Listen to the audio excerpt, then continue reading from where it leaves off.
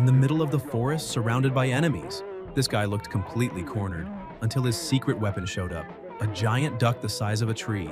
While his opponents mock him, his monster only gets stronger with every hit it takes and crushes everything in its path. But the real nightmare begins when a mountain spirit king starts an epic evolution and swallows everyone in a single move. Trapped inside the monster, the heat rises and the only solution suggested is to sacrifice their own familiars as food. He refuses. To him, his monsters aren't tools, they're friends. But his spider companion throws herself into the creature's core to save him. Just when all hope seems lost, his grandfather appears riding a white dragon and turns the tide. The king collapses, and something new is born. Days later, the spider awakens as a colossal king-level entity, completely shifting the balance of power. And if you're ready for this series, get ready because the video is about to start. 3 years ago, Earth underwent drastic changes. Animals and plants began evolving in insane and inexplicable ways. To protect the world from destruction and preserve peace, humans awakened the power to control monsters and use them in battle. Those who gained this ability became known as monster trainers. A woman slammed the blackboard, demanding the class's attention and shouting that monster trainers should focus more. Her name was Murong Cheye, teacher of Class 3, second year, at Chang'an 3rd Secondary School. She explained that this event marked the beginning of a new era for Earth and reminded everyone that it would be on the exam. The bell rang and the teacher ended the class, warning that the monster breeder exam would take place the next day and recommending they watch it with their parents. Leaving school, a boy named Gao Peng, 18 years old and a student of Chang'an 3rd Secondary School, walked deep in thought. His greatest goal was to become a monster trainer. However, something strange had been happening. Ever since turning 18, he started seeing panels floating before his eyes. One of them read, "Dear host, congratulations on successfully activating the Monster Evolution System. This system can help you identify relevant information about any creature. Please make good use of it." The system displayed precise details: species, level, grade, attribute, condition, weakness, and even the requirements for future evolution. Gao Peng arrived home wondering if he was going crazy from stress. As he climbed the stairs, he heard a noise and looked to the side. There was a strange spider. The system immediately identified it. Species: striped gray plate spider. Level 3. Grade: normal. Attribute: wood. Condition: healthy, irritated. Weakness: fire. Upgrade requirement: excellent grade. He stared at the panel, astonished by how real it seemed, remembering it was Grandma Chen's pet spider. Teacher Murong had said that kind of spider was usually docile, but suddenly, it leapt from the wall toward him. He shouted that there was nothing gentle about it and dodged quickly, running upstairs while calling for his grandmother. Sure, the spider wanted to eat him. The creature shot webs but missed, and Gao Peng realized how fast it was, panic rising. He wondered what to do, then remembered the system message. Its weakness was fire. Quickly, he lit a lighter and threw it, causing a small explosion that set the spider ablaze. Yet he realized the weak fire wasn't enough. Burning, the spider became even angrier, jumping up the stairs with killing intent. A red warning flashed before his eyes. It was just more enraged. Desperate, he ran faster, shouting that he only had one floor left. If he made it, Dazi would help. He sprinted with the spider close behind, its legs clattering against the steps, fear pushing him to keep moving. Finally, as he reached his door, the spider leapt to grab him. Gao Peng shouted for Dazi, who flung the door open so hard it hit the creature straight on. The impact sent it flying back, and another monster emerged, making the spider tremble with fear. The protagonist stood beside Dazi and asked with a half-smile if it still wanted to fight. The spider backed away and then fled, climbing up the walls until it disappeared. Peng watched and commented that it sure ran fast, but he'd let it go this time. Anyone who makes a contract with a monster can communicate through a mental link. Dazi, still grumbling, said he was starving and asked why his master came home so late, nearly fainting from hunger. The creature had two forms: combat and rest. Out of combat, its body shrank to conserve energy and heal minor wounds. Peng reassured him, patting his familiar and saying he'd make something to eat soon. He asked Dazi to hang the bag on the rack and headed to the kitchen. The boy grabbed a knife, spinning it between his fingers, muttering it was time to show his true skills. He then sliced meat and vegetables with incredible speed, and within minutes, a fragrant, nutritious dinner was ready. Dazi smelled it and began drooling, saying he couldn't wait any longer. Peng laughed and told him to eat slower or he'd choke. As he watched his companion eat, the system reappeared, showing his monster's data. Species: purple-backed yellow-clawed centipede. Level 7. Grade: normal. Attributes: yin, poison. Condition: healthy, happy. Weakness: lightning. Upgrade requirement: excellent grade. Reading that last part, Peng was stunned. Could requirement for excellent grade mean his familiar could evolve from an ordinary monster to a higher grade one? The thought left him speechless. Such evolutions were extremely rare. Monster grades range from normal to excellent to perfect, and the higher the grade, the greater the potential. Excited, he thought that if Dazi could truly evolve, maybe one day they'd reach the perfect grade together, something legendary, reserved for leaders among monsters. Overjoyed, Peng hugged his companion, promising to help him reach the new level no matter what. Dazi wobbled from the affection, his antennae twitching. The protagonist looked back at the panel and tapped the upgrade requirements. The screen changed. Evolution requirements for excellent grade. Shadow grass, a special plant that grows in areas with strong yin energy, extremely beneficial for monsters of that attribute. Required 10 stalks. Luminous wood, a rare material born when lightning strikes a tree with affinity to wood and thunder attributes. Required 500 grams. The Thunder Core crystal was a rare item from a thunder attribute monster's body, filled with immense electrical energy. Only one was needed. The protagonist noted that shadow grass would be easy to find, and luminous wood could be bought, but the Thunder Core crystal would be the hardest. He analyzed the situation. Crystals of common elemental types cost around 8 alliance credits, and one from a rare element like thunder would be at least 10. Closing the system window, he sighed that it was too expensive. Since the Allied government's founding in the New World, a unified currency had been created: Alliance dollars and Alliance credits. Credits were a high-tier currency where $10,000 equaled 1 credit. When his parents died in that accident, the government had granted him 20 credits in pension. Now, only 11 remained. With that, he could still afford the materials for Dazi's evolution, but they'd be left with no money to live on. After eating, Dazi went to his master, complaining he was still hungry. Peng stared at him in disbelief, asking if he really was a centipede. Annoyed, Dazi stood up and demanded more food. Peng laughed and promised another dish. Soon he handed it over, warning not to complain if he got sick. Watching Dazi devour the meal, he thought money truly was the biggest problem in the world. He had the recipe for evolution, but no resources to make it happen. Frustrating. Suddenly, an idea struck him. If the system was real, maybe he could become a true monster breeder. Discovering how to evolve a monster's grade had always been a mystery breeders tried to solve. And if he could access that information freely, he could become the greatest breeder of all. A grin spread across his face as he laughed, saying that when that day came, he'd have all the money he wanted. Then he remembered his teacher's announcement about the breeder exam the next day. Quickly, he grabbed his phone and searched the registration site, hoping it wasn't too late. Finding the page, he saw only 3 minutes left and immediately confirmed his entry. The system processed it and displayed a success message. He must appear at 9 o'clock the next morning at Chang'an City's Monster Breeder Division. Happy, Peng raised his phone and shouted that he'd do his best. The next day, he went next door and knocked. A beautiful woman, still sleepy and wearing pajamas, answered. It was Tang Tang, Peng's charming neighbor. Embarrassed, he greeted her and explained that he was taking the exam, asking if she could look after Dazi for a few days. Tang Tang, delighted by the small familiar, gladly agreed and promised to take good care of him. Peng smiled and thanked her, saying that with her watching Dazi, he could focus on the exam in peace. Before rushing off, he promised her dinner when he returned. Tang Tang smiled and wished him luck, saying she'd look forward to that meal. However, once he left, her smile vanished. She looked at Dazi with disgust, muttering that he was weak and ugly and wondering how Peng ended up with such a pathetic familiar. Dazi becomes irritated by the scornful look and prepares to attack, but Tang Tang quickly crouches, runs her hand over his head and strokes him, teasingly saying that Grandpa will be furious when he finds out about this. Inside her apartment, her phone rings. It's a call from her grandfather, the president. As soon as she answers, Tang Tang explains that she had called earlier only to report something. Peng made a contract with a purple-backed, yellow-clawed centipede of normal grade. The old man explodes in anger, shouting if that's true, outraged that a normal grade monster has such limited potential and will never have a future, demanding to know why she didn't stop the boy. Walking across the room, Tang Tang calmly replies that she couldn't stop him. His grandson is as determined as he is. Outwardly, they may seem indifferent, but inside, they're both equally stubborn and relentless. She reminds him that the centipede was left behind by his daughter and son-in-law, Peng's parents.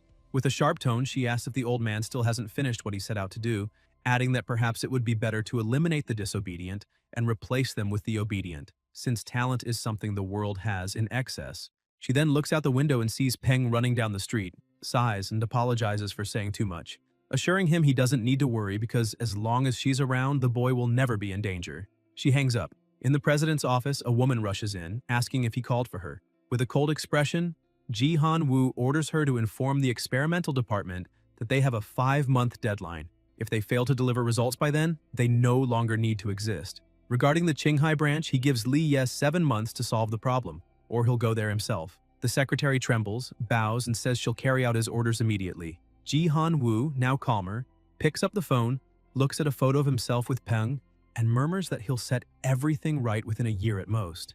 He promises his grandson that once he returns, he'll never suffer again. In the city of Chang'an, the monster breeder division building is packed. Peng looks around amazed by the crowd, commenting that becoming a monster breeder has really become a trend. Suddenly, he hears a familiar voice and turns to see his friend Li Zigong, accompanied by Zhang Hong and Li Hongdu. He smiles and greets them. Zhang Hong asks if he came to watch the exam, but Zigong laughs, proudly pointing at his mother, saying they're there to see her take the test. Even though she's failed 3 times before, he insists she'll pass this time. Hongdu lightly taps her brother's head, calling him an idiot. Zigong complains that she hits him so often he's actually turning stupid because of her, and she retorts that he's always been stupid, it has nothing to do with her. Slightly embarrassed, Peng interrupts the banter and reveals that he's also taking the exam. The 3 of them are surprised, and Zhang Hong places a hand on his shoulder with an encouraging smile, saying it's great to see him so determined, that he believes in him, and that maybe today they'll witness the birth of the youngest monster breeder in Chang'an. Peng laughs awkwardly, saying he's not that talented but will give it a try.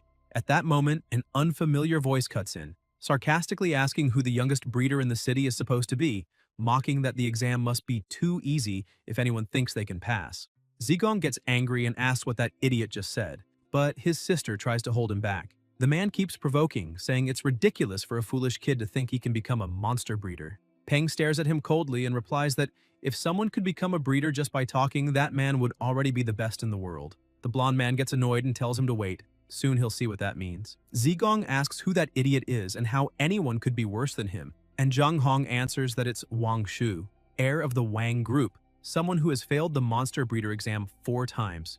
So seeing a young newcomer like Peng must have gotten under his skin. Suddenly the doors open and people begin shouting, announcing that the exam is starting. The head examiner of the Chang'an City Monster Breeder Division, Feng Shu, steps forward to welcome everyone. He declares that the exam will begin immediately and instructs everyone to enter and collect the written test in an orderly line. Inside the division hall, Feng Shu welcomes them again and explains that the evaluation consists of 2 parts, a theoretical test and a practical test. Peng listens carefully as Feng Shu emphasizes that they'll begin with the written exam. 3 videos will be shown on the screen behind him, and participants must accurately describe the monsters displayed. He turns on the screen and steps off the stage, saying he doesn't want to waste time, so the video starts right away. The first shows a monster swimming underwater, darting back and forth. When the screen goes dark, the chief examiner checks his watch and announces that was the first video. Everyone has 20 minutes to write their answers. People begin complaining, saying they've never seen that creature before, that it must be a new species, and the clip was too short to see anything clearly. They might have to try again next year. Feng Shu gets irritated and yells for everyone to shut up, warning that the next person who speaks will be immediately disqualified. Silence fills the room. Wang Shu smirks, thinking the written exam this year is harder than usual, but he's grateful for the insider information he received beforehand. Glancing at Peng sitting calmly beside him only makes him angrier. That idiot better enjoy laughing while he can. Meanwhile, Peng is fascinated, realizing the system seems to be responding to his thoughts and providing exactly the information he needs. The monster is a Gale dolphin. It enjoys soft music, tranquility, sunbathing, and eating fish and shrimp. Its weaknesses are darkness-type attacks and chaotic sound waves. Peng writes all of it down. The second video shows a monkey-like monster, and the system identifies it as the muscle gorilla. It likes climbing trees and eating bananas, is vulnerable to poison attacks, and has an impatient,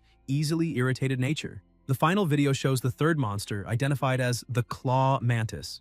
It's strong, brave, and carnivorous, feeding on all kinds of insects, and its weakness is fire-based attacks. At exactly 10 o'clock, the examiner announces time is up and the tests are collected. Another proctor walks around gathering papers and asks everyone to wait for the results.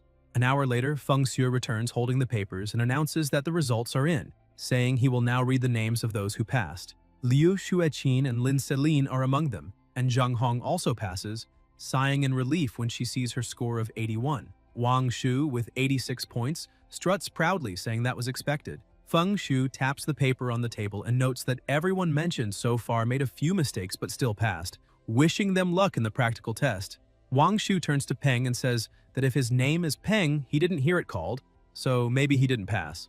The blonde keeps mocking, saying it's a shame, Looks like today won't be the birth of the city's youngest monster breeder after all. Peng listens silently, trembling with anxiety, thinking that's impossible. The system couldn't have been wrong. Just then, Feng Shu speaks again, saying there's one final name left on the list of those who passed. He asks the candidate to stand up. Confused, Peng rises and the examiner begins clapping, saying he truly didn't expect the candidate with a perfect score to be so young, praising the talent of the new generation. The crowd begins to murmur in admiration, saying he scored perfectly on the written exam, even though he's still in high school. Proof of an exceptionally bright future. Many whisper that they might be witnessing the rise of Chang'an's youngest monster breeder. Peng smiles and, looking directly at Wang Shu, says that Gao Peng has just been announced with a perfect score, apologizing for the disappointment. The blonde man seethes, shouting that the bastard just got lucky. As the announcement ends, the chief examiner leads all successful candidates into another room. Peng looks around, finding the place huge.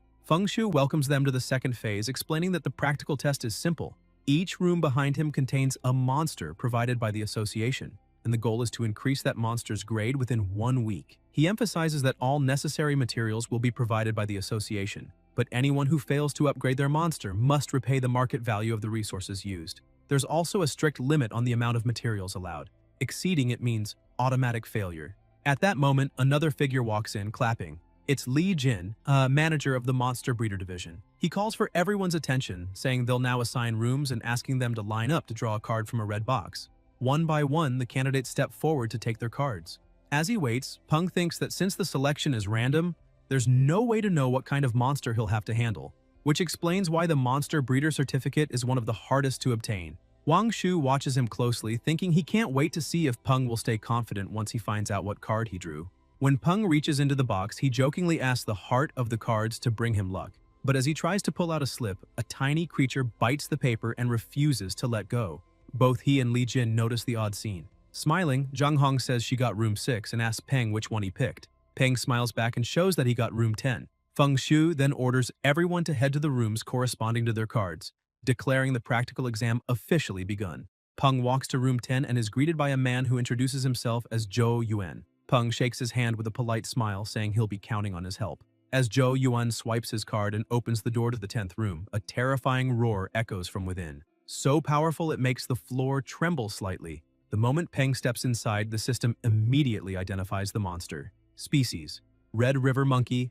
Level: 10. Grade: Normal. Attribute: Earth. Condition: Sick, dying. Weakness: Yin. Then another notification appears listing the requirements to evolve it to excellent grade. Peng grows uneasy and asks what happened to that monkey. Zhou Yuan explains grimly that it underwent countless experiments, which caused conflicting negative energies to build up inside its body. In truth, the creature should have been put down, but due to a lack of available test subjects, it was assigned for this trial. Earlier, Zhou Yuan had questioned the manager, asking why, among so many healthy monsters, they'd pick this one.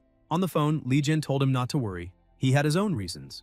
In that same call, he was speaking with Mr. Wang, assuring him that everything was going as planned and that the candidate wouldn't pass the practical test, not even if he were the greatest monster breeder in the world. Back in the present, Zhou Yuan sighs and says the monkey has only survived this long because of its incredible will to live, but the chances of recovery are extremely low, far beyond normal difficulty. He offers to help Peng register for the next exam, allowing him to start directly in the second phase. But Peng looks at the monkey locked in the cage, breathing weakly, body trembling, eyes filled with tears. He thanks Zhou Yuan for the offer, but firmly says he won't give up so easily. Zhou Yuan smiles faintly, saying he understands, and allows him to enter. As soon as Peng steps through, the door closes behind him. The monster, lying on the ground, trembles as tears roll down its face. In its mind, flashes of painful experiments and voices calling it useless torment its thoughts. It screams in despair, staring at Peng with raw suffering. Peng slowly approaches, places a hand on the monkey's head, and gently tells it not to worry. Just trust him because he'll do everything he can to help. Using the system, Peng analyzes the Red River monkey's evolution path, and the results shock him. The first screen shows the normal path, purify bodily impurities, and evolve into an excellent grade Red River monkey. But then a second screen appears, darker, surrounded by a shadowy aura, offering an alternative. Yin path. Absorb yin energy to eliminate the body's weakness to the yin attribute. High chance of evolving into a new species and achieving excellent or higher grade. Peng can't understand why this creature has 2 evolution routes, but new windows appear listing the requirements for each. For the normal evolution, 5,000 grams of spiritual aura herb, 4,500 grams of concentrated aucuba scent, 10 bottles of first-class antidote, 5 elite-level monster crystals of the wood attribute, 2,500 grams of spirit-calming wood powder, 10 bottles of heart-cleansing dust, and 10 kilograms of tranquil leaf tea. For the distorted yin evolution, 250 grams of black candlegrass, 1 elite-level carrion attribute monster crystal, 2 or 3 pouches of luminous powder, 1 or 2 skull mushrooms, and 3 stalks of withered grass. Peng compares both lists and realizes the normal path demands an absurd number of materials, far exceeding the limit allowed by the examiners. He reasons that his choice makes sense. It's easier to continue painting on a stained canvas than to scrub it clean and start from scratch. So, he decides to take the risk and choose the distorted path. The system updates and displays the yin evolution formula.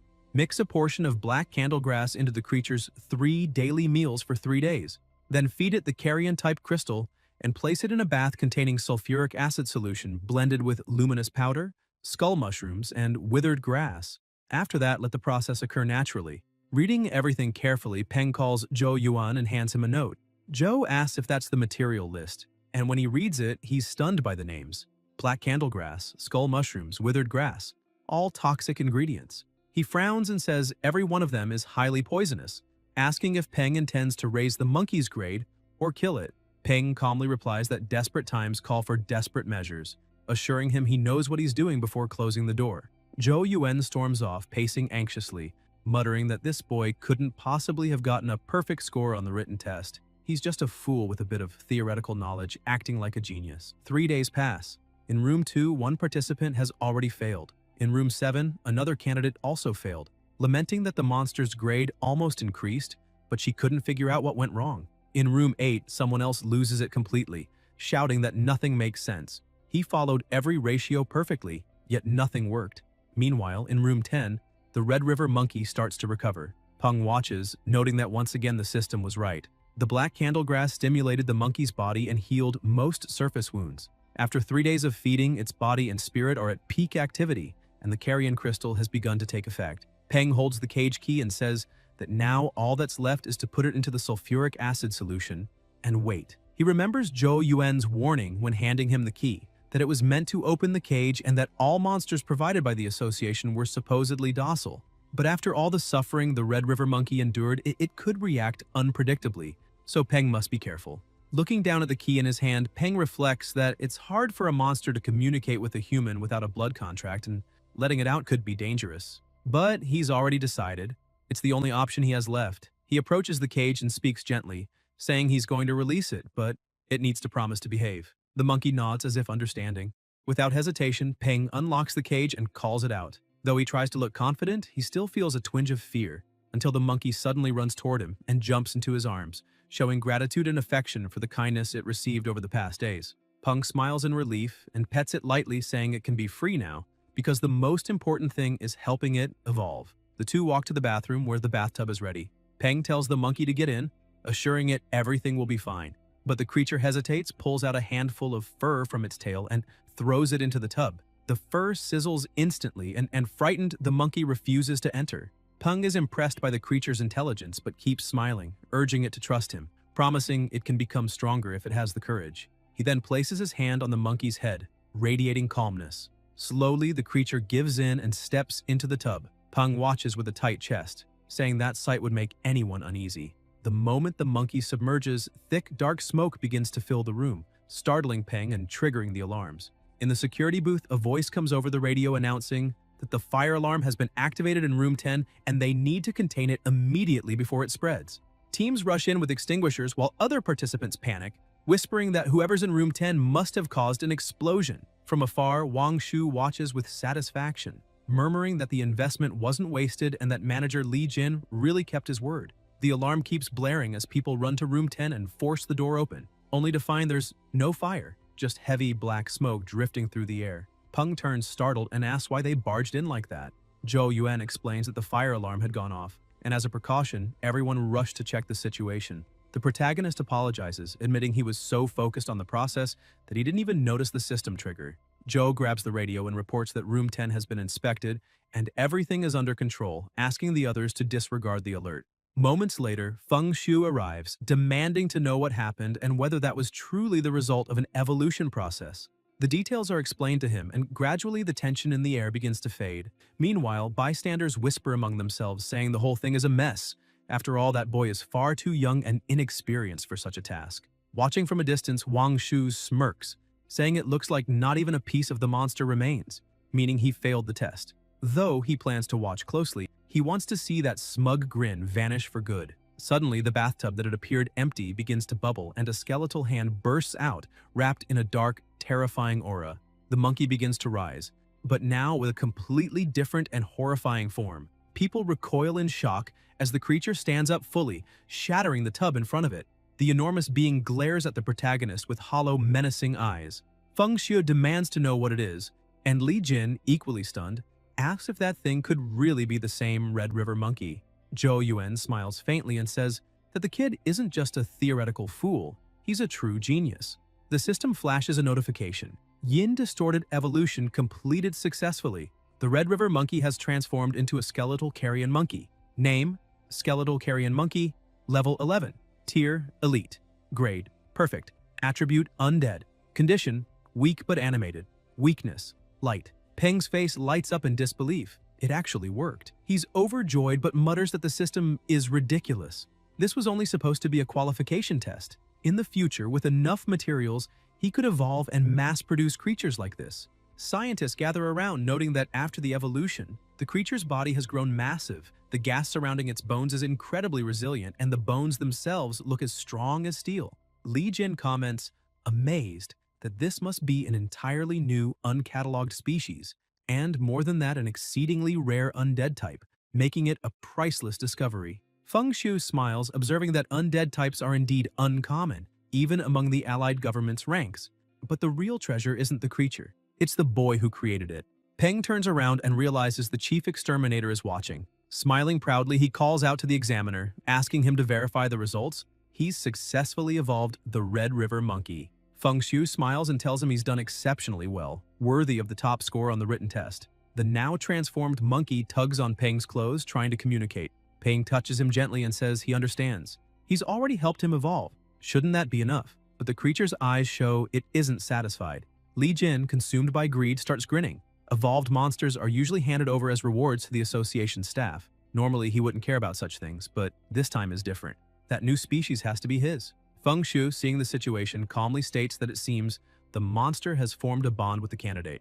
And if that's the case, he should be allowed to keep it. Everyone is shocked, even Peng himself. Feng Shu repeats firmly that Peng may indeed keep the creature. Li Jin, outraged, demands to know if the chief is serious. Feng Shu replies yes, because this is a new species, and all data about it is unknown. He adds that the evolution was a complete success, making the monster incredibly valuable, then asks what Peng intends to do with it. Peng pauses, recalling the examiner's earlier words about advancement. But what truly amazes him is something else. Before, the monkey had only been at normal grade and could only reach elite tier upon hitting level 20. Yet it has now achieved elite tier at level 11, skipping the excellent grade entirely and jumping straight to perfect. Even more astonishing, the system indicates it could still evolve further to the epic grade, and it's already an extremely rare undead type. Zhou Yuan approaches, stunned, saying no one could have guessed that creature was once a Red River monkey, and points out that it clearly wants to stay with Peng, so he should take it with him. Li Jin interrupts, raising his voice and turning to Feng Shu, insisting that can't be allowed. According to association rules, monsters that successfully evolve during evaluations must be handed over to the institution. He also argues that the Red River monkey underwent numerous experiments and only evolved because of them. Wang Shu seizes the moment, siding with Li Jin, saying the monster should have been destroyed long ago, mocking Peng for being so young and claiming it's impossible someone like him could improve a dying creature. Li Jin insists it's absurd to let him keep it. A novice like that doesn't deserve such a thing. Wang Shu reinforces the claim, saying Peng had no merit in any of it. The president then asks sharply how exactly the boy could have cheated. Realizing Feng Shu's irritation, Li Jin tries to soften his tone, saying maybe Peng didn't cheat, but the test's difficulty far exceeds what a junior breeder could handle. He claims Peng probably just got lucky healing and evolving the monster, which means the test can't accurately measure his real ability. Feng Shu replies with biting irony, is Li Jin suggesting that Peng took a dying monster, evolved it by accident, discovered a new species, and that still doesn't count as a valid result? Li Jin quickly backtracks, saying not exactly. He admits the test result stands since the boy did evolve the creature, even if by luck, and the certificate should be issued to preserve fairness. However, the evolved monster must remain under the association's ownership. Feng Shu laughs out loud, saying this is what comes from narrow-mindedness. It's shameful to see such petty thinking. He remarks that there are few talented breeders in the city precisely because their minds are trapped like frogs at the bottom of a well. Turning to Peng, he asks if the boy would mind showing those two how vast the world truly is. Peng takes a deep breath and replies that all he wants is his breeder certificate. He has no idea how he got dragged into such a mess. Then, looking directly at Wang Shu, he calls him old man, asking if he really thinks this was cheating just because he's young, concluding that such thinking belongs to a real idiot. He then points at Li Jin and says that just because he can't do something doesn't mean no one else can, asking sarcastically if the man is blind and didn't just see what happened. Peng goes on, calling them incompetent and ignorant for refusing to accept the truth, staring them in the face, clinging instead to excuses to justify their disbelief. Seeing people like that, he says, is truly pitiful. He then explains that although the name Red River Monkey includes the word river, its attribute has nothing to do with water. The name simply refers to the area where the species is found. But at some point, someone assumed it was aligned with water and yin because of that word. And that person, he says, was a complete fool. Judging by the monkey's condition, plenty of other fools believed the same thing since they had flooded it with materials of those types. They were all blind to the fact that the creature's true weakness was yin. Not knowing something that basic, he says, means they've wasted their lives. Wang Shu angrily protests that this is nonsense. Everyone knows the Red River Monkey's weakness is wood. Feng Shu interrupts, clarifying that while the creature does have some connection to wood, its true weakness is yin, and adds that Wang Shu will lose points for not knowing it. Peng continues, explaining that because of the monkey's strong vitality, it survived even after yin energy had invaded deep into its bone marrow, but purifying it would be nearly impossible. That's why he chose the opposite approach. Over the last 3 days, he fed it black candle grass to strengthen its spirit and, using yin as a foundation, added undead-type materials, along with an elite tier crystal of the same attribute. While it might sound simple, he stresses that he didn't just mix them randomly. The real key lies in the order and ratio of the materials. Without that understanding, any attempt would have failed completely. Furthermore, anyone who tries without understanding the process could cause unpredictable results. And if the Red River monkeys were to go extinct because of that, he wouldn't be able to bear such responsibility. Feng Shu begins clapping, praising the brilliance of the new generation, and declares that since Peng has demonstrated such remarkable talent, it would be a waste to grant him only a junior breeder certificate. Therefore, the president personally guarantees that the protagonist will receive the official monster breeder certificate. Feng Shu adds that, unfortunately, issuing an advanced level certificate is beyond his authority. But if Peng travels to the main headquarters in Yanjing and undergoes a new evaluation, he's certain that with the talent Peng has shown, he will undoubtedly achieve that level, as long as he keeps working hard. Peng bows deeply, expressing heartfelt gratitude for everything. The president then rises, faces the two men still standing frozen, and returns to the subject of cheating. He demands to know who the real cheaters are and asks if they think he's too foolish to uncover their schemes. He reminds them that someone just admitted the Red River Monkey was an experimental subject meant for disposal. Feng Shu says he too would like to know why a failed experiment, scheduled for elimination, was assigned to a test chamber in the first place. Zhang Hong confirms she already suspected Wang Shu's comments, and the other candidates start speaking up, saying Manager Li was clearly involved and that Peng was their real target. Zhou Yuan raises his hand and states that he can testify, revealing that Manager Li Jin personally added the Red River Monkey to the exam's monster list, even though there were many healthier options available. Li Jin tries to silence him, but Zhou continues, pointing at Wang Shu and explaining that Li acted under the candidate's direct orders.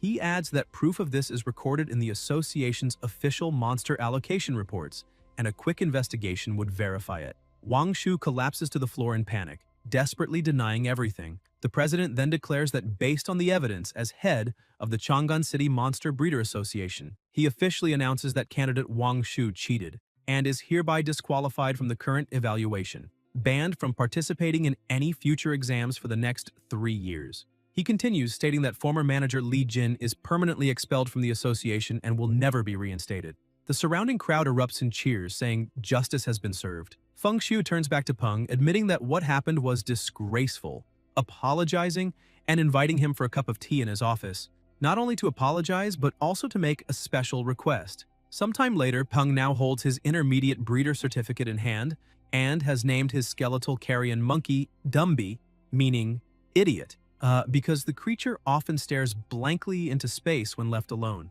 Looking at his new certificate, Peng jokes that he heard it's worth 30 bonus points on the college entrance exam. He boards a bus with a smile, thinking how incredible the whole evaluation had been.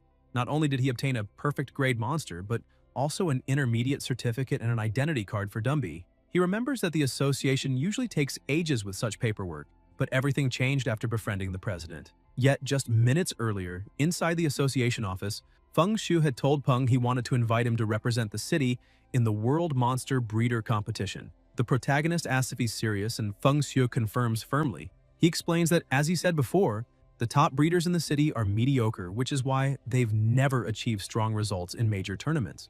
But if Peng represents Chang'an, everything could change. Feng Shu emphasizes that the world has only been different for 3 years, meaning both old and young stand on equal ground. Thus, the World Monster Breeder Competition has no age limit. The president, now excited, slaps the desk and exclaims that in terms of potential, young talents like Peng have an overwhelming advantage. Peng tries to hide his growing interest, but his expression betrays him, and Feng Shu teases that it would be a shame for him to refuse, especially since the top competitors receive large cash prizes, with the top 10 earning at least 10,000 alliance credits each. Feng Shu then looks aside, slightly embarrassed, admitting that he was selfish for wanting Peng to join so suddenly and that he'll take full responsibility for it. But Peng interrupts him, telling him not to say another word. With a determined expression, he declares that with great power comes great responsibility, and for that reason, he'll accept the invitation to protect the city's honor. Back in the present, on the bus, Peng sits deep in thought, wondering whether he should really enter such a competition, as everything seems complicated. Around him, passengers whisper in awe at his familiar, marveling that it's such a rare undead creature. But as always, there's someone foolish enough to do something stupid. One man leans closer out of curiosity and loudly asks what would happen if he pulled a bone from the monster. Without thinking, he reaches out to try. In an instant, red threads shoot out from Dumby, wrapping tightly around the man's arm. Within seconds, the undead completely restrains him without even turning his head, while Peng, lost in thought, is still daydreaming about the 10,000 credit reward for placing among the world's top 10. After all, someone poor like him can't afford to ignore that kind of opportunity. Dumby rises and stares at the man who dared to touch him, raising a hand toward his eye, ready to strike. Peng quickly calls his name, and the undead instantly releases the man, returning obediently to his master's side. Peng sighs, muttering that with both him and Dazi around, he has no choice but to join the competition. After all, Dazi eats too much, and now, with Dumby's size, feeding them both will be tough. Smiling, Peng jokes to his new familiar not to worry. It's his own fault for being such a genius, so young and talented that even the heavens must be jealous. The passengers keep whispering, amazed that the boy hasn't even signed a formal contract yet and still commands absolute obedience from the creature. Many wonder who this mysterious prodigy is that no one in the city had ever heard of before. After getting off the bus, Peng says it'll be good to talk to Tang Tang and tell her everything that happened. Suddenly, something rushes toward him. Dumby senses the danger and pushes him aside, blocking the attack. The undead looks back concerned, checking if his master is unharmed. Peng gets up, wincing from the pain in his back, and asks why Dumby pushed him so suddenly. The creature remains in a defensive stance, guarding him, until Peng realizes what happened and smiles, saying he was just worried. He walks up to him and says there's no need to worry. From now on, they're all family. When he turns toward Dazi, Peng is shocked at how much the centipede has fattened up. Just then, Tang Tang appears, waving and saying that she and Dazi came to pick him up. Peng asks what happened, and she smiles, explaining that Dazi is much healthier and stronger now because she fed him very well. The system automatically analyzes and reports that Dazi is severely overfed, making Peng suspicious, as he questions whether he's really stronger and healthier. Tang Tang replies cheerfully that he is, saying he was too skinny before and that she gave him something highly nutritious to eat. Dumby glances at Dazi's huge belly and starts flexing, showing off his own muscular frame. Tang Tang laughs and tells him not to get caught up in such details, changing the subject by saying what really matters is how Peng did on his exam. The protagonist explains that it went very well. The monster he received had undergone many experiments, and he managed to improve its grade, earning an intermediate monster breeder certificate. Afterward, the association president gave him a new monster as a gift, in gratitude for saving and perfecting the other one during the test. Peng points to Dumby and says he accepted him out of respect for the president. Tang Tang looks surprised and asks if he really obtained an intermediate certificate. He confirms, showing the document, and she smiles, impressed, saying he's grown up so fast and truly amazed her. Peng notices her expression soften slightly, her gaze now warmer and more curious. Tang Tang says she wanted to discuss this later but decides to ask now. Does he know why monster trainers hold such a high status? She says she'll be direct. No matter how powerful familiars are, they're still external forces, and a single shooter or bullet can easily kill them, since humans themselves are fragile. Peng looks shocked and asks if that means the high status comes from the trainers having their own means of protection. Tang Tang smiles and replies, exactly, then asks if he'd like to learn how. The secret technique Constellation Shift was, in fact, a powerful damage transfer ability that allowed its user to completely redirect any wound they received to their own familiar. However, its range was limited, and it could only be activated with the familiar's conscious consent. Despite that limitation, the potential of the technique was immense, since a monster's vitality and endurance far surpassed those of a human and continued to grow as the monster evolved. That meant that, over time, the technique would become increasingly useful and efficient. After fully understanding how it worked, the creator and his familiar began to feel a subtle bond, as if connected by an invisible thread. After some time meditating, the protagonist stretched and commented with satisfaction that he seemed to have successfully learned the technique. He thought to himself that for Tang Tang to grant him something so valuable, her support surely wasn't simple. Looking at Dazi, he joked that the creature had gotten too fat, looking like an obese purple pig. Dazi was indignant, but Peng asked Dumby to bring a mirror and showed him the truth. Seeing his reflection, Dazi was shocked, almost falling into depression. The protagonist then scolded him, telling him to stop pretending to be dead and get up to start exercising. After all, by losing all that fat, he could increase his rank. Even so, Peng thought that if his familiar stayed that fat, it would really be a problem. After all, who would want a fat flying centipede?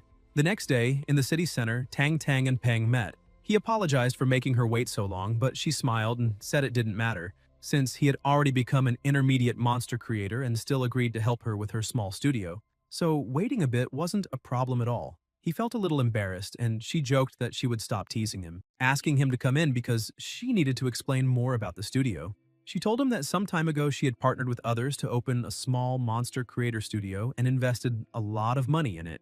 But her partners had fled with both the money and all the creators who worked there. Peng commented that the studio was located in an excellent area, right in the heart of the city, and the rent must be sky high. Tang Tang laughed awkwardly, trying to hide her discomfort, saying that the business had been going very well before the betrayal, which was why they had rented that place. But after the creators were taken away, things collapsed. The protagonist began to feel that something was off and wondered if it was just his imagination or if she was acting differently that day. Tang Tang called him and asked him to follow her upstairs, explaining that the studio was on the 3rd floor. She emphasized that, regarding payment, as she had said before, he would receive the best salary possible for the position, and even 20% of the shares. She added that he didn't need to worry, as the job wouldn't interfere with his studies. He only needed to come on weekends, since the work of a monster creator was relatively easy. Peng, surprised, asked if that salary wasn't too high, since with such an offer she could attract much more experienced creators. Tang Tang replied casually that it wasn't as good as it sounded, explaining that she didn't want to draw too much attention. Even so, the protagonist remained suspicious. After all, first she had given him a secret technique, then invited him to a store in the very center of the city, and now offered such a generous deal. If it weren't for the trust between them, anyone would say it was too suspicious to be coincidence. But since it was Tang Tang, Peng saw no problem. After all, she had secretly taken care of him for the past 3 years, ever since the day he became an orphan. Holding his bag tightly, he took a deep breath, trying to drive away unnecessary thoughts. He knew Tang Tang would never harm him, no matter how generous her offer seemed. And in the end, with the help of his system, he really was worth all that. Maybe even more. If he could help her profit from it, it was a fair exchange. So he said he accepted all the terms, and that from that moment on, she was in charge. Tang Tang smiled, satisfied, wishing for good cooperation between them, though inwardly she sighed in relief. That had been harder than she expected, and thankfully he hadn't suspected anything. Shortly after, they reached the 3rd floor. A young woman with a gentle and cute appearance ran toward them, smiling, saying that Miss Tang Tang had arrived just in time. Tang Tang then introduced the protagonist, saying his name was Peng and that he was the monster creator she had just hired. Then she introduced the young woman, explaining that she was the studio's receptionist, and her name was Shun Quan Quan. Right after that, Tang Tang returned to the elevator and told Peng that she had already explained everything to Quan Quan, who would be responsible for showing him the studio, and introducing him to his colleagues. She added that she needed to leave because she still had a lot of work to do. Without giving him a chance to say anything else, she simply said goodbye and left, leaving the two of them there. Peng ran a hand through his hair, chuckling softly since he had already guessed she would do that. Even so, he murmured, wondering if she was really okay. Quan Quan kept her charming smile and asked him to follow her, saying they would handle his registration. While filling out the information, she glanced at Peng discreetly, surprised that someone so young was already an intermediate monster creator. Deep down, she thought Tang Tang had probably been deceived. Meanwhile, Peng sat reflecting on how the studio operated. If he wanted to generate profit for Tang Tang, he would need to set a fair service rate. Unlike other creators, he had the system, and following its instructions, his creation success rate would be practically 100%. Therefore, it wouldn't be fair to charge the same as everyone else. Although he wasn't obsessed with money, charging less would be a waste, and in a way, even disrespectful to the system itself. So he decided to charge 3 times the maximum price normally asked by an intermediate creator. When the registration was complete, Quan Quan approached him and handed over the certificate, saying the process was finished. Peng thanked her, but the receptionist looked at him with slight concern and asked if he really intended to charge 3 times the maximum rate. She explained that maybe he didn't know how a studio worked, but warned that such a price could hurt their reputation. Peng frowned and asked what she meant by that. At that moment, the door suddenly burst open. A man rushed in, looking irritated and desperate, saying he would get straight to the point. He stared at Peng and declared that if Peng wanted to charge 3 times the maximum rate, he would have to prove he was worth the price.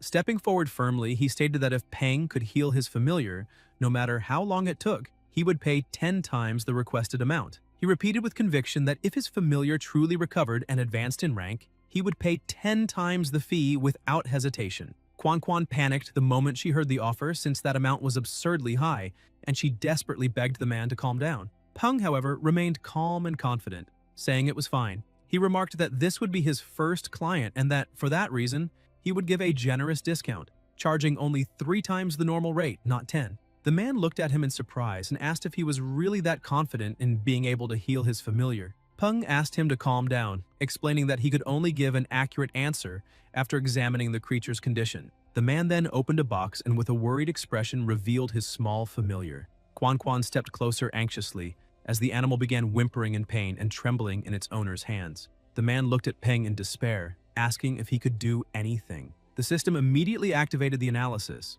Purple electric rat, conflicting variant, level 19, elite tier, excellent grade, lightning attribute, condition, minor injuries and weakness due to mud contamination, promotion requirements for perfect grade, incomplete. Moments later, a red warning flashed across the system panel. Danger detected. Resolve the conflicting variation immediately. Peng widened his eyes and, unable to contain his irritation, shouted at the client asking what he had fed the rat. The man, startled, replied that he had given it blood jade ganoderma, thinking it would trigger a mutation and help it evolve, but the result had been the opposite. Now, desperate, he asked if there was still a chance to cure it. Peng began reasoning. The electric rat had already been in the process of evolution, but the forced attempt caused a conflicting variation between the lightning and blood types, leading to the collapse. The system reappeared, displaying the variant evolution plan. 5 shadow fruits, 5 grams of scarlet maple from the well, 50 grams of golden lightning leaves, grind and boil into soup. Add 1 bloodbat crystal core, elite tier. Peng realized that if he followed the system's plan, he could turn the conflict into a complement and trigger a unique variant evolution. He then asked Quan Quan to gather the ingredients as quickly as possible and turned to the client, asking if he knew the creator's rules. They used their own materials, but the client had to reimburse everything afterward. The man agreed immediately, so willing to pay whatever it took. Peng approached the small rat and spoke to it calmly, promising that he would make it evolve successfully. Once everything was ready, they went to the treatment room. When the preparation began, both the client and Quan Quan were horrified by what they saw.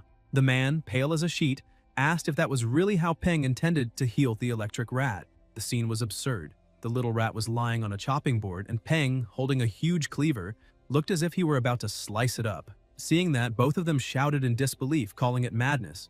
But Peng, unfazed, grabbed the rat and threw it straight into the boiling pot. The client tried to stop him, and Quan Quan nearly fainted, crying that this would cause a massive loss. Even so, Peng continued stirring the pot calmly, and after a few seconds, he lifted a ladle of the broth and, with the most serious expression in the world, asked if the client would like to taste a sip of the rat soup, claiming that, according to legend, it nourished the yin and restored the yang. The man began to panic, but Peng simply smiled and told him to relax, explaining that it was just a joke to lighten the mood. Then he lifted the lid and asked the man to take a look. Mr. Ma leaned in curiously, and to his astonishment, what was inside wasn't soup at all. It was a medicinal bath Peng had prepared for the familiar. The heat was only meant to help the creature absorb the medicine more effectively. Even so, the client kept watching with his heart pounding, trying to stay calm. The protagonist covered the pot again and with a confident smile said that the heavens were about to bless that rat, so it needed to boil a little longer, about 10 more minutes. Mr. Ma thought about how there were only 2 advanced monster creators in the whole city, both prestigious and impossible to schedule. That was why his only option had been Peng, an intermediate creator. But if the boy made a mistake, he wouldn't forgive it.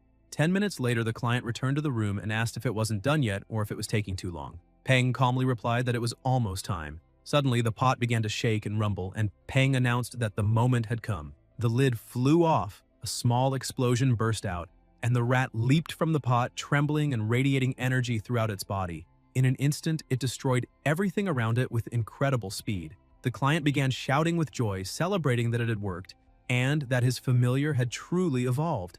Quan, however, panicked as she watched the treatment room being completely destroyed. The system analyzed the monster again and displayed name, purple blood electric rat, level 20, tier, elite, grade, perfect, attributes, lightning, and blood. Peng crossed his arms and remarked that the client was very lucky. His familiar had reached perfect grade with dual attributes, and with a bit of training, it could even advance to commander tier. Mr. Ma, overwhelmed with emotion, apologized for having been rude earlier and thanked him sincerely. Peng replied professionally, saying there was no need for thanks since the man was paying for the service. He then handed him the invoice, including the consultation fee and materials, and the cost of the damage to the treatment room. He called Quan Cutie and asked her to send the list of materials to the client's home, explaining that the cost would be deducted from his commission. Mr. Ma, still excited by the result, asked if Peng could examine another of his familiars and whether he had time the next day. However, Peng refused. The man insisted, saying he would pay 3 times more since money wasn't a problem. Peng then asked him to calm down and explained that wasn't the reason. He simply had school the next day and wouldn't have time. The client was confused and asked if it was some kind of association training or a lesson with a renowned master. Peng packed his things and, with complete composure, said that he was still in his 3rd year of high school and needed to go home to do his homework. Mr. Ma was left completely stunned, unable to believe that someone so young could possess such talent, muttering to himself that students these days were terrifying. Quan was also speechless, remembering that Tang had bought the studio just a few days earlier for an enormous sum, fired all the previous monster creators, and told her to keep it a secret from Peng. But now, seeing this, she understood that he was a true super genius. Meanwhile, inside her home, Tang held something in her hands and commented that it was the last remaining crystal core. She ordered her familiar to deliver it to the right destination. An open window led in the wind, and in the protagonist's room, Dazi rested peacefully. Tang's small familiar threw the crystal core through the window, and both it and the other creature watched the scene unfold. Dazi quickly darted forward, swallowed the core, and within seconds began to feel something strange. Dumby, alarmed, tried to help him. Meanwhile, Peng was walking home calmly, mumbling that those 7 kilos of yin cedar needles should be enough to feed Dumby for a month. He reflected that his familiar had already reached perfect grade, and if it continued evolving, it could reach epic grade, something so rare he had only read about it in books or seen on TV. Even so, he decided it would be better to ensure proper nutrition before thinking about new evolutions. On the other hand, Dazi's case was more urgent. To evolve, he needed a crystal core from a level 10 or higher thunder-type monster, an extremely hard-to-find item, and even if he found one, he probably couldn't afford it. Suddenly, a loud crash echoed from his house. Peng froze, recognizing Dumby's cry, and realized something might have happened. He ran frantically, knocking things over on the way until he reached the door.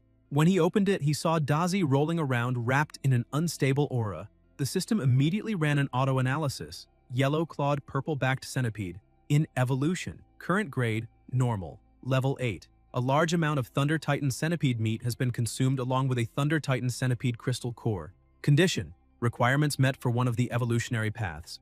Evolution initiated. Peng's eyes widened. He didn't know whether to be amazed or terrified. He shouted, demanding to know what kind of evolution this was and where such a rare crystal core had come from. When he turned around, he noticed Tang watching from a distance. He called out to her, angrily asking if she had given Dazi the core. She tried to play it off, avoiding his gaze, but thought that if she had told him, he surely would have refused.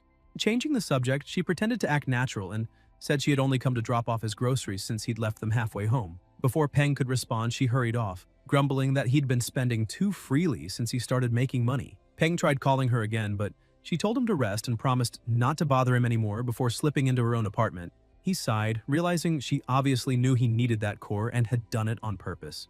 Turning back to Dazi, he gave his familiar a light tap on the head, scolding him for being such a glutton and eating whatever he found. Sitting down beside him, he opened the system and remarked that it didn't matter anymore. What really mattered now was finding a way to accelerate the evolution. He rummaged through the clutter in the room, muttering that nothing there would work until he found something interesting, a purple poisonous flower. Holding it up, he said that if he ground it and mixed it into a medicinal broth, it might help with the evolution. He quickly prepared the elixir, handed it to Dazi, and told him to drink it at once. The little monster swallowed the liquid and suddenly, its eyes gleamed brightly. A powerful surge of energy burst from its body, lighting up the entire apartment and shattering the windows. The transformation began instantly. Dazi's body grew larger, his claws and shell became tougher, and amid the blinding light, he successfully completed his evolution. The system analyzed again and reported that Dazi had now become a purple-backed thunder centipede, level 9, excellent grade, with thunder and poison attributes. To reach perfect grade, he would need to grind a silver leaf into powder, mix it with water, and make Dazi drink it daily for a week, as well as provide a crystal core from a commander-level thunder-type monster. Peng sighed in relief, saying it was finally over. He hadn't expected Dazi to advance to excellent grade so easily, and remarked that this was the benefit of having someone amazing backing him up. Suddenly, Dazi collapsed from exhaustion, and Dumby rushed over in concern, checking if his friend was okay. The protagonist was surprised since Dazi usually picked on Dumby, yet he was showing genuine worry. Peng reassured him, saying Dazi was just tired. Then he offered Dumby some food, telling him that despite his looks, he was very kind, and that's why Peng had bought that meal especially for him. Dumby took a piece carefully, tasted the delicious flavor, and soon began eating eagerly. Peng smiled in satisfaction and told him he was a good boy, asking him to just keep eating. He added that Dumby had gone through a recent evolution, so it was best to let him stabilize for now. And later, once they gathered the right materials, they would work on helping him evolve again since he would certainly become a very powerful familiar. Sometime later, Dazi woke up and saw that both Peng and Dumby were asleep. An idea crossed his mind. He grabbed a blanket and quietly walked toward his master. Tang Tung, watching everything through the window, commented that it looked like the calm before the storm. Seeing how surrounded by affection the protagonist was, she said that he needed to grow stronger as quickly as possible. The next day, inside the principal's office, the man slammed his hand on the desk and shouted that he completely rejected the proposal. He demanded to know how they could even consider allowing monsters into the school, given that the students were still young and defenseless, asking if the higher-ups weren't concerned about their safety. Another man tried to calm him down, explaining that in times of peace, such an age might still be considered childish. But in ancient times, people that young were already taking up arms to protect their families. The principal was shocked, asking if things had truly come to that point, and the superior replied that, although new technologies were being developed all around the world, progress was still slow. And if things continued like this, when the day came that their current technology could no longer face the threats ahead, it would already be too late for regret. Meanwhile, in the classroom, Peng felt uneasy as everyone stared at him. One of the students turned around and asked if it was true that he had earned an intermediate creator's certificate. Peng asked how he knew about that, and the boy showed him a newspaper, revealing that he had become famous, a real celebrity, which made their class seem even more impressive. He added that the news had also deflated Zigong's pride, who had been unbearable ever since learning that his mother had passed her exam too. The group then said they had a somewhat bad favor to ask, but Peng cut them off, saying that if they themselves already considered it a bad request, then there was no reason to make it at all. It would be unpleasant both for the one asking and the one doing it. In other words, it wasn't a good idea to insist on bad favors. The boy frowned in irritation, but before he could reply, their teacher suddenly appeared behind him and smacked him on the head with a stack of papers, shouting to know why everyone was just standing around. She then ordered everyone to sit down immediately because she had an important announcement to make. Mudong walked to the front of the classroom and explained that, starting that day, all schools around the world were undergoing an emergency reform. The second year of high school would now include a new course about monsters, along with a special recruitment channel. It was a joint project between the Ministry of Education and the military, and the top students could be directly recruited into prestigious academies or military institutions. She informed them that military instructors would arrive soon and that any students interested in joining those academies could begin training that very afternoon. Murong added that anyone who wished to become a special student should meet her after class to register. The entire class was stunned by the sudden announcement, whispering among themselves that such a direct collaboration with the military wasn't normal, raising suspicions that something serious might be happening, perhaps even outside the city, since they had heard rumors that the situation out there was tense.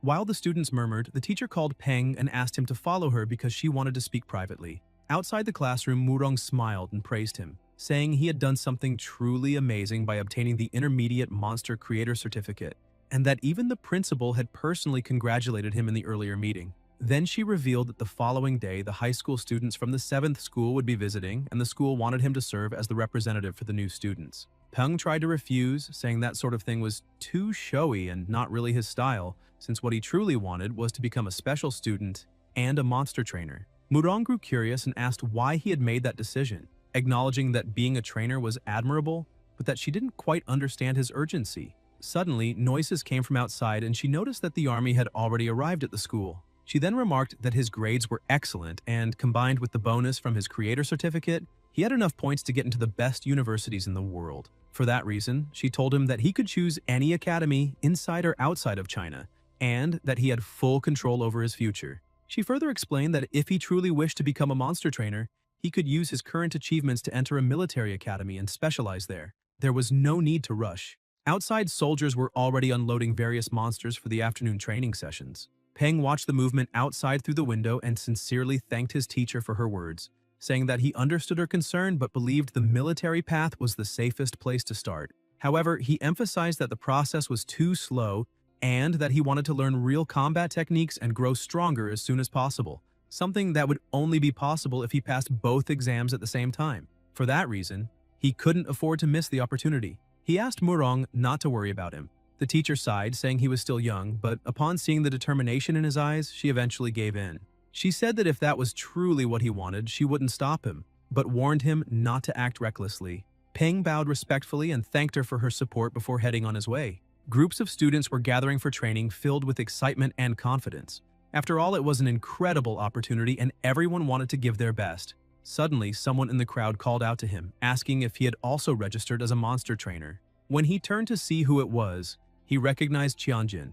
The boy ran up to him enthusiastically, saying that he was already a monster creator and that his grades were excellent too. Curious, Peng asked why he wanted to register. With bright eyes, Tianjin replied that it was his childhood dream. His favorite animated movie had been God's favorite treasure, and the monsters in it were amazing. That's why he wanted to become one with the strongest trainer and couldn't miss the chance. Peng teased him, asking if that strongest trainer happened to be a man, would he still want to become one with him? Annoyed, Tianjin said it was just a figure of speech. Peng ended the teasing and told him it was fine, but they needed to keep moving, since the training field was just ahead. When the group of students arrived, they were stunned by the sight of the muscular soldiers.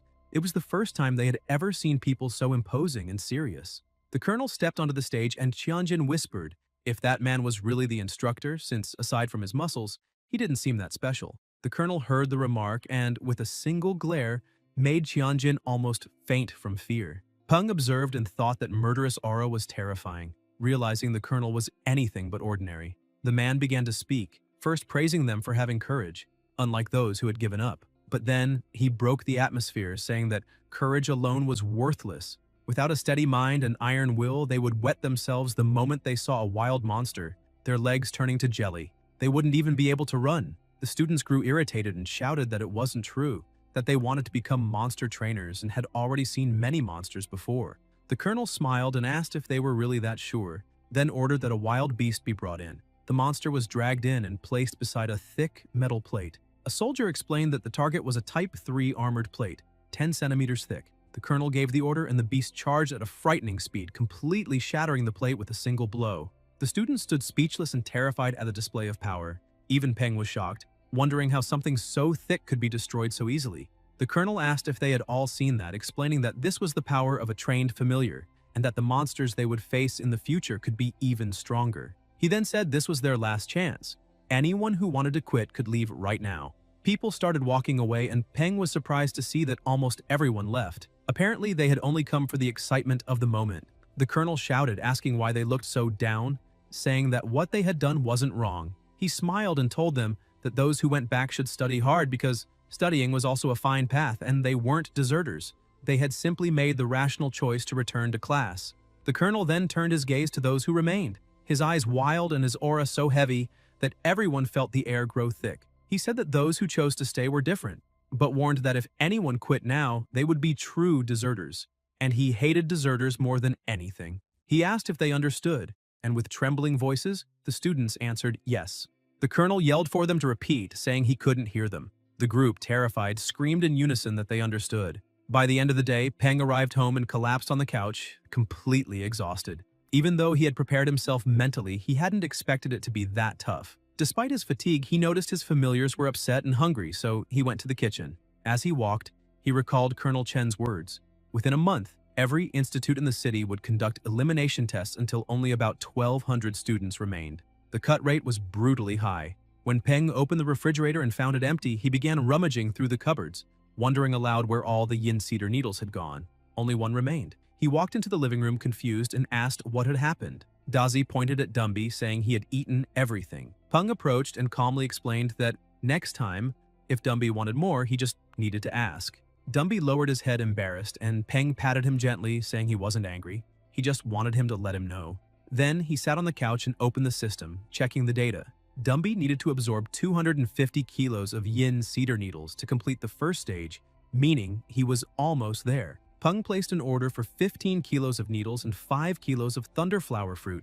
Calculating the costs, he thought to himself that half a kilo of needles cost 1,000 alliance dollars, but only 1.5 credits for 10 kilos, affordable for daily use. Even so, the faster Dumby ate, the faster he would evolve, which meant the materials would become increasingly expensive and rare, perhaps even requiring a legendary crystal, which would be like burning money. And then there was Dazi, the glutton, who needed 100 kilos of thunderflower fruit to reach perfect grade. Fortunately, those fruits were cheaper. Half a kilo cost only 100 alliance dollars. After finishing the calculations, Peng held his head and murmured that supporting a family really wasn't easy. The next day, upon arriving at school, he was stunned by the sight before him. The place looked like a true monster park. Students and creatures everywhere, even a colossal body occupying half the courtyard. Peng approached a girl and asked if that was her familiar, complimenting how healthy it looked, but telling her she'd need to make some space. Confused, the girl asked what he meant, and he explained that her monster was completely blocking the gate. The girl made a desperate face, remembering that she had bought it when it was small and cute, but it had grown out of control. She pouted, almost crying, saying it wasn't like that when she bought it. Peng sighed and asked if she really didn't understand what he had just said. At that moment, a soldier appeared asking what was going on, and if her familiar was indeed blocking the path. With a grin, the man turned towards Silver and said, the monster was his now. The wolf growled, releasing a fierce aura, and the giant pig began to tremble in fear until it finally stood up, clearing the way. The soldier commented that it looked like the show was over and that they could now begin real training. Everyone gathered in the training field, and he explained that he knew some wished they had formed more familiars to build a complete squad, but that today's focus would be on their own combat abilities.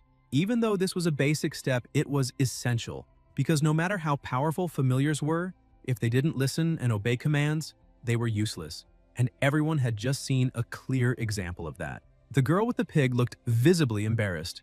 The officer crouched down and told them that if they wanted to train their familiars, they first needed to understand their habits and preferences to build a proper bond. As an example, he mentioned his own silver moon wolf, explaining that he always bought the armored black pork it loved and fed it personally. He even joked and slept beside it every day. Thanks to that, the wolf now trusted him completely and obeyed every order. Everyone recalled how the colonel's familiar had shattered a steel plate with just its tail. But the soldier explained that originally the tail hadn't even been the wolf's strongest weapon. It was only after months and months of training that it became tougher, faster, and more precise, turning into an additional attack method alongside its fangs and claws.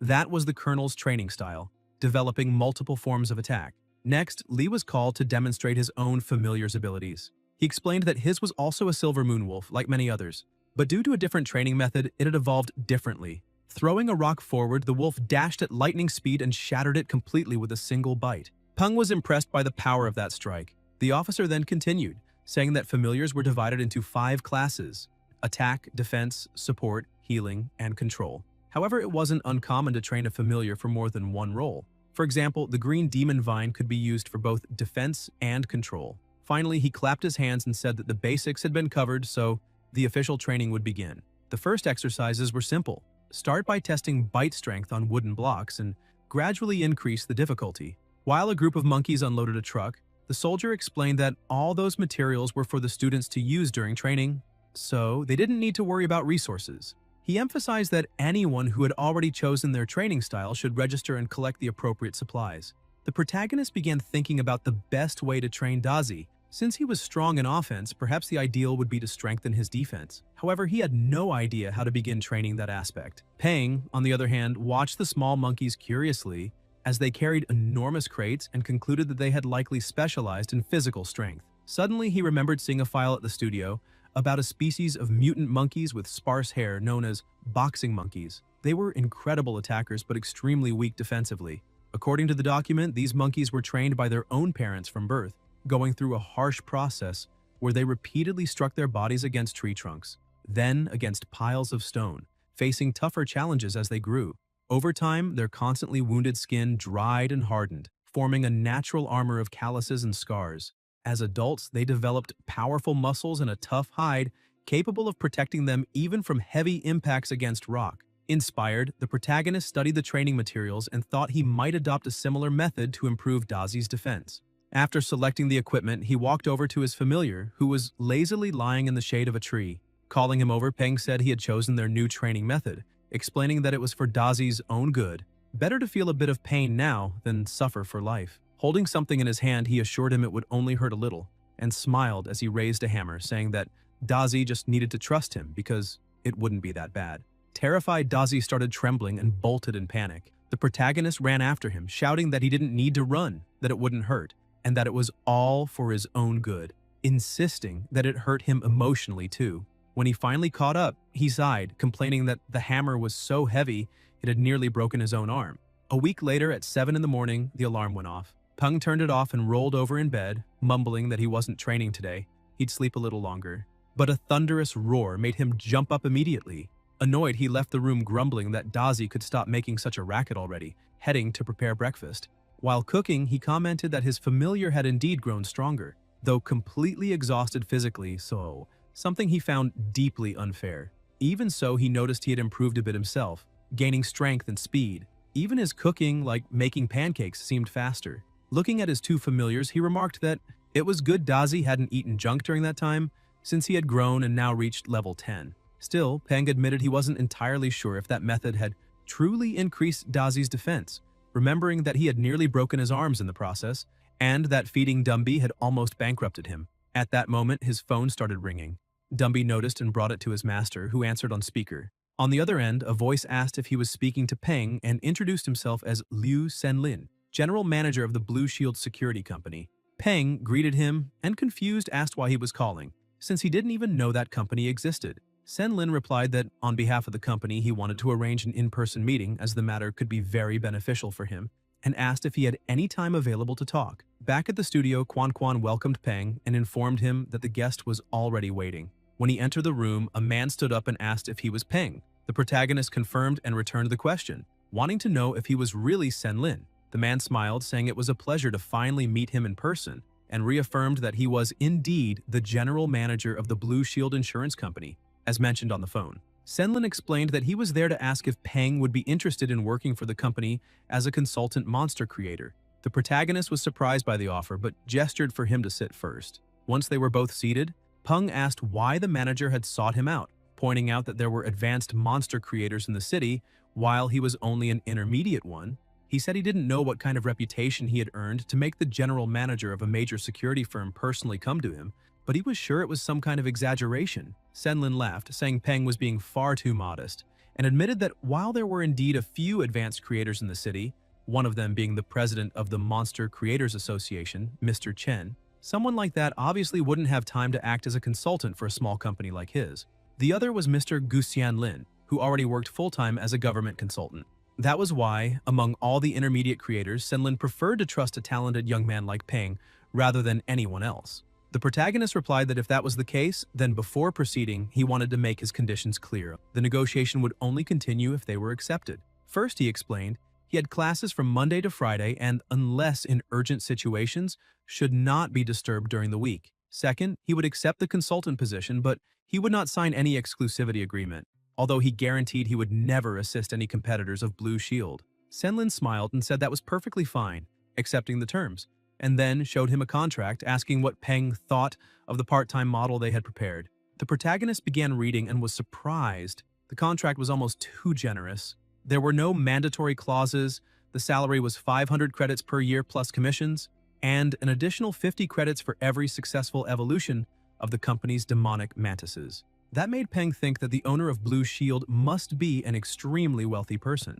After carefully reading it and finding no disadvantages, he decided to sign. At that moment, someone knocked on the door. Quan Quan entered and announced that Mr. Ma, who had an appointment with him, had arrived a bit early. The general manager stood up, saying that since the contract was signed, there was no need to take more of Peng's time. They shook hands, and Senlin said he was very much looking forward to the collaboration between them. The protagonist thanked him for coming personally. As the manager stepped into the elevator, he called someone, reporting that the contract had been signed and that Peng had chosen the part-time model. Though he still didn't fully understand why there had been such insistence on that young man, he remarked that there were so many creators in the city, why go through all that trouble? He was interrupted by the person on the other end, listened carefully, and then replied that he understood. Meanwhile, in the treatment room, Peng was examining one of the monsters and asked the client if that was the familiar he had mentioned during his last visit. Mr. Ma confirmed that it was. With the help of the system, the protagonist analyzed and identified the creature as a wax begonia fairy, level 3, normal grade, wood attribute, in healthy and cheerful condition, weak to fire and electricity. The requirements for evolving to excellent grade were 100-year wood essence and 100 drops of dew flower. Peng asked if the familiar was indeed of the flower type since its petals were beautiful, its leaves had a fuchsia pattern, and it emitted a soft fragrance. He then asked if the client truly wanted to evolve it, and Mr. Ma nodded, explaining that in half a month the Flower King competition would take place in the city, and he intended to compete for the crown with his familiar. The protagonist thought to himself that this competition was a parade of flora-type monsters. Although plants had undergone natural mutations, those that developed spiritual intelligence were rare. Due to their healing properties, flora types were more sought after than ghoul types, even if not rare, so that creature was indeed fortunate. Feeling a bit awkward, Quan Quan interjected, noting that usually only women participated in the Flower King competition. The client smiled, saying he knew that and admitted it was odd for a man to compete for the crown, but he gently held his familiar's vine and said he trusted her completely. With a loving look, he explained that the little creature was his second familiar and he wanted the very best for her. Determined, he asked Peng to help her evolve to increase her chances in the competition. Peng was surprised, realizing he hadn't noticed how much that man cared for his familiars.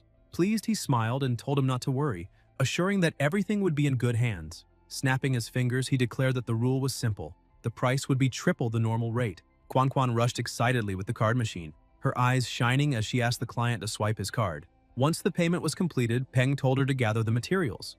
200-year wood essences, 150 drops of dew flower, 1 psionic leaf, 5 grams of fructus tuscendon, 500 grams of chestnut seeds, and 1 black venom herb. She confirmed everything was written down.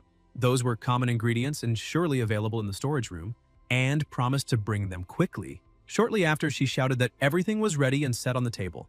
The protagonist thanked her and pushed both of them out, saying that no one should disturb an artist at work. The client tried to peek through the door, but the receptionist stopped him, saying it wasn't wise to interrupt Peng while he was working. As always, the protagonist looked like a mad scientist. He started laughing while holding a syringe, approaching the little creature and telling her she was a good girl, that it would just be a tiny prick and there was no need to be afraid.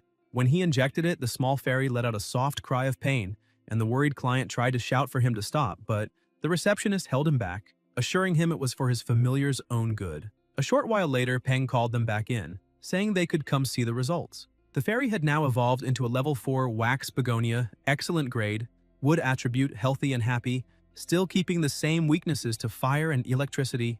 The client smiled in relief, saying it had worked, and Quan Quan, enchanted by the transformation, commented that she looked even more beautiful.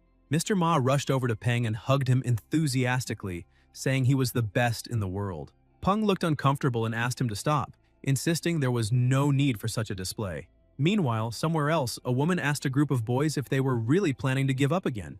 The boys started leaving, saying that even if they passed the test, they wouldn't get into a good academy and would end up working 9-to-5 jobs.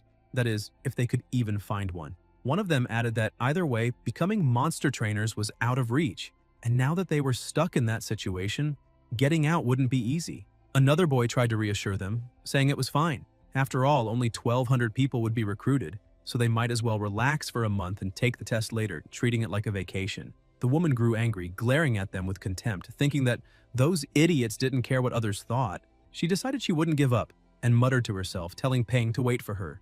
Outside the city, deep in the forest, a small monster was running in search of food when it was suddenly struck by sticky webs that immobilized it. Trembling in fear, it dug its claws into the ground and spun its body to break free, releasing spikes. But more webs fell from above. Several spiders surrounded and trapped it, closing in slowly. At Chenji's material shop, the protagonist showed up and asked for the usual, 15 kilos of yin cedar needles. Chenji apologized and explained that they were out of stock with only 5 kilos left. Peng, confused, asked how there could be a shortage when there was an entire area outside the city specialized in producing them. The shopkeeper sighed and said things had gotten complicated. Last week, a group of wild spiders appeared out of nowhere and devoured all the plants in the grove. Now, the entire area had been sealed off by the army. He showed Peng a report explaining that various monsters from nearby mountains and forests had also become their prey, and that if people hadn't escaped quickly, they would have been eaten too. The protagonist was shocked by the news. Just then, another customer entered the shop asking if there was any primary starlight wood available. The owner said yes and asked how much he wanted. Before attending to the new customer, he bid Peng farewell, saying he had to get back to work, but they could talk later if needed. Peng left the store deep in thought. First, the military school had started a new collaboration. Then, a security company had approached him. And now, a new species of spider had appeared out of nowhere. Everything pointed to one thing. Something big was about to happen. Suddenly, his phone rings. When he looks, he sees it Senlin calling. As soon as he answers, the manager asks if he heard about the new gray brutal devil spider discovered by an officer in the dark ember forest. Sometime later, the protagonist arrives at the Blue Shield Security Company, Building 1. Senlin runs up to him, saying it was urgent and that he couldn't explain over the phone. He asks him to come inside while he explains the situation. The manager shows him a recording, explaining that those devil spiders had attacked several resource points and that the government was gathering security companies and private organizations to explore the dark ember forest in order to learn the habits and weaknesses of these creatures.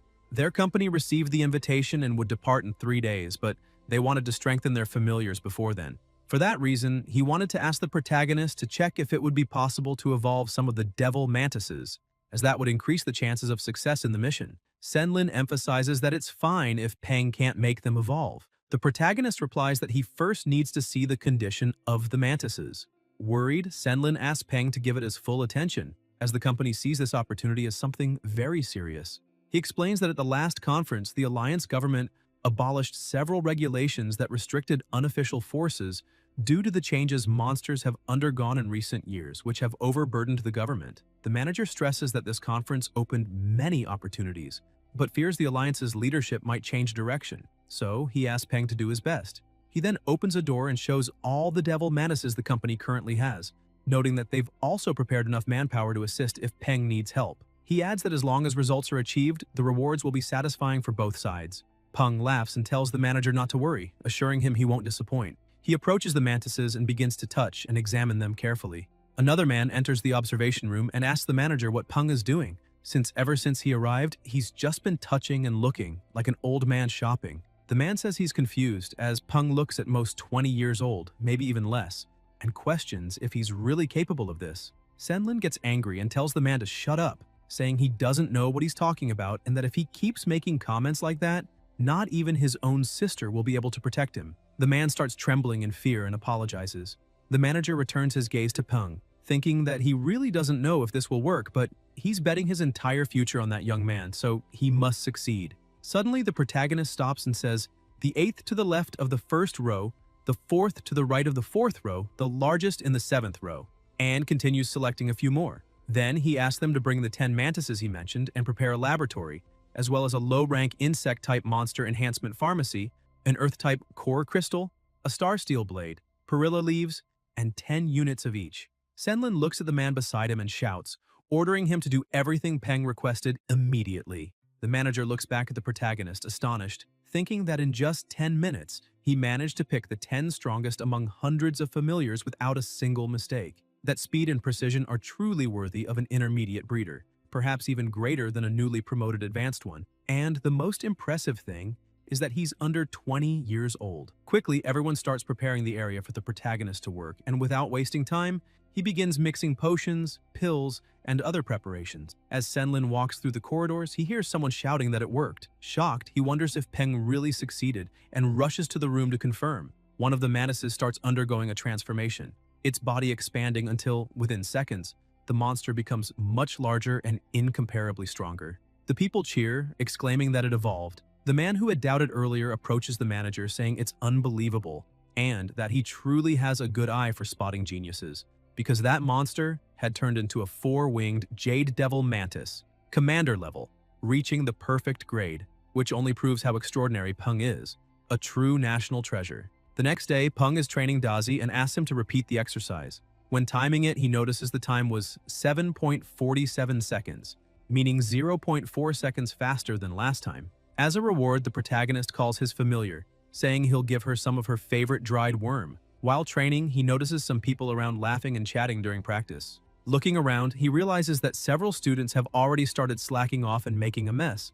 But the instructors only care about the hard-working ones, completely ignoring the lazy ones. Still, he thinks that the lazy are the least desirable on a battlefield, so there's no reason to worry about them. Suddenly, a woman calls out to him. She approaches, saying she's noticed how dedicated he is in training. It's Mu Tiaying, Peng's classmate.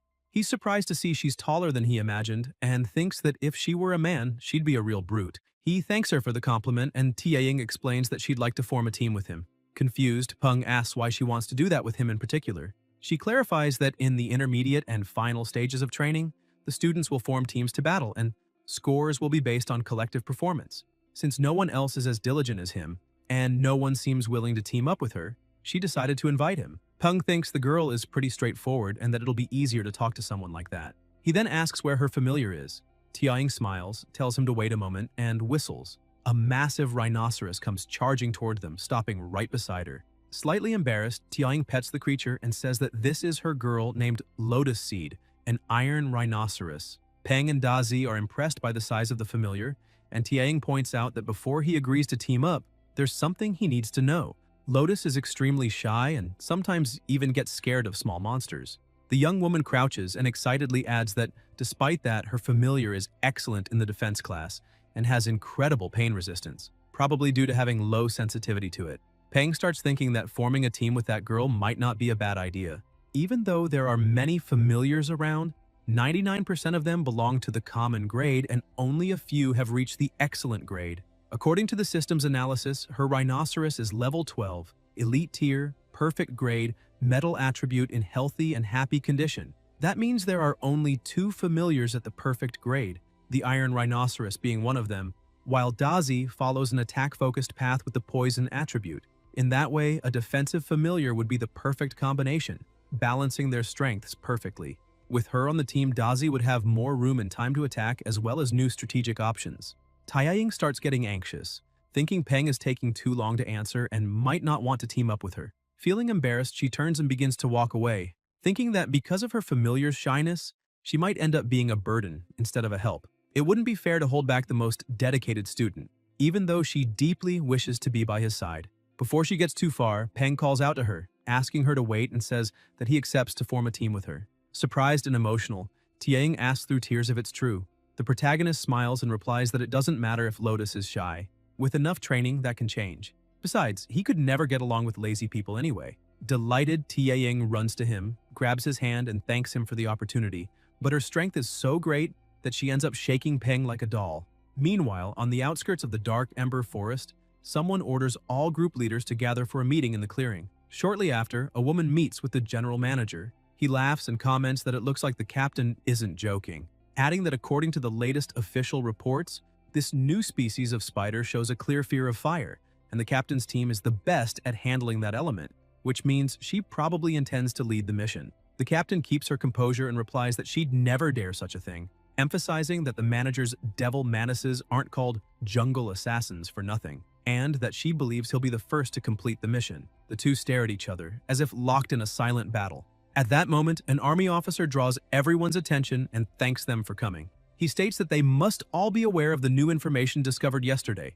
The gray, brutal devil spiders are hunting on a large scale and taking their prey back to their nests, which indicates that they're storing food for the Queen Mother. Once she has enough food, she'll create a new order of spiders and might even attack the city. That's why the mission is of utmost importance, and cooperation among all teams is essential, since the top priority is completing it and ensuring that the rewards benefit every group involved. Some of the captains comment that they understand the military's concern, since the fear is that internal conflicts could jeopardize the progress of the mission. Something perfectly reasonable, as disputes between teams only cause problems and could ruin everything. The captain then approaches the manager and asks what he thinks. He calmly replies that he's in no rush and, for now, prefers just to observe. The officer begins shouting, saying that since there are no objections, they'll proceed with the mission as planned. They'll handle the first spider suppression. He gives the order, and within 3 hours the cannons fire, wiping out several of them. Senlin remarks that the military first tried to convince them with words and now with firepower. Even if they act out of duty and responsibility, he doesn't fully agree with their methods, though he chooses to stay silent. He continues saying the government already knows how critical that mission is. Besides controlling the light, their firepower also weakens the monsters, forcing the other teams to produce results. Annoyed, the captain points at the mantises and asks why the manager is still standing still when he has 8 commander-level familiars, while some groups don't even have half that. Senlin chuckles and says the other groups are just hiding their trump cards, unlike him, who's honest and shows everything he has. Suddenly, a deafening noise echoes in every direction. The mantises start trembling, and a man comments that they seem to be afraid of something. Senlin asks what's going on, but another, even stronger tremor shakes the ground, and a massive monster emerges from the forest. The manager starts trembling, instantly recognizing that unmistakable aura. It's a Tier Lord monster. He shouts that it's the Lord of the Dark Ember Forest. The monster charges forward, unleashing a terrifying roar that makes everyone run in panic. The military commander watches them flee, thinking they're nothing but trash. Suddenly, a phoenix appears in the sky, and the people, relieved, point and cheer, saying it's the Golden Deity, the military's guardian beast. The Lord faces the phoenix, and with just one fiery attack realizes its power, retreating right after. The crowd celebrates, saying that thanks to the military, the Lord has retreated, and they breathe in relief, believing they've escaped annihilation. The commander walks up to the manager and says they'd better start moving soon, since they won't be able to hold that gorilla off for long. The order is given, and everyone starts regrouping, but the commander still can't understand why they have to let those useless groups do something they themselves could easily handle. A man with the blue hair steps in, saying they already understand the world is changing, and that this is a huge advantage for them, but those changes are beyond what they can control alone. The situation is starting to spiral, and for their own future, private organizations need to grow and start helping as soon as possible. Deep in the forest, inside a cave, the captain and her team are scouting the area, taking down small spiders along the way. One of her subordinates approaches, saying this isn't working. They're spending too much energy, and even though they kill the monsters in seconds, more keep showing up immediately after, quickly exhausting their familiars. The captain shouts an order to adjust formation. Defensive familiars at the front, support in the center, and offensive on the sides. The melee fighters should take the lead, and she stresses that no one is to use long-range abilities so they can keep advancing in formation. But several spiders appear, attacking one of the familiars quickly, and the same young woman from before calls on her Thornflower Fairy to use its thorn armor to protect the other familiar. The captain summons her own monster, saying it's time for it to act immediately, and her familiar engulfs all nearby spiders in flames. The young woman cheers, saying they took down 3 spiders at once without spending much energy, and that it looks like the tactics they practiced earlier paid off. The captain thanks her familiar for its good work, but soon they hear a noise farther ahead. The young woman shouts that it sounds like a fight, and judging by the noise, they must be close. The captain starts running ahead, saying they need to move faster. When they reach the edge of a cliff, they look down and see a group of trainers attacking a gigantic spider. However, their attacks seem ineffective. One of the fighters yells that the broodmother has little offensive power and is only large for better reproduction, weak for her level. Senlin takes command, saying they need to work together to kill the Spider Queen and then divide the reward based on the damage each group caused. He asks everyone to trust him, assuring them that he'll make a fair distribution of rewards. At his command, the long-range group should aim for the eyes while the rest attack the legs, and everyone agrees. However, the broodmother also had shields covering her eyes, so Senlin orders them to increase the power of their attacks. The young woman beside the captain says the situation is critical, and they need to go down to help, otherwise the military might lower their contribution score, and the other groups would avoid future cooperation. The captain agrees, saying that just standing by and watching could go wrong, and orders an immediate descent, though she feels something strange about that spider and has a bad premonition. Suddenly, the shield protecting the queen's eyes shatters, and the manager yells for everyone to attack with full force. The mantises charge forward and strike accurately. The broodmother begins to rage and the captain immediately senses danger. A monstrous pressure bursts forth, making everyone's ears ache. Some even start bleeding from their eyes. Senlin, also affected, shouts, asking who the idiot was that said the spider wasn't good at attacking. But then he recognizes the aura. It's the same as the Lord's. He leaps onto one of the mantises and yells that the spider is evolving into a tier lord. They interrupted its evolution. He orders everyone to retreat immediately as there's no chance of defeating that monster. Outside, the military and agents wait. Some comment that more than 3 hours have passed and no one has returned, assuming it'll take at least 5 more. Suddenly, the commander senses something off, and the agents report that something is coming toward them. At first, they think the group finished the mission early, but the commander instantly understands what's really happening and orders all troops to prepare for battle. Senlin appears, shouting for the soldiers not to shoot. He's not an enemy. Upon landing, he collapses from exhaustion, and someone runs up to him asking why he's alone, where the others are, and what's going on. The manager stands up angrily, grabs the man by the tie, and demands to know if the government is trying to get them killed. They'd been told the broodmother wasn't dangerous to attack, but she was actually evolving into a tier lord.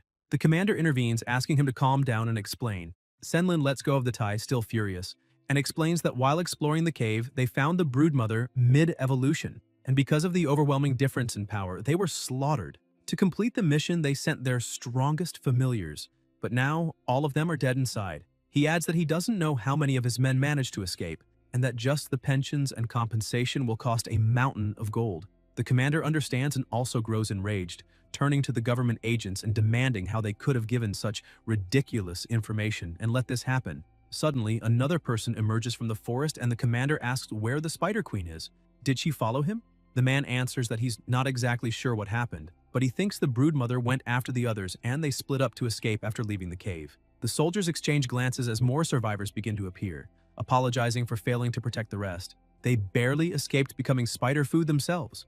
The commander says that if they had known earlier that the spider was evolving into a tier lord, they could have sent stronger reinforcements. He adds that if they'd managed to tame the Spider Queen, she would have been a tremendous asset to the military zone. But the government made a grave mistake this time. However, since the spider failed to complete its evolution, it's now useless, and they don't need to worry anymore, because 2 tigers can't live on the same mountain. The Lord of the Dark Ember Forest won't allow another tier lord in his territory. Sometime later, back at the academy during training, Dazi was evolving rapidly, which sparked envy among some students who scolded their own familiars, saying that if they trained as hard, they could also evolve better. Peng begins to wonder whether what happened was bad luck or good fortune. After all, Senlin had encountered 2 tier lord monsters and 1 almost lord just from accepting a government mission. That showed how much more dangerous the wild zones were becoming. The selling price of a normal tier monster's body was very low, and an elite tier's was only slightly better, only worthwhile in large quantities.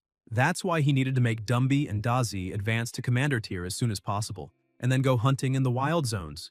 Once they advanced, his reputation as a monster breeder would be established, and he could go to Yanjing to obtain his advanced monster breeder certification, 1 main profession, monster trainer, and 1 secondary breeder, which would allow him to follow his path.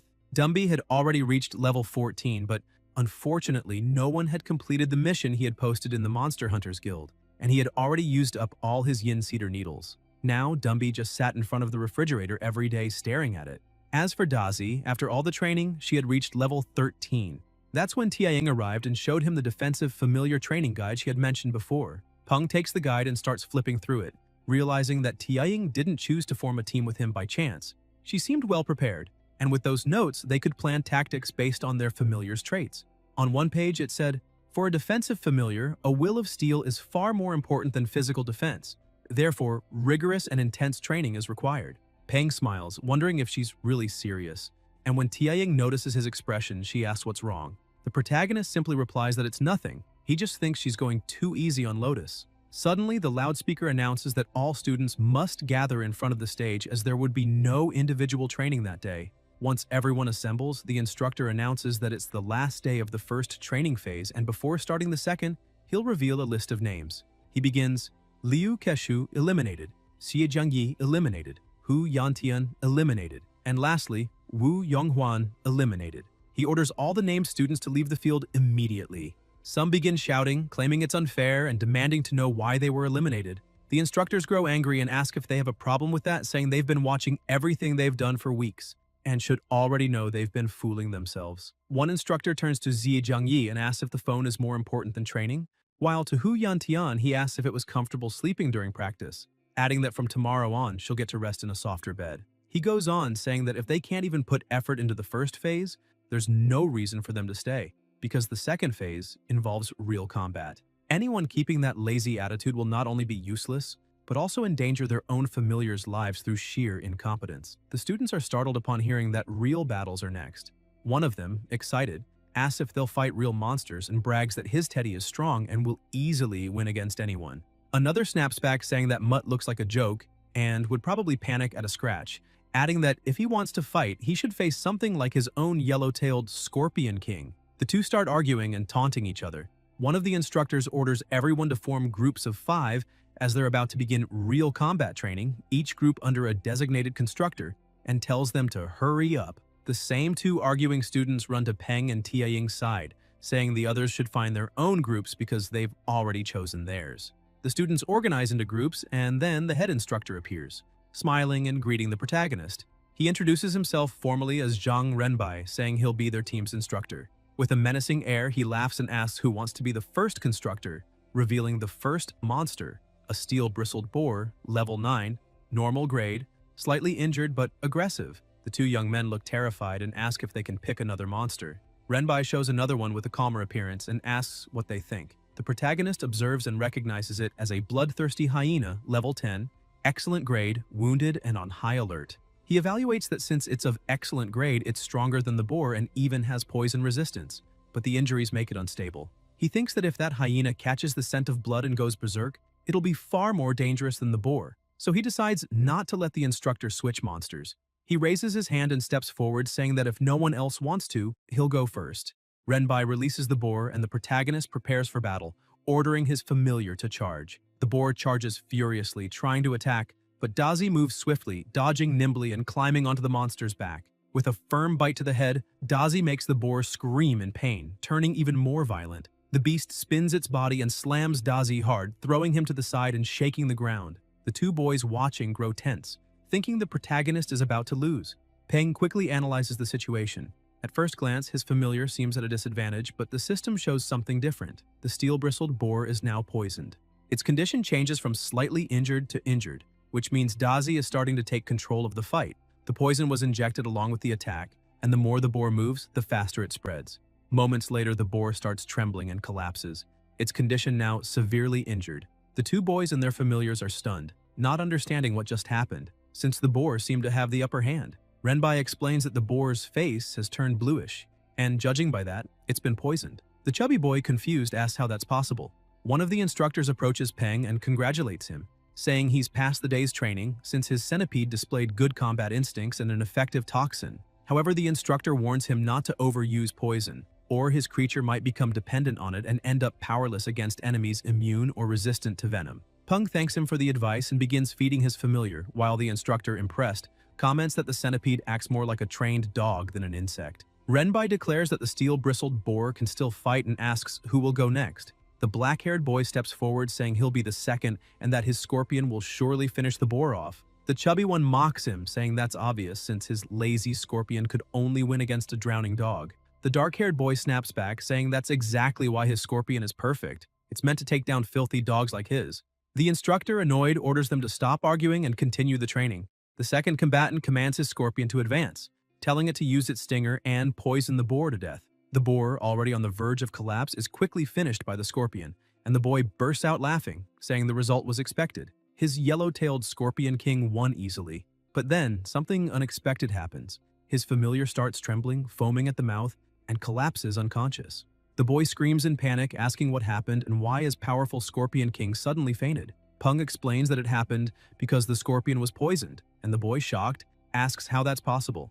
Taiying clarifies that the protagonist's centipede venom was still inside the boar's body, and not all poisonous familiars have resistance to toxins. The boy realizes that his own familiar ended up poisoning itself. The chubby student bursts out laughing, mocking that the scorpion is as dumb as its master. The dark-haired one points to the side and snaps that the fat one laughs too much, but doesn't even watch his own familiar. Turning around, the boy sees his dog about to bite the boar and rushes to grab Teddy, shouting that he can't eat that. Meanwhile, Tianying walks up to Peng saying she has a question, while the Scorpion's trainer hurriedly gives his familiar an antidote. Renbai, clearly irritated, mutters that dealing with this team won't be easy. Later, when Peng returns home, he finds Dumby opening and closing the refrigerator repeatedly, as if believing food might appear out of nowhere. The protagonist feels sorry for him until his phone rings. Answering it, he realizes it's the association, probably about the needles he ordered. The voice on the other end informs him that the mission has been completed and the items are ready for pickup at the scheduled time. Peng quickly puts on his shoes and runs out excitedly, saying they finally arrived. If he went much longer without the needles, he might have had to change Dumby's entire evolution route. Outside, a robot is waiting with the delivery while a few people watch from a distance. One of them tells the boss that this is the kid who spent a lot of money to get the yin cedar needles. The boss confirms and says they've been following the truck from the Hunters Association warehouse, ensuring there's no mistake, and that tonight they'll break into the boys' house. One of the men, hesitant, asks if they're really going through with it, but the boss gets angry and calls him useless. Another member punches the hesitant one in the head, saying that as long as they're careful and leave no traces, everything will go smoothly. The boss agrees and says the green-haired boy is right, but they won't act yet. They need to plan every step carefully, and once they get the money, they'll flee immediately. When night falls, the three of them get ready for the robbery, excited by the idea of doing something far more thrilling than ordinary theft. However, one of them looks around uneasily, finding the neighborhood so poor it seemed worse than the hole they came from, and asks if the kid is really rich. The boss replies that's even better. It means he has no backing and probably just got lucky, making him an easy target. When they reach the apartment, they start trying to force the door open, making noise in the process. Tang Tang opens it, confused, and asks what they're doing there in the middle of the night. They try to play it off, saying the hallway was dark and they must have gotten the wrong door. Without suspicion, she begins to close it, saying it's fine, but the boss stops her and with a fake smile says they're just thirsty and asks if they can come in for a glass of water. Tang Tang smiles politely and, unaware of the danger, lets them in. They start laughing, and the boss confidently asks why they haven't thanked him yet. As soon as they enter, one of the men locks the door, and Tang Tang, surprised, asks why. The boss rubs his hands together with a cynical grin, saying it's just so they don't disturb the neighbors so late at night. She stares at him calmly and, with a terrifying smile, replies that they can relax. The walls are soundproof, so even if someone screamed, no one would hear. The three thieves exchange uneasy looks, and one of them nervously asks what that thing behind her is. The killing intent radiating from Tang Tang makes them freeze in terror. The boss tries to keep his composure, pulls out a dagger, and lunges forward, but he's defeated in the blink of an eye. The other two panic, and the youngest orders his familiar, Thorn, to attack to help the boss. But Tang Tang's familiar catches it midair and devours it in seconds. She gently pets it, asking why it's eating trash again. Suddenly, she's struck by a blow. The boss gets up, laughing in relief, thanking his familiar for hitting that woman, saying he wants to see if she'll still act so arrogant now. But when he looks closely, he realizes only part of her clothing was torn. Desperate, he screams, demanding to know why she isn't hurt. Tang Tang keeps laughing and replies that she could explain it, but he wouldn't understand. Then her eyes change, the Sharingan activates, glowing intensely, and she says that actually she'll explain it very clearly, since they have all the time in the world. The three men scream in terror as she advances, and on the other side of the hallway in his room, Peng tosses in bed, annoyed by the noise, wondering why people were still awake at that hour.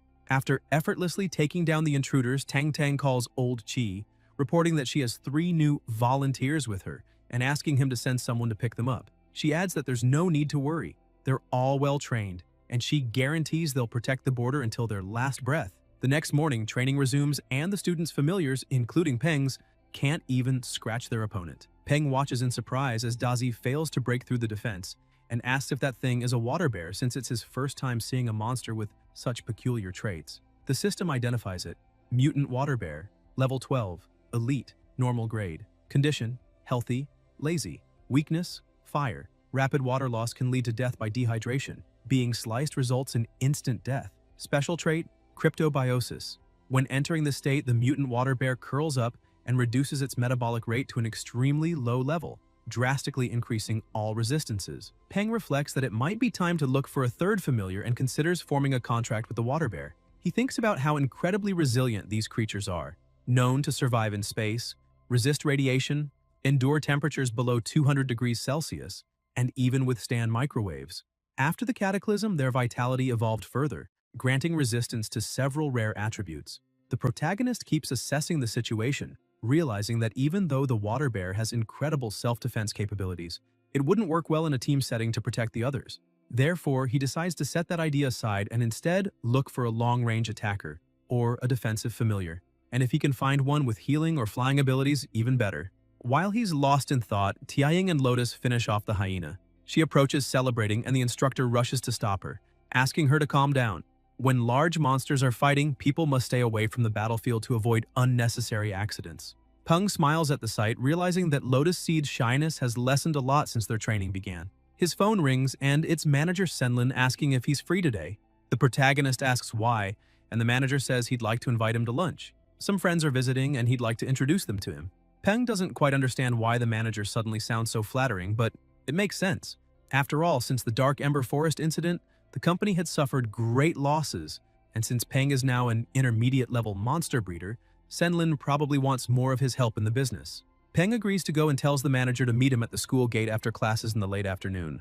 When classes end, Senlin is already waiting outside. Peng gets in the car and apologizes for the trouble, but the manager waves it off, saying it's no trouble at all. He often passes that way since his daughter attends the same school, so it was just convenient to pick him up. His daughter Liu Jiaoyu, sitting in the back seat, rolls her eyes and calls her father a liar, saying this is only the second time he's ever gone to her school, and the first was just to enroll her. Senlin quickly changes the subject, saying that in any case, if Peng ever has free time, he'd like him to take a look at his daughter's familiar. Peng glances back and sees it's a cat-type familiar, a rare sight. He quickly scans it and finds it's a mint cat, level 12, normal grade, wood attribute, weakness, water. Smiling, he says he's usually at his studio on weekends, so she can come for a consultation then. Zhao Yu brightens up and asks if he's serious. The manager stops the car in front of their house, telling his daughter she can go in and that they'll talk about it later since he and Peng still have business to discuss. She gets out smiling, thanks Peng again for offering to help, and waves goodbye. Peng, puzzled, wonders what's going on. If they're just meeting some friends,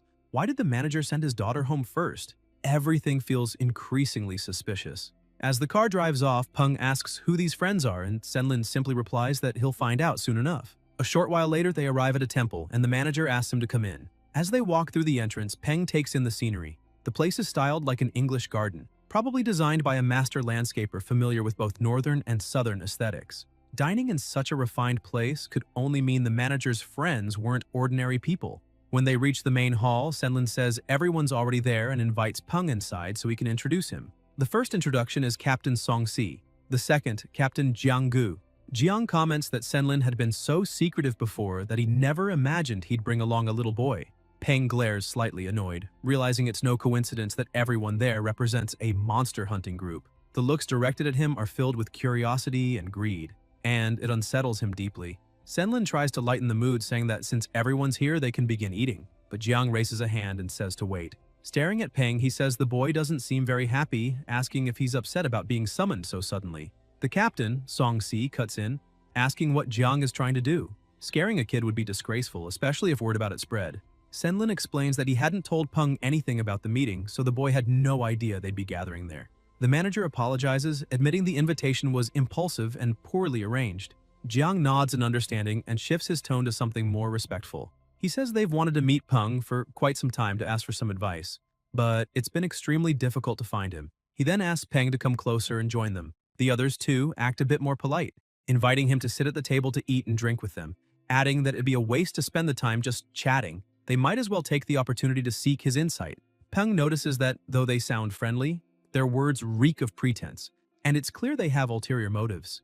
The manager apologizes again, saying he didn't handle things properly. Peng stays irritated, thinking that he's ended up putting the manager in a position where his debt now far exceeds whatever he was paying. In other words, he owes him. Even so, Peng decides to see just how far this red marriage will go. Jiang sets his chopsticks down on the table and says he's a straightforward man and has a few things to say. Jiang points out that the rumors about the protagonist describe him as an extremely talented young man with a 100% success rate in monster evolutions, and he asks if Peng is really as miraculous as people say.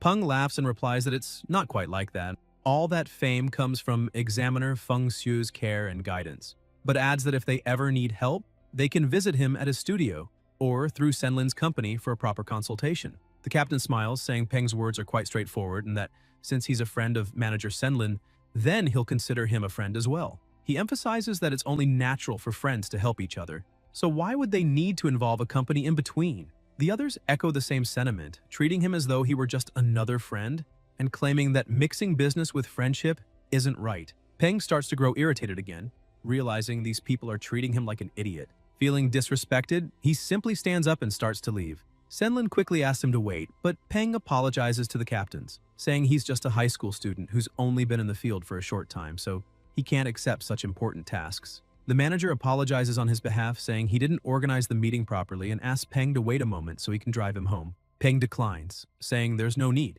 as he's already called a rideshare that's on its way. A few minutes later, the car arrives and he leaves. Some of the guests comment that he's just an ungrateful brat, while others defend him, saying he's still a kid and not worth getting angry over. Senlin apologizes to everyone again, saying his intentions were good, but things didn't turn out as he expected. The others eventually accept his apology, saying they should get back to dinner. After all, the manager had gone through the trouble of arranging the meeting, and the real fault lay with that immature young man. Jiang pats Senlin on the shoulder and says that this time he helped lure Peng in and build ties with the other groups, so the favor the manager owed him since the Dark Ember Forest incident is now repaid. Senlin laughs, saying there's no need to talk like that since they're longtime friends and should always help each other. Jiang denies it, saying favors are favors, and they are not friends.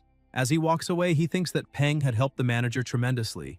Yet even so, Senlin acted that way toward him, so what the hell would he do if they were truly friends? He concludes that the man is nothing more than an old fox. For those still unfamiliar, here's a quick recap of ranks and tiers. Normal tiers range from level 1 to 10, Elite from 11 to 20, Commander from 21 to 40, and Lord is the highest class. As for grades, they follow this order: normal, excellent, superior, perfect, epic, and hidden. Now that we're clear on that, don't forget to like and subscribe. Love you all.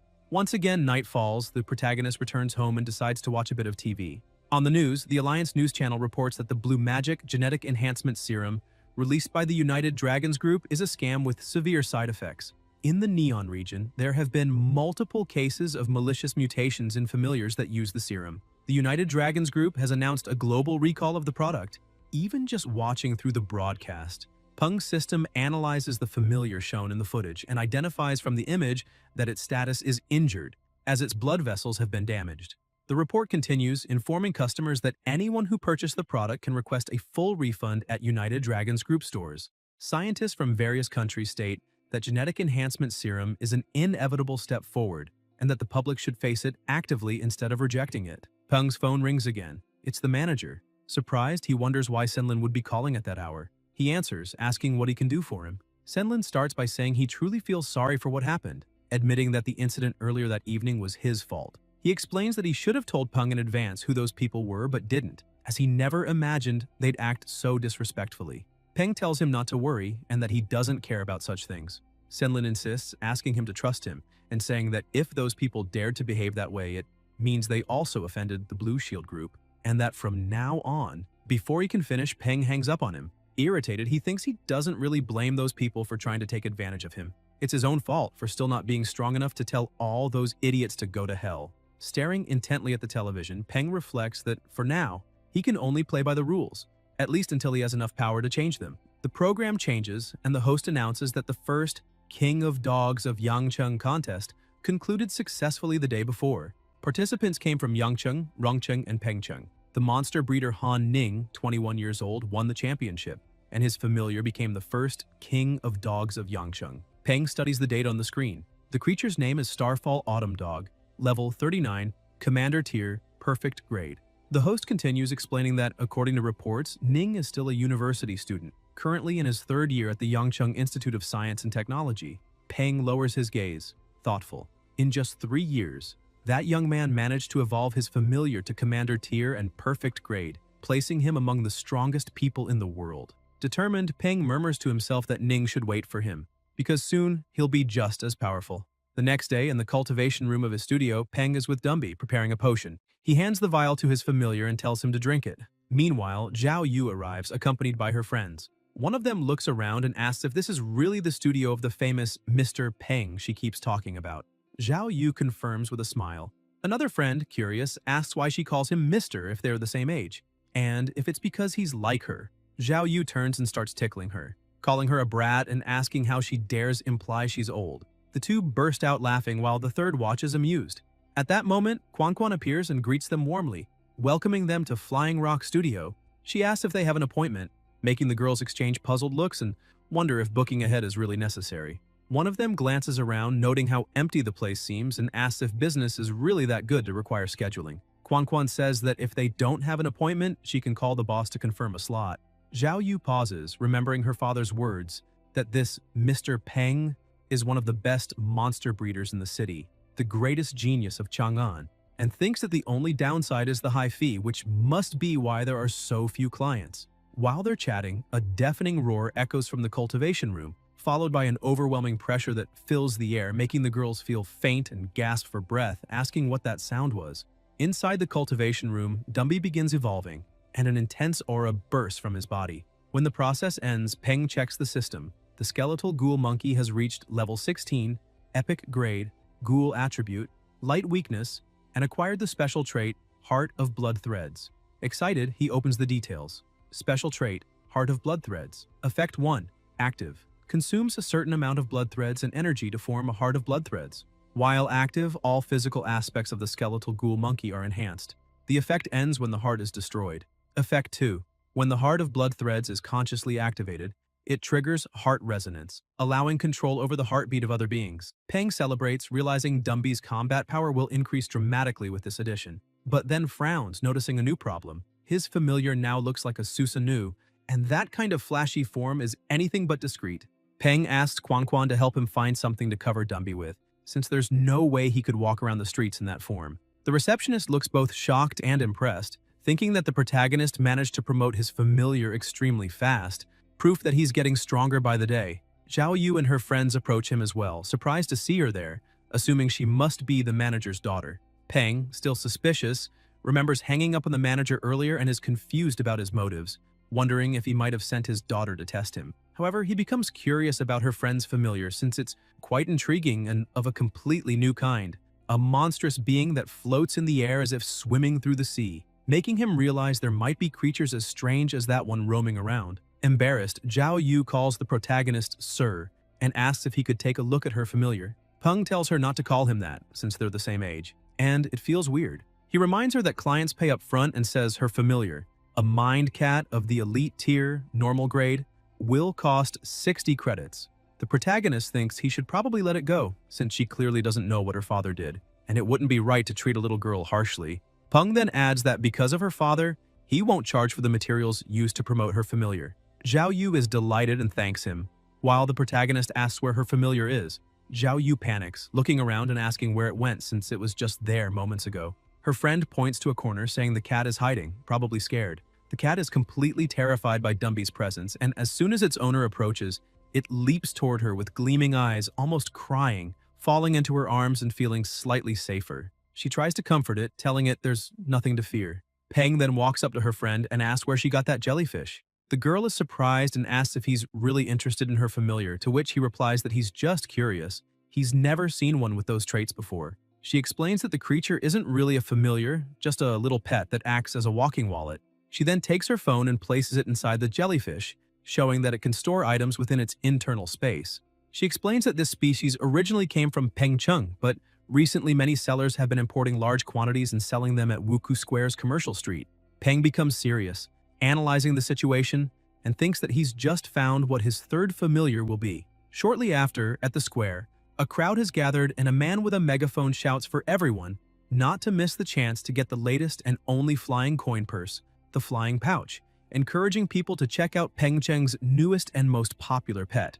A few jellyfish float gracefully in the air and the women watching are instantly charmed, asking their boyfriends to buy one for them. The protagonist approaches and asks if he can take a closer look. He scans them with the system and sees they are level 1, normal grade. He says he'd like to see all the floating jellyfish available to choose personally. The vendor agrees and invites him into the shop, explaining that the rest are inside. He tells him that according to the records, these creatures used to live in the city's marine zone, and during the cataclysm, a group of them was infected and mutated by a special power, eventually settling and thriving in that area over the years. However, after some time, they were nearly wiped out by other monsters that preyed on them. Peng remarks that it might be the most pitiful monster in the world. The vendor smiles and says that even though it's a special creature, aside from being able to float in the air and open a small dimensional space inside its body, it has no other abilities.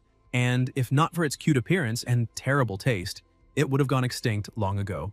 The protagonist thinks that's actually a good thing, As he examines the jellyfish, he notices their levels are similar to the ones outside, except for one. This one is noticeably livelier than the rest. He asks how much it costs, and the vendor praises his sharp eye, saying the boss identified it as a rare mutant species, a perfect grade floating jellyfish king with a speed mutation, available for 100 credits. Peng laughs and tells him to be more reasonable with his business, saying he knows it's different, but calling it a floating jellyfish king is too much. He'll pay 50 credits. The vendor agrees, saying that's perfect and that it's great to find someone who understands how things work. The protagonist feels the same way and completes the payment. The vendor adds that if he has any friends interested in buying a floating jellyfish, he can send them to his shop and he'll offer a friendly discount. Peng thinks about how the man immediately asked for 100 credits and made up that floating jellyfish king story, wondering if he'd really give anyone a discount or just charge them even more. Still, he laughs to himself, thinking he didn't come out losing. The analysis shows the following traits. Name, floating jellyfish. Level, 4, grade, excellent. Attributes, space and poison. Preference, fruit juice. Weaknesses, electric type, ice type, and a fear of fish and birds, becoming frightened when facing such creatures. Peng holds his new familiar, pleased that it's of excellent grade and has dual attributes of space and poison, concluding that his team of familiars is growing well. Because the creature looks like a balloon, he decides to name it Silly. Sometime later, back in his apartment, Dazi is asleep when he hears the door open and his master announce his return. He rushes to see and Peng proudly presents the new family member. Dazi freezes, grumbles, and locks himself away again, slamming the door shut. The protagonist wonders where Dazi learned to be so jealous and annoyed says he'll deal with it, shouting that he bought dried mealworms, his favorite, as well as dried poisonous worms and starflower leaves. Dazi hears that and his eyes light up. Peng goes on saying he also bought a crystal core from a thunder-type commander tier monster, very expensive, and that he paid 301 credits for everything, enough to feed an entire family. Dazi slowly opens the door and Peng starts laughing, asking if he wants to eat. The familiar replies yes. Peng shakes his head, saying it won't be that easy. After all, he slammed the door in his master's face. Dazi panics, begging for the food while Peng gives his rebellious familiar a lesson. Dumby just watches the new member curiously. After finishing Dazi's education, the protagonist leaves, grumbling that he was gone for only one day and the house is already a mess. He approaches Silly and notices it's still too weak. He needs to gather enough mental power to form the contract. He focuses and gets closer to the jellyfish, who flinches, while thinking that Silly's consciousness space is much smaller and weaker than Dazi's was at the beginning, which is a problem, and that the new familiar's mind feels restless. Forming the contract now would be like a kidnapper trying to take a child. He concludes that he needs to get closer to Silly so it can lower its guard. Then he gets an idea. He'll take it to school the next day to build a better bond. And Dazi nearly dies of jealousy upon hearing that. The next day at school, Tianying greets the protagonist, surprised by his new look, and Peng greets her back with Silly tied to his head like a hat. The other girls laugh and ask what kind of ugly hat that is. The protagonist draws a bit of water from the jellyfish and offers it to his friend, asking her to drink some chilled mineral water. Tianying, startled, asks what that hat is, and Peng laughs, explaining that it's not a hat but a floating jellyfish, a monster with spatial ability. Tianying strokes the lotus flower and says she's heard of that monster before, noting that they're usually shy, but she tells him to forget that for now and asks if he knows what monster they'll be facing today. They walk over to the cage to check and he mentions that it'll be a bit tough. It's the purple metal scorpion. Tianying asks if he'll be the first to fight again, and the other students comment that it looks like the extra points for the first victory of the day will go to him once more since he's strong and has a high win rate. They say they can only learn from him to earn points like that someday. Peng turns and says he can't always be the first in the team. That wouldn't be fair to his classmates. And he'll let someone else go first, surprising the class. A student wearing glasses with a giant rooster steps up and says that if the protagonist doesn't want to go first, he'll take the spot.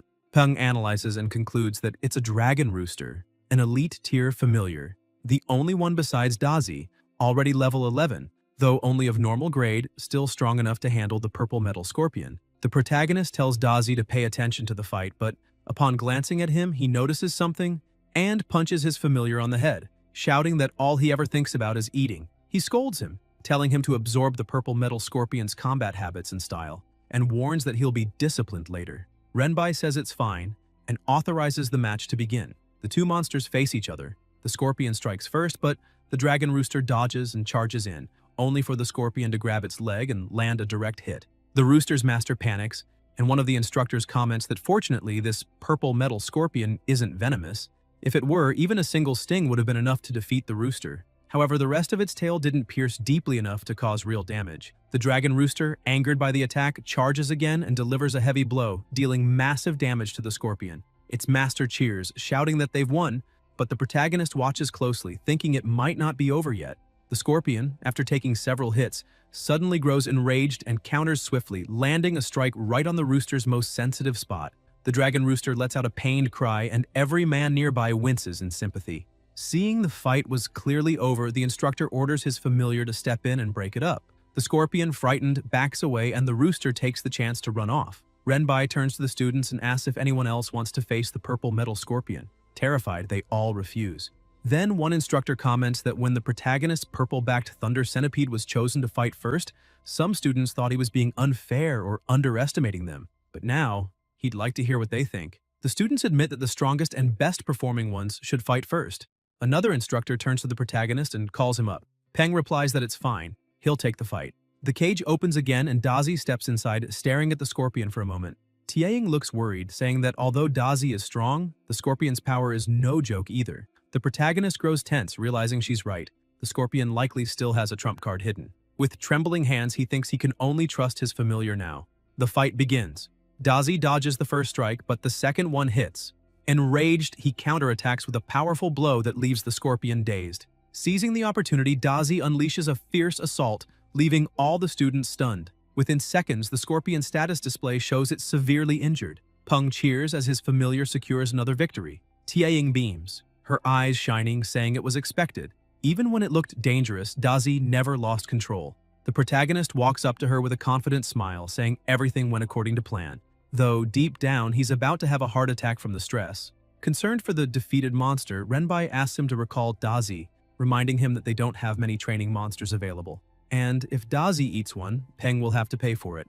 While they talk, Dazi continues to tear the scorpion apart, face messy and eyes wild, frightening the students, who whisper if he's really been tamed at all since he looks so savage. Peng whistles and Dazi instantly stops, walking over to him. The protagonist pulls a handkerchief from his pocket and scolds his familiar for eating random things, asking what they'd do if he got sick. He adds that he scared everyone again. Then he smiles and jokes that it's not entirely Dazi's fault. If those monsters are really that tasty and nutritious, it's hard to resist. The students are horrified, wondering what Peng means by that, thinking it's far too cruel and that he's going too far. Tiaing smiles and tells him not to mind them, saying the others are just afraid of Dazi. Peng grows serious and says that right now they're facing caged monsters under instructor supervision. So, of course, they feel pity. But if they were out in the wild, the monsters would be the ones feeling pity for them. He shouts that they're here to learn how to truly fight, and if they plan to feel sorry for their enemies, they'd better leave now before they end up eaten alive. His words stir the class. Some agree with him, while others think he's being too arrogant. The instructor claps his hands and says Peng isn't wrong, then takes advantage of the group's attention to make an announcement. Renbai explains that basic training is no longer enough, and starting tomorrow, everyone will begin real field training. He tells them to think carefully before deciding, as the training will last a full week and has already been approved by the school. The instructor advises everyone to discuss it with their parents or guardians, as registration will cost 5 credits. The students grow excited, asking if it's true since they'd waited so long and would finally be able to train in real combat. Peng falls silent, reflecting that joining a real field training camp is a huge leap. Some pupils approach Renbai and ask why they must pay to register, arguing it should be free. An instructor with a strange aura smiles and says they can opt out or, if they prefer, choose a private training zone. The students complain that private zones are very expensive and usually lack strong monsters, costing around 20 credits per week. Another student adds that 20 credits is just the base price and that extra fees apply for other facilities. Some students get discouraged, saying they can't join because they're poor, while others try to comfort them and offer help. Renbai urges calm and explains there's another route. If they sign a military contract, the alliance will cover all costs.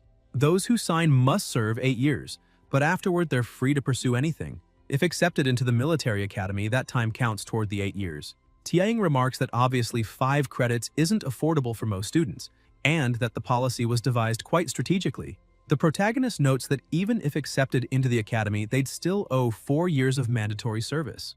Peng states that whether it's 4 years at the academy plus 4 in the army, or 8 straight in the military, the method is incredibly efficient. Renbai continues and reminds everyone that participating in the field training also requires signing a death insurance policy.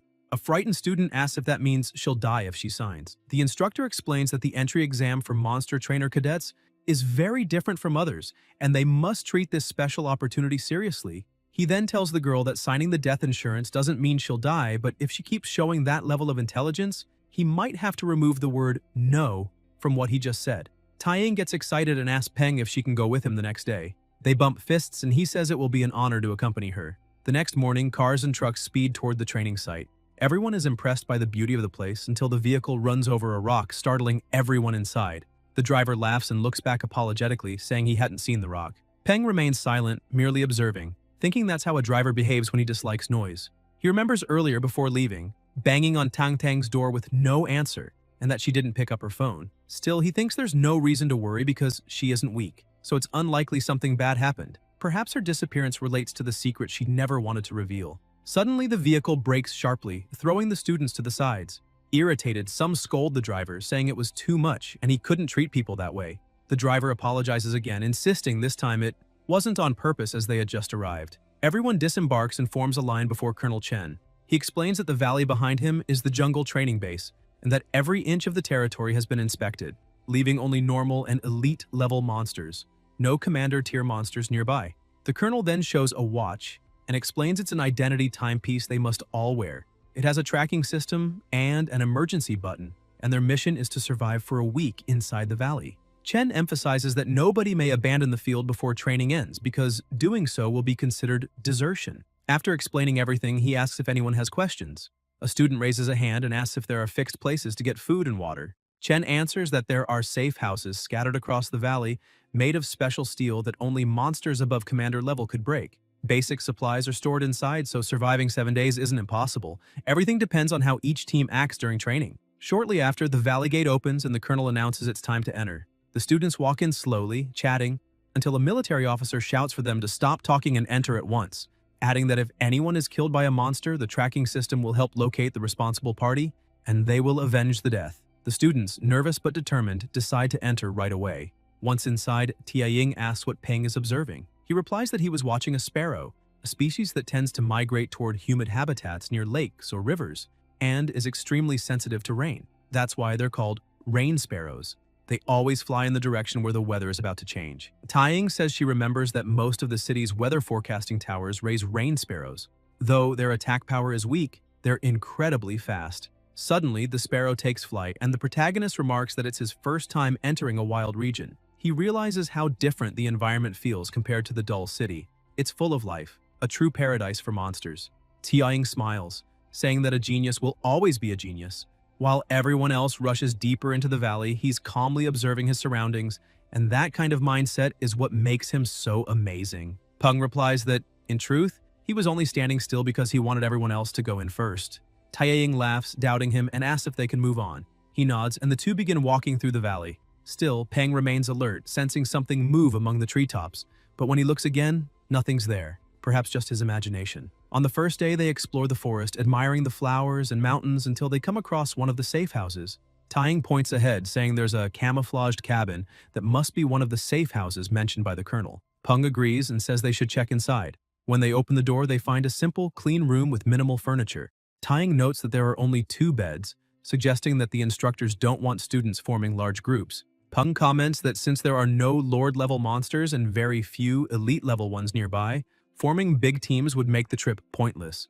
It would defeat the purpose of the training. He then notices that each bed has 5 boxes of biscuits and 10 bottles of water. Used carefully, that's enough to last an entire week. This shows the military is testing the students' survival ability.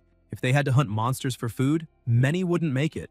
Tianying, fully equipped like a battle robot, asks if he's not going to wear his suit too. Peng looks surprised and she smiles, explaining that the jungle is full of mutant mosquitoes, some so venomous that a single bite can kill. He laughs and says he'll just use an herbal repellent, adding that they might as well explore and hunt something, since he doesn't plan to eat biscuits all week. Besides, now that they have a safe house, he suggests Tianying can unleash her lotus seed in full size to travel faster. If anything happens, she can bring them back quickly. Taeyang looks even more impressed, saying that's exactly what she expects from a genius, someone who thinks ahead of time. As they walk through the jungle, Peng explains that the first step is finding a water source, since animals usually gather there to drink and survive. Taiying then notices a strong scent coming from flowers on some tree trunks. The fragrance is intense but mixed with a rotten odor, making her head throb slightly. The protagonist grabs her arm and signals for silence, telling her to command her lotus seed to strike the tree with full force. Confused, Taiying looks at the tree, seeing nothing special, wondering why he'd want her to attack it. But when she sees his focused expression, she remembers that Peng's instincts have always been accurate, so she decides to trust him and gives the order. In that instant, something in the tree shifts almost imperceptibly, as if trying to hide. The lotus seed shoots forward at high speed, smashing into the trunk, knocking a snake loose. It tumbles through the branches before hitting the ground. Tiaing gasps, realizing something had actually been there, and thanks Peng, saying that without him, they might have been caught off guard. She asks what kind of snake it is, since its camouflage was practically invisible. The protagonist explains it's a green tree snake, a species that blends perfectly among the branches. Its flesh contains toxins that can be consumed by other animals but not by humans. Then Peng begins to wonder if he could still make use of it, remembering the technique Tang Tang had taught him. In theory, any damage he takes can be transferred to Dazi, so perhaps the same principle might apply to toxins too. He says that if this works, it means he can eat that meat. And he remembers hearing that the more poisonous a snake is, the tastier its flesh becomes. Suddenly, he hears something moving in the branches behind him and turns around, but unfortunately sees nothing. He begins to wonder if he's really hearing something or just imagining it since it feels strange. Behind the tree, the snake is trying to crawl away quietly.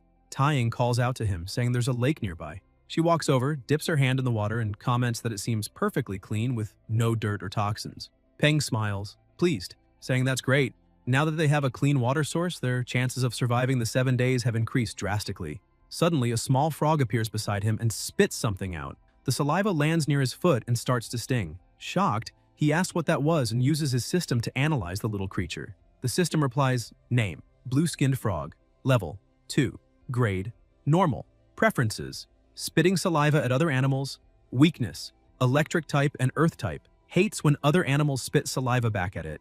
Peng thinks the frog must be insane. It loves spitting at others but hates when someone does the same to it. He wonders who would be stupid enough to spit back. After thinking for a moment, he decides to ignore it since the frog isn't worth the trouble. The most important thing now is figuring out how to make use of the lake. But as he's thinking, the frog spits at him again. The protagonist gets irritated while the frog mockingly croaks at him. Peng gathers all his determination and spits back at the frog, feeling like a fearless fighter, thinking he gave it a chance.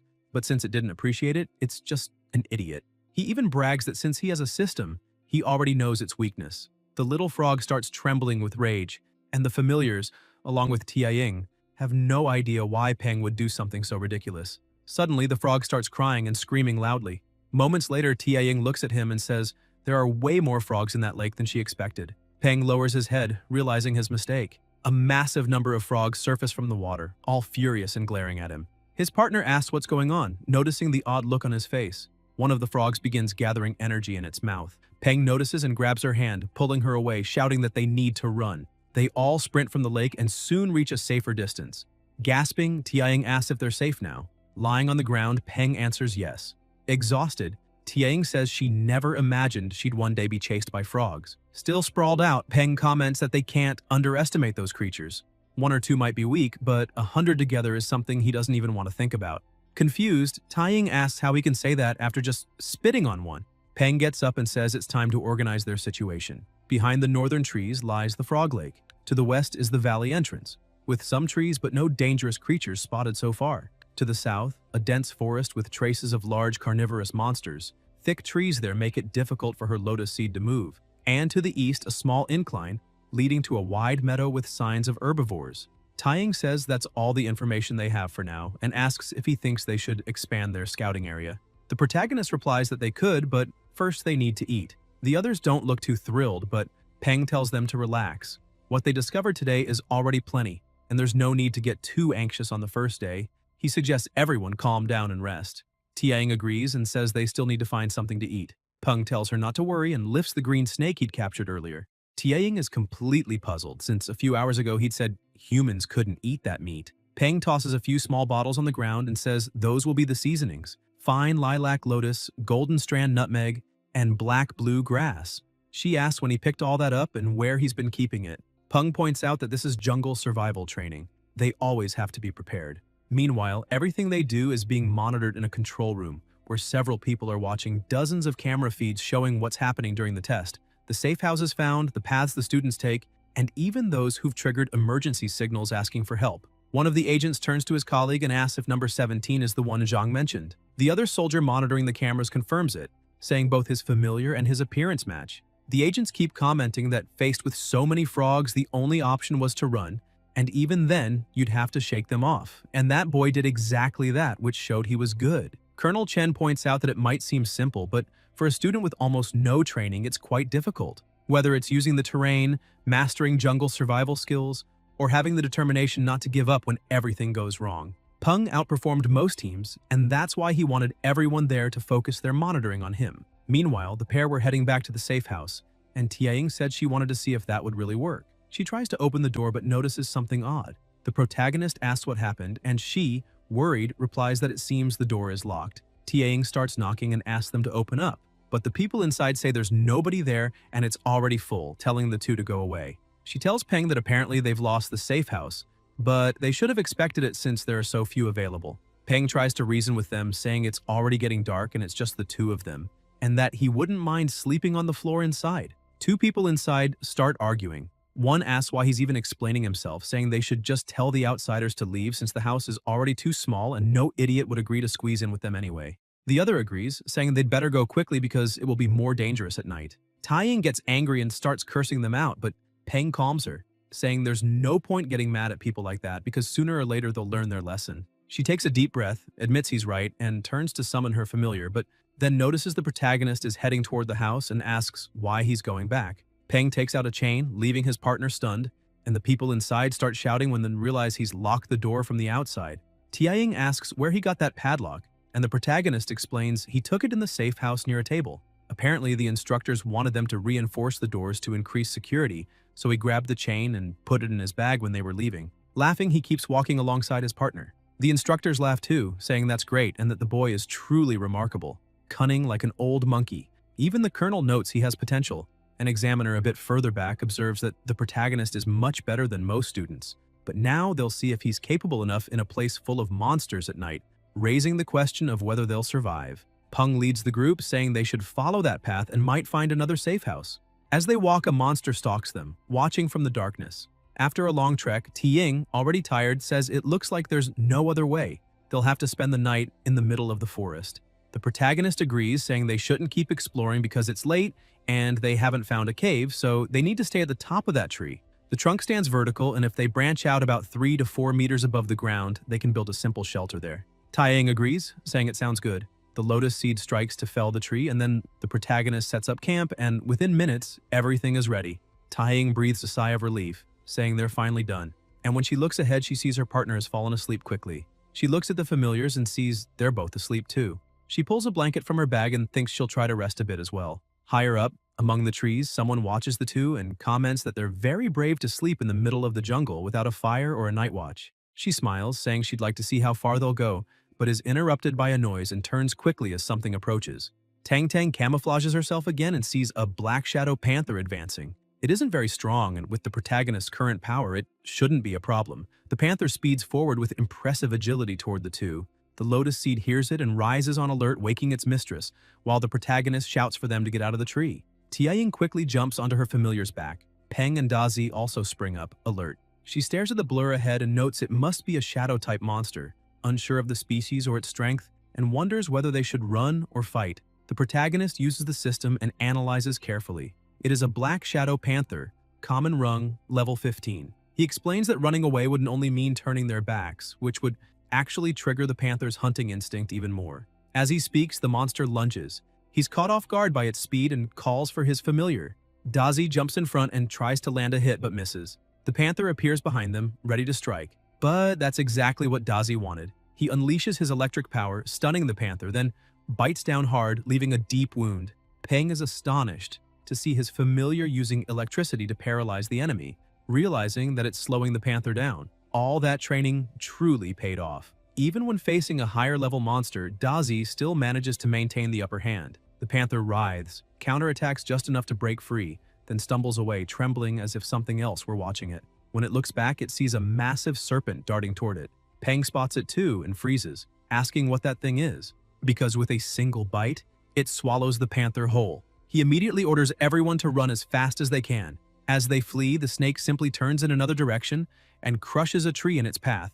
Watching from a distance, Tang Tang notes that the serpent doesn't seem interested in Peng, which is good. If they fought there, it would attract too much attention and likely expose everyone's positions. She vanishes again while the instructors monitor everything on their screens, tracking the serpent and reporting an emergency. They turn to the captain, asking if they should engage the giant mutant jungle anaconda. Another man replies that it's unnecessary. This particular anaconda is docile and not very aggressive, making it a good test for the students. If they can't handle something at that level, they might as well give up on this path. The colonel agrees with Instructor Chen but orders the Golden Eagle team to remain on standby for a possible rescue mission, ready to deploy the moment anyone hits the emergency button. The next morning, Tianying wakes up with sunlight on her face, still leaning against her familiar. The protagonist is already standing, telling her she woke up just in time. They're heading out. She asks where to, and he says they'll return to yesterday's camp since they fled in a rush and left their things behind. Concerned, Tianying asks what they'll do if the anaconda is still nearby, since they don't know its weaknesses or attacks. It's dangerous to go back without any knowledge. Peng explains that's precisely why he has to return. A trainer's greatest strength is knowledge about monsters. Even the smallest detail can save a life. Times have changed, and hiding from danger would only make them weaker. He starts walking off, leaving her speechless for a moment. Then she tells him to wait and runs after him, saying she can't keep up if he walks that fast and asking how he plans to escape if the giant snake tries to devour him, since he can't ride his familiar. She approaches the two, apologizing to Dazi but admits he's not built to carry people. Meanwhile, Tang Tang continues observing from afar. As they near the camp, Tianying notices the damage to the fallen trees around them and says that if they hadn't run fast enough, they'd have ended up the same way. The protagonist glances to the side and spots something shining. He moves closer to the trunk, wondering what it could be. Tianying says she'll go ahead to check, but he shouts that it's impossible. The system identifies it as wooden spatial heart, a spatial attribute material. He realizes it's a vital item for Silly's evolution, one he's never seen in the market. People weren't even sure it really existed. He never imagined it would be hidden inside bottle trees. He quickly concludes that the snake from yesterday must have grown that large because of this rare material, and that it didn't chase them because it was simply guarding its food. The protagonist takes the material and stores it in his bag, thinking he'll need to return later to collect more. For now, though, he can use this training to find other rare resources. By the third day, he finds another rare material, and the same happens again the following days. Finally, at the end of the 7th day, the colonel gathers all students who passed the test and tells them they are truly the best group the program has ever had, which makes him very pleased. The provisional date for the next Combined Valley training is set for 3 weeks later, and all students who attended this one will be allowed to join the next free of charge. With the end of training, the colonel reminds everyone that he hopes they've learned a lot from the experience and that now they can rest for the next few days, returning to classes after 3 days as a reward. The students all cheer, thrilled to finally get some rest. Tianying is also happy, saying she can finally use her phone again since she needs to call home and let her family know she's okay. Peng takes out his phone, chuckling, thinking he should also tell Tang Tang he's fine. But as he looks at the screen, he's startled to see a news alert about a massive locust swarm. Meanwhile, in the city's pedestrian district, everyone starts receiving emergency notifications.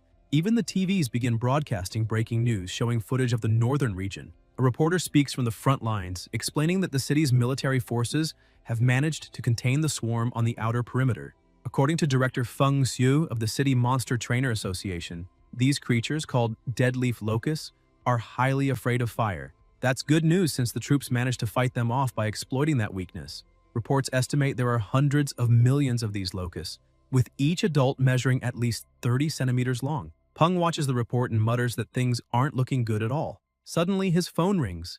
It's Feng Xiu calling. The protagonist asks how he's doing, but the director goes straight to the point, asking if Peng has finished his training and is back home. The military, he says, has delivered a batch of a new species, the voracious golden frog, and hopes the association can help enhance their grade levels. Feng Xiu asks if Peng can assist with that the next day, emphasizing that it's a paid assignment. The protagonist asks if the military plans to use those frogs to handle the deadleaf locusts. The two people standing in the director's office glance at each other, clearly uneasy, and demand to know how Peng could have guessed that. Feng Xiu instantly catches on, looks at them, and calmly replies to Peng that yes, that's exactly it. The military plans to use fire-type predator monsters since thermal weapons are too inefficient against the locusts.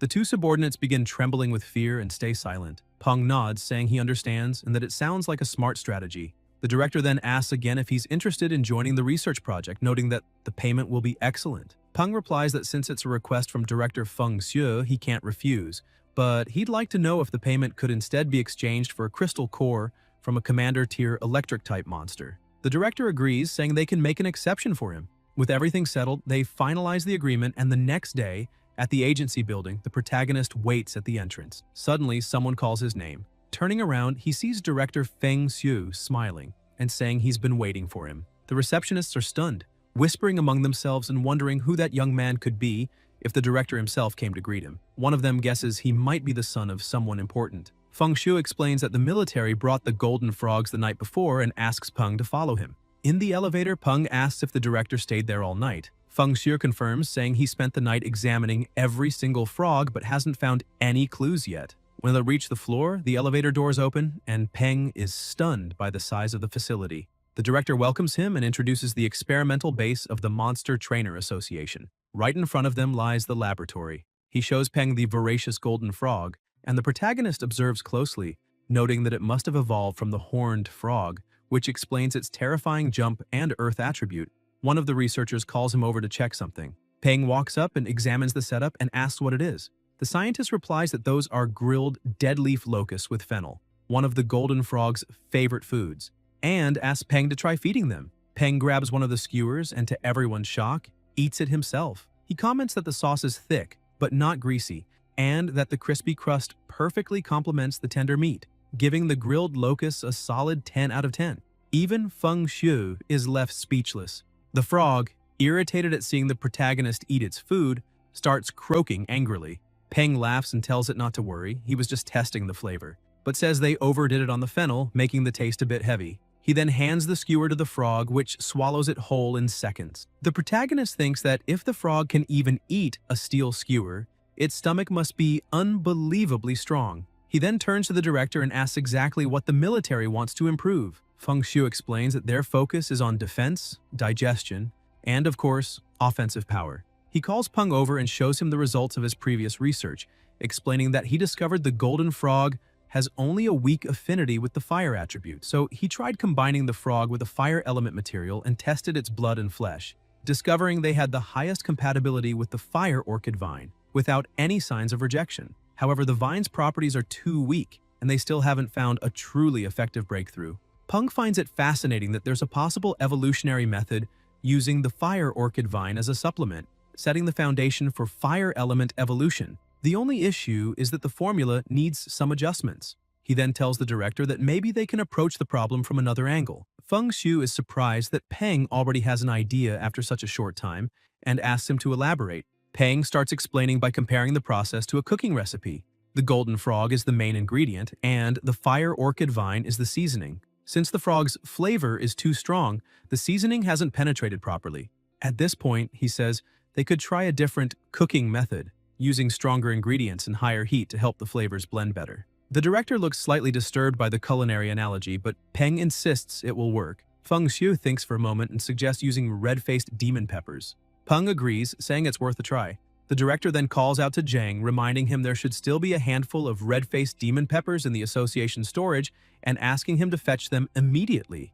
Zhang agrees and goes off to get them, though he still finds the whole idea absurd. Trying to evolve a monster as if they were cooking it. He wonders if this is really the method of the city's youngest monster breeder. The director notices his expression and thinks that, although Zheng has plenty of potential, true growth for a monster breeder takes more than just talent. It requires courage to explore new paths, and he hopes the young man realizes that soon. A few minutes later, Zheng returns, telling the director that the materials have arrived. When they open the container, they see that the ingredients are in excellent condition, well preserved. Zheng looks at the protagonist and smiles smugly, thinking, of course I picked the best materials. This way, when the experiment fails, Peng won't be able to blame the ingredients. Feng Xue begins the preparation, and as he extracts the demon pepper's juice, he notices the color is too strong and asks Zheng to fetch some suhemu, wang ginseng, and angelic yuemu. The protagonist watches silently, thinking that some ingredients are still missing, but saying so now would be suspicious, so he decides to wait for the results. The director finishes the mixture, and with a syringe in hand announces that the evolution potion is ready. When he injects it into the frog, its skin swells and then suddenly explodes. Feng Xue exhales deeply and tells Zheng that the test failed and they need to analyze the blood to find out why. After examining the data, Jung concludes that the flesh burst because it absorbed too much fire element, causing a violent energy reaction. The fire energy didn't fuse properly with the blood and tissue. The director had already suspected as much. Jung continues, explaining that based on prior experiments, if there had been even a chance of success, there would be traces of the fire element in the exploded tissue. In that case, they could have just refined the formula and adjusted the proportions. But the complete energy conflict means the two forces simply can't merge, making the test a total failure. Feng Shu cuts him off, saying it's too soon to declare the idea wrong. They need more data, so they'll keep testing. Jung tries to argue, but the director orders him to stop talking and prepare for the second test. The second and third tests also end in explosions. The people around start murmuring, doubting the protagonist's abilities, whispering that this is already the third failure in a row and that something must be wrong with his formula. Some say maybe Jung was right from the start and that Peng, being so young, was simply overestimated, exactly as Peng intended. He smiles and walks up to the director, saying that after so many attempts, maybe it's time to double the main ingredient. Feng Shu pauses, thinking it's a bold move, but Peng, confident, reminds him that he's already trusted him once, and all he's asking for is to trust him again. Feng Shu asks which other materials Peng plans to use. Peng explains that they'll need black soft earth, a soul-type material with earth attributes that possesses moisture and yin properties.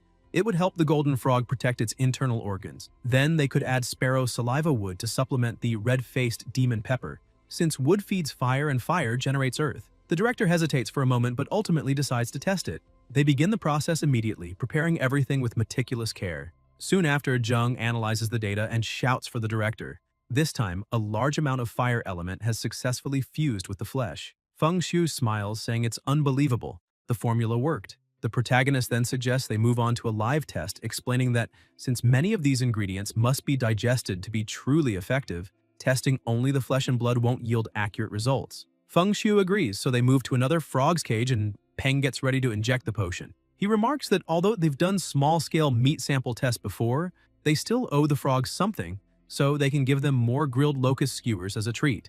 As soon as the potion is injected, a strange smoke begins to rise from the frog's body, spreading throughout the room. Everyone panics, but the protagonist remains calm, saying the ratios have already been set. They just need to keep adding the materials at timed intervals, or he'll handle it himself. Feng Shu assures him it's fine. He wants to observe the process closely. Peng takes the chance to hand him the syringe, asking if he can step out for some fresh air. Feng Shu takes responsibility and lets him go.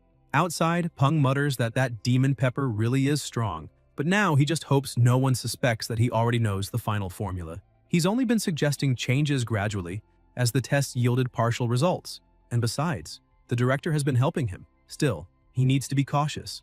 This is the first recorded evolutionary experiment of a golden frog with the fire element, and he's just a high school student with no authority who supposedly didn't know the recipe beforehand. Suddenly, the lab doors burst open and people rush out coughing through a thick cloud of smoke. Peng notices the smoke has turned red, meaning the formula worked. Then, from the haze, a huge frog emerges. Jung cheers, shouting that it worked. Fire and earth, dual element, they've done it. Peng, however, quietly analyzes it with his system, thinking that while the fire element is present, as a dual attribute creature, it'll only be able to fully embrace one path for now. The system scan displays all its stats clearly. Monster name, Magma Fire Frog, level 19, grade, excellent, attribute fire, weakness, water, description, evolved from the voracious golden frog. In order to adapt to its revolutionary path, its earth attribute was discarded, transforming it into a pure fire-type monster. During the evolution, its body suffered extensive internal damage. Large portions of muscle were corroded by fire energy, weakening its physical strength and jump capability, while slightly reducing its evolutionary potential. Meanwhile, on the city's northern border, troops were already positioned for battle. The commander called for all units' attention. The target had appeared in Sector A3. They were to prepare for immediate engagement. Through binoculars, they could see the swarm of locusts approaching. The commander ordered the use of white phosphorus bombs, and all tanks fired simultaneously. The results were effective. The bombs worked perfectly. Smiling, the commander shouted that they just needed to keep it up to crush the swarm. But his expression quickly turned to shock as he saw the insects starting to form a sandstorm again. A massive sand tornado began advancing toward them, rendering their attacks useless. The storm was absorbing the blasts. An urgent transmission was sent out to all forces. The deadleaf locust had begun forming a firestorm, and all incendiary bombing was to cease immediately. The soldiers grew uneasy, asking what they could possibly do if they couldn't use fire anymore. One of them clutched his weapon tightly and declared that behind them were billions of lives. Those disgusting insects could not be allowed to pass. He shouts for everyone to open fire. If they can kill even one, that will be enough to honor their families. Suddenly, an army of red frogs appears on the battlefield. The frogs fix their gaze on their prey and release a strange odor that makes the locusts tremble in fear. The soldiers notice the sandstorm beginning to subside and ask where those frogs came from. The captain explains that a young monster breeder created them specifically to fight the dead leaf locusts, and that they shouldn't be called just frogs. The locusts attempt another charge, but the frogs are already prepared. They all attack at once, creating a massive explosion in the sky that roasts the entire swarm instantly. The charred insects rain down and the frogs leap to devour them. The soldiers are stunned, saying that more than 100 locusts died in a single strike. The captain adds that the small army of magma fire frogs ensured that their comrades no longer had to risk their lives, and whoever created them is truly remarkable. Meanwhile, in the city, a group of elderly folks sit chatting in a plaza. A woman asks old Han if his granddaughter is participating in that special training. Han says it's better not to mention it. She was eliminated the other day, and though her father scolded her harshly, the embarrassment still lingers. Suddenly, a military jeep speeds into the square and stops right in front of them. The woman asks who the jeep could be looking for. Han replies that judging by the direction, they're heading to the 6th floor and wonders if they're after that boy, Peng, since a similar vehicle came for him last time. The woman says that the last time she saw him, he was walking around with a skeleton. The old man asks if it was some kind of ghoul. Another elderly lady joins in, saying she saw it too and that the skeleton had ghostly flames swirling all around its body. Han asks her if by chance she means the skeleton belonging to Peng, the young man who lives right above her. The old woman laughs and says that skeleton is the protagonist's familiar. It may look scary, but it actually protects people and helps out. A rather cute creature, really. The others seem unconvinced, so she changes the subject and asks her spider to help thread a needle. Han comments that her spider is very handy and asks if it has a name. The woman replies she hasn't named it yet. Meanwhile, at his apartment door, Peng stands frozen in shock at the sight of so many army agents before him. The platoon leader steps forward respectfully and explains that, based on the agreement Director Feng Xue made with Peng on behalf of the military, a commander-tier crystal core from a thunder-type monster is being awarded to him as payment for the successful evolutionary research on the magma fire frog and asks him to take a look. Peng, both happy and nervous, thanks them sincerely. The platoon commander says he came personally to deliver it because he wanted to meet him in person. Saluting, he tells Peng that on behalf of all his comrades, he wishes to express their deepest respect and gratitude, especially for those who lost their lives during the operation. It is a sacred duty, he says, for soldiers to defend their homes and their country. They do not fear death, only dying without being able to do anything. After this heartfelt gesture, the soldiers depart, and Peng watches them through the other window. At that moment, he realizes he's been given a gift, the system, and maybe it would be worthwhile to participate in more experimental projects to help the military. Still, he understands that the system is merely a tool. The most important thing is to strengthen himself as quickly as possible so he can protect himself, and only after that think about protecting others. He senses something approaching and looks down to see Dazi hugging his leg. Smiling, he pats his familiar, saying it seems Dazi sensed his mood and came to comfort him. Then he adds that the main material has just arrived, so it's time to upgrade Dazi's grade. He heads to the kitchen and starts preparing a special soup. When it's done, he returns with an unsettling smile and tells his familiar to drink it immediately. Dazi hesitates, sniffs the bowl, then gathers his courage and drinks. He drops the bowl to the floor, and an aura of electricity envelops his body, even frightening Peng. After a few seconds, the aura fades, leaving Dazi scorched and motionless. Peng stands silently for a while as Dumby, nervous, pokes his friend to see if he's all right. Then he gets an idea. He goes to the fridge, takes out some metal needles, and tries to get Dazi to eat them to recover. The protagonist approaches and tells him not to worry, that they should leave Dazi alone for now. Dumby, still confused, simply obeys and sits beside his friend, munching on the needles quietly. Peng watches and thinks that those two really are living treasures. Then he decides it's time to form the contract with Silly. He calls her, but she doesn't want to come closer. He smiles and says he has some delicious juice with him. Silly immediately rushes over and hugs the juice. Peng thinks that the three of them are truly a trio of gluttons. He pricks his finger, touches the jellyfish, and begins to focus. Silly's consciousness is still a bit weak, but he notices she's brave, approaching him without even being called. Apparently, all the good food he gave her wasn't in vain. He places his finger on her consciousness, telling her to become his new companion. The contract appears, and he continues, saying she will become his partner, and that he'll give her the power to never fear anything in this world again. Silly responds that she doesn't want power, She wants juice.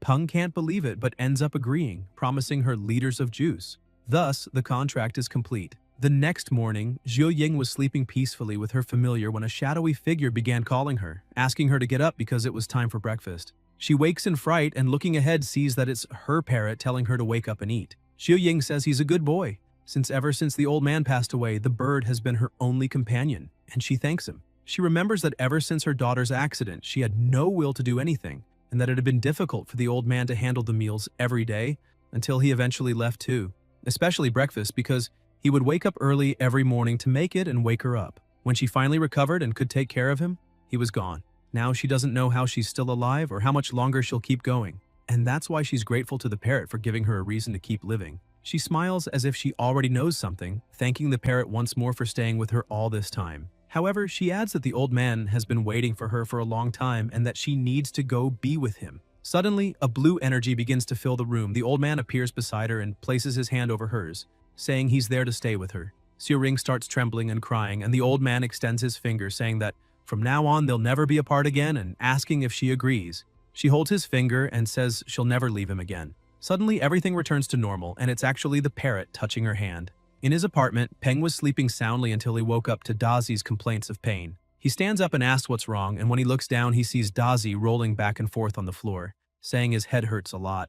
The protagonist quickly gets up, worried, asking if something went wrong with the evolution, but he's surprised when he looks at the system and sees that his familiar is now at perfect grade and that the tooth replacement process is underway. He shouts in disbelief. He didn't even know a centipede could replace its teeth, and starts wondering if the centipede's genes mutated after the cataclysm. After all, the world has changed so much that common sense doesn't work the same way anymore. He tries to calm Dazi, telling him not to be afraid because that headache is necessary for his growth, and that he just has to endure it. He starts walking and calls Silly, who rushes to him and rests on his head. He checks the system, wondering which evolution route to choose for her, support or maybe combat. If he picks the route that uses the wooden spatial heart as the main material, she can evolve into a spirit of wood jellyfish, gaining dual attributes with healing and spatial powers. However, if he enhances her spatial attribute, her combat strength will be terrifying, but if he gives up combat power for support, he might regret it later.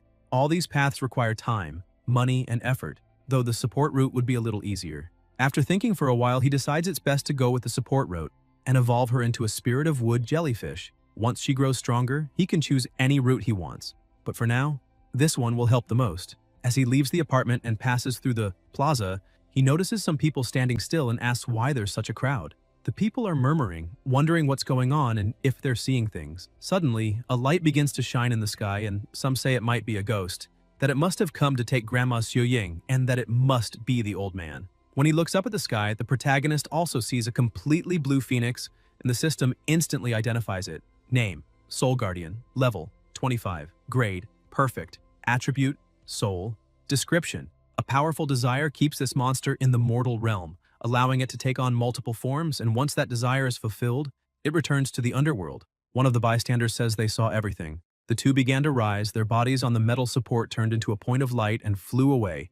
The parrot and the old woman were definitely gone. The protagonist thinks that it seems the grandmother really passed away. Suddenly he remembers that she had a gray striped plate spider, and that, after its master's death, a familiar is no longer bound. If it chooses to return to nature, that's fine, but if its temperament changes and it starts attacking humans, its fate will be sealed. Peng begins running toward the grandmother's apartment, saying he needs to get there as fast as possible. When he arrives, he's out of breath and sees that the door is locked, with no sound coming from inside. He starts wondering where the spider might be hiding. Judging by the striped plate spider's habits, it should be. Looking up, he sees it in the same place as always. Using telepathy, he gives Dazi the command to act, and when the spider begins to approach, Dazi quickly wraps his master with his body. The spider bows before them, trembling, and the protagonist feels a bit disappointed, asking if it really came down just out of fear of Dazi. Shaking with fear, the spider recalls Xiu Ying saying that she was old and would soon die, and that she didn't want to sign a contract again. She had apologized, saying she didn't want to give the spider a name so it wouldn't feel tied down, as she gently stroked its head. The same memory flashes through Peng's mind, and he says it must be hard to lose the old woman. With a faint smile, he kneels down and extends his hand, saying that if the spider wants, it can come with him. Later that day, people are confused, asking what that thing is. Peng is walking through the streets looking like a black Spider-Man with his familiars, and people whisper that he must be trying to become the leader of the Five Poisons sect. As he walks, he thinks that now he just needs a familiar with good defense and his team will be complete. Even if it sounds ridiculous to use a spider as a meat shield, however, it has a defensive evolutionary path, and the materials aren't hard to find. After forming a contract with the spider, he can strengthen it to gain more soul power, combining it with the soul power he already obtained from Dazi and Silly. Maybe he's not too far from forming a contract with Dumby, but he feels a bit down knowing he'll have to stop improving Dumby's grade for a while, since if it evolves further, the soul power required for the contract will only increase.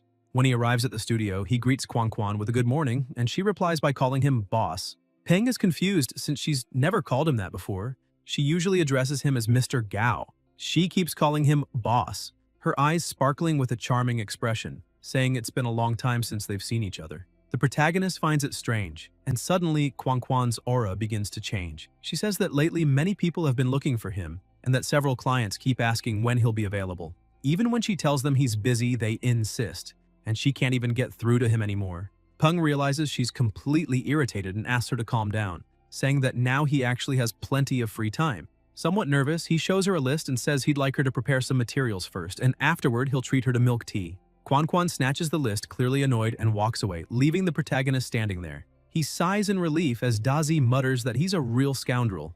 Inside the lab, Peng is about to form the contract with the spider and tells her not to worry, asking her to trust him because he'll give her a good life. After sealing the contract, he gently pats her and says it's time to begin the evolution. He starts the timer and begins preparing the potions. After several tests, he declares that everything's ready. Approaching, he notes that her body color is gray, a gray-striped plate spider, and says that after evolving, she'll become an armored gray spider. Since Silly and Dumby's names both end with Y, he decides to name her Stripey. He holds up the potion, saying this is the carefully crafted evolution potion he made himself, and that she'll get stronger with just a single bath. He pours the potion into the container holding the spider, and something begins to happen. The protagonist suddenly feels intense pain, realizing it's being transmitted through the soul connection, part of the suffering Stripey is enduring at that moment. He grits his teeth, thinking it's fine because pain is the path to strength, and they have to accept and endure it. Quan opens the door, calling him boss again.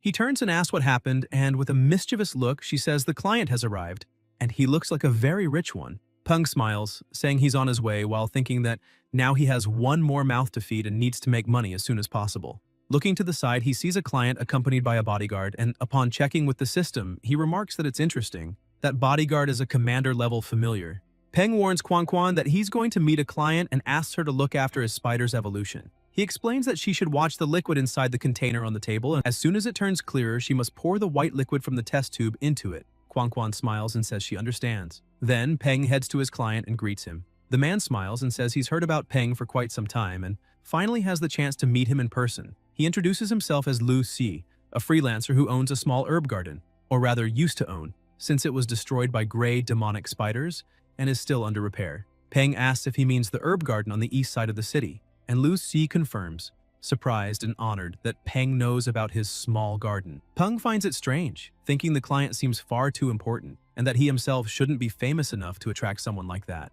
Then Lu Si explains that maybe Peng doesn't know, but he was recently invited to a military banquet where Director Feng praised Peng's great contribution to the research on the magma fire toad. He then lifts a cloth and reveals a cage containing his familiar, the creature he wishes to evolve. Upon seeing the animal, Peng is startled. It's an ebony night hound, a rare species. All hounds have the potential to evolve into this form, marked by black fur that blends into the darkness, able to absorb most light. They're considered perfect assassins at night and ideal guard dogs, which is why many mansion and garden owners choose them as familiars. Lu Si says he's already familiar with Peng's pricing method, and that since it's a commander-tier familiar, the price should be set by Peng himself. He tells Peng he can charge whatever he wants. The protagonist opens his system, analyzes the options, and after ruling out the 2 rarest and most powerful routes, as well as 5 that require rare materials and lengthy processes, 13 evolutionary paths remain. He explains to Lu Si that raising the familiar's rank isn't an issue and that he's already considered some possible routes, but each comes with a different cost and power level. Lu Si doesn't hesitate and says he wants the most expensive one. Peng smiles and replies that this option will cost 5,000 alliance credits. The client is stunned by the price, but Peng shakes his hand and says he made an excellent choice. At that moment, a loud crash hits the wall. Peng turns in alarm and asks if it was Stripey. He rushes to the lab and finds Quan kneeling, trembling, and begging for help, completely terrified. Still shaking, she points at the spider and tells Peng to look. Even he is shocked by what he sees.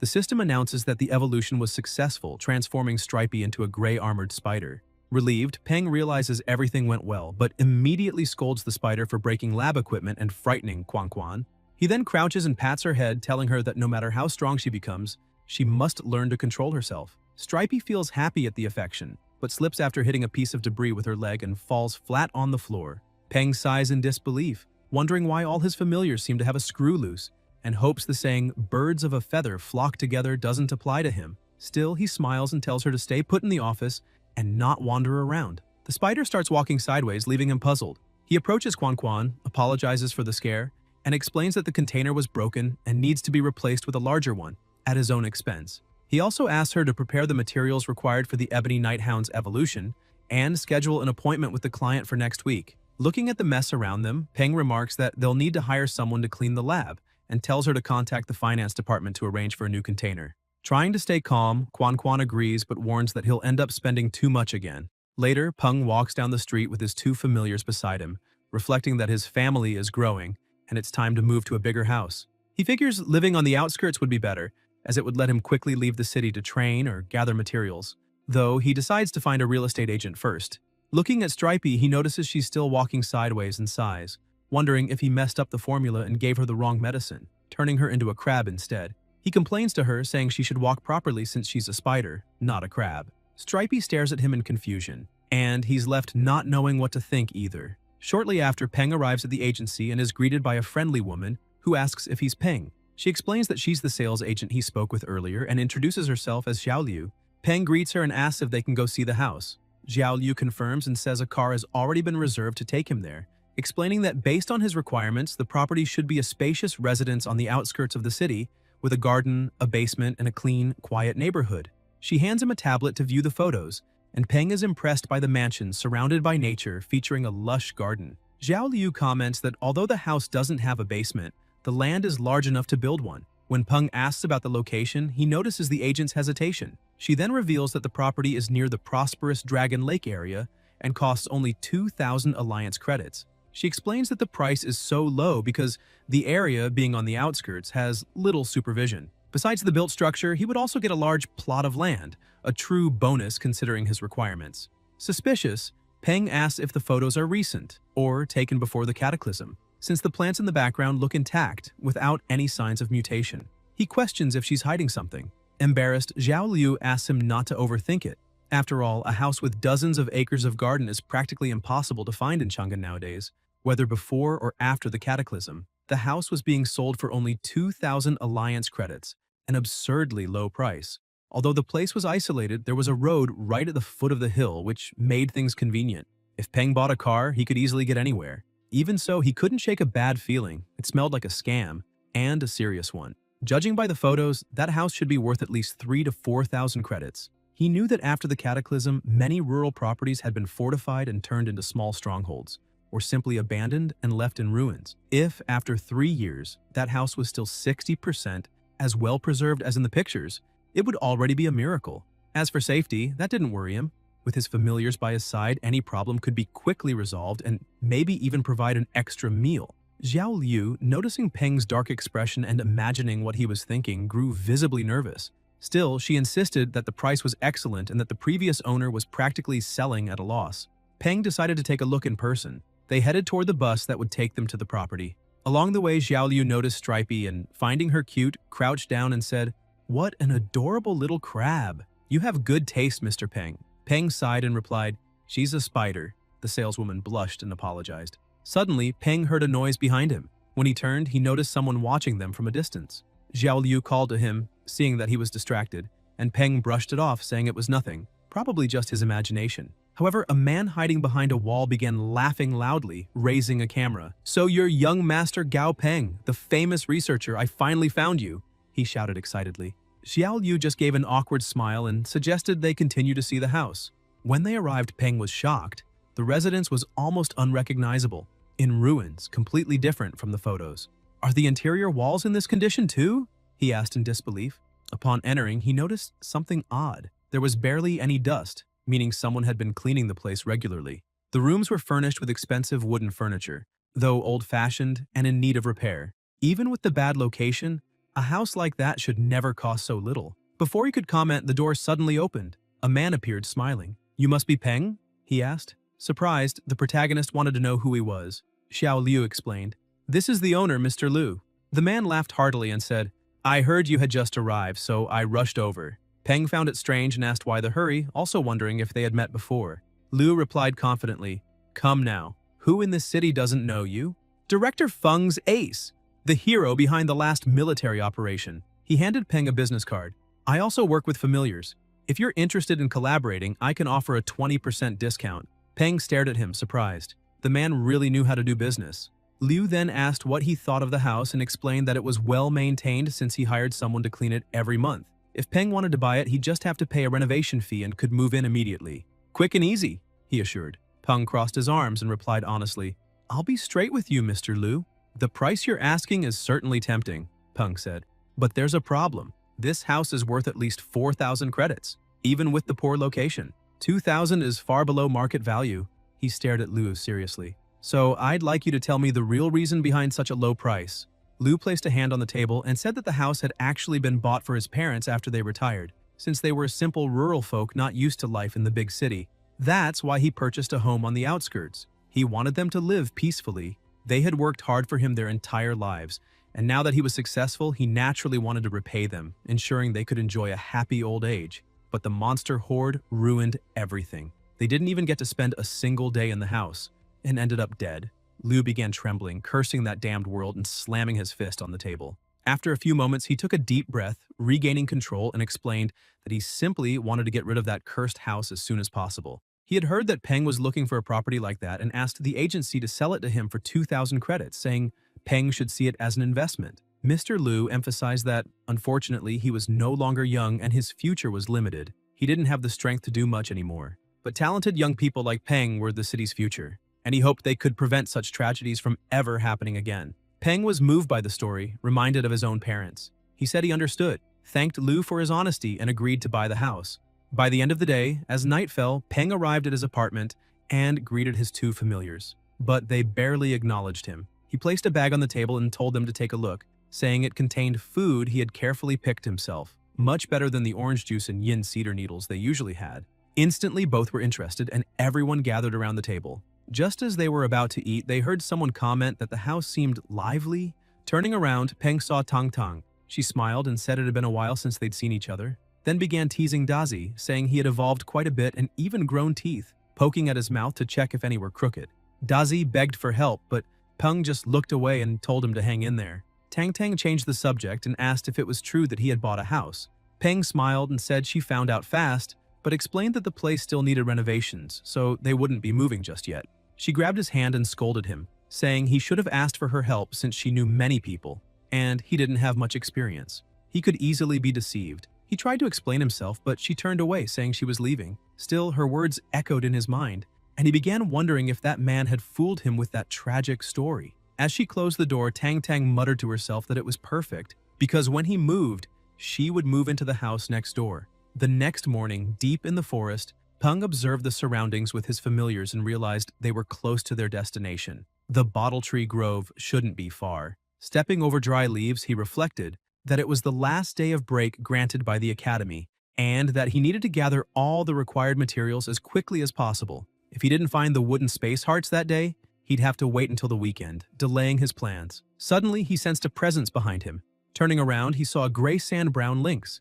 The system identified it, level 13, normal grade, wood attribute. The animal stared at him for a moment, then lunged. Peng warned his companions to stay alert. The lynx charged quickly, but Dumby shoved the others back and stepped forward, countering the attack and forcing the enemy to retreat. He took a stance and declared himself the lynx's opponent. When he lunged, the beast panicked and tried to flee, but Dumby used the threads from his heart to bind it, and, with a swift and precise strike, eliminated it instantly. The protagonist watched in surprise, realizing Dumby was far stronger than he had imagined. The skeleton stared at his own hands in confusion, unable to understand how he had won so easily. Peng noted that Dumby still couldn't control his own strength. After all, he had never fought since his evolution, and concluded that it was probably time to take him to the academy for training. Then Peng turned and said it was time to head to the grove. Dumby silently gazed at him. Even if he didn't understand what his master said, He knew that boy wished him well, and that was enough. Peng then started teasing Dazi, saying Dumby had been faster than him. Dazi, annoyed, snaps back that if that stupid skeleton hadn't interfered, he would have finished off the kitty first. Peng smiles and says it's fine, since he knows just how amazing Dazi really is. After searching for 3 hours, Peng explores all the areas where the bottle trees grow and finally finds a few of them. Near the trees, there's a green tree snake, a species that seems to favor that type of environment. The moment Dumby spots it, he swiftly catches the snake and splits it in half, pulling out its core and showing it to Peng. The protagonist studies the crystal with curiosity, wondering if it really is a green tree snake's core, but reminds himself that this was just a secondary goal. The real mission is to find the wooden spatial heart within the bottle trees. Still, Dumby had acted on his own without needing any command. Peng then tells him to punch one of the trees. Dumby gets ready. Even the tree itself seems to sweat nervously. With a powerful blow, he knocks it down with ease. Everyone gets excited and Peng tells him to keep going. Meanwhile, on the other side of the forest, a group of people advances quietly. One of them asks the leader if the boy is really there. The leader replies that the information is reliable and that they just need to keep searching. Suddenly, the small familiar on the leader's shoulder raises its antenna and points in one direction. One of the men asks if Tutu saw something. The leader explains that the familiar detected a strange sound coming from that way. He's not sure if it's the boy, but they need to check it out either way. Soon, another sound echoes and one man remarks that it sounds like someone practicing boxing. The scarred man laughs, saying only an idiot would train boxing in the middle of a forest full of monsters. The leader, serious, warns them not to get distracted, reminding them they can't afford to miss any clue. After all, they landed a well-paying job. And he asks if the subordinate has forgotten that his sister is still waiting for her school fees, stressing that they need to find out what's going on as soon as possible. As they approach the source of the noise, they see Dumby striking tree trunks with overwhelming force. The man in the bandana backs away, frightened, saying he's out. Any monster strong enough to break a tree that thick with one punch is way too dangerous. The leader tells them to watch carefully and shows them a photo. The young man in the picture is the one they're looking for. Still, even he doesn't understand why the boy is destroying those trees. The bandana-wearing man comments that they were only hired to investigate the boy's familiars, so it'd be best to observe from a distance. Getting any closer might expose them. The scarred man agrees, adding that those familiars are far from normal. The giant centipede looks especially powerful, and messing with it would be a terrible idea. Both suggest retreating. The leader, however, rebukes them, calling them cowards and reminding them that they've always lived off pathetic jobs like corpse disposal. He asks if they aren't tired of it. With their skills, they've never made it far into the dark ember forest, but now an opportunity stands before them and it's time to seize it. The leader concludes that the boy must know something. After all, no one would make that much noise in the forest just to test a tree's toughness or practice boxing. If there's something valuable inside those trunks, they can profit too. With so many trees there, they could make a good sum. He then orders Dongsen to move to the darker side of the clearing and use his familiar to control the boy while he and Huan handle the big monster. He admits it'll be risky, but maybe this is their chance to finally leave poverty behind. Suddenly, the protagonist notices some bushes rustling. His familiars notice too and turn in that direction. Peng shouts, demanding to know who's there and ordering them to come out. The leader, realizing they've been spotted, thinks they're in trouble. Still, he steps out of the shadows, laughing, greeting Peng with fake friendliness and saying it's just a coincidence they ran into each other there, asking if he needs help. Huan watches his leader, thinking that, thankfully, he reacted quickly. But Peng doesn't buy the story. He recognizes the familiars those men have, the amateur stinger bee and the skull butterfly, both dangerous forest creatures. That's how he knows these guys aren't just ordinary adventurers.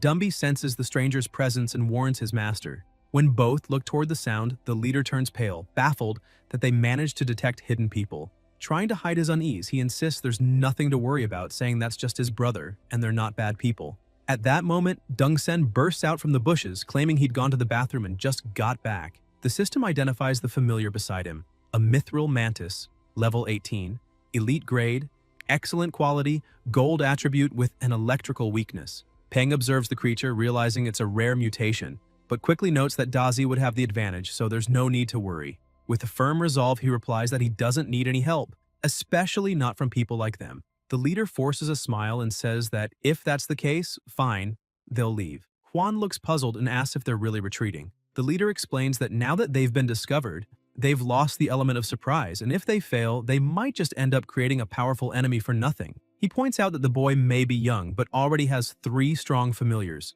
which means he's either very wealthy or extremely talented, and in either case, he's a troublesome target. Moreover, the black-cloaked familiar had made Tutu, the small creature on his shoulder visibly uneasy, and his companion's instincts had saved his life many times before. For that reason, it's better to withdraw.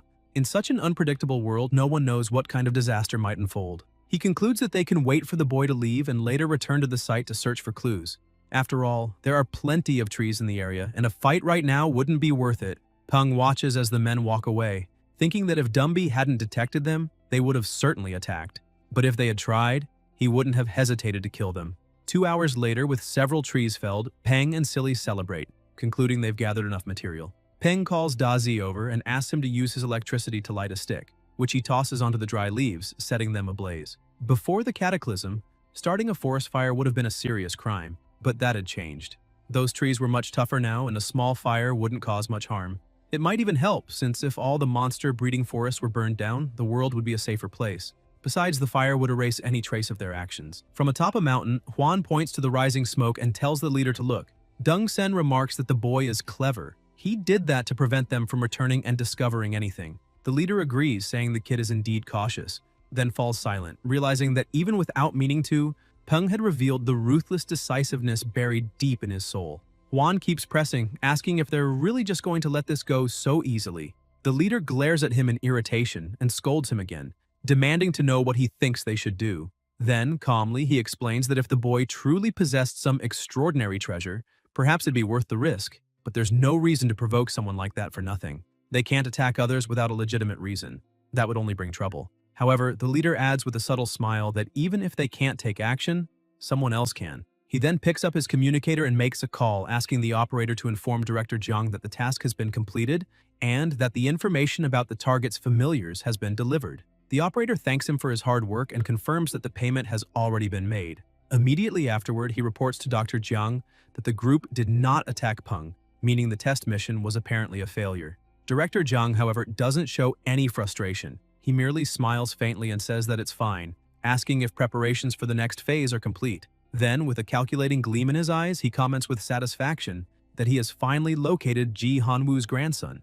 Peng remarks that Stripey is growing too fast. In just a short time, not only has she leveled up, but she also looks noticeably larger. Looking at the mess around him, he concludes she must be eating a lot. He crouches down, picks something up from the floor, and examines it, realizing she's molted. He wonders if that shed skin might have some special effect, like in certain novels. Then, smiling, he approaches her and tells her to eat as much as she wants. Stripey gets excited, but he jokingly adds that once she's nice and fat, they'll have a spider barbecue. Stripey immediately puts her food bowl down, visibly upset. Peng laughs and tells her she'd better eat less anyway, since canned food could build up toxins in her body. He then reflects that now that he's obtained the spatial wood, he finally has all the materials needed for Silly's evolution. The problem is, he can't cook everything at once. Silly is too fragile to handle so much stress at once, so he needs to prepare the ingredients carefully. Late at night, he goes to his workshop, turns on the lights, and notes that Quan Quan has probably already gone home, which is great since no one will disturb him. He puts on his apron and studies the materials, saying they're rare and require special processing methods, high-temperature heating, deep freezing, and even acid corrosion. After some time, he cheers in satisfaction, saying he's finally done, and is sure Silly will love the sweet flavor. He places the portion in a container of water, and the smell alone makes Silly excited, even comparing the aroma to a delicious juice. Peng tells her to get in, but before he can even finish the sentence, Silly leaps straight into the container. Surprised, he says he hadn't finished talking yet, but then he notices something strange. The water starts turning green. He asks what's going on, remembering that Silly's favorite place has always been his head, and wonders if he chose the wrong evolution path. The green glow intensifies. He shouts for her to stop, but it's too late. The evolution completes. Breathing heavily, he realizes that the materials needed for an epic-grade evolution are far too rare, including that magical spatial sand, whose effect he still doesn't fully understand, so the next evolution will probably take time. The system then announces the result. Wood Spirit Jellyfish, Level 6, Perfect Grade. Attributes, Space, Wood, and Wind. Condition, Healthy and Happy. Weaknesses, 1 or electric, 2, Ice. Peng notices that after Silly's evolution, his own spiritual power has increased significantly, and if he keeps training, he'll soon be able to form a contract with Dumby. While thinking this, Silly stares at him with shining eyes, and even when he tells her not to come closer, she ignores him and returns to her favorite spot, the top of his head. Suddenly, Peng's phone starts ringing. When he checks it, he sees it's the decoration company recommended by Tang Tang, but he doesn't understand what they'd want so late at night. When he answers, the manager asks if he's available, explaining that they're having trouble cleaning the house and need him to come in person to take a look. Intrigued, Peng asks what kind of trouble, and the manager replies that it's caused by some mutant plants interfering with the work. If they aren't removed, the renovations can't continue, so they need him to come instruct them. Peng agrees, saying he'll go immediately, and the manager sounds relieved, saying all the workers are waiting for him, so he should come as soon as possible. At that moment, Peng finds the situation odd and asks if he really said all the workers are there, wondering why they'd be working so late. On the other end of the line, the real manager Lee is being forced to speak. Trembling, he says that's just how his business operates and pleads for Peng to hurry. Once the call ends, Dr. Jiang praises the manager, saying he did a good job and just saved his own life. Still suspicious, Peng mutters that it all sounded strange and tries calling Tang Tang, but her phone doesn't answer. Unsure what to do, he decides to play it safe and takes Dazi and Dumby with him, calling silly as well as he rushes out the door. Half an hour later at Peng's new house, one of the men approaches Dr. Jiang and asks why Peng hasn't arrived yet, suggesting he might have caught on. Dr. Jiang replies that they need to be patient. What matters is that he'll come, sooner or later. He admits that he doesn't like using such crude methods since they're civilized people, but also says this is a once-in-a-lifetime opportunity. Ji Hanwoo has a living grandson, and if he hadn't exposed that secret, he would have died believing that old man was alone in the world. The man with glasses comments that many others are probably interested in that secret, and once they find out, they'll definitely try to eliminate the boy in secret. Jiang agrees, saying Hanwoo is already old and unlikely to have another descendant, but the grandson is young and promising, and money moves people's hearts. He adds that the Southern Sky Group has already become a giant full of masters, each with their own plans and ambitions. The bespectacled man, intrigued, asks whether the doctor really intends to eliminate the boy, and if that were the case, why not have killed him outright instead of luring him there? Dr. Jiang explains that it's very likely the old man keeps people constantly protecting his grandson. A rash attack would be a mistake because it would only ruin everything and alert old Ji Hanwoo. Jiang raises his eyebrows and asks who said he wanted to kill Ji Hanwoo's grandson, making it clear his goal is not to kill him, but to capture him for bargaining with the old man. He explains that if the boy is killed, Hanwoo would certainly go mad, and then no one would benefit. Only those truly qualified to compete would win in the end. The doctor goes on to say that his research institute is only one of more than 30 belonging to the Southern Sky Group, not to mention other sectors like security. Even if the sole heir dies, that does not make anyone else the successor. Therefore, he has no reason to eliminate Peng. After all, the boy would bring him no advantage. In a sense, Jiang says, Peng is like a prince who will inherit a throne in the future, and even if they are on opposite sides now, one day they could become allies and profit together. He looks at his watch and says the boy is probably arriving. Then he orders that manager Lee be eliminated. The man begins trembling and begs for his life, reminding the doctor that he had promised not to hurt him. Jiang only releases a small butterfly and tells him to calm down, saying he is a researcher, not a barbarian, and therefore will not harm him. The butterfly flutters before the manager, and within seconds, he falls to the ground dead. The doctor smiles coldly, saying the manager shouldn't have seen what was about to happen. One fewer witness to the night's success. Suddenly, something streaks across the sky at a high speed. The bespectacled man screams in fright and tells the chief to look. Jiang turns quickly, stunned, asking whether that could be the old Ji Hanwoo himself. Moments earlier in the city's military district, the divine familiar suddenly rises and fires a beam of golden energy toward the horizon. The soldiers alarm, asking what is happening and whether the monkey of the dark ember forest has reappeared. Another soldier says no. The golden deity is warning about something coming from the south, and they must investigate. The military chief approaches and says there's no need. It's just someone from the Southern Sky Group arriving in the city. Still, he asks everyone to stay on alert, breathing in and murmuring that the storm is drawing nearer. Meanwhile, at the protagonist's new house, Ji Hanwoo himself has already arrived, surrounded by a murderous aura and accompanied by a colossal dragon. Before him, Dr. Jiang lies fallen, trembling with terror. Trying to bluff, he shouts at the president not to come closer, claiming to have captured Peng. Hanwoo frowns and, furious, asks how he dares say such a thing. Everyone else has already been eliminated. Jiang panics, trying to explain he said that only to save his own life, and begging to be allowed to speak. Hanwoo then asks who told him about the grandson. Jiang, in a panic, says he told no one, but confesses he set a program to send Peng's information to all group employees if he died. The old man stares at him coldly and replies that that was not the question. Faced with silence, Jiang realizes the danger and cries out that it was Secretary Liu who told. Gasping, he tries to justify himself, saying he only wanted more funding for his research, that he would never hurt the boy, and that his work would bring great benefits to the group. It only needed a little more investment. The president ignores him completely and in a frigid voice says that since he has said what he knows, he may die. Jiang falls into despair and begging for mercy and shouting that he recognizes his mistakes, but it's useless.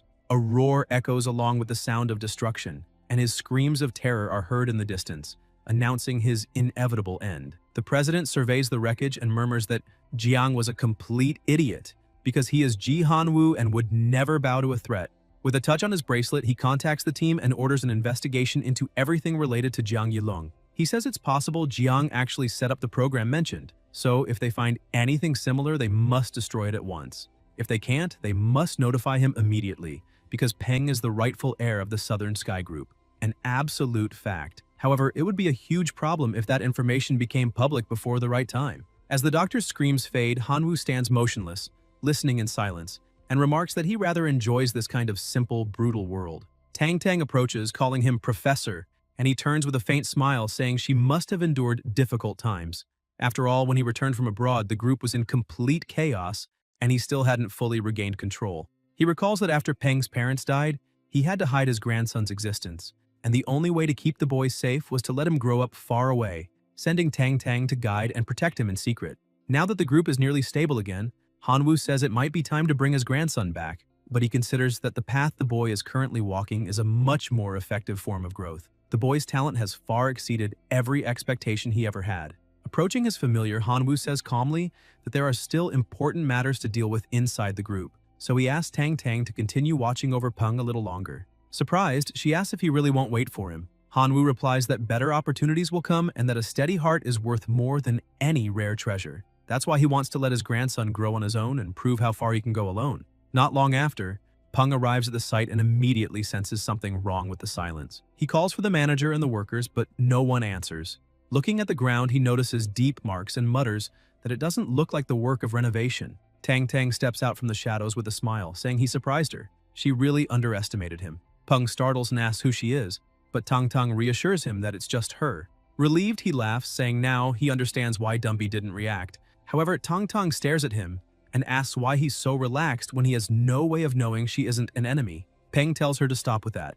If he couldn't trust her, then he couldn't trust anyone in the world since he's an orphan. Tang Tang calmly replies that he's wrong. He's not an orphan. His grandfather is still alive. Peng freezes, completely shocked, and asks if that's true. Tang Tang explains that when the cataclysm happened, his grandfather became trapped on an isolated tropical island with a few close companions. It was a place filled with monsters and surrounded by an endless ocean, making survival far harder than anywhere else. If normal difficulty was high, that island was pure hell. He had no armies or resources, but by luck he found a mysterious key, and through immense effort survived by taming countless powerful creatures.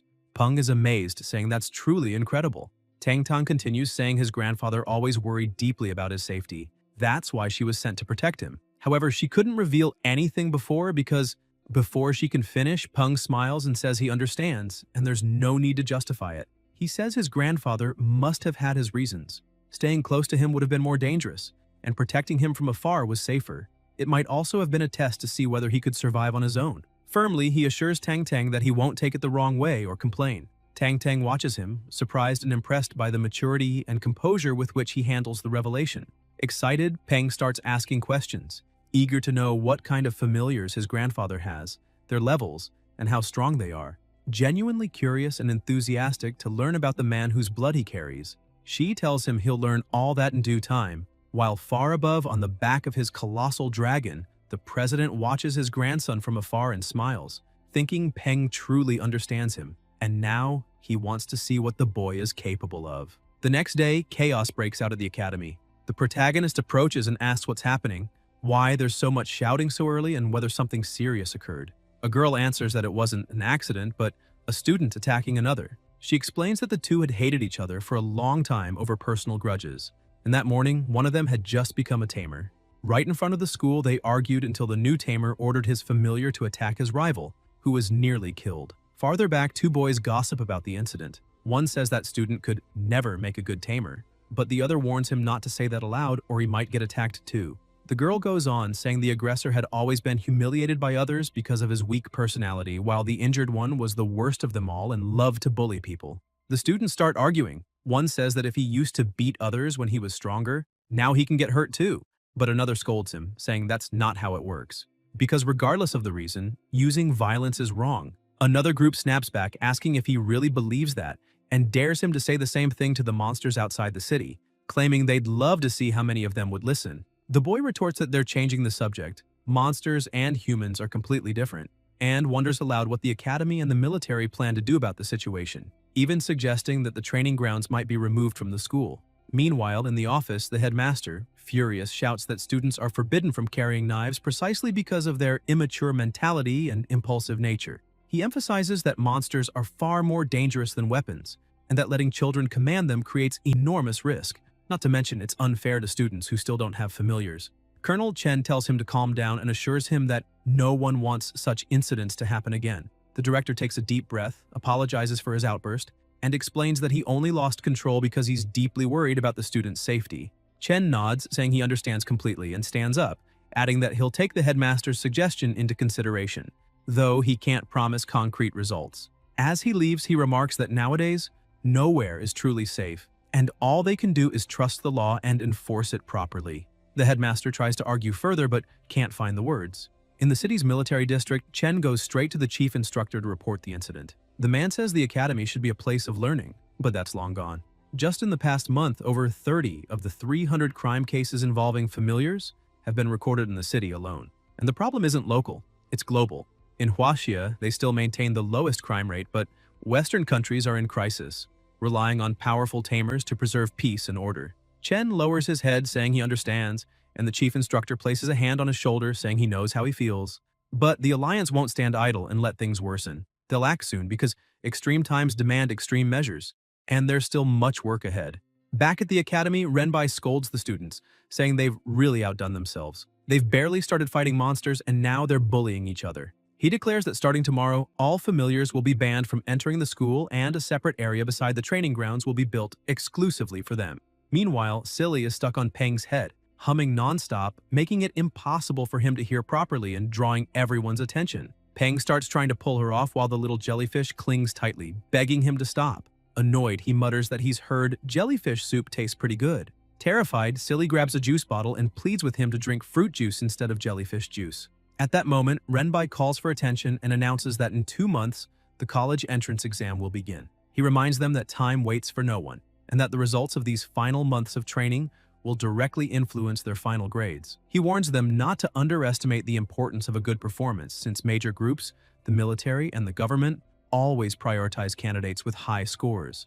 Those who achieve the best results will receive special training and privileges far beyond those of regular students. He then asks everyone to look at the big screen, where the first official details of the exam appear, already sent to multiple cities around the world. According to the document, the exam will be divided into 3 stages. The first will be a combat test. Participants will bring their familiars and face monsters. They can choose the tier and grade of their opponent but cannot select monsters with attribute disadvantages, and they'll be allowed 1 replacement if that occurs. Anyone who defeats a monster will earn a 10% bonus. Scoring will be 10 points for normal tier monsters, 50 for elite tier, and 500 for commander tier. Monsters of excellent grade will grant a 50% bonus, and those of perfect grade will double the score. In addition, each competitor may only challenge as many monsters as the number of familiars they possess. For example, someone with 3 familiars can face up to 3 monsters, preventing high-level tamers from farming points by fighting weaker opponents. The first round will be eliminatory, and only the best will move on to the second. A survival mission in the wilderness broadcast live nationwide. Specific rules will be announced later. Anyone who reaches that stage will already secure a spot in a prestigious university, while the details of the third round will only be revealed during the second. Renbai smiles and says he hopes everyone appreciates the opportunity. It wasn't easy to reach this point. They'll undergo extra training in the remaining time to better prepare. The protagonist comments that he's already ready to participate but needs to evolve Stripey to perfect grade as soon as possible. The examiner announces that the next monster released for practice is the Dead Leaf Grasshopper, a giant variant, excellent grade, level 10, normal tier, and asks who wants to face it first. Peng thinks Stripey, who just reached level 10, is the ideal opponent since spiders naturally prey on grasshoppers. She'd have the advantage, but her timid behavior concerns him. He remembers how terrifying she seemed when she first attacked him, and wonders if that was just a stress-induced outburst. Apparently, there's still a lot of training to do. Raising his hand, he volunteers to go first. Renbai asks if anyone else wants to try, but no one answers. The commander approaches and warns him that normally tamers focus on their first familiar until it reaches commander tier before training another. He adds that, as one of the academy's top students, splitting his focus among several familiars could waste precious time and energy, especially with the exam approaching, and advises him to concentrate all efforts on evolving one familiar to commander tier. Peng smiles and thanks the instructor for the advice, but explains that he already has his own training method to avoid that kind of problem, though deep down he knows he can't reveal the real reason. With the system's help, evolving a monster is incredibly easy for him. Outside the arena, Peng cheers for Stripey, shouting that she can do it, though he can't help but notice she looks a little chubbier than before. Inside the cage with the giant grasshopper, Stripey trembles, begging it not to hurt her. Peng's two teammates approach and ask if the fight is really starting, or if they should let Toddy go first instead. Peng sighs, thinking one of his familiars is too gluttonous and the other a coward, a perfect duo, in the worst possible sense. Now he understands what the instructor meant about personality differences. In the first battle, Dazi charged in recklessly without hesitation, while Stripey chose to flee and beg for mercy. If the floor weren't cement, she probably would have already dug a hole to hide in. He reflects that if she wants to survive, she'll have to experience a real fight. Suddenly, the deadleaf grasshopper lunges and with a quick movement grabs the spider and throws her high into the air. Peng panics, realizing that fighting in midair is a huge disadvantage for her. The grasshopper's strength is enough to lift her easily. But before he can react, Stripey fires a web, ensnaring her enemy. Peng brightens up immediately at the sight. The spider falls back to the ground while the grasshopper struggles to break free, but she stands still, frozen in fear. When it finally tears through the web, it starts attacking relentlessly. Stripey defends herself as best she can, blocking every strike, but she's being pushed back. Tying comments that Peng's spider is impressive, since her web managed to restrain a mutant creature. Peng, however, isn't thrilled. He realizes that was her best chance to counterattack, but instead, she hesitated and missed it.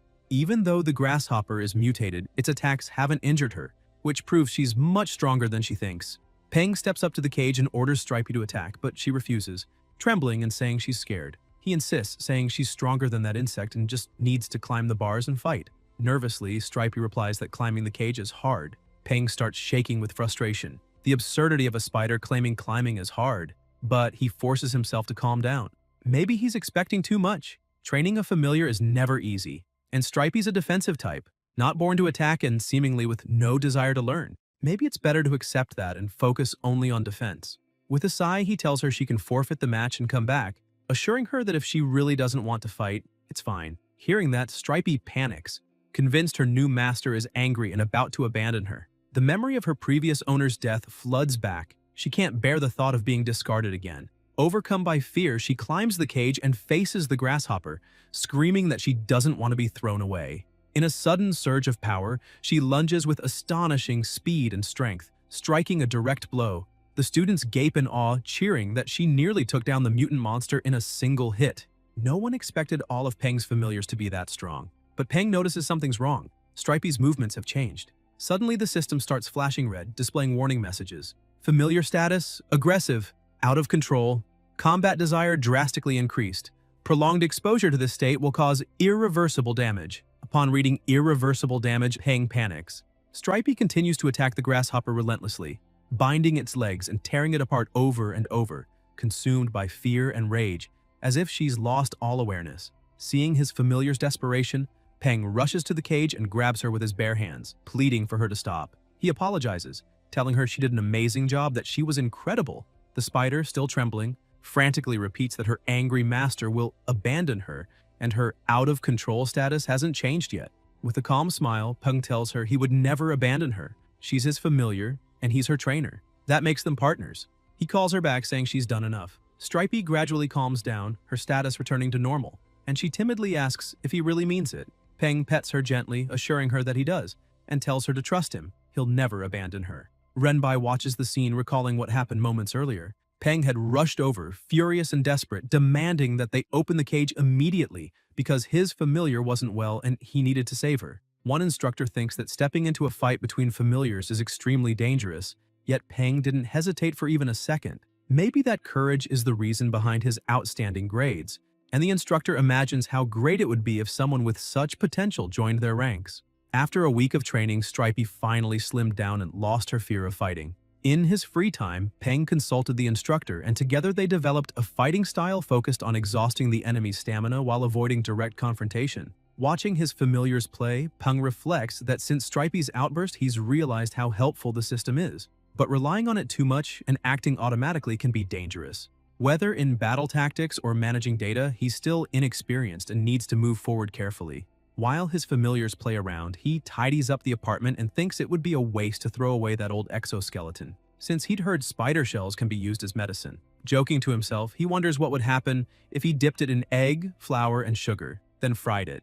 He bursts out laughing, saying that as someone from the Celestial Empire, there's nothing he can't eat. And if it's poisonous, Dazi can help him deal with it. He quickly puts his plan into action, and when he takes a bite, he's surprised at how good it tastes, thinking a little cumin would make it perfect. He calls his familiars to try it.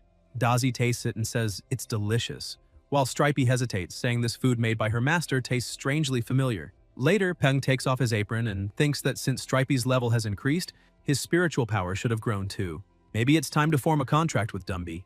Without hesitation, he begins the ritual and asks Dumby if he's willing to officially become his familiar. Dumby agrees, and the contract is sealed. Peng celebrates, happy that his spiritual strength has grown. Smiling, he tells Dumby that from now on, they'll be partners for life, and his new familiar is deeply moved. The next day on the bus, Peng reflects that it's finally time for their second jungle training. Last time, they ran into a terrifying snake, so this time he plans to be more cautious. But with Dumby and Dazi along, he feels confident enough to explore without fear. Meanwhile, a short distance ahead, 3 people grumble angrily, saying they're going to teach that bastard a lesson. They vow to beat him up, calling him more vicious than a demon, and complain that he locked them inside a house just because they wouldn't let him in. If someone hadn't freed them, they would have died in there. They curse that he's lucky they never saw his face, or he'd have learned a painful lesson. Hearing all this, Peng realizes why the voices sound familiar. It's the same petty thieves, and apparently fate has a sense of humor. They finally arrive at the destination, and in another transport, the monsters are visibly terrified by Dazi and Dumby's presence. Peng notices this and thinks that even though Dumby's level isn't that high, his epic grade aura completely overwhelms the other familiars. He then says it's time to enter and tells his familiar to suppress its aura since it's intimidating the others. Some students whisper among themselves, saying that thing's just a familiar, yet it's acting so arrogantly. Inside the valley, Peng continues forward with his companions. He thinks that this way, exploration is much easier. Dumby, with his calm, steady voice, tells his master not to worry. He will protect him. Peng blinks in surprise and asks where he learned to talk like that. Dumby replies that he saw it on TV and learned it from the baby guardian, making Peng sigh in defeat as he realizes his skeleton is quoting a cartoon. Suddenly, something darts past them at high speed. Startled, Peng asks what that was, and when he looks ahead, he realizes they're near the green-skinned toad pond. He decides to change course, saying he has no desire to be spat on by those disgusting toads. But the moment they turn away, an enormous serpent appears again, and Peng realizes it must be her territory. The snake plunges straight into the pond, and even though the toads are terrified, they try to attack it. Ignoring them entirely, the serpent thrashes the entire lake, flipping the ecosystem upside down.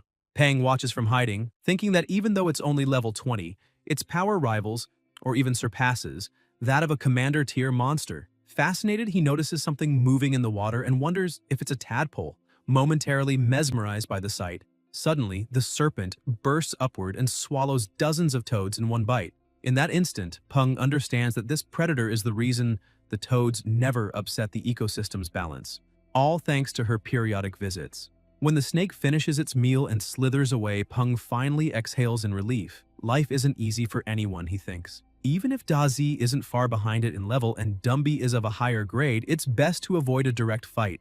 Then he asks Dumby to do a little favor. The bushes rustle, the toads stare curiously, and within seconds, one of them becomes food. Peng takes a bite and is surprised. The meat is tender and crisp, and the sweet sauce with a hint of lemongrass is absolutely wonderful. No wonder the serpent loves eating toads. Their meat really is delicious. While they eat, Dazi suddenly stops, tense. Peng asks what's wrong, and a horse emerges before them. He's stunned to realize they've found a blacklight horse. The system quickly identifies it. Blacklight horse, level 14, excellent grade, darkness attribute, weakness ice. Peng studies the creature Sotris, a body completely black, almost made of shadow, and thinks it's dangerous yet perfect and magnificent as a mount. For a moment he considers capturing it but changes his mind, remembering he already has plenty of familiars. When he turns back toward the camp, he notices something's missing and angrily demands to know who stole his frog leg. He looks at Dumby, who's chewing calmly in the corner, while Dazi pretends to be asleep. Peng smirks. He already knows the culprit. He starts arguing with Dumby, asking why he stole his food. Dumby, with unwavering seriousness, asks how his master could accuse a skeleton of stealing meat to eat. Dazi tries to take advantage of the moment to frame him, but Dumby grabs him by the antennae and shakes him until a piece of meat falls from his mouth, revealing the true thief. Peng laughs, thinking that's exactly how things should be. Only Dumby can keep Dazi in line. Suddenly, Dumby senses imminent danger. He grabs his master and his companion and pulls them back quickly. Peng, confused, asks what's happening, but then sees the serpent approaching and wonders if this is some kind of sneak attack. Dumby manages to retreat just in time, and Peng, still shaken, realizes that if his familiar hadn't reacted, both he and Dazi would have been swallowed.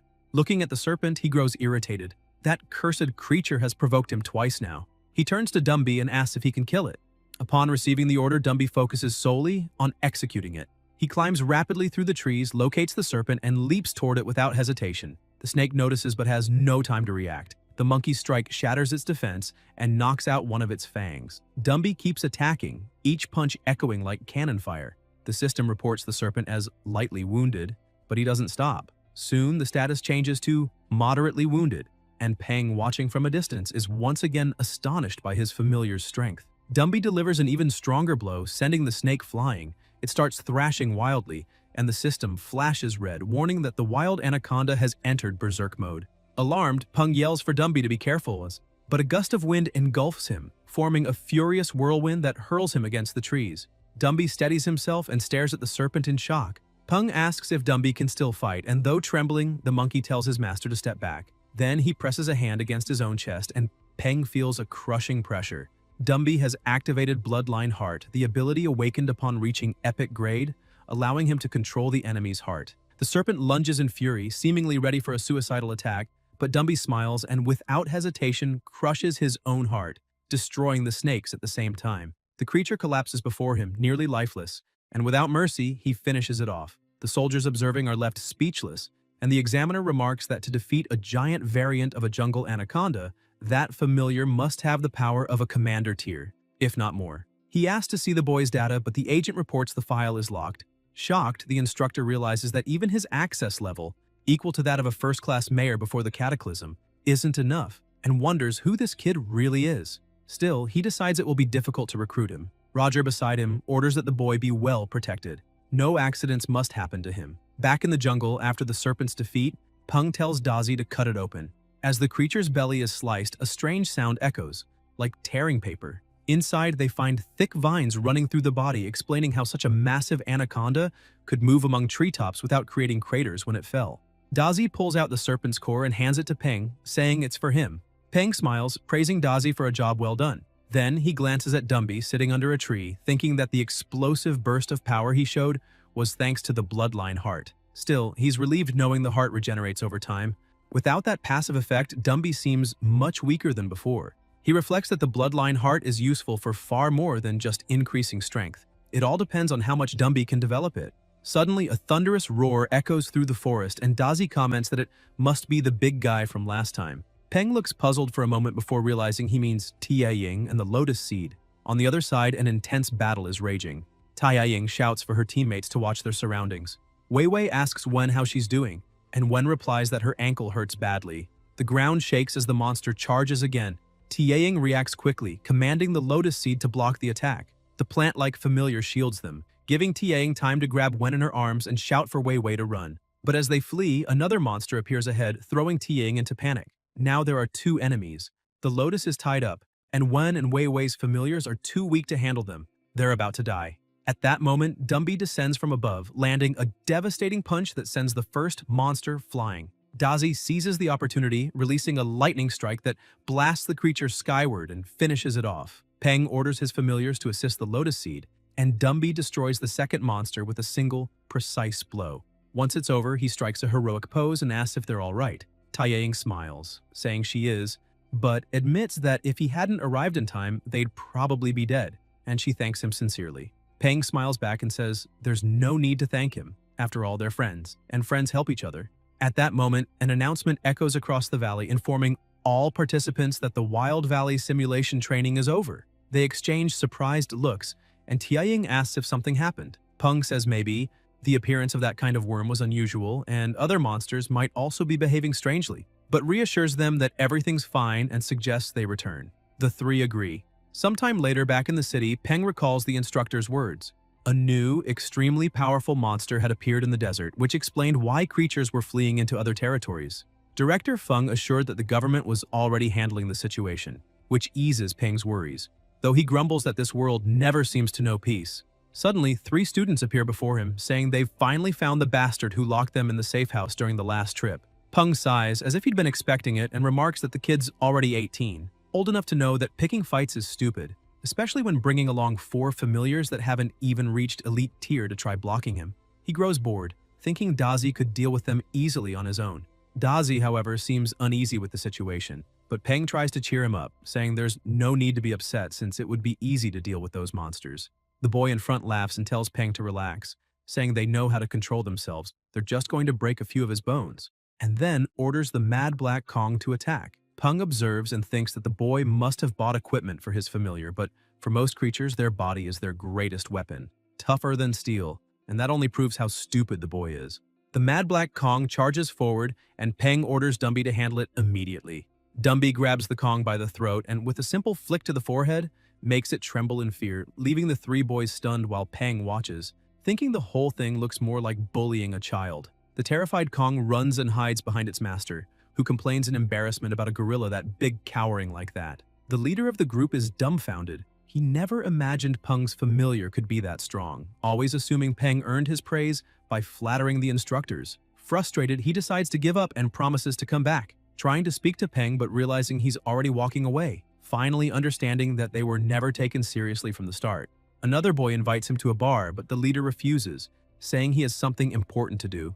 He takes out a cloth, sternly scolds his familiar, and says that jealousy and anger only hold them back. They need to get stronger and train harder so they can take their revenge when the time is right. Later, in the studio, Peng thinks that he needs to neutralize the reagents and that if he follows everything correctly this time, it will work. He wakes Stripey asking if she wants to become stronger, and without hesitation, the spider dives into the container again. Peng comments that everything's ready now, it's just a matter of waiting, and laments that the system only gives him instructions. It doesn't provide materials or handle the process for him. He was lucky this time since all it took was boiling everything in a pot. But for the next levels, even the familiars will have to help with the refining. Proportions, temperature, duration, and control. Everything has to be exact, and it'll be a real challenge. Meanwhile, outside, 2 thieves approach the studio. One asks if the place is empty, and the taller one tells the short guy to relax. He's been watching the place, and by this hour, everyone should have gone home. The short one points out that the glass is military-grade bulletproof and asks what could be worth breaking into a studio instead of a bank. The big guy answers that bank money doesn't mean much anymore with everything on credit, and studios store rare materials worth hundreds of thousands, maybe even millions. They decide to go in, but say they'll put on gloves first so they don't leave fingerprints. The short one opens a box and remarks that his partner's familiar can regenerate infinitely, but his can't. Then he takes out his own familiar, placing it near the glass while his partner says that soon they'll have enough money to buy any monster they want. After the setup, the short guy implants something in his familiar, tells his partner to step back, and warns him about flying glass shards. He presses a button, releasing a toxin that makes the familiar react, leaping and cracking part of the glass. Peng hears the crash, turns around, thinking the sound came from the entrance, and rushes to check the cameras, but notices the lenses are covered. Someone must be trying to rob or even kill him. He quickly calls the police to report the break-in. Inside, the thieves complain they don't have time and need to search fast. Hearing noises behind a door, they follow and find a lab full of rare materials, deciding to start there. Upon entering, they spot Stripey inside the container. The big guy jumps back and asks what that thing is, while the short one says he doesn't know, but it must be valuable, so they should break the glass. Peng takes another familiar and lets it wrap around his arm, which quickly transforms, gaining muscle and a stronger form. Watching it all, he realizes that if those scumbags break the cylinder, his spider's evolution will fail, and he has to stop them no matter what. Gathering courage, he stands up and calls out to the intruders. The 2 turn, startled, and ask who's there, while Peng raises his hands with a smile, saying they must be tired and asking if they'd like to sit down for some tea. The thieves glance at each other, and the short one rushes Peng with a hammer, telling him to drink this instead. The blow lands hard, knocking Peng unconscious to the ground. One of the thieves asks if the kid is dead, but the short one laughs and says that if he isn't, he soon will be. Everyone who messes with him ends up that way. At that instant, the system announces that the dark evolution has been completed successfully.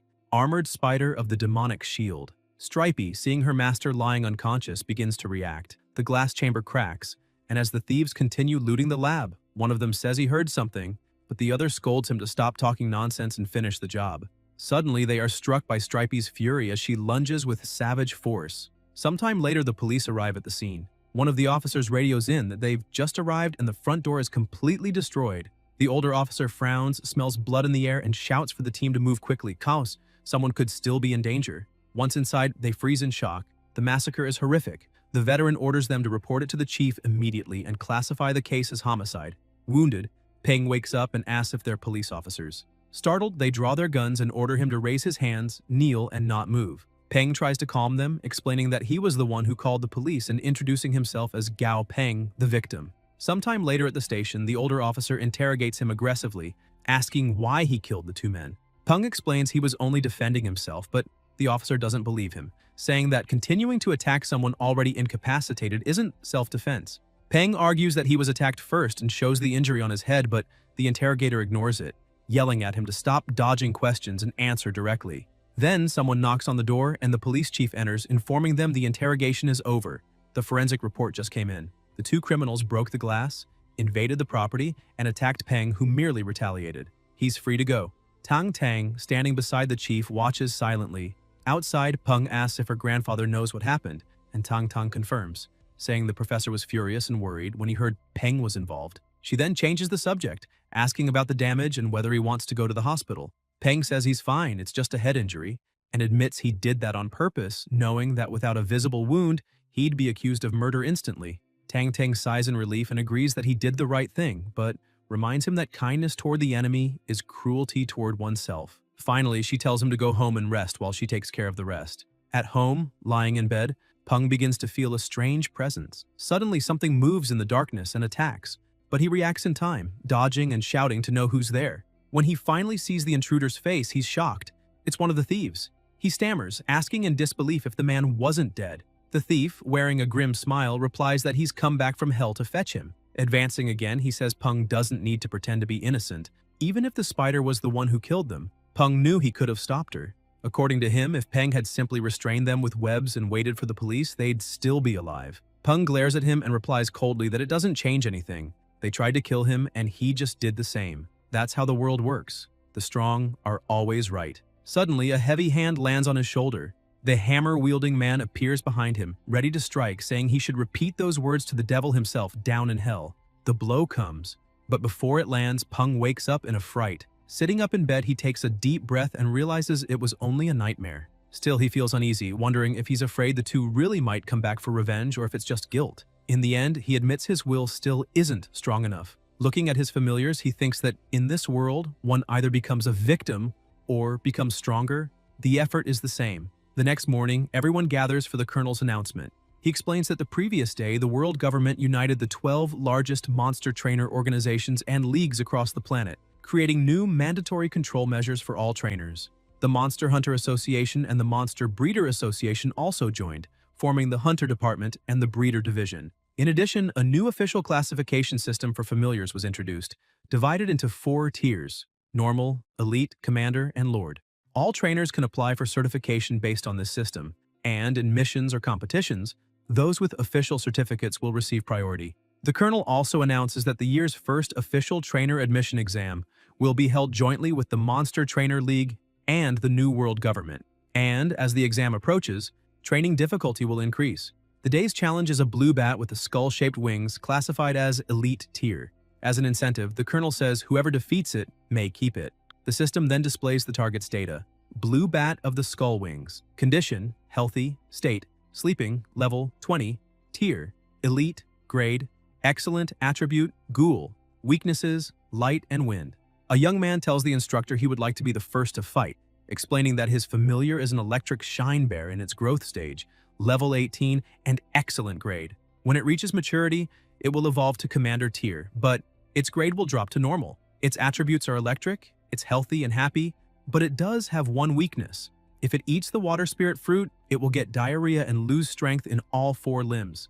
The instructor agrees and tells him to do his best, but another boy comments that this is Chen Hanqiao, the same one who managed to evolve his familiar into an electric shine bear during training, which proves how talented he is. The protagonist watches and thinks that with an excellent grade and level 18, that bear really is very good compared to the other familiars. With everything ready, the bear enters the cage and unleashes a powerful roar, but the enemy bat stays asleep. Not understanding, the bear starts hitting the cage furiously until the bat finally wakes up and instantly flies behind it, attacking with devastating sound waves that completely destroy the bear in a matter of seconds.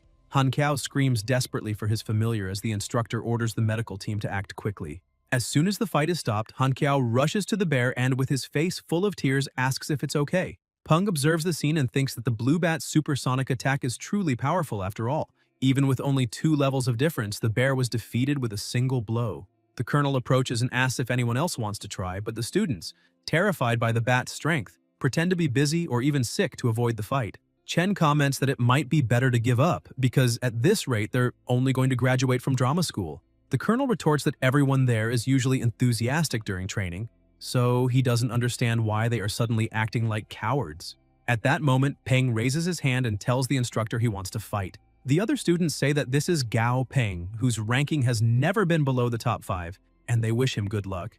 Dumby, Peng's familiar, takes off his overcoat and steps into the cage like a true beast, moving with incredible speed. He tries to strike the bat, which manages to dodge, but even the air displacement from the attack is enough to injure it. The students who had tried fighting the bat days earlier are impressed and comment that Peng must have gone easy on them at the time. Their leader agrees, saying that even without hitting the bat directly, the blow still hurt it, showing how powerful that familiar is.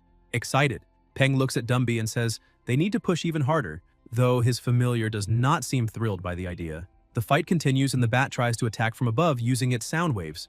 Some students remark that it's a shame Dumby can't fly because then the battle would be more balanced. Peng smiles at that and thinks he sees no difficulty in this fight since they've been in control from the start. Even without being able to fly, Dumby is much stronger and tougher than the blue bat, so the longer the battle lasts, the greater his advantage becomes. Besides that, the gorilla is only waiting for the right moment for the bat to slip. Suddenly, the bat lets its guard down and Dumby moves quickly, attacking from behind and slamming it to the ground with brutal force. The students get excited when they see the bat bleeding and say it was arrogant for thinking no one could stop it. Completely defeated, the bat is lifted by the legs by Dumby, while everyone shouts Peng's name, amazed by his strength and calling him incredible. Once the fight ends, Peng goes to the colonel and asks if he really can do whatever he wants with the blue bat, and Chen answers yes, since that was the agreement. The protagonist then turns to his classmates and asks if anyone is interested in that blue bat with skull wings, saying he is selling it for 500 alliance credits. He emphasizes that this is a rare opportunity,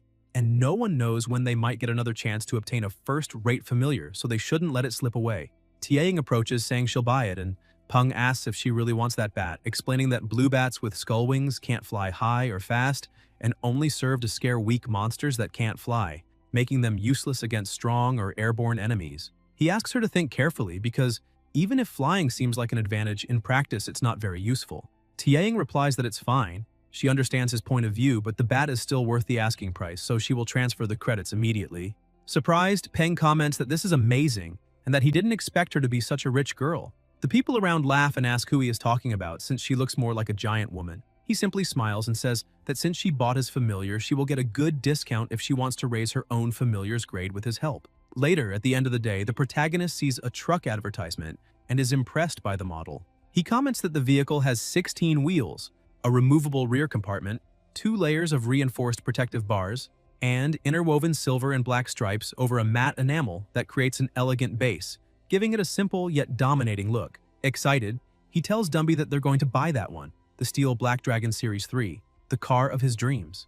The driver's seat is wider than that of a regular off-road vehicle. The interior is luxurious, and there is enough space to store all his familiars. Fired up, he starts shouting in the middle of the street that this style suits him perfectly, strong and dominant, the qualities of a true man. While he's shouting, Tang Tang watches him from a distance, catching his attention and embarrassing him. Laughing awkwardly, he tries to change the subject and asks if she's taking that cat for a walk. Tang Tang explains that she found it completely dirty, with short fur and a green slime coming out of its nose. Peng immediately uses the system to assess it and discovers that it's a Night Shadow cat, level 36, Commander tier and perfect grade, with the Shadow Power skill at level 2 and a weakness that prevents it from eating white catnip. as that would leave its limbs unbalanced and turn it into something indescribable. The cat meows, visibly uncomfortable, and Peng comments, impressed, that this familiar is perfect grade and commander tier, pointing out that her familiars are truly incredible. The cat meows again, and Tang Tang, a bit embarrassed, says it's fine, that its fur was already a little long when she found it. The animal jumps from her arms and starts walking around the plaza, and Peng, not really understanding what happened, says that it's quite energetic. She agrees, saying the little thing is temperamental, but there's nothing to worry about. Then she changes the subject and asks why he still hasn't moved to the house he bought in the suburbs. Peng replies that a lot has been happening lately and he hasn't had time to organize everything. Tang Tang touches his shoulder and says that the number of familiars he has is increasing, so it's becoming inconvenient to stay there due to lack of space. She emphasizes that she knows he doesn't want to leave, but that place will always be his home and he can return anytime. This affects him and he lowers his head a bit, agreeing with her. After that, he enters his room, grabs his parents' picture frame, and tells them he's about to move out because he always heard that when a child grows up, they must follow their own path. So maybe now he has grown. He runs his hand over the photo and says he's moving to a big house he bought himself, which proves he's managing on his own and that they don't need to worry anymore. Then he sits beside the bed, saying that his grandfather seems to have been dealing with some problems, so he will help him after finishing the entrance exams since he is his only living relative. The next morning at the monster trainer exam site, the guards tell civilians to stay behind the yellow line. Suddenly, a truck approaches and the students ask who owns that enormous vehicle. Peng gets out, opens the cargo hold, and lets all his familiars out, saying they have finally arrived at the exam location. The instructors in charge ask all candidates to line up, enter in an orderly fashion, and present their entry tickets at the checkpoint. Soon it's Peng's turn, and he greets the examiner and hands over his ticket. The guard explains that the protagonist and his familiars will pass through 2 doors separately, because if there is a blood contract with the familiar, the machine's light will turn green and the candidate will be allowed to enter. Suddenly, a red light turns on and the instructor tells the other student to try again. But that young man's familiar begins screaming and acting uncontrollably. The guards quickly report a situation at Passage 8 and request immediate backup. In seconds, wolves appear and neutralize the familiar with ease. An instructor goes to the student and asks why the familiar suddenly went crazy. The boy kneels down with tears in his eyes, saying he was wrong because that was his father's familiar, and he had taken it while his father was at work. He explains that he just wanted to pass the exam and begs the instructor not to take away his qualifications. An instructor grabs his arm and tells him to stand up immediately, saying he is a man and must not kneel, because above all else is dignity. The young man thanks him, but the examiner says he shouldn't be thanking anyone yet, since the rules exist to be followed, and everyone was warned beforehand that the exam does not allow familiars that aren't their own. The offenders are disqualified without hesitation, and the examiner tells the boy to leave and try again next year.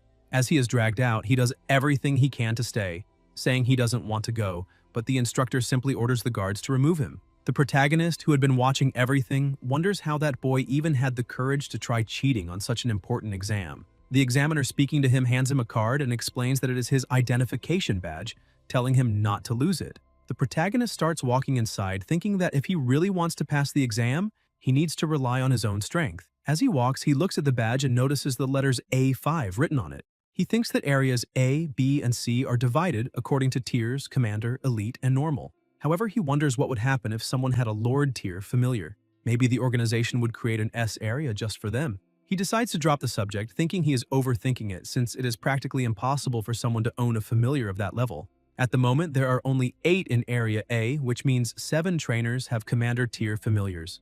The first person he meets from his same class is at level 25, and much larger than Dumby. The Black Anaconda, level 25, an excellent grade. A little farther ahead, another young man appears with his familiar, and the protagonist comments that it is the first time he has ever seen a Tiger-type one, concluding that this guy is definitely not ordinary. Even after the Cataclysm, when monsters gained greater reproductive capability, tigers still remained extremely rare. He observes Area B and confirms he was right. Elite tier familiars dominate that section, while Area C has the normal tiers. Dumby, although level 20, is an elite tier with strength equivalent to a commander. That makes him realize how many geniuses exist in that world, and being surrounded by commander tier familiars makes him feel like a husky among wolves, and that excites him. He keeps walking until he finally reaches Area A, where the 8 strongest monster trainers in the city of Chang'an are gathered. In the observation room, the colonel comments that those 8 youths are the strongest in the city, but Renbai too corrects him, saying that, in truth, only 6 of them are true prodigies. The other 2 are 21 and 20 years old. and their familiars probably only reached commander tier recently, making them much weaker than the real geniuses. The colonel, a bit confused, asks who could even measure something like talent, pointing out that all he knows is those are the only 8 youths in Chang'an with commander tier familiars. The army's chief instructor then explains that all nations on Earth noticed the signs a decade ago when monsters began appearing in places previously uninhabited. They thought they could control the situation, but they failed. And to avoid mass panic, the records and textbooks claim the changes had happened only 3 years earlier. That is why he does not want any accidents during that exam. Those youths represent the future. All subordinates place a hand to their heads in a gesture of respect and loyalty, assuring him that the soldiers stationed there were chosen through a rigorous process. Every second of the exam will be monitored by individual cameras, each supervised by a specific person, and if anything happens, both the operator and the superior will be punished. In Area A, the protagonist prepares for the first test. The instructor tells him to get ready, and the cage opens, revealing a giant lakeside scorpion, level 22, commander tier, weak to the electric type and with an unarmored underside, making it vulnerable. Peng orders Dumby to attack from below, taking advantage of the enemy's weakness. The familiar rushes forward quickly, dodging the first strike. The scorpion becomes irritated and attempts to attack again, and the protagonist comments that this opponent seems to have fast reflexes. Dumby loses balance and falls to the ground. The scorpion prepares to strike, and the protagonist grows a bit tense, thinking this was already expected, since overcoming the tier difference between them won't be easy. But at that very moment, Dumby begins resisting the attack, and the system notifies that the protagonist's familiar has leveled up, reaching level 21 and being promoted to commander tier. Peng is thrilled with the news as Dumby starts standing back up, and the protagonist observes, thinking that now they are evenly matched, although the giant scorpion still has a slight advantage due to its grade. It is a true one-on-one, and he cannot call any other familiars into battle. Moreover, when a monster is promoted to commander tier, it gains several incredible powers and its strength increases rapidly during that period. The giant scorpion can control the nearby water and keeps using it to corrode Dumby, leaving the protagonist a bit desperate, unsure what to do at that moment. Suddenly, the system shows that his familiar has gained a new skill. Using the telepathy monster trainers share with their familiars, Peng tells Dumby to reinforce the most important joints and use the remaining blood threads to quickly strengthen his legs. His familiar obeys and begins following the instructions. The system announces that the bones have been greatly strengthened, and that both defense and attack have been enhanced. The monkey's name changes to Deathbone Monkey, and the newly acquired skill is Hardened Bones Level 1. With his power increased, Dumby manages to land a kick on the opponent's head, seriously injuring it. The protagonist thinks this is great because now, with the exclusive strength gained from the blood threads and his familiar's new skill, the giant scorpion's exoskeleton couldn't withstand it. Although Hardened Bones is not as impressive as controlling rivers or fire, it matches perfectly with Dumby's rough and straightforward fighting style.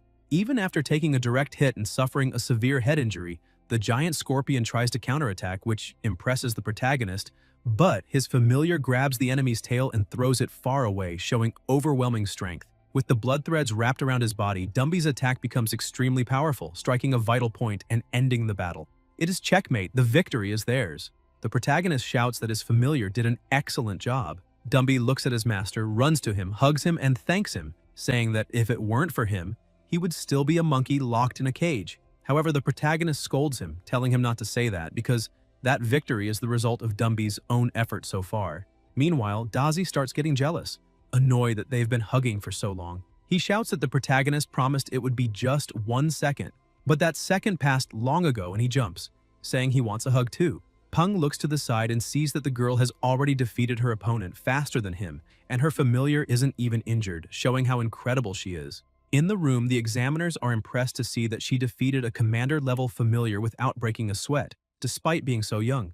The colonel asks if that is the girl from the Junheng family, and one of the soldiers confirms, saying she is the only daughter of Junheng named Junmei Li. However, the army's commander-general scolds the soldier, telling him not to be ridiculous, because he has seen that girl before. She has a cold personality, but she is a good person. And her full name is Jun Moyi. Another former councilman comments that he heard she stopped attending school after finishing high school, only hired a few private tutors, and spent the rest of her time with a migrant team from the allied government of the New World, asking if that is true. The soldier next to him confirms, saying she is a foreigner from the Black Banner, belonging to the New World allied government. The man is impressed, stating she must be extremely talented. Another examiner calls the colonel and comments that the boy next to her is also very good, and that his familiar is of the ghoul type, something extremely rare to see around there.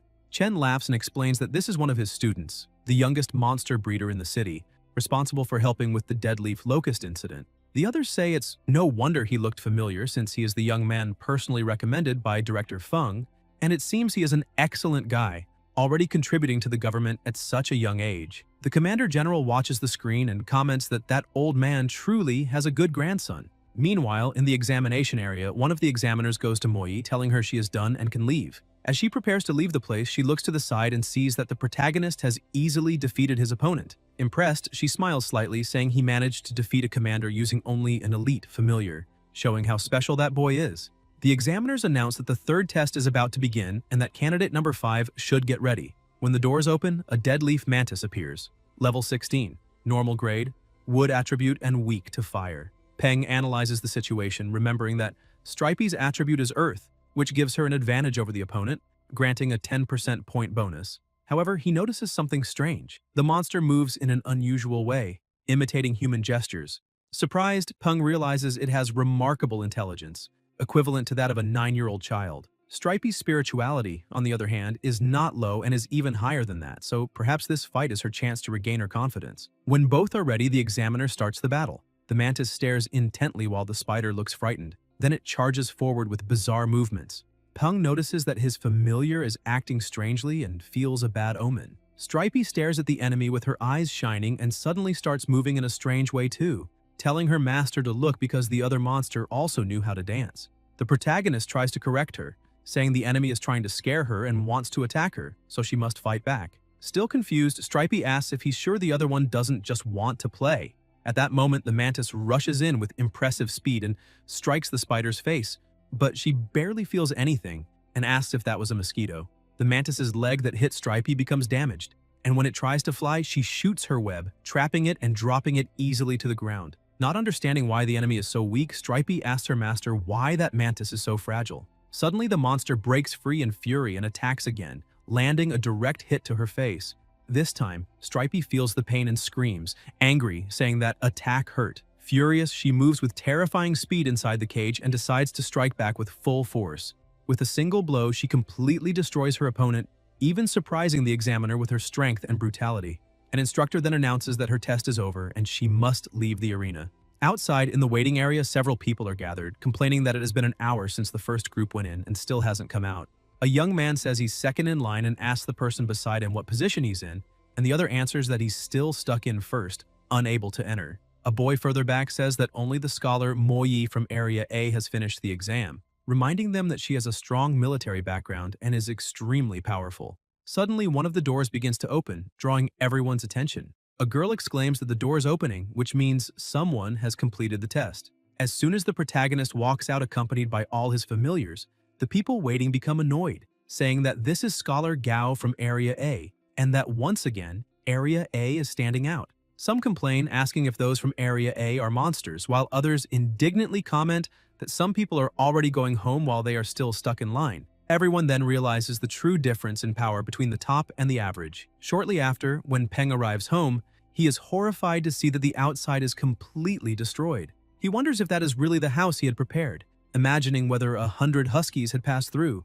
Inside, he is even more shaken, almost having a heart attack at the state of his new home and thinking about all the money spent. Suddenly, he hears a noise and, irritated, points toward the sound, saying the one responsible for the destruction even had the audacity to remain at the crime scene, disrespecting everyone. He orders his familiars to capture the intruder immediately. Dumby stands in front of his master, and Peng thinks he is truly considerate, as he knows how to protect him even without being told. Silly tries to jump onto his head, but the protagonist catches him and reminds him he already said that won't make him stronger. Dazi asks if he can eat the intruder, and Peng, confused, looks outside and sees a strange bird near the house. Tang Tang appears and calls out to him, surprising him. She explains that the little bird is a welcome gift from his grandfather, and that if he likes it, he can keep it, since the old man put a lot of effort into getting that little creature. She then says goodbye, explaining she has other things to take care of and won't be able to stay for dinner. Peng thinks this was expected from Tang Tang, since in a few days she will build a new house next to his, which will make it more convenient to take care of and protect him. Not long ago, that land was just an empty space. He looks at the bird and wonders if it was really a welcome gift, since it seems more like a destruction device. He then asks Dumby to lift it, and upon looking more closely, he notices it is a red-crowned heron with only one leg, something quite unusual. He tells his familiar to loosen his grip so the bird won't get hurt, but as soon as Dumby loosens it a bit, the bird starts struggling and quickly escapes, leaving the protagonist surprised at how good an actor it is. Even so, he decides to show who's in charge, so the little bird will understand its place. Turning to Dazi, Peng says they're going to turn the heron into dinner, and upon hearing that, the bird starts crying. Peng laughs and asks if it will keep pretending to be tough, saying it is nothing more than a tiny insect. When things calm down, he decides to analyze what that bird actually is. Using the system, he discovers its information. Monster name, Flaming Red Heron, Infancy, Level 6, Epic Rarity. Upon being promoted to Commander grade, its rarity will become perfect, and when it reaches Lord grade, it will become excellent. Fire attribute, special trait, dormant. Promotion requirements: 500,000 divine blazing crystals, at least 3 primordial mysterious fruits, and 1 fire marrow pulp. Peng is surprised to see that the heron has epic rarity, realizing how generous his grandfather was. He begins reflecting that although the flaming red heron has the same rarity as Dumby, it will automatically reach Lord grade when it grows. Dumby's promotion to Commander grade only happened because he gained enlightenment after countless battles, so Peng imagines that this bird, once it reaches Lord grade, will be an extremely powerful monster in the future. Dazi keeps staring at the new member, wondering what he would look like roasted, but the protagonist scolds him, saying that once someone enters his home, they become part of the family. Then he offers some larvae to the bird, leaving Dazi completely shocked to see that his master is giving his own larvae to another creature. While the other familiars show jealousy, Peng crouches down smiling and asks the new companion what he thinks about having a name. Since the word flame appears 3 times in its title, he decides to call him Flamey. After giving him a name, the protagonist touches the bird's head and comments that he would like to see if they can already establish a contract. As soon as the ritual begins, his consciousness is carried into another dimension. He thinks that perhaps the brightness of that dimension is related to the familiar's intelligence, and that those glowing points around must be Flamey's memories. As he observes them, Peng sees everything the little one went through and gently holds him in his hands, feeling compassion upon realizing he too had lost his mother. Trying to comfort him, he asks if he would like to be his partner. A contract sheet appears before them, but before accepting, Flamey, filled with anger, asks if Peng could help him with his revenge. The protagonist answers that once he signs the blood contract, he will become part of the family and any problem he has will become everyone's problem. Without hesitation, Flamey agrees and signs the contract, but something unusual happens. Even after the seal is completed, Peng remains inside the familiar's consciousness. A bit startled, he wonders why he is still there. Suddenly, the contracts of his other familiars approach and begin emitting energy simultaneously, focusing it on him. As he receives that immense amount of energy, Peng realizes he is absorbing everyone's knowledge, and then a new ability awakens.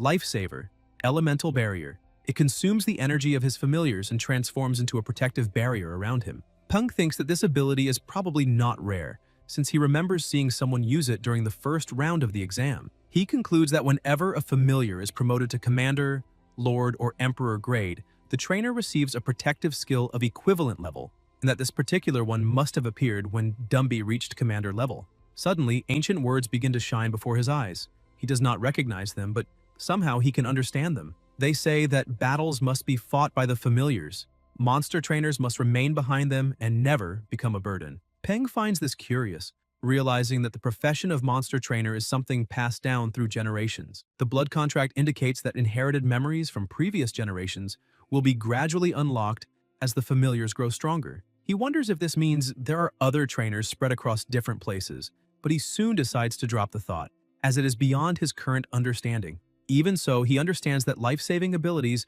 are engraved into the soul itself, impossible to teach to anyone else.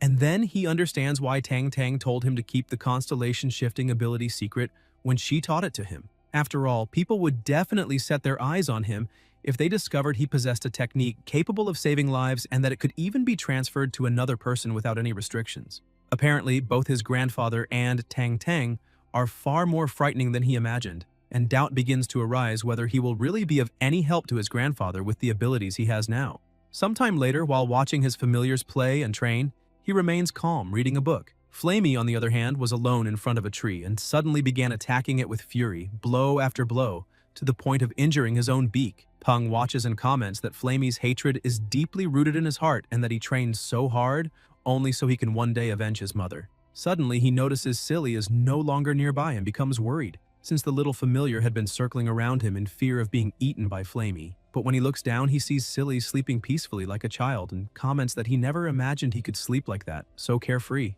Returning to his reading, he says the past few days have been incredibly relaxing, especially after his grandfather gave him a limitless credit card, turning monster racing into a true hobby. Director Feng's book, he says, is excellent. As the saying goes, the older the wiser. However, he remembers that the exam results were coming out that day and decides to log into his account to check them. The system, however, informs him that the account was accessed from another location, the Southern Celestial Group Tower Temple in Yuzhou. Annoyed, Peng realizes his grandfather was snooping before him. Inside the headquarters, Ji Han Wu sneezes and comments that someone must be talking badly about him behind his back, but says it doesn't matter because he wants to see the result first. Accessing his grandson's form, he reads the name Gao Peng, age 18, score 710, being 700 on the 3 exams, and 10 extra bonus points. Peng bursts into laughter upon seeing he placed first in the city, satisfied with his performance. At that moment, his phone rings with an unknown number. Upon answering, a voice asks if he is Gao Peng. The protagonist confirms, and the person on the other end informs him he is qualified to participate in the second round of the entrance exam for the Monster Trainer College. The exam will take place at the same location as the first round on June 27th at 9 in the morning, lasting 15 days. He is told he does not need to bring keys, clothes, or hygiene products, and that they appreciate his cooperation. Peng then looks at Flamey and comments that since he still hasn't signed the blood contract with the new familiar, he needs to find a place for him to stay during that time. Just then, Tang Tang passes by doing her morning exercises and greets him with a good morning. He's happy to see her, but stops and thinks that everything is too much of a coincidence. His grandfather already knew the score and the exam regulations, so it wouldn't be hard to predict he would need someone to take care of Flamey. He probably planned everything secretly, even asking Tang Tang to show up. He watches her and thinks she is simply waiting for him to ask. Apparently, they really enjoy seeing everything unfold exactly as expected. Smiling, Peng comments that he doesn't know if she has time, but he would like to ask her to take care of Flamey for 15 days. Tang Tang smiles back and asks why he's being so formal, saying he can leave everything to her, that she will feed him well and make him strong and chubby. Peng looks at the two and thinks he is sure that is not an empty promise.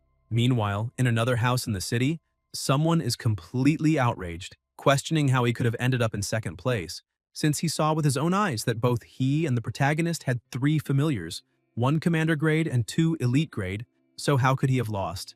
A woman beside him explains that one of the protagonist's elite grade familiars is Earth type, and one of the monsters he adopted is Wood type, giving him a 10-point advantage. Furious, the boy slams the table and says he doesn't care, but he won't let this slide. Sometime later at the exam site, the protagonist arrives and notices there are few people around, realizing he arrived a bit early. The examiner comments that apparently everyone is already there, and introduces himself as the one responsible for evaluating them in that round, asking everyone to remain quiet. Peng is surprised to see that there are only 8 candidates, and wonders how it is possible to conduct a second round with so few participants, considering whether they will still declare a top 10 among them. The examiner announces that the test will take place at Sun Mountain, inside the National Forest Park located in the Jiangnan Bay City, and explains that the exam will not be held in rings nor in one-on-one battles, but rather inside the forest, where they will face real wild monsters. One of the candidates questions why they need to go so far and so suddenly. The examiner then explains that Sun Mountain has been carefully patrolled by the best monster trainers, ensuring there are no Lord-grade monsters in the area, but even so, there are more than 500 commander-level monsters, some of them even at peak. He assures that both the government and the Monster Trainer League are committed to everyone's safety, and that each participant will receive an emergency flare. Even so, he emphasizes that it is a virgin forest and that the presence of those 500 commander-grade monsters makes the second round necessarily challenging. After explaining the details, the examiner gives the candidates the option to withdraw. 2 people step forward and one of the boys apologizes, saying he thinks the exam is too dangerous and asks if they can leave. The instructor replies that it's fine, that he completely understands and that there is no shame in that, then asks if anyone else wishes to go. Moi raises her hand and asks if she needs her parents' permission to participate. The instructor answers that by the rules, she doesn't need anyone's consent, though he knows her parents are not ordinary people. Hearing that, Moi is satisfied and says she wishes to participate, and the instructor responds that there's no problem, stating he's just a humble trainer. A few moments later, when he sees that everyone has decided to stay, the examiner declares that they will represent the city of Chang'an and will compete alongside candidates from the military cities of the Huaxia region. So they must do their best and make the city proud. Peng is surprised to learn that other regions will also participate.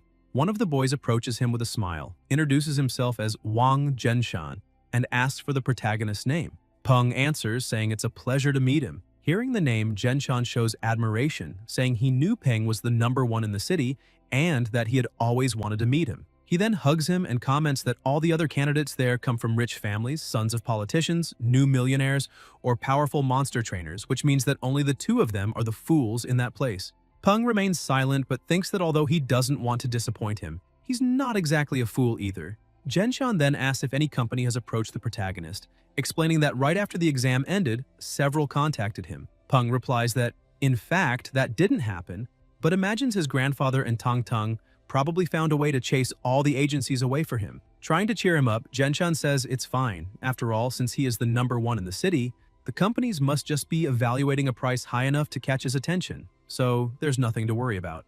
Excited, Zhenshan decides to introduce his own familiar, explaining that it is the god ant, which mutated after mistakenly eating something. From a simple black ant, it became the god ant, a name referring to the fact that the mutation seemed like an act of the gods. Peng activates the system and checks the information. Golden Demon Ant, level 21, Commander Grade, Excellent Rarity, Gold Attribute, Weaknesses. First, its joints are not protected by its carapace. Second, it hates irritating smells. Seeing all the data, Peng thinks Zhenshan is truly lucky. After all, as the saying goes, the poor rely on mutation and the rich rely on technology. He reflects that it is extremely difficult to train a familiar to Commander Grade solely through talent and individual effort, because if the trainer does not come from a good family or have resources, he will never obtain the items needed to boost the monster's growth. Even so, he doesn't understand why the system displayed the name Golden Demon Ant. This makes him wonder how the system decides these names, since it can show designations that don't appear in books or records, as if it had some sort of prophetic ability. While he is thinking about this, a plane approaches and the instructor announces that everything is ready, informing everyone that the transport has arrived and they must prepare, because they will depart immediately. The plane lands, and already in the base city of Jingyan, the people watching comment that they really mobilized a huge group of people for a simple test, and even used military aircraft to transport them. Someone cuts in asking what he really knows, because those are the best and brightest among thousands of candidates, and the military region definitely needs to protect that kind of genius.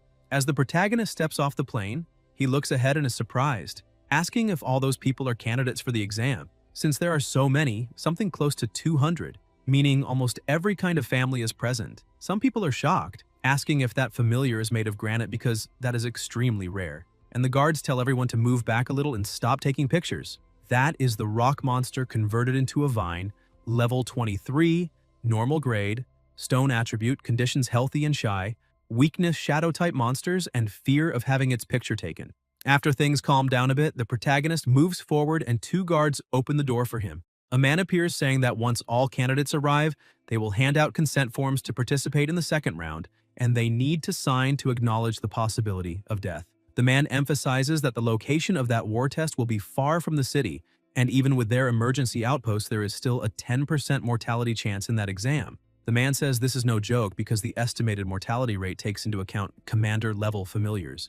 So they must think carefully since they are responsible for their own future. After saying all of this, the papers begin to be handed out and the protagonist starts reading, thinking that his alliance credit is a bit low for large companies, and judging by the looks of it, that test is really dangerous. The paper also stated that the second round uses a point system. Inside Sun Mountain Forest, there are many destiny pillars set up, and destroying these pillars and killing monsters will grant points. The students realize the competitive pressure this time will be much higher. After everyone finishes reading, the man says that now that they've seen the consent forms and received the details of the second round, he will announce some information about the third round. They selected the 12 best candidates with the highest scores to participate in the third round, which exceeds the limits of normal admission exams for the Monster Trainer Academy and even has its own name, the General Assembly of the Strongest Monster Trainers of the Alliance. The man calls out excitedly, stressing that those who perform well, including their familiars, will be granted a title, and also that the final class of the competition will be broadcast live globally,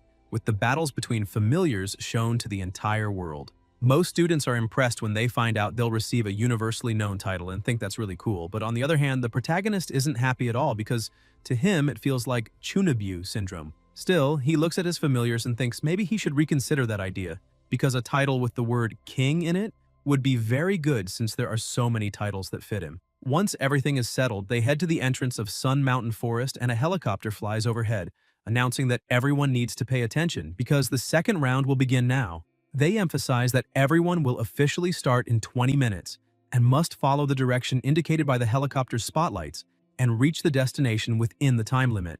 Dumby places his master on his shoulder and the protagonist orders him to move quickly. Dumby starts leaping through the forest with impressive speed, and near a cliff, Stripey shoots a web to latch onto a tree, slinging them forward even faster. With the high speed, the protagonist begins getting hit by countless things and thinks that fortunately he obtained the moving constellations technique, otherwise he would have already been cut up by all those branches. Suddenly, he hears someone shouting beside him, asking his familiar to slow down a bit. That is the stellar white boar monster. Level 25, perfect grade, conditions healthy and disgusted, and the boar keeps running desperately while his trainer says he doesn't need to go that fast since there's no prize for arriving first.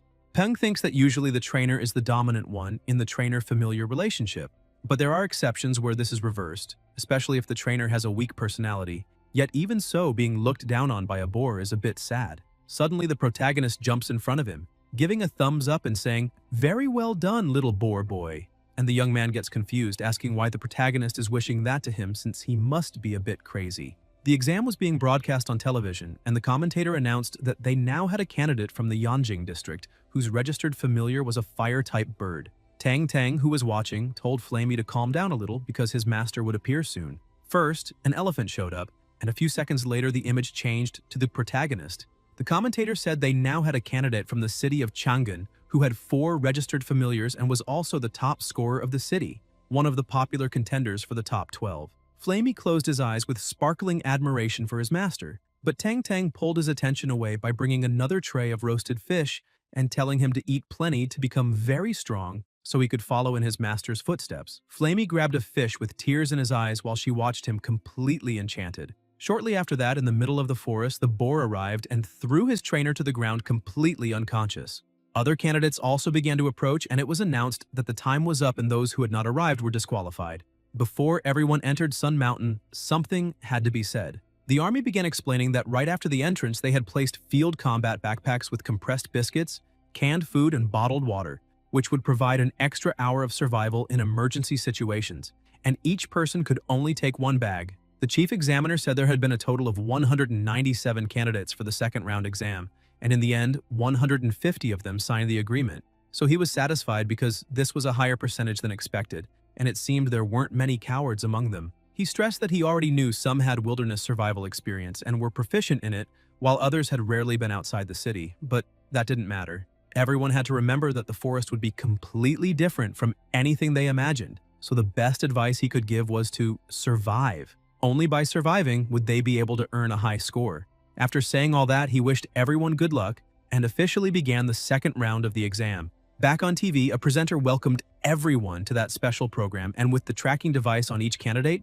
they could see their exact location. Viewers commented that the man beside her was Duan Wu from Cloud Dragon of Didu, and a young viewer said he didn't expect him to participate in that kind of show. Another asked if he was famous, and the guy replied that the powerhouses in Didu were usually older, but Duan was among the few young powerhouses there and was quite well known. The presenter explained that to earn the highest number of points, they could clearly see that most candidates headed toward the center of the forest, and the point pillars were basically located in its central region. At that moment, the participant with the highest score was Moyi, and the top candidate was a girl, which was definitely unexpected. So she asked her partner what he thought.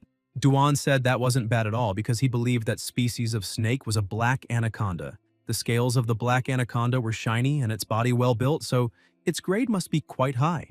On top of that, it seemed well raised, and from a battle perspective, that black anaconda must have fought in many battles since it looked very strong in combat. The presenter felt a bit embarrassed because she had been asking about the trainer, not the familiar, since there was nothing to say about a huge snake when the audience wanted to see talk about a cold beauty. Still, she smiled awkwardly and said his analysis was correct as always, a true professional. But she thought to herself that everyone had said Cloud Dragon Duan was known for being hopelessly single, and his performance that day really lived up to his reputation since he seemed to have an innate ability to stay single. She changed the subject, saying that now that they had seen who was in first place, they would switch to the candidate in last place, and asked everyone to look at the screen. The image changed to the top of a rock in the middle of the forest, and people were impressed, saying that candidate looked very cautious for choosing high ground, maybe making preparations. The presenter asked the cameraman to zoom in, and as soon as they looked, they saw the protagonist lying down with his familiars without worrying about anything at all. The presenter was shocked, saying that apparently this candidate really didn't care,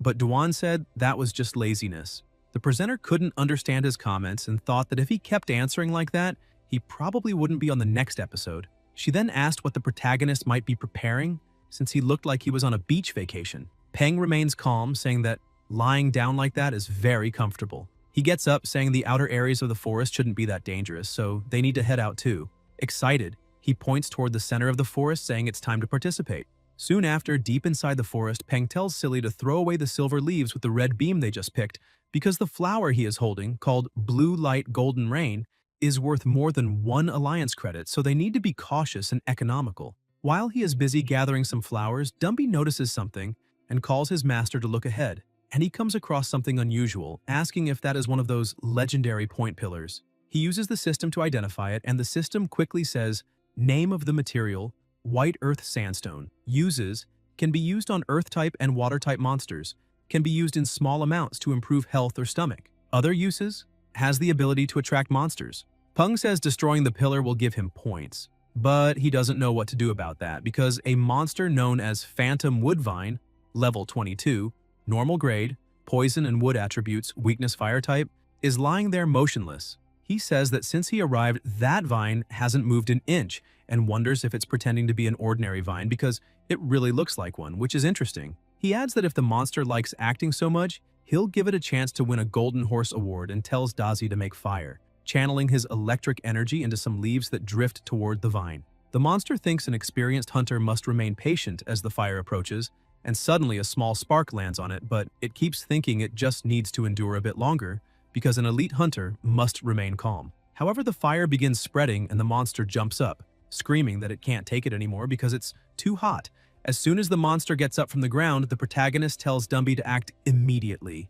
Dumby grabs one of the roots, but is quickly wrapped by others, and some leaves swipe past trying to cut him. Peng smiles, saying that when hunting, the phantom woodvine wraps its prey with its tendrils and uses its sharp leaves like blades to tear the enemy apart, making them bleed to death or crushing their organs and bones with pressure. But this monster had terrible luck meeting Dumby, since every blow that hit him didn't cause any harm and only tickled, because a vine of that level trying to cut Dumby's hard bones was like using a thread to polish an object. He orders Dazi to finish it quickly, and the familiar charges forward, cutting all the vines in its path before releasing its lightning to scorch the monster completely. The protagonist comments that he didn't expect such an easy victory, but even though it was commander level, the monster had only recently been promoted and stood no chance against Dumby and Dazi. While he speaks, Dumby shakes Dazi in annoyance from the scare he got, and Dazi calls him an idiot, saying he was only helping. Peng tells the two to stop and orders Dumby to crush the object, and he destroys the pillar and the sensor hidden inside, which sends an immediate signal. And one of the evaluators congratulates him through the wristband for destroying a point pillar, granting 150 points, totaling 199. Peng asks his familiars to help him find the monster core since the fight was intense, and they don't know where it fell, and it's very valuable. While searching, he receives the news that candidate Zhou He was eliminated and is surprised, because that's already the fourth one out, wondering if the monsters of Sun Mountain are really that brutal, until a doubt arises in his mind about whether it was really the work of monsters. At the elimination site, the rescue team arrives. Someone looks at the familiar and says, they're too late because it's already dead, asking the leader what to do with it. And the leader says they need to retrieve it and return it to the family along with the boy's body. The young candidate had been eliminated by something that pierced his head, destroying even his protective goggles. And another trainer arrives commenting on the smoke in the area and asking if there had been a battle accompanied by a giant monarch scorpion, level 21. Peng sees it and wonders if other candidates are circling the remains, since the rules don't forbid fights between candidates, so he must not let his guard down.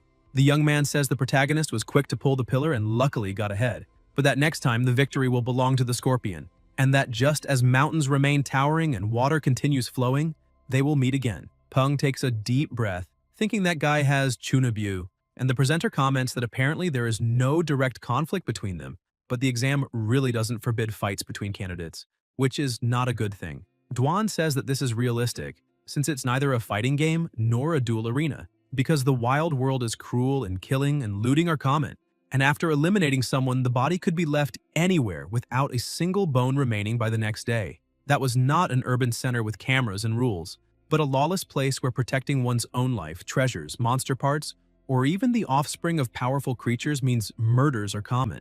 A little deeper into the forest, the protagonist starts smelling something rotten, along with an abnormal silence that makes everything even stranger. He tells all his familiars to stay on maximum alert for any suspicious movement while they collect materials. When Stripey senses something moving in a bush, and a tiny rabbit jumps out.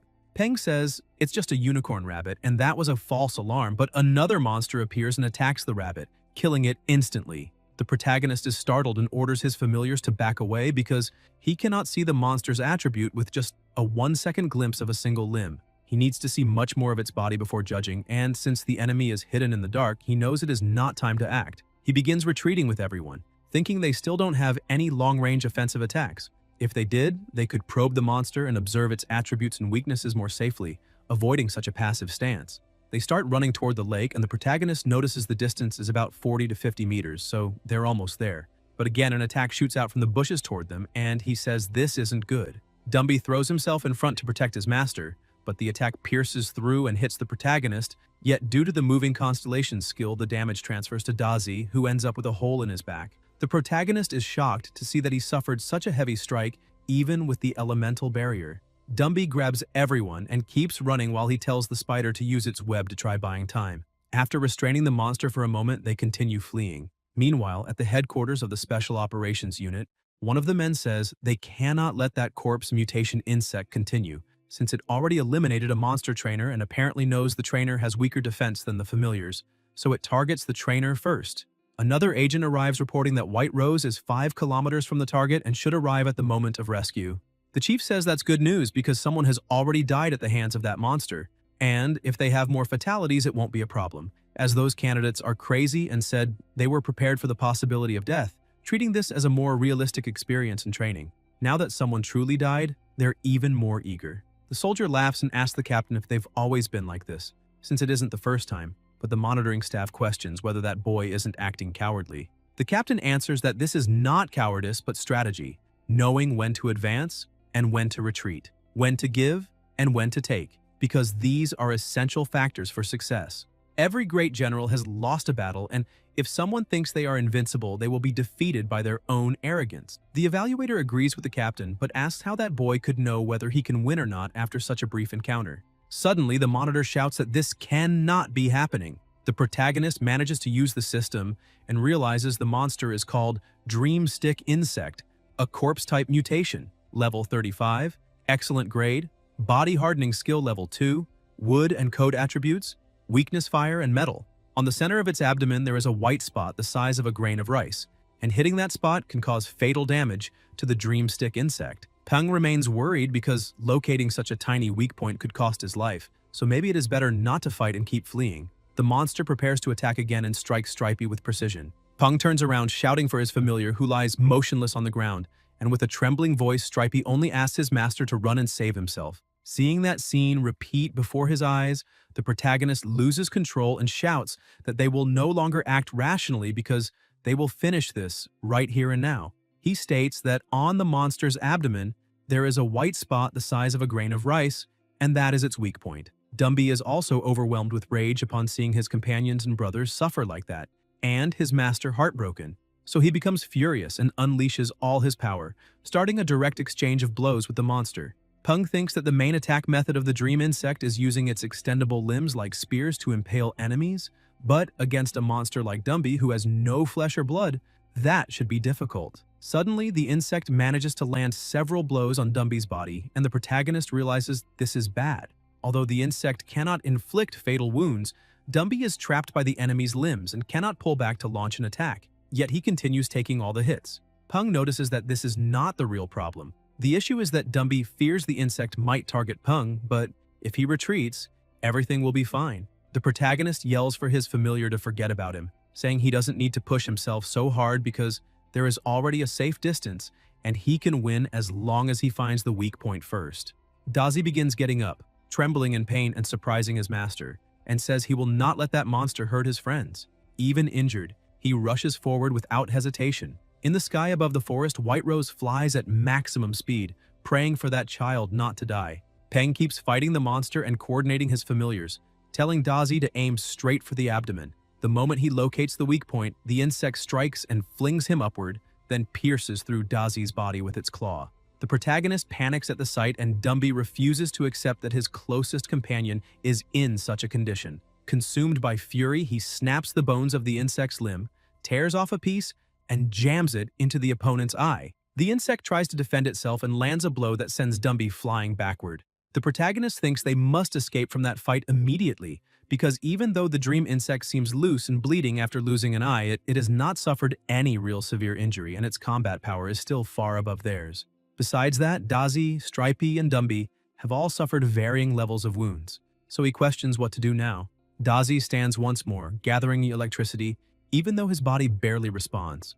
The protagonist realizes he is ready to try again and tells him to aim all the gathered electricity at that white spot. Dazi fires his attack but misses by a little. The protagonist is a bit disappointed, thinking they might have won, but it was still useful since now Dumby can draw aggro while Dazi attempts another ranged strike. Suddenly, White Rose reports to headquarters that she has just arrived at the location and asks if she should wait and observe or intervene. Headquarters orders her to exterminate immediately. White Rose begins the attack by blinding the insect, and the protagonist is shocked to see that the soldier is a level 38 light albatross. With the opponent blinded, the bird swoops in, grabs it by the back, and carries it far away. Peng is stunned by how effortlessly that monster was defeated and sits down saying it's fine, because if they had continued fighting, they would have been completely annihilated. The examiners feel relieved, saying they were lucky White Rose was fast, and another evaluator comments that the boy isn't bad because, if he isn't mistaken, those two familiars are both commander tier, and having two familiars at that stage is extremely rare. The captain says that even so, defeating that dream insect with only those two familiars would still be extremely difficult. A soldier then questions the captain about why he let White Rose eliminate the insect, since according to the initial instructions, they could not interfere until receiving an emergency signal. The captain says that one candidate has already died and the higher-ups need to ensure the number of monster trainers does not decline too drastically, saying that was a mistake because having good results in a match does not mean they can actually fight in the forest, as they are still too inexperienced. Back in the forest, Peng is surprised to see that Daci's wounds have already begun healing, showing how great Familiar's vitality is, and he also notices that his flesh is very tender, almost like fish meat. Stripey is sad, staring at the piece of her leg that had been torn off, and Daci looks at it with shining eyes, saying he wants to eat it. The spider becomes completely furious, saying she treats him like an older brother and yet he still wants to eat her leg.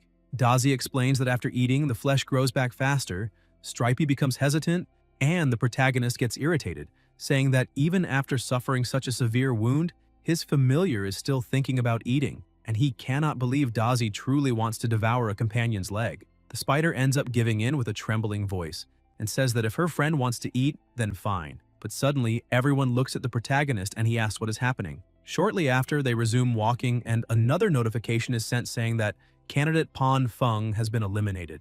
Peng comments that another candidate has fallen and says they need to find some food for Stripey and decide what to do after she heals and regenerates her leg. During the night, they find a place to camp, and he says many candidates were eliminated that day, so to get the highest score, they just need to survive a bit longer. He laughs, saying there are many point pillars scattered along the outer edge of the forest, and since everyone is rushing toward the center, no one will compete for the ones farther out. Destroying the pillars near the outskirts will already be enough. Besides that, the familiars need to rest to heal their injuries, so he emphasizes that everyone must be extremely careful, because the next day they will fight monsters on the outer edge of the forest for practice. He looks at Stripey and says, Badwind Mountain has wind and earth attributes, and the spider's body is full of vibrant energy.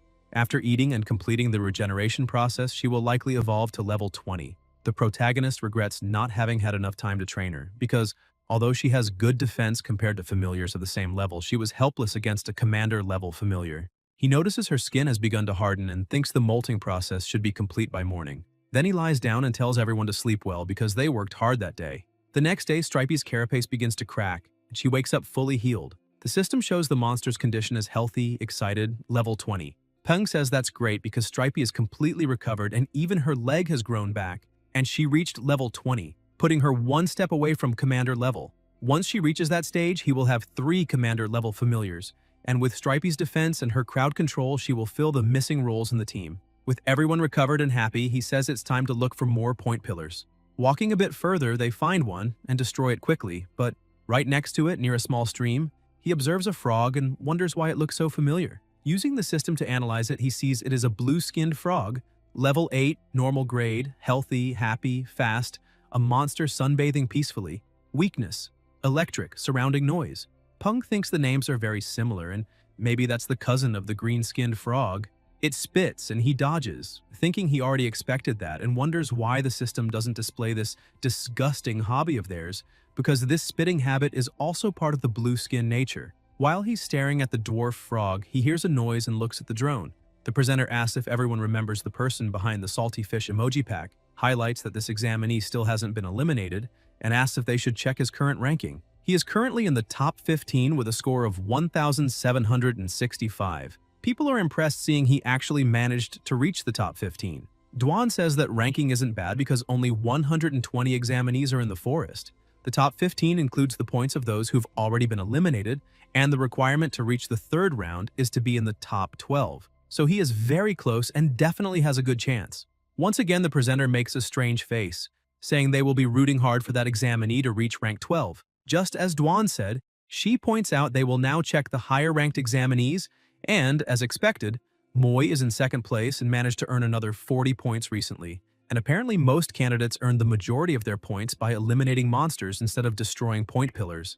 Sometime later, a notice is sent saying the exam is ended, all points will stop being added and will be recorded, and all examinees must move to the safe zone and wait for transport. The protagonist, exhausted, says it finally ended and now they can rest. He thinks they were lucky to find many point pillars in the last few days, and that thanks to Stripey's promotion to commander level, they defeated several monsters of equal level, gaining many points and rare materials. He looks at the sky saying their duty is to do their best and leave the rest to destiny, and that he already did everything he could, so he will feel no regret regardless of the result. Peng manages to reach rank 11 with 4,396 points. At a hotel in the Jiangnan-based city, the father of one of the participants is irritated, asking if he hadn't already told his son to try his best to reach the top 12. Because if he can participate in the Alliance's General Assembly of Young Monster Trainers, it will help greatly in the future. The boy tells his father he tried his best and asks if he didn't see his performance on TV. He asks his father to look through his contacts and see if he can find a way. However, the father starts yelling angrily, saying this is ridiculous, and asking how his son actually thinks he can put him into a General Assembly of such large scale, since he is not all-powerful, and demands to know when his son will start meeting expectations. The father stresses that now they are being watched, and the moment they make a single mistake, everyone will attack them like hungry dogs and destroy them. He tells his son to forget about this for now and give him time to think, because it's better to keep a low profile in the coming days, and he cannot go out with those trash friends. If he sees him with those people again, he will break his son's legs, and that is a promise. Meanwhile, the protagonist is walking when he receives a notification saying that the General Assembly of Young Monster Trainers will be held in 3 months. The candidate's performance was unsatisfactory, so the government decided to give them 3 months to grow, and now the age limit is 20 years and 3 months. The protagonist wonders what that is, and if they are crazy, because the measure seems meant to prevent people from turning 20 before the assembly due to the delay. Zhenshun approaches shouting and calling the protagonist, saying he has been looking for him for a long time and asking if he wants to have dinner since they are all from Chang'an City and should have a small gathering. He hugs the protagonist, saying they will have dinner together, and even Moi, who never smiles, agreed, though she was behind him nearly attacking him. Peng feels a bit embarrassed but decides to join. Zhenshun, excited, says it's time to go because he knows a good seafood restaurant nearby. A blonde man approaches, asking if he could talk with the protagonist for a moment, but he walks past him. Surprised, the man hands him a card saying the password is 66, and inside there is about 1 million Alliance credits, and that regardless of how the conversation goes, that is payment for taking the protagonist's time. Peng is surprised, saying he didn't know his time was worth so much. The man says there is a cafe in that direction and invites him to go. Peng smiles and asks him to wait a minute. Suddenly, Dumby shows up outside and the man is shocked. The protagonist explains that this is his familiar, who has always been a bit cowardly since childhood, so he needs to hold the familiar's head every night or he cannot sleep. and now he is there looking for him because he couldn't sleep. The man smiles, saying that is very thoughtful and precious, because they always need to be careful no matter what they are doing. Shortly afterward, the two go to the cafe, and once seated, the blonde man says the reason he is there is to make a deal with the protagonist. Peng, curious, asks what kind of deal. The man places a card on the table saying someone is willing to give him a huge amount of money in exchange for withdrawing from the competition of the strongest young monster trainers of the Alliance, stressing that the amount is definitely higher than the reward for first place. And to show sincerity, he will reveal some privileged information. The man begins explaining that based on the information received, a monster trainer from the Mei district made a contract with a Lord-level familiar, and he is basically the favorite to win the competition. This means that even if Peng participates, he has no real chance of claiming first place, so he wants the protagonist to think about it carefully. Peng says he is just a poor orphan who lost his parents, and asks what there is to think about carefully, since it seems the man behind this is willing to pay a very high price, which shows how much he loves his own son. The blonde man says that is very good and asks if they can discuss the details, but the protagonist apologizes, saying that instead of the money, he prefers the chance to step onto a higher stage. The blonde guy says that it really is a shame.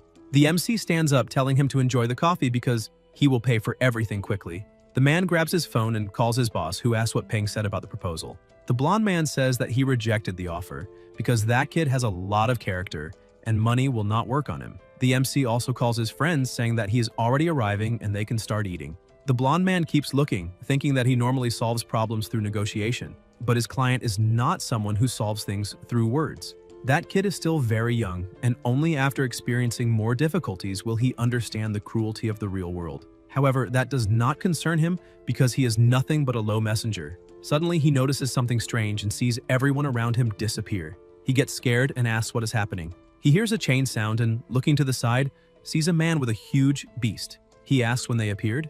Looking back, he sees another person with another beast. He thinks he did not imagine he would need to use his trump card so soon, and begins to question who set all that up. The two men stop in front of him, saying they suggest he stop fighting. They call him Mr. Zhang. The two emphasize that they already have his family member in their hands and they did not cause any harm to Zhang, so they kindly ask him to cooperate.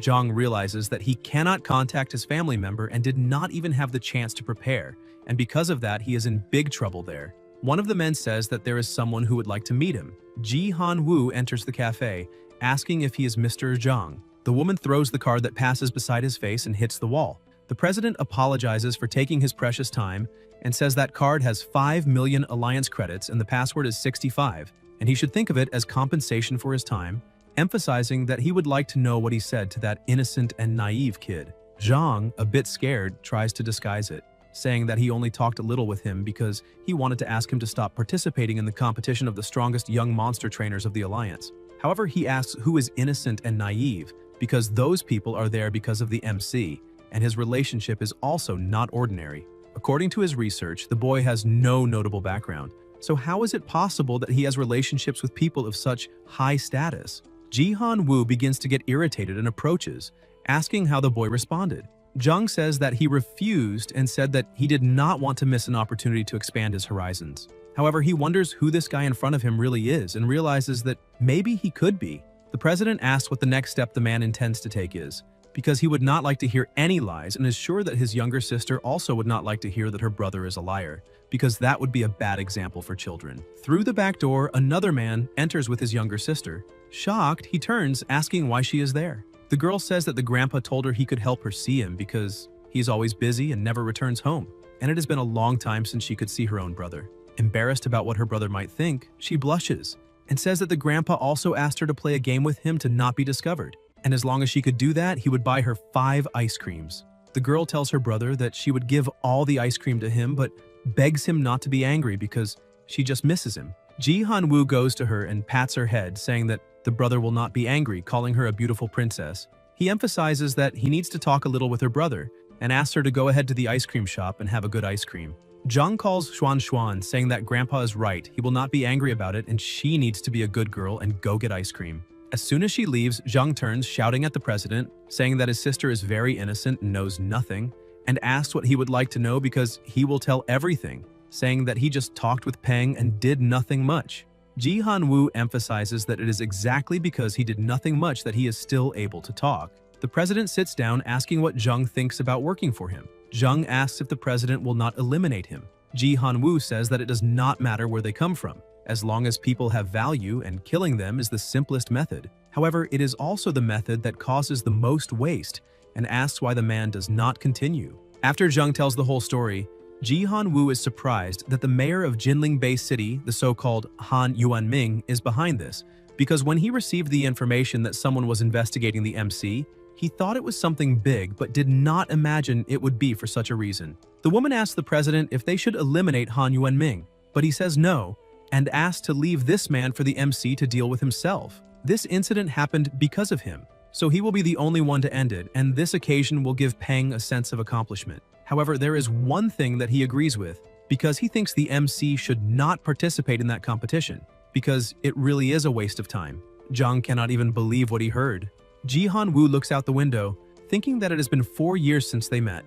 The MC was also in his room, looking out the window, wondering if someone could be behind all this. But he throws himself on the bed, saying that whoever it is, he will think about it tomorrow, because since he refused that offer, they will definitely go to the next plan. However, he intends to worry when the time comes. Suddenly, someone starts knocking on the door and he gets up scared, thinking that this time they acted very fast. He slowly approaches the door, asking who it is, but the person says that it is not good for a young man to sleep constantly. The man unlocks the door and opens it completely. The MC is surprised because he recognized the voice. His grandfather opens the door, saying that it has been a long time since they saw each other. Realizing that it is his grandfather, the two hug, and the old man says that it has been many years since they met and it looks like the MC has grown a lot. He enters and, sitting in the armchair, says that he saw the MC's performance during the competition and that he was great.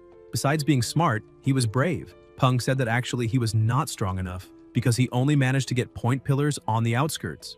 Ji Han-woo emphasizes that being able to preserve himself is the greatest success, and there is no shame in that. He emphasizes that his grandson is just like him, because when the old man started the Southern Sky Group, he also took a step back in certain matters. However, now he is back, and as long as he is there, no one will intimidate his grandson. Peng places his hand on his chest, showing respect, and talks about the group that his grandfather created, asking if there is anything he can help with, emphasizing he has experience in training familiars. His grandfather says that only some minor characters are fighting and cannot cause any harm to the group, and because of that he would like to talk about something else, saying that someone tried to make him withdraw from the competition, and that person is the mayor of Jinling Bay City called Han Yuan-ming. His grandfather says that he already knows that the MC refused, but he has more than one way to disqualify Peng from the competition, and asking if he would like to leave personally was just courtesy before the war. The MC is surprised to see that the person behind all this is a mayor. He emphasizes that this situation became a bit problematic and asked what kind of war he can face. His grandfather says that first, Han Yuan-ming will ruin Peng's reputation. Then he will find a girl who will invite him for a meal, and after the two finish the meal, some things will happen, and then she will accuse the MC of trying to abuse her. After that, the rumors will begin to spread, and the good kid that Peng was, with no background, will never be able to defend himself against such rumors.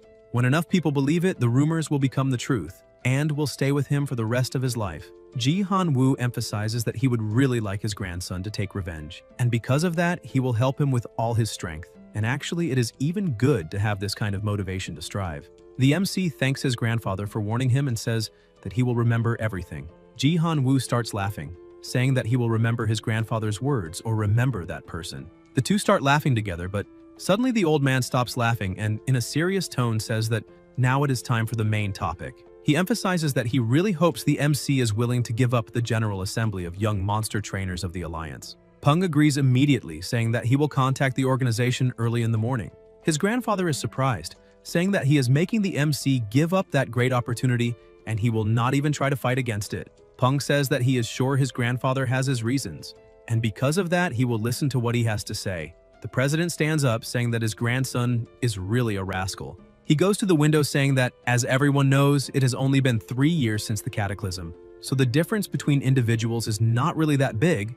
Age does not bring advantages to anyone. A person of 30, 40, or 50 years is on the same starting line. He asks his grandson if he really knows why he should pursue the title of strongest youth monster trainer, and emphasizes that perhaps it is better to remove the word youth from that title. Peng is surprised and says that if that word is removed, then the title would be strongest monster trainer. His grandfather says that is exactly it, because this is a different era, an era for the ambitious. Although the alliance controls the general situation now, it is only temporary. One day a conflict will arise. Peng asks if what his grandfather is trying to say is. Ji Han Woo interrupts his grandson, asking if he really thinks that if a person could command familiars to destroy mountains and hills and move rivers and oceans, that person would still be satisfied with normality and accept their current position. He emphasizes that a human's greed is always proportional to their abilities. Peng is surprised, thinking that he really cannot even imagine what the future will be like when that day comes. His grandfather emphasizes that it is exactly for this reason that he must strive to be the strongest among all, and participating in that kind of competition will only make him waste time, because a man must be more ambitious. The MC says that he has a question. He says that when that day arrives, there will be strong people willing to maintain order, but there will also be a group of people who want to destroy order. He asks his grandfather if he wishes to maintain order or destroy it. Ji Han Woo starts laughing, saying that the MC is very silly because of course his grandfather will protect him regardless of which side is right. He emphasizes that he also knows that his grandson, deep in his heart, is not happy about leaving the competition. He suggests that in 3 months, when the competition begins, he will recommend that the MC participate as a judge. Peng is a bit lost but soon speaks again. He says that he can help him fight for that position, but whether he succeeds or not will depend only on the hard work he will do in the next 3 months. Peng begins to smile, and Ambitious thinks that participating in that kind of competition is truly useless. But participating as a judge is interesting, because when the competition begins, the participants will be very happy to see a former competitor as a judge. At the airport reception in Chang'an City, Peng had just arrived. He thinks that he has finally returned home. However, he questions whether a place without family can still be considered home, because after handling some matters there, he will go straight to Yuzhou, as it will be better to enroll in the university there since he has the system. So which university he goes to does not really matter. Although he cannot help his grandfather, it is better to stay close to the elders. Suddenly his phone rings, and as soon as he answers, Feng Shu asks if he has already returned from Jiangnan and if he is free, because he has something he needs to ask the MC for help with, and emphasizes that it is something very good. Peng tells director Feng that he agrees to help, because anyway he has some business to attend to at the association. Feng says that he has already left the Monster Breeders Association. The MC asks why he left the association. The director says that the organization has changed a lot and is no longer the Monster Breeders Association he loved to work for. Now the association is a subsidiary of the Monster Trainer League. However, he does not want to talk about that and emphasizes that he is working for the military and that there is a lot to be done. Asking if the MC is interested, even though he cannot pay much for the work, he can still reward him with rare materials. Peng says that the director may feel free to get straight to the point, because if it is within his abilities, he will do his best to assist him. Feng is happy about this and says he will get straight to the point, beginning to explain the situation, saying that the MC has probably already heard about the man-eating red Shatuoman migrating from the Dali Desert. Recently, a monster hunting squad discovered that inside the hill, a Shatuoman Earth-level commander ate humans and is about to evolve to Lord level. Peng asks if the military is really preparing to capture the man-eating Shatuoman worm on the verge of reaching Lord level. The director asks him to stay calm and not worry, because they will not participate in a battle between Lord level monsters. All they will do is prevent other monsters from interfering while the man-eating worm is in the middle of its evolution. The MC smiles upon hearing this. The director continues, saying that the Dali Desert already has a Lord level desert ruler, and although the desert has grown since the cataclysm, it is definitely not big enough to house 2 Lord level monsters. When the time comes, a huge battle will break out, and it seems that the military is preparing to reap the spoils of that battle. Peng asks why Feng sought him out, questioning whether there are no stronger trainers than him in the military. The director says that this plan was proposed by himself, but the military's superior leader did not like it, and because of that, he can only rely on his own connections. However, he once again asks the MC not to worry, because it should not be dangerous. Besides that, he also has some military trainers by his side, and if the plan works, in the end, the Golden Divinity itself will personally help them. Peng says that apparently he is not doing that well since he enlisted in the military. The director smiles, but Peng agrees and asks when the worm will evolve. Feng is so happy with this news that he begins shouting on the phone, asking if he is really going to agree, because the evolution should occur in the next 2 days, and emphasizes that he now owes him one, and the MC can feel free to go after him whenever he needs help. Peng emphasizes that it is obvious he will participate in this fun and will be waiting for the notice. After hanging up the phone, he thinks that a battle of this level is far beyond his abilities, and all he can do is observe to learn, and if he really wants to become stronger, all he can do at the moment is watch a fight between the strong and broaden his horizons of knowledge. Tang Tang went to receive him at the airport. The MC asks her what that fat penguin is, but upon hearing the scream, he realizes it is Flamey. Sometime later on the outskirts of the city, the MC was with his familiars. He says that it is not very far because they have not even entered the depths of the forest, and that part is still considered the outskirts. Saying that a little further, and they will already be in the territory of the Lord of the Black Flames. And the Lord always has an aggressive temperament, so it would be very bad if they provoked him. As they were walking, Peng looks at Tang Tang, surprised to see that she had such a strong familiar. With the system, he can identify the name of the monster. Shadow Japalura, level 39, perfect grade, monster ability, hardened skin level 2, special characteristics Shadow Assassin. It has a passive effect. When silent and still, it can perfectly blend with the environment, matching its fur and body temperature. Second effect, passive effect, its special fur can absorb sound waves and vibrations, allowing it to move silently and remain almost undetectable. He thinks that the attributes of that familiar really are incredible, and now he understood why his grandfather wanted her to go with him. On the other hand, the helpers the director brought are also not bad. The first guy introduced himself as Li King. His familiars are an iron spine boar at level 24 and a green-blooded venomous snake at level 21. The other is Qin Yi with a flamebird familiar at level 27, which shows that they are on a very different level. He realizes that Li King and Qin Yi is a play on words. The director says that they should not enter without preparing themselves, because just before a monster breaks through a level is when it is most cautious, and because of that they must absolutely not do anything to provoke it. As they observe, the MC is surprised by the quantity. The director says that perhaps they will not need to do anything, because that man-eating worm will probably protect its brood. Peng asks if the Lord of the Black Flames is really called Lord of the Black Flames. Feng says no and explains that they call him that because he frequently occupies the entire Black Flames forest. After all, not all Lord-level monsters have a territory. He gives an example, saying that if that desert ruler were to occupy the Dali Desert for a long enough period, maybe they would start calling him Lord of the Dali Desert. Feng asks everyone to be extremely careful because surely there will be monsters that will use this opportunity to launch a surprise attack. The MC senses that something is coming and warns them, but as soon as he sees it, he realizes it is just a huge chicken. The director starts laughing and explains that chickens eat earthworms, and those man-eating worm hatchlings are irresistible to it. He asks the MC to pay attention, because confident in its natural instincts, the 5-colored golden chicken can easily surpass the worm's defenses.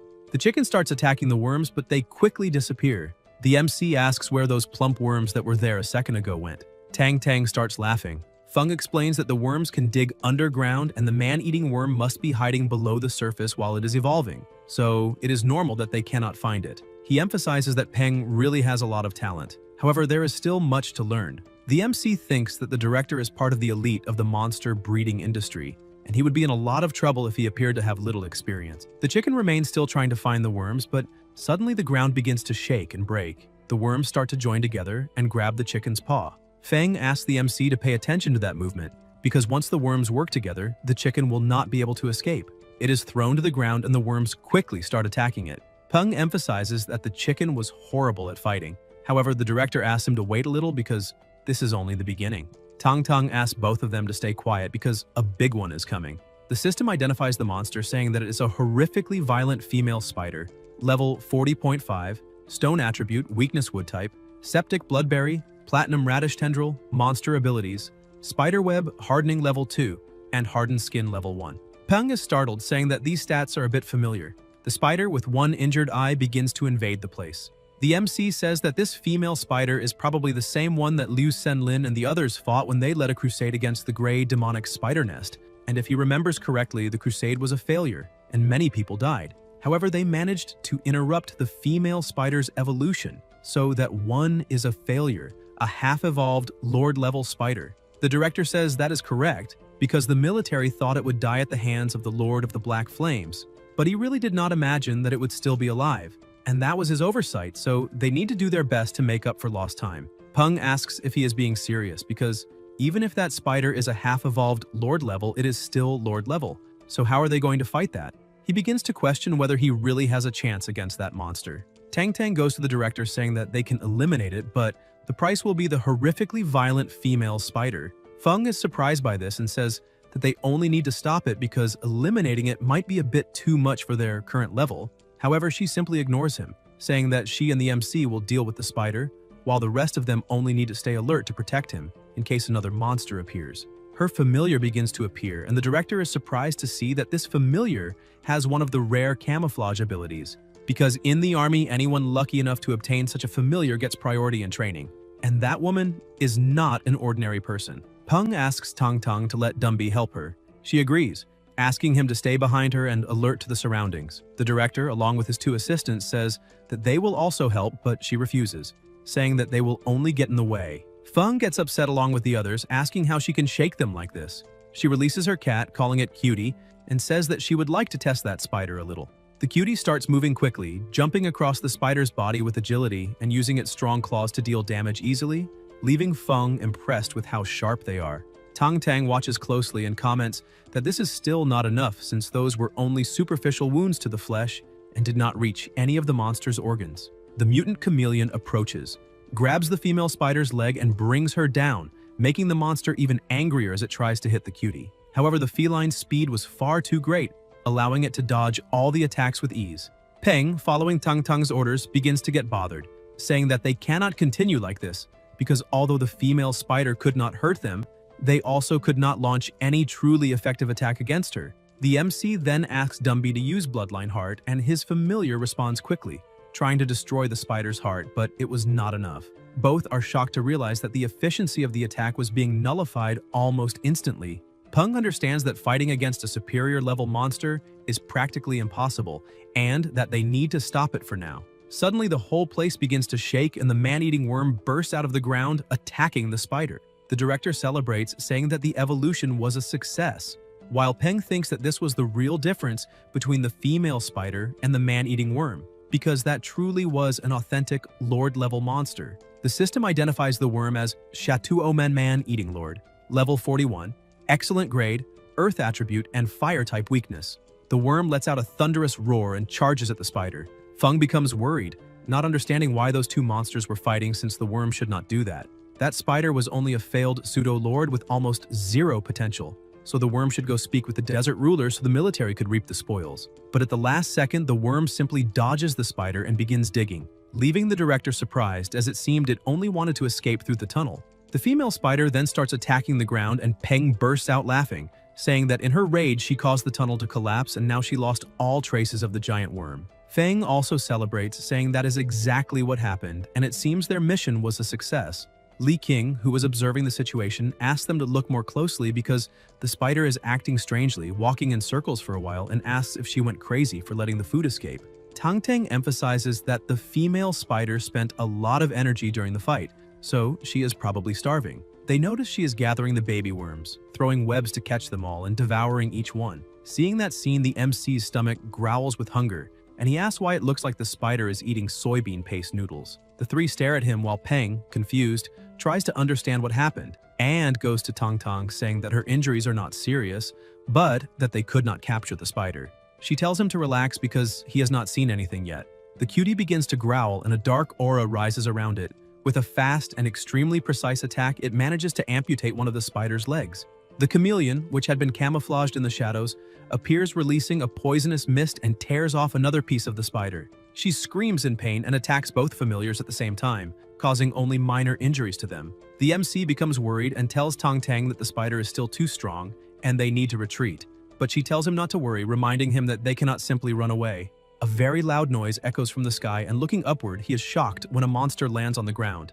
Everyone screams upon recognizing that it is a lord. A halo forms in the air, revealing a bird-type monster. The system identifies level 42, Lord, normal grade, name, blood-eyed bearded vulture, extremely strong, wind attribute, healthy and calm condition, abilities, wind power level 3 and reinforced stomach level 2, weaknesses electric, fire, metal, and dark types, and requirements for promotion to excellent grade, dark, divine, or blood evolution. The director shouts for everyone to be extremely careful, because that lord was probably attracted by the man-eating worm. And now that the spider is completely lost, as long as they do not provoke the monster, there will be no danger. However, the bird lowers its head as if bowing, leaving everyone confused as they ask why, instead of attacking the spider, it is bowing since that goes against the laws of nature. Tang Tang approaches and says that the bird is mourning the monsters that were devoured. The MC becomes completely confused and asks why that mourning, and she begins to explain, saying that maybe it is because it watched many movies and who knows was a priest in another life, but does not remember exactly.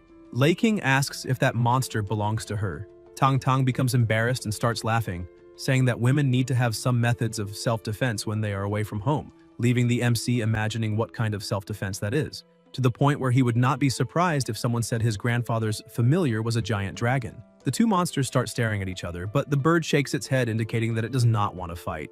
Tang Tang becomes irritated and says, "That idiot is showing his bad habit again."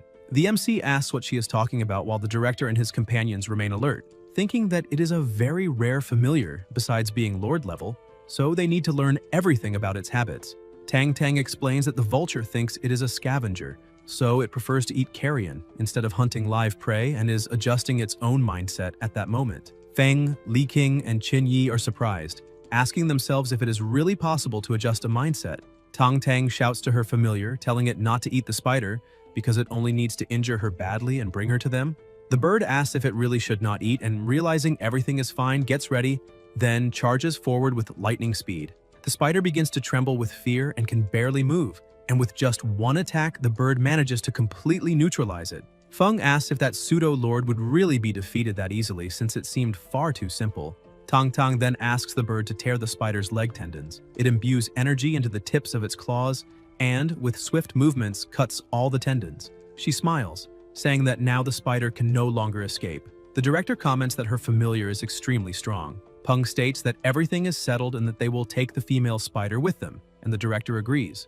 As soon as the two leave, Li King and Qin Yi ask Feng if the mission was completed, and he confirms that it was. Later that night, in the MC's backyard, the spider is lying down while the system warns that it is severely injured and has impaired mobility. He can identify the entire promotion path of the spider to Lord level, and the necessary ingredients would be 500 grams of perfect stone, earth core, and earth flow marrow serum. He realizes that there is only one evolution option available for her, which indicates there is only a single promotion path, and that, perhaps because she lost most of her potential, the other possibilities disappeared. Furthermore, he has never heard of those ingredients, and apparently that spider will not be very useful to him. The MC asks if Tang Tang wants to keep the spider, but she responds by asking why she would want something so ugly, and if he really does not want it, he can give it to her grandfather as a test subject. Stripey hears that and starts trembling, almost crying, but Tang Tang goes to her, pets her head, and says she was not talking about her because Stripey is truly the best.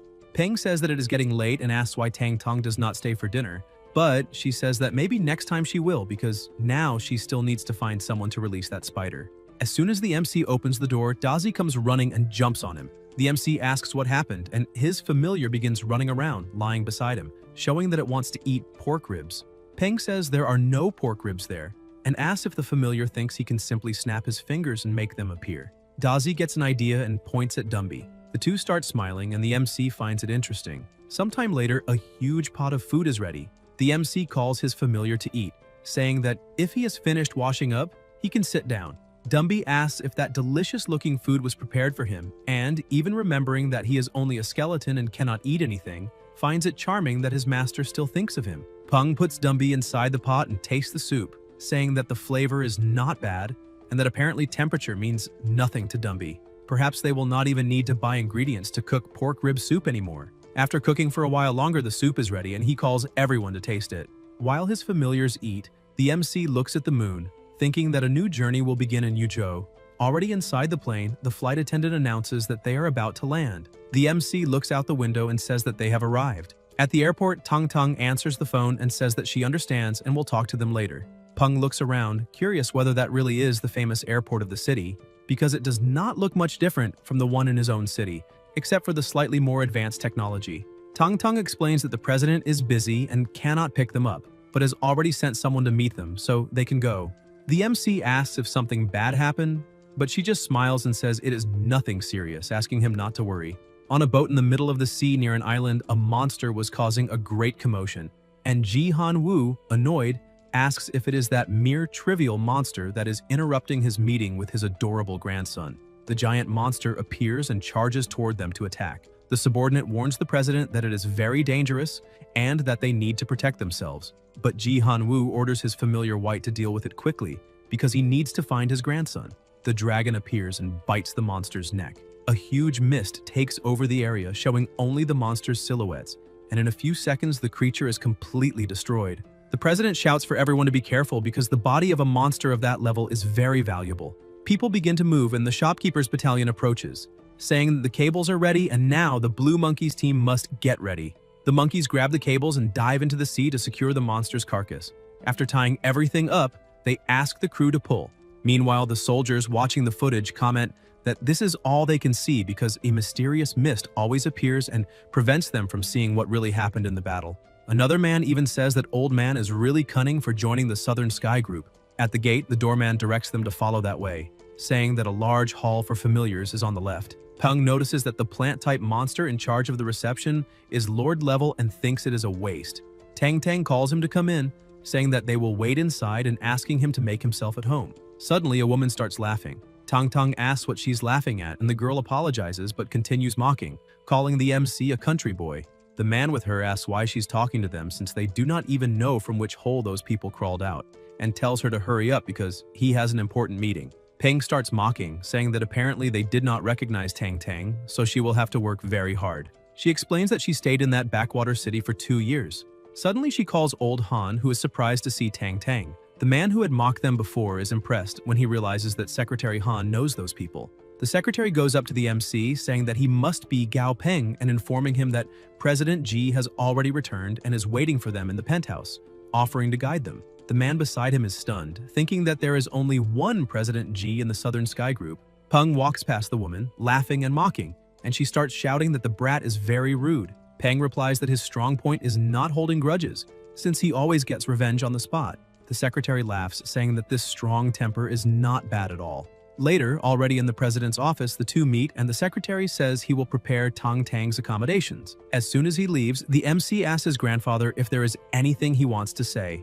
Ji Han-woo explains that before the MC's deadline begins, he will temporarily work for the Southern Sky Group. Peng is surprised and asks if this is immediate, questioning whether it is not too soon. But the president states that he is already very old and an accident could happen to him at any moment. Besides, the MC is the heir to the entire Southern Sky Group empire, so he needs to learn to command everything as quickly as possible. With so much information, the MC is left speechless, and the grandfather begins to wonder whether he was too hasty since his grandson is still just a student. He asks the MC to go to the Human Resources Department, because even as the president's grandson, he will still have to start from the bottom. After entering the company, he will first stay in HR for 2 days. And after that, the president himself will see if there is a chance to transfer Peng to the research department, where they will build a special laboratory for the MC. Besides that, the president emphasizes that he will have to hide his identity for now. Peng asks why he has to do that, and Ji Han-woo replies that he heard that young people nowadays pretend to be pigs in order to eat the tiger. The MC says that this may be true for other people, but it does not apply to him. Ji Han-woo starts laughing, saying that he has no doubt that the MC really is his grandson, because he also does not have even a speck of that kind of disgusting personality. Peng is confused by his grandfather's behavior and starts to think that maybe he has read too many novels. The secretary comes back knocking on the door and informs them that the preparations are ready. Ji Han-woo asks his grandson to follow the secretary because he will show him another kind of battle. Han begins to introduce the place, saying that this is the Human Resources Department. Peng reacts strangely and the secretary asks if something is wrong, but he replies that it is nothing. He just found some familiar faces, since both the man and the woman who had looked down on him earlier were standing right in front of him. The secretary introduces the MC to the head of the marketing department named Cao Xiang, who bows respectfully, calls the MC young master, and says that they were presumptuous that morning.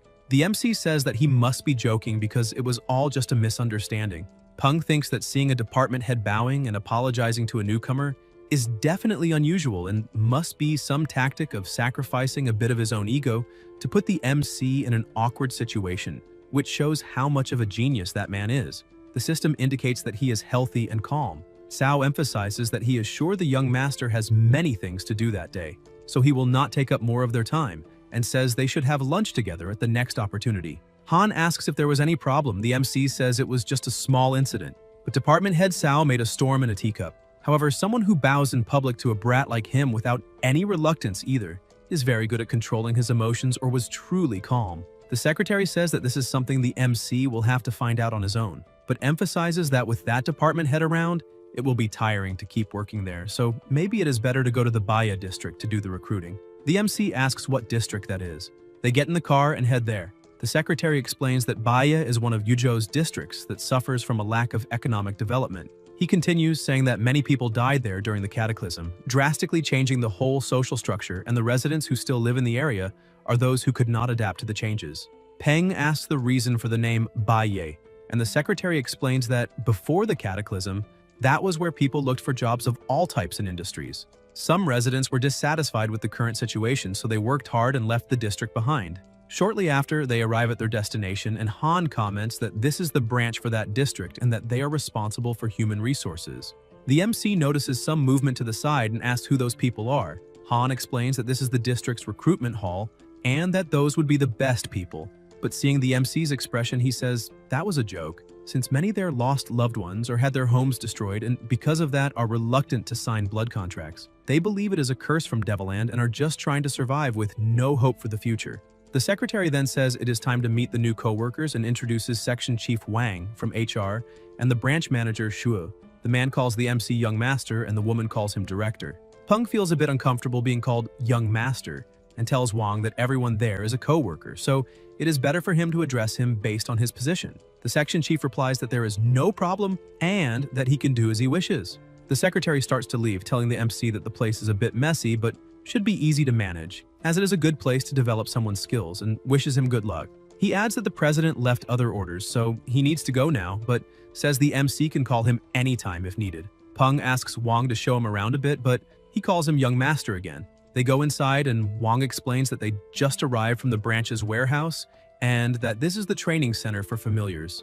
Peng, still annoyed, warns that from now on the section chief must call him Leader Gao or Director Gao because he will cut his salary every time he is called Young Master. Peng observes the place and asks if all branches have that kind of equipment. Wang says yes, but basically no one uses it.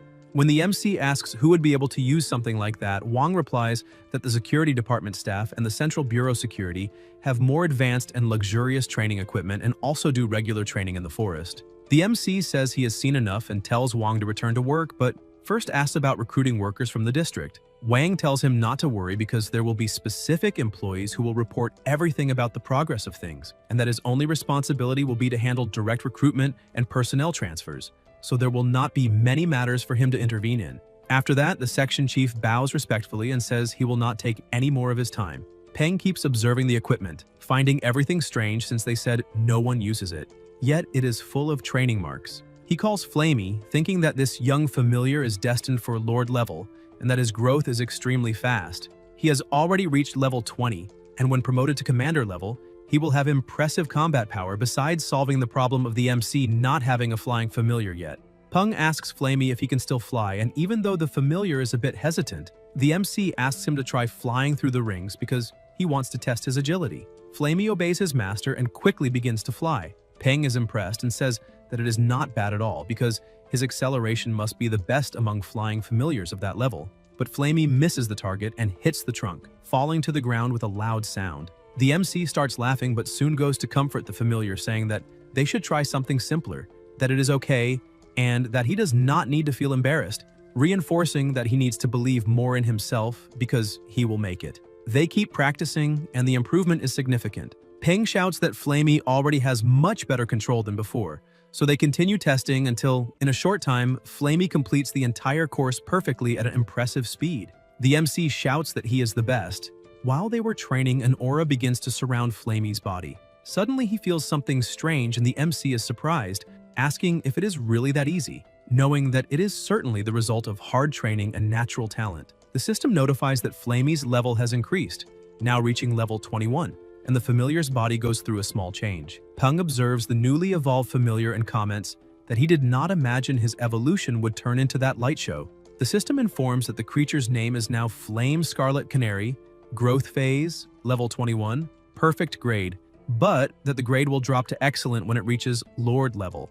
The attributes are fire and he gained pyrokinesis level 1, along with special feathers that carry intense heat. The passive ability increases fire resistance absurdly, while the active ability allows feathers to detach, fly to the target, and ignite when combined with elements in the air, creating an explosion. The MC comments that the passive is easy to understand but admits to being confused by the active one, realizing that the spark does not come from the feather itself, but from the reaction it causes in the air. He imagines the explosion must be strong, but remembers that for that to happen, little Flamey needs to pluck his own feathers, leaving his body looking like a plucked chicken. Peng then pretends to get annoyed and asks the familiar if that form is permanent, leaving the creature frozen until he falls into laughter and calls Dumby to continue their journey. During the night, another boy sneaks into the place with his small familiar and prepares to train, but a shadow appears, asking how long he has been showing up there. Peng and Dumby watch him as the boy admits it has been half a year, apologizing because he knows it was wrong. Before he finishes, Peng tells him to forget about it and explains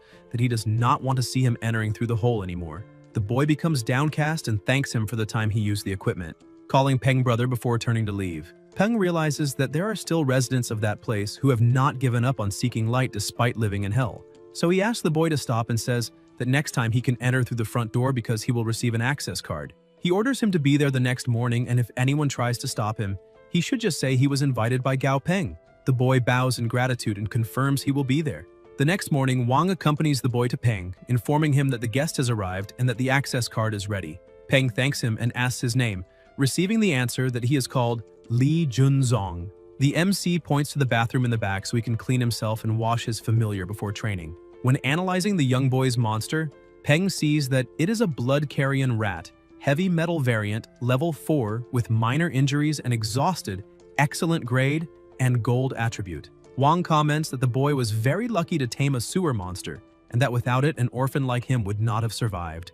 Peng asks why creatures exist in the sewers, and the chief replies that it might be better if he did not know, but that this district has many monsters that live off the garbage. The MC then asks if people simply let them multiply uncontrollably there, and Wang explains that at first, they used to come up to the surface, but after losing some members to monster trainers, they began to hide and never came out again. The MC begins to imagine the chaos a monstrous rat infestation could cause, while Wang comments that he has no idea how other cities dealt with it, but guarantees that in Yuzhou nothing gets out of control because President Ji has a familiar that lives in the sewers and feeds precisely on the creatures that inhabit the underground. Peng finds it curious to notice that humans dominate the surface during the day while monsters occupy the shadows, surviving on trash and what is discarded, creating a completely different balance than in the city where he lived before. After the bath, Junzong returns and joins the conversation, saying that there are many monsters down there and that people are afraid to go down, remembering that the last time he only dared to go because he was starving when he found the injured blood rat. The boy explains that the familiar is fast, can dodge other monsters, and even finds food for him. Peng asks if the rat really feeds the boy and finds it interesting, then comments to Wang that their factories have recently expanded, but recruitment is not keeping up with the growth. Wang understands the hint and nearly asks if he is suggesting that, but Peng does not wait and looks at the boy, asking what he thinks about working for him. He informs him that because he is young, he will receive a lower salary but will have shelter, food, and will still be able to use the training center after work hours. Junzong becomes overjoyed and shouts his thanks while Peng enjoys thinking that perhaps he really is a saint. At another moment in the dormitory, he notices that Daza evolved to level 25 after spending just one day with his grandfather, becoming shocked as he wonders if he used some top-tier ingredient. Even understanding that Dazi and Stripey are in a rapid growth phase, that jump seemed exaggerated, and he even considers leaving the two under his grandfather's care more often. But what really catches his attention is Silly, always out of combat, now at level 20, although stuck due to his own grade preventing the breakthrough to commander level. He remembers that Silly has wood attribute and should heal wounds when evolving into living wood water spirit, so he decides to test it using a lab rat. Half an hour later, he realizes that the healing is far too weak, so slow that a simple wound would close itself faster than the familiar can regenerate it since it only healed 1/3 in that time.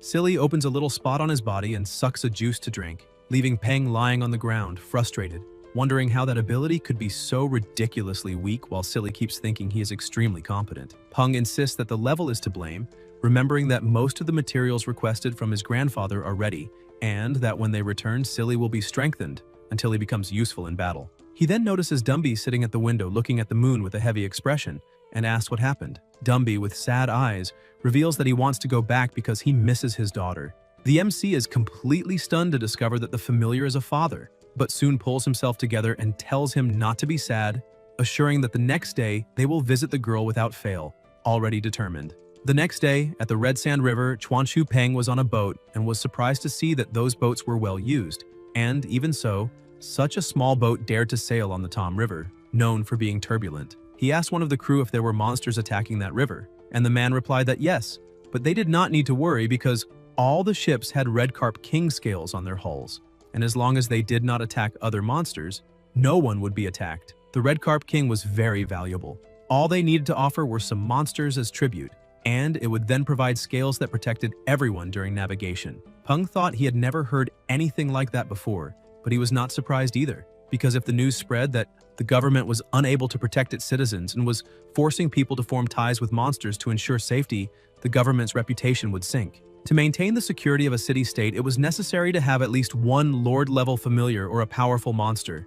Yuzhuo and Chang'an had the best monster trainers protecting their cities, so they did not need to worry about invasions coming from the nearby forests. But for smaller cities, it was very different. The sailor warned that they had arrived.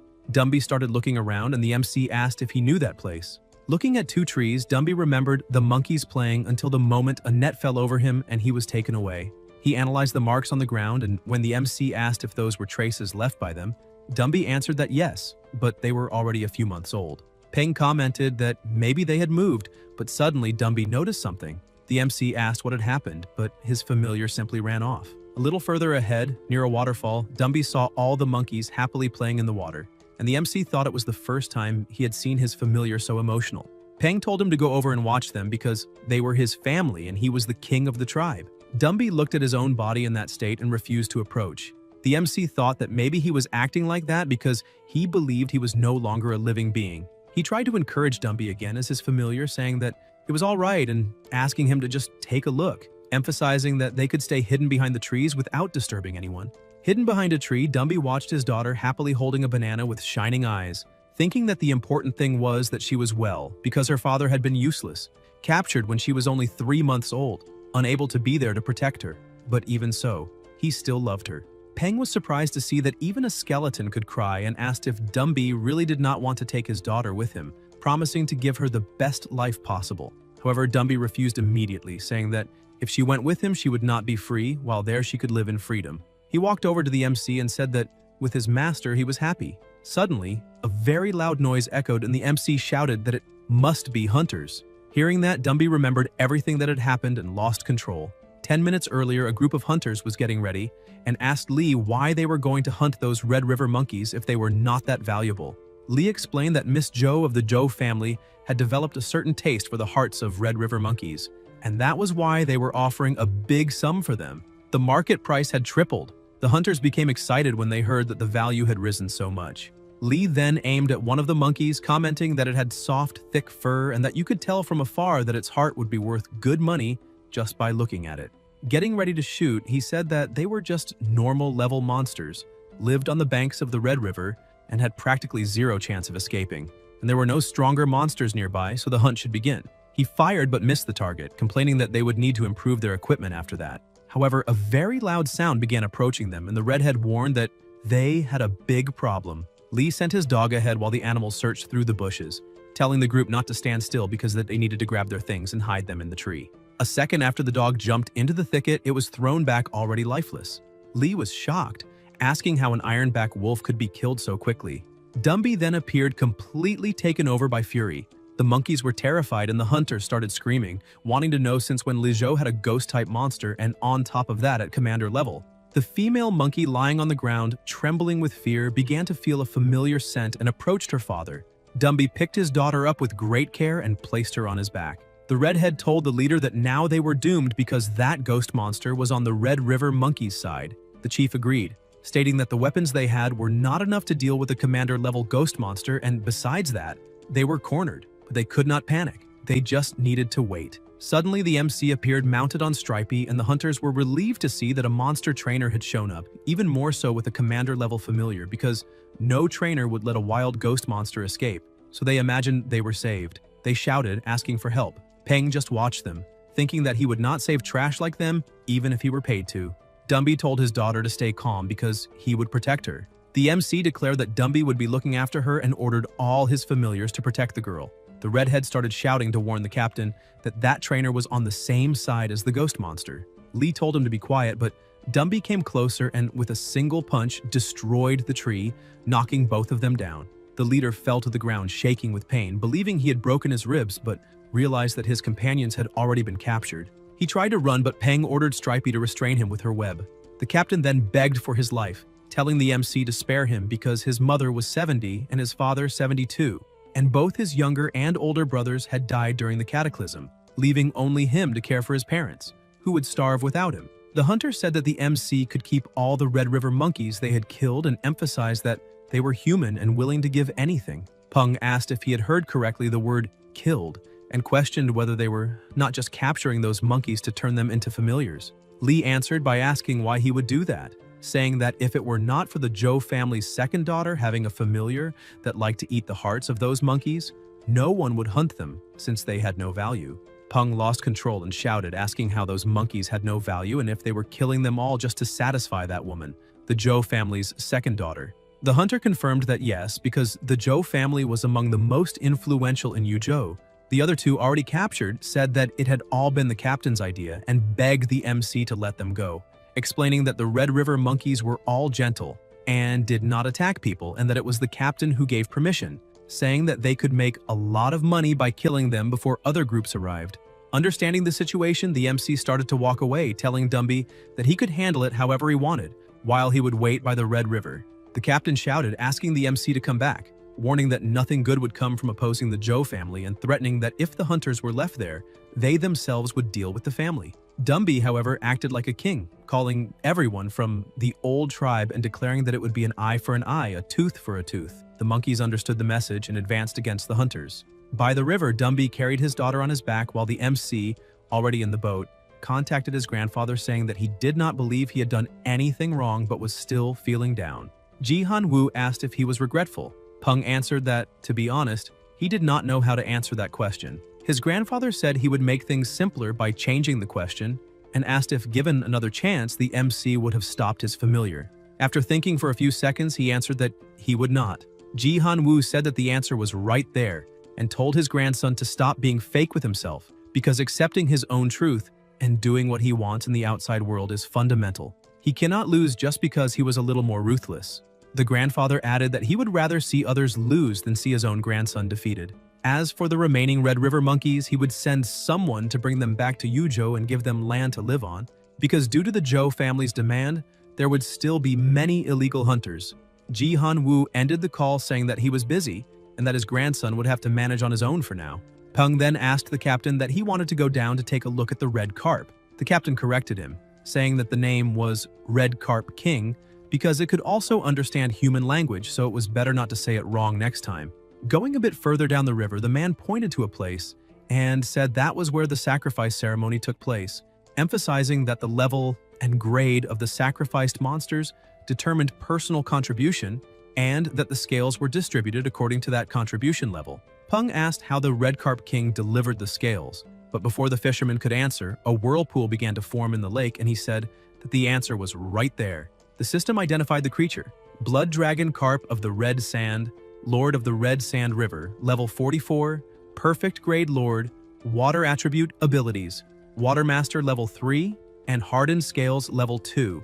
The MC was impressed to see a Lord level monster and on top of that one of perfect grade. The men on the riverbank shouted that the Red Carp King had appeared and that they needed to deliver the sacrifices immediately. They placed the entire banquet on plates in the river and the carp pulled everything into its mouth. After eating, it spat out a sphere full of scales. As soon as the sphere hit the ground, it opened, revealing the contents. The organizers warned that everyone should take the scales according to the order of the sacrifices, otherwise they would irritate the carp. Peng observed, saying that it was the first time he had seen a veteran lord use that ability. Its hydrokinesis looked like something out of a fairy tale and he wanted to observe more closely. Seeing how things really were, a curiosity arose in him. After all, what kind of lore did his grandfather have as a familiar? Because such wild creatures could not be observed so closely, and yet he could touch one since it was part of the family. In South Africa, in Lusaka, something appeared in the middle of the city. Alarms went off and people shouted asking in which area it was happening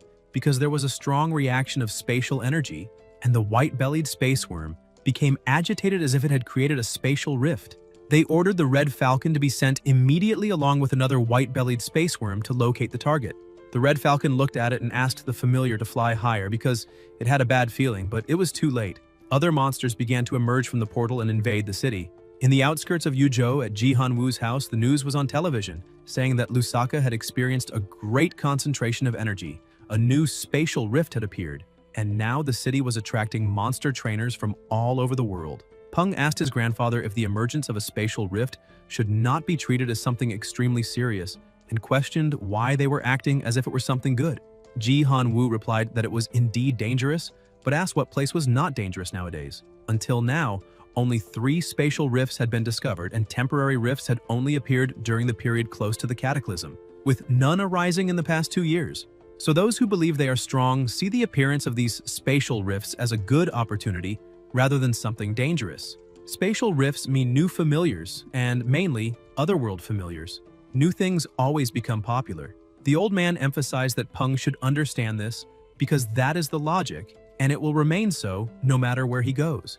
Ji Han-woo then showed a card to the MC saying that it was the laboratory card of that house, and that the requested materials were almost all gathered, asking his grandson to check if he could use them. He reinforced that if Peng truly wished to evolve his familiars, he should seek advanced monster breeders working in the company because consulting them would be more sensible than continuing to test everything on his own. Peng smiled, thanking him, and thought that his grandfather had no idea that he had the system, and the system was infinitely better than any monster breeder. Ji Han-woo got up saying that everything was fine, and advised his grandson to rest for the next 2 days since he had just arrived. Peng asked if he could see his grandfather's familiars, and the old man smiled, saying that White was around but that the grandson should find him on his own. Peng went to the back lake thinking about what his grandfather had said.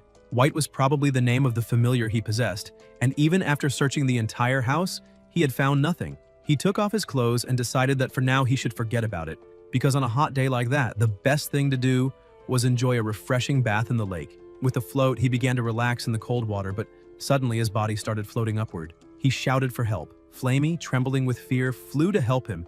Telling himself not to look down, he grabbed the master by the leg and quickly pulled him to solid ground. But when looking back, Peng was speechless. A dragon had appeared before him. Using the system, he identified it.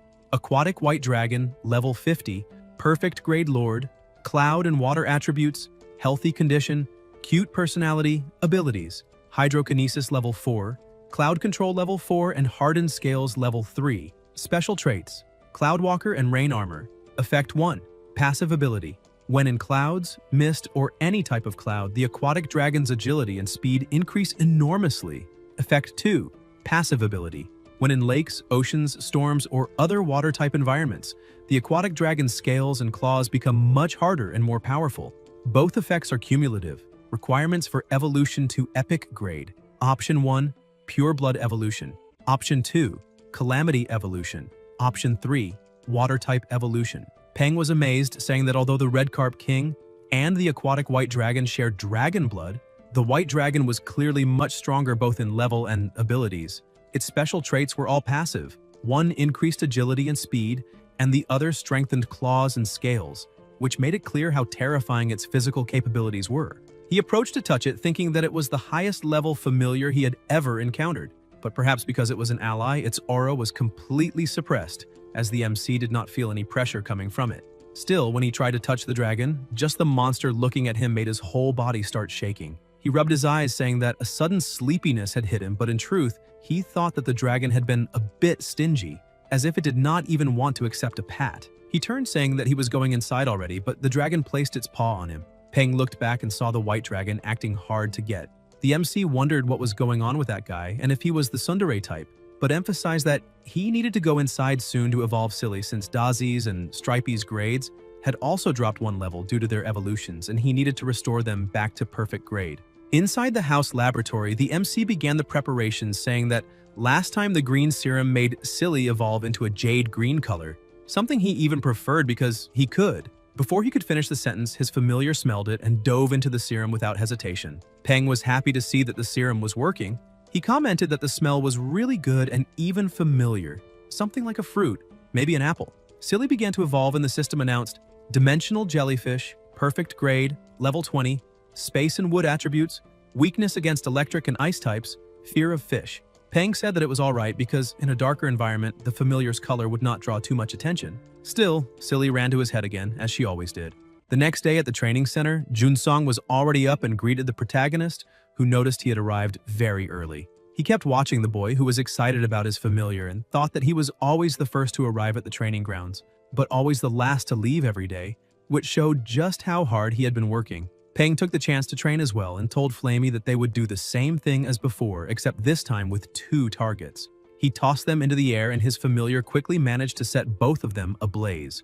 He noticed that Flamey's flames had increased significantly since the previous week, and now even firing 2 continuous fireballs was easy for him, and from the looks of it, the training seemed to have paid off. However, training a fire-type familiar during summer was pure torture. Wang approached saying they had already begun the recruitment process as the protagonist instructed. They had opened some positions for orphans and children who had only one guardian, so when Peng had the time, he needed to take a look at the work. However, the protagonist said it wasn't necessary, and even though they were in a superior-subordinate relationship, he would use most of his time to train his familiars, so he would leave all the daily work to him. Wang said he understood and pointed out that many people in the company were talking about how generous the protagonist was, explaining that recruiting children had been illegal until a few years ago, but in today's world, giving these kids an easy job to do could mean the difference between life and death from starvation. Peng said it was fine, and that there was no need to thank him so much in front of the children. He told his subordinate to keep watching for promising talents and to notify him immediately if he found any.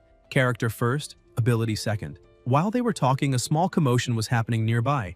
Wang said he heard that a monster had appeared inside the factory and several workers had gone missing, so their relatives had come looking for them. Manager Shuo was probably discussing the search and rescue mission with security supervisor Jiang. Peng kept observing and said that from the looks of it, the discussion wasn't going very well. He walked over asking the supervisor what the situation was and whether they had managed to find the monster. Shuo said the workers had been found and sent to the hospital. They had suffered serious injuries but were not in life-threatening condition. As for the monster, Jiang cut her off, saying that the creature was very agile and had hidden itself inside the sewer system. The supervisor began wondering who had told the protagonist that, because dealing with something that large while someone had no idea what they were doing made everything even more troublesome. Peng questioned how a monster managed to enter the factory through the sewer system, and whether the underground defenses had been damaged, because if that were true, they needed to fix it as quickly as possible. It would be a huge problem if more monsters came in through the same place.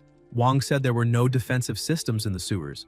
There was only an alloy gate that discharged the liquids produced by the factory. Peng grew irritated and yelled at the supervisor, asking why there was no defensive system and what the meaning of that was. The supervisor became slightly uncomfortable and tried to explain that they believed the water pressure would be enough to keep monsters from entering the factory, and they did have the gate. Peng cut him off and kept shouting, asking if he really thought they had time for that, because all he knew was that people had ended up severely injured during a job that was supposed to be safe, which made working with a clear conscience impossible. He told the supervisor to show him the way while manager Shuo stayed behind to handle whatever was necessary. She agreed, but the supervisor looked displeased, thinking that the protagonist didn't know how to speak in public. Sometime later, out in the factory courtyard, Jiang pointed at a crack and said that was where the monsters had disappeared. Peng stared at it and thought there definitely wasn't any Lord-level monster in the sewer system, because he remembered his grandfather once had a familiar living there, and all potentially dangerous monsters had already been exterminated by him. He started approaching the crack, saying he would take a look, but the supervisor tried to stop him, saying it was better to leave this to the defense team. Peng looked at the supervisor and asked if he really intended to send that 4-winged demon mantis, because they weren't good in enclosed and dark places, so it wouldn't be suitable for the job. The supervisor felt surprised and irritated, thinking that the protagonist had no idea that he already knew this. If it weren't for that exact reason, he would have gone down there long ago. He thought that apartment brats like him were all the same. In the end, it was always the supervisor and his team who had to clean up their mess. He calms down and tries to smile, telling the protagonist not to worry because he believes in his mantis since it can adapt to all kinds of environments. Peng points out that he truly believes in the supervisor's abilities. However, all familiars have their limitations, and the 4-winged demon mantis is good for combat in open areas and wide spaces. Besides that, something big happened at the factory recently, and he needs Jiang to stay there and keep everything in order. The supervisor realizes that the protagonist is trying to help him, and apparently, he is different from the others. He ends up agreeing and asks the leader to be careful because although they are not high-level monsters, their movements are fast and agile, and they also climb walls, so he needs to be careful with the ceiling. The supervisor emphasizes that as soon as the protagonist goes down, he must walk west, and that way he will reach the alloy gate. Peng thanks him for the information and calls Dazi and Stripey to go down. Once inside the sewer system, he warns his familiars that they are not there to play. But as he walks, he notices he is not feeling nervous at all. Dazi senses something, and the protagonist asks what it is and if something is there. When he points the flashlight upward, he sees a giant roach. It jumps toward him, but his spider catches it and Dazi attacks, finishing it. Stripey smells the roach burned by the shock and says the smell is very good, asking his master if he can eat it. He says yes, and the spider quickly goes toward the roach saying it smells great, but as soon as she approaches, the roach manages to break free and flies away. Stripey gets upset, saying the food is flying away. Flamey looks at the roach and immediately thinks of the giant flying saucer. Without thinking twice, he fires a fireball, hitting the target and pulverizing the roach. The protagonist and Dazi start clapping, saying he was amazing. Peng goes to the system's control center, saying that normally the alloy gate should be tightly shut and only opens when the factory discharges water, and perhaps some monsters got inside while it was open and climbed against the current. He begins opening the gate, saying this is very strange because they managed to go against the current and pass through the gate, so what happened for these roaches to become so determined? As soon as he opens the gate, he sees a massive number of monsters in front of him. He starts thinking about what he should do, and suddenly he hears a noise. The roaches begin to attack. The protagonist tells Stripey to control them while Dazi covers the rear and Flamey incinerates everything. Flamey takes the deepest breath he can and attacks, destroying several roaches at once. But the protagonist notices that the fatter roach is ordering the others. It is probably the leader, and the sound he heard earlier was probably her giving the order to attack. He asks his spider to take down the leader first. Stripey activates her defenses and begins ignoring all the other roaches, going straight for the leader. She eliminates it with a single strike. The remaining roaches begin fleeing. The protagonist watches and says that apparently those giant roaches caused the factory incident. The numbers are there, and it seems there will always be one or two running around whenever the gates open. Suddenly, he notices Stripey rolling on the ground. He asks what happened, and she says something entered her mouth and is moving. The protagonist uses the system to analyze it and discovers that the monster's name is Daughter. Its sub-body, parasite level 19, perfect grade, darkness attribute, hobby eating metal, weakness surrounded by sunlight, parasitic characteristics, drains blood and eats the fat beneath the host's skin to nourish itself, improves physical recovery, strength, repairs internal injuries, and improves skin defense. The protagonist realizes it is a type of parasitic plant, a sub-body, and its grade is very good, and its reinforcement attributes are not bad at all. He apologizes to his familiar, saying she is still young and he still has much to give her. Flamey, crying, goes to his older sister and starts pulling out the parasites and throwing them on the ground. The parasites on the ground suddenly open their eyes. The protagonist lets his guard down, saying he should mention that Stripey does not have the habit of cleaning her mouth often. The parasite tries to run, but the protagonist notices and tells Dazi that they are counting on his super sharp sense of smell to go drink tea at their new friend's house because if they follow that sub-body, they will be able to find the main body. But suddenly he hears a very loud noise that makes the whole place shake. The protagonist shouts, asking what is happening. Dazi says there is a very big guy behind them. Flamey points out that from the looks of it, this big monster does not seem to have any intention of hurting them. Peng grows thoughtful because the monster truly has no intention of attacking. And something appears, which the system quickly identifies as level 39. Peng gets a bit annoyed, saying that at level 39, if they fight, they definitely will not win. And he questions why a monster of that level had to show up in the sewer, since he really thought his grandfather's familiar had cleaned out that entire place. But suddenly it hits him that the monster did not intend to attack. So maybe it is his grandfather's familiar, and if his grandfather finds out, he will laugh a lot. Peng asks Dazi if he can remember the smell of that parasite because he took quite the emotional hit and now needs to make it worth it. They continue walking through the sewer system, and a bit farther ahead, the protagonist manages to find the parasite, which gets startled and tries to run. However, a wall of fire rises in front of it and Dazi rushes in from behind. Suddenly, another monster appears, being controlled by the parasite. Dazi tries to block the attack but is thrown back, and the protagonist tells him to electrocute that monster immediately. Dazi, irritated after getting hit, begins releasing all his energy, scaring the other monsters so much that it throws the parasites on the ground and starts running away. Dazi has no idea what just happened, and the protagonist says that this parasitic relationship seems more like a symbiosis. The Black Daughter cannot give a forced command to its host, but that is actually good because all he needs are abilities, not obedience. Looking at the parasite's body, he starts laughing, saying that on its own it is harmless. After returning to the surface, Wang asks how the situation is, and the protagonist says he already took care of everything, but needs someone to fix the crack in the ground. He hands the parasite body to Dumby, asking him to hold it, and tells Dazi and the others to go back first and rest. The parasite starts wriggling and suddenly jumps onto Dumby's face, who gets irritated with it moving around. The protagonist realizes the parasite is extremely dumb, since it is looking for blood and flesh on a skeleton, and Dumby simply crushes the parasite. The protagonist, annoyed, asks what he is doing, and his familiar says that thing was squirming and tickling him, and he did not like it. Peng thinks that in the end, it is better to forget about it because taming that creature in such a short time would not work anyway. He changes the subject and asks the department chief to find a bulletproof glass box to store it. Suddenly, his communicator starts ringing, and when he answers, he realizes it is his grandfather. He asks if something happened, and Ji-Han Woo asks if he can come back now. The protagonist asks what happened and points out that he had just arrived there and had not managed to do almost anything yet. But his grandfather says that the laboratory is ready, and he wants him to return to take a look. Peng gets excited and says he is already on his way. A while later, at Ji-Han-woo Lake, inside a cave behind the president's house, they are examining the laboratory. Peng says it looks a bit too high-tech, and his grandfather says it is nothing special and asks him to touch one of those beams of light. As soon as he touches it, the door opens, and he thinks it is way too perfect. Seeing the interior, he becomes impressed. The president asks if his grandson is satisfied with the laboratory because if he is not, they can build another one. Peng starts smiling and celebrating, saying he is very happy to have his own laboratory. His grandfather says he would like to introduce two people, since they are the only advanced monster breeders in the company, Deng Yimiao and Zhu Heming. The older one introduces himself, saying it is a pleasure to meet the protagonist and that his name is Yimiao, while Heming seems a bit irritated, telling the president that he was in the middle of an experiment. Ji-Han Woo says he will increase that month's experimental budget by 20%. And Heming immediately starts laughing, saying the president is very wise. Ji-Han Woo introduces the protagonist, saying that this is his grandson, Gao Peng, an intermediate monster breeder. Yimiao is impressed, saying that being an intermediate breeder at that age is truly exceptional. Ji-Han Woo becomes very happy and proud with the compliments and starts laughing, but then he says it is not exactly like that, since his grandson's talent is only average, and he asks them to stop praising him, otherwise his grandson may end up becoming arrogant. The president explains to the protagonist that he invited those two people to help him with his experiments, and if there is any kind of experiment he wants to conduct, he can ask them for guidance.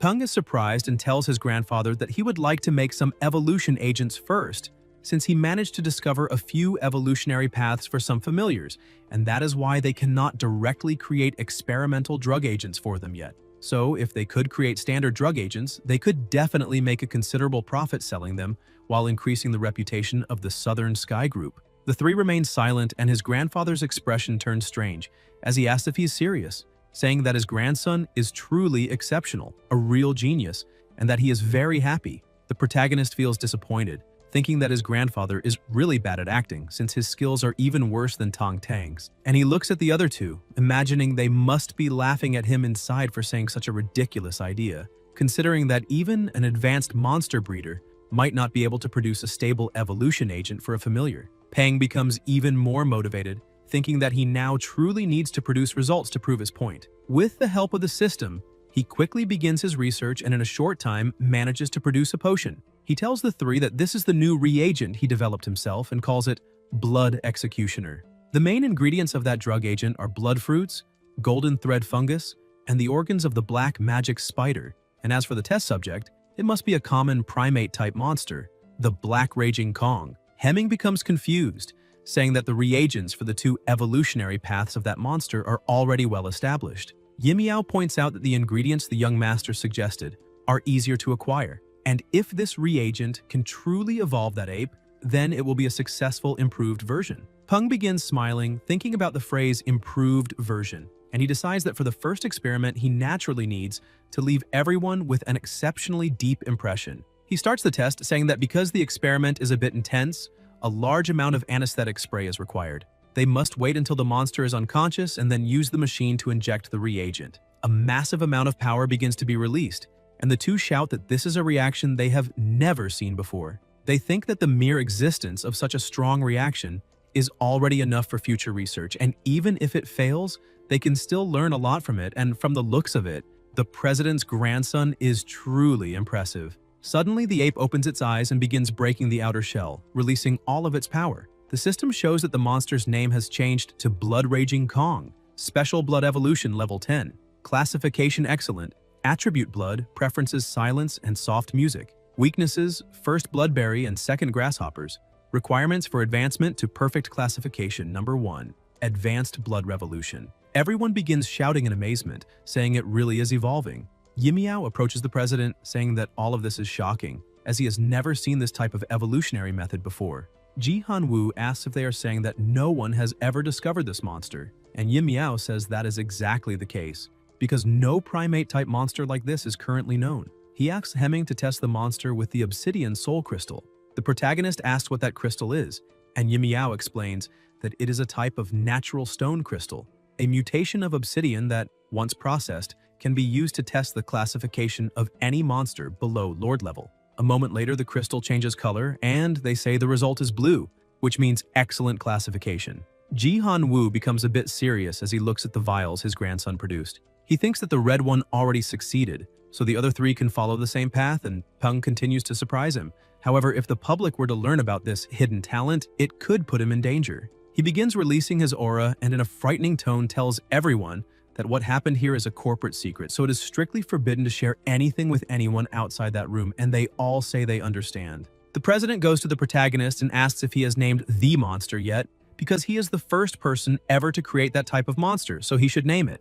Peng looks at the monster inside the other room and says he would like to call it Blood Raging Kong. The protagonist continues explaining and holds the other 3 reagents in his hand, saying he calls them Earth Reagent Type 1, Petrochemical Reagent Type 1, and Royal Reagent. He proceeds to the second experiment, explaining that the giant ant has already been injected with the petrochemical reagent, and now they will observe the result together, because the lack of long-range attacks is a common trait among monsters in their early stages. However, it is difficult to change their agility, since that would require altering their entire body structure, although increasing their defenses is not difficult. After the ant evolves, the system says its new name is Stoneheart Ant, Level 7. Classification excellent. Preferences sugar water and tree sap. Condition healthy, inflated. The protagonist says that this is the result of the reagent and that he will call it Stoneheart Ant. Hemming remains impressed, saying that this monster is also of excellent classification. Peng points out that this is not all and calls the 2 over to look at the result of the royal reagent. He places another monster inside the chamber,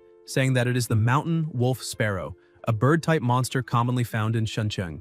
It evolved from the glimmer sparrow that existed before the cataclysm. The mountain wolf sparrow is not very large, but it is fast and has a feral temperament, and the inside of its beak is lined with sharp teeth. After the royal reagent was used, it evolved into the mountain wolf sparrow emperor, and its classification jumped from normal to excellent. However, the royal reagent has one drawback. Continuous use of the royal reagent can evolve a monster all the way to perfect classification, but it also makes it more difficult for it to reach the Lord level. The other 2 researchers cannot believe that a reagent capable of guaranteeing a monster's evolution to perfect classification with continuous use actually exists, and the only disadvantage is that reaching the Lord level becomes harder. They begin to wonder whether the protagonist truly considers that a flaw. Peng continues explaining and talks about the Earth reagent, which can evolve the Golden Light Dog into the Earth Golden Light Dog. Its classification will improve by 1 tier, and its strength and endurance will also experience varying degrees of increase. The president starts laughing and tells his grandson that if he ever needs materials in the future, he just has to ask his grandfather. And in return, he only needs to share the results of future experiments and does not have to report anything to anyone else in the company. He orders the 2 researchers to prepare for mass production of the Blood Executioner reagent, the Earth reagent Type 1, and the Petrochemical reagent Type 1. And after that, they should sell them to the public. The royal reagent is more valuable, so it cannot be sold yet. The 2 bow, saying they understand and will return to their positions immediately. Hemming looks back, saying that young people these days are truly frightening, because he does not think the protagonist is far behind. Yimiao agrees, saying that perhaps they will be surpassed in less than 2 years and that their path will no longer be so lonely. Peng continues looking at his laboratory, thinking that having his own lab is only convenient for producing reagents to give to his grandfather. With the system, he does not need to conduct experiments to research evolutionary paths for monsters, so staying inside that laboratory is simply a way to enjoy the air conditioning and waste his time. He asks his grandfather whether any expeditions are being organized by the group lately. Ji Han-woo asks if he is interested in the wild region known as the Wild and wants to become a word hunter. The protagonist starts smiling and asks if his grandfather does not think word hunters are cool. He begins explaining that a very special group exists within the monster trainer community known as word hunters. Every word hunter has their own title. They are celebrities in society, and they are one of the most unique and powerful organizations among monster trainers. Unlike most inactive trainers, they travel deep into mountains and explore unknown areas where humans have never set foot. They are the explorers of the world and the warriors of the wilderness. The army must defend the cities, maintain peace, and protect humanity, and nearly half of the known regions humans have explored so far were charted and patrolled by word hunters. Peng becomes excited and says that just thinking about it already fires him up. His grandfather says that his grandson has always been wild since childhood. Ji Han-woo explains that it is not that the protagonist cannot go into the wild. However, he still needs to train his familiars more because the way they fight is still very crude. The true wilderness is not like a forest near the base city. Danger exists on every side, so before he gets permission, Peng cannot go, and if he disobeys, his legs will be broken and he will be bedridden. The protagonist feels a bit discouraged, thinking that he has the technique of the inconsistent constellations. So if his grandfather wants to break his legs, he will first need to break the legs of all his familiars. The president begins walking away and tells the protagonist to wake up at 6 in the morning tomorrow and bring all his familiars for training, a special training session. The next day, at 5:57, the two meet in the middle of the forest. Ji Han-woo says that he told his grandson to arrive there at 6, and he really arrived exactly at 6, which shows he is punctual. And since he is so punctual, he will be rewarded with 30 push-ups. Peng is confused as to why he needs to do that, pointing out that humans can never defeat a familiar, and since they have the protection of monsters, there is no need. The president asks if he is sure about that and begins releasing his aura, breaking a tree with a single strike. Peng is shocked, thinking that it is completely insane, since even a black raging Kong at normal level would not be able to destroy a tree with one hit. Ji Han-woo says that his grandson is still very naive to think there is no need to train because he has the protection of his familiars, asking whether he does not need endurance to run away from danger, because they are monster trainers, and protecting their own lives is the most important thing. As long as the protagonist stays alive, they still have a chance to change the tide of battle. Peng begins to understand the situation and thinks that his grandfather is not wrong. The president continues explaining and says that although the power returned from familiars is small, if the familiars become strong enough, the amount of power returned will gradually increase, and therefore, with the increase in the number of familiars, their levels, and their strength,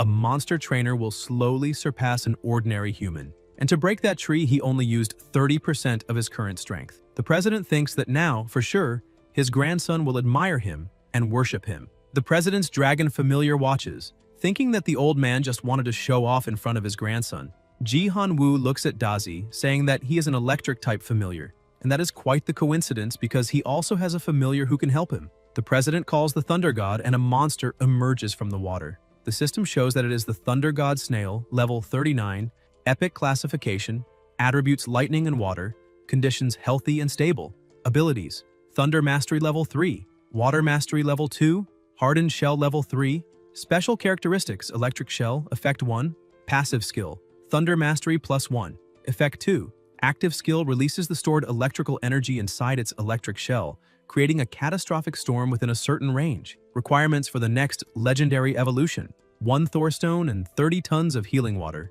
Ji Han-woo says he found the Thunder God Snail in the ocean. It is not very strong, but it has a very gentle temperament, and that should be enough to train Dazi. The protagonist is surprised to see it was indeed his grandfather's familiar that they saw in the sewer. Dazi is terrified of the monster's strength, hiding behind the protagonist. Peng tells his familiar to begin because the attributes of the Thunder God Snail are similar to his, so Dazi should understand that it is his superior, and he needs to listen to its teachings. Dazi, still scared, refuses, and Peng tells Dumby to take care of it.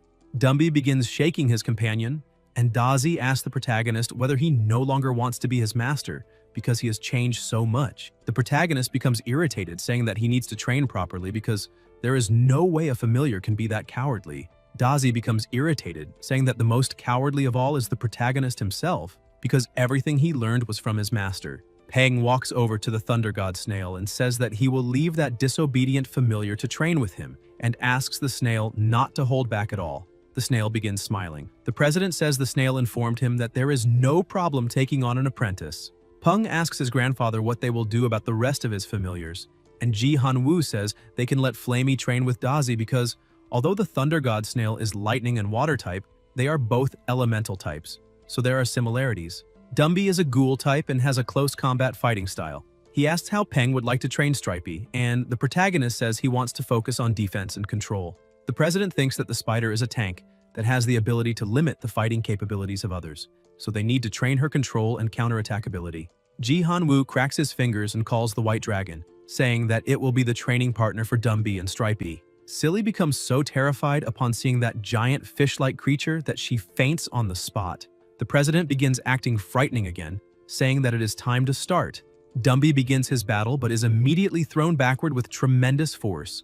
Stripey becomes alarmed at the sight and activates her Earth-type ability. The protagonist is impressed that she reacted so quickly and wonders if she is digging a hole to set up a trap, since he did not expect her to use tactics. However, she merely hides inside the hole, but the white dragon grabs her and flings her away. Stripey becomes extremely enraged and enters berserker mode.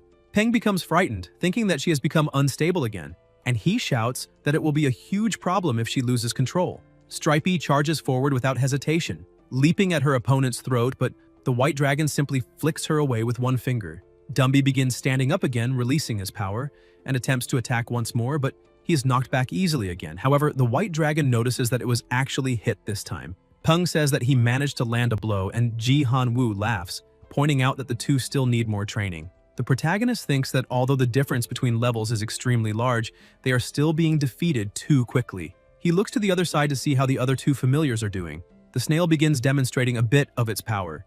Dazi says that his friend is very powerful and that he himself is not that strong. The snail says that what it just showed is what Dazi can handle at his current level, and then begins releasing even more power, saying that this is its true current strength. Dazi is extremely impressed. The snail continues smiling gently, saying that controlling electricity is a natural talent, just like how Dazi can walk with hundreds of legs because of the talent he possesses. Dazi will be able to do the same if he practices, but for Flamey to walk with hundreds of legs at once is impossible.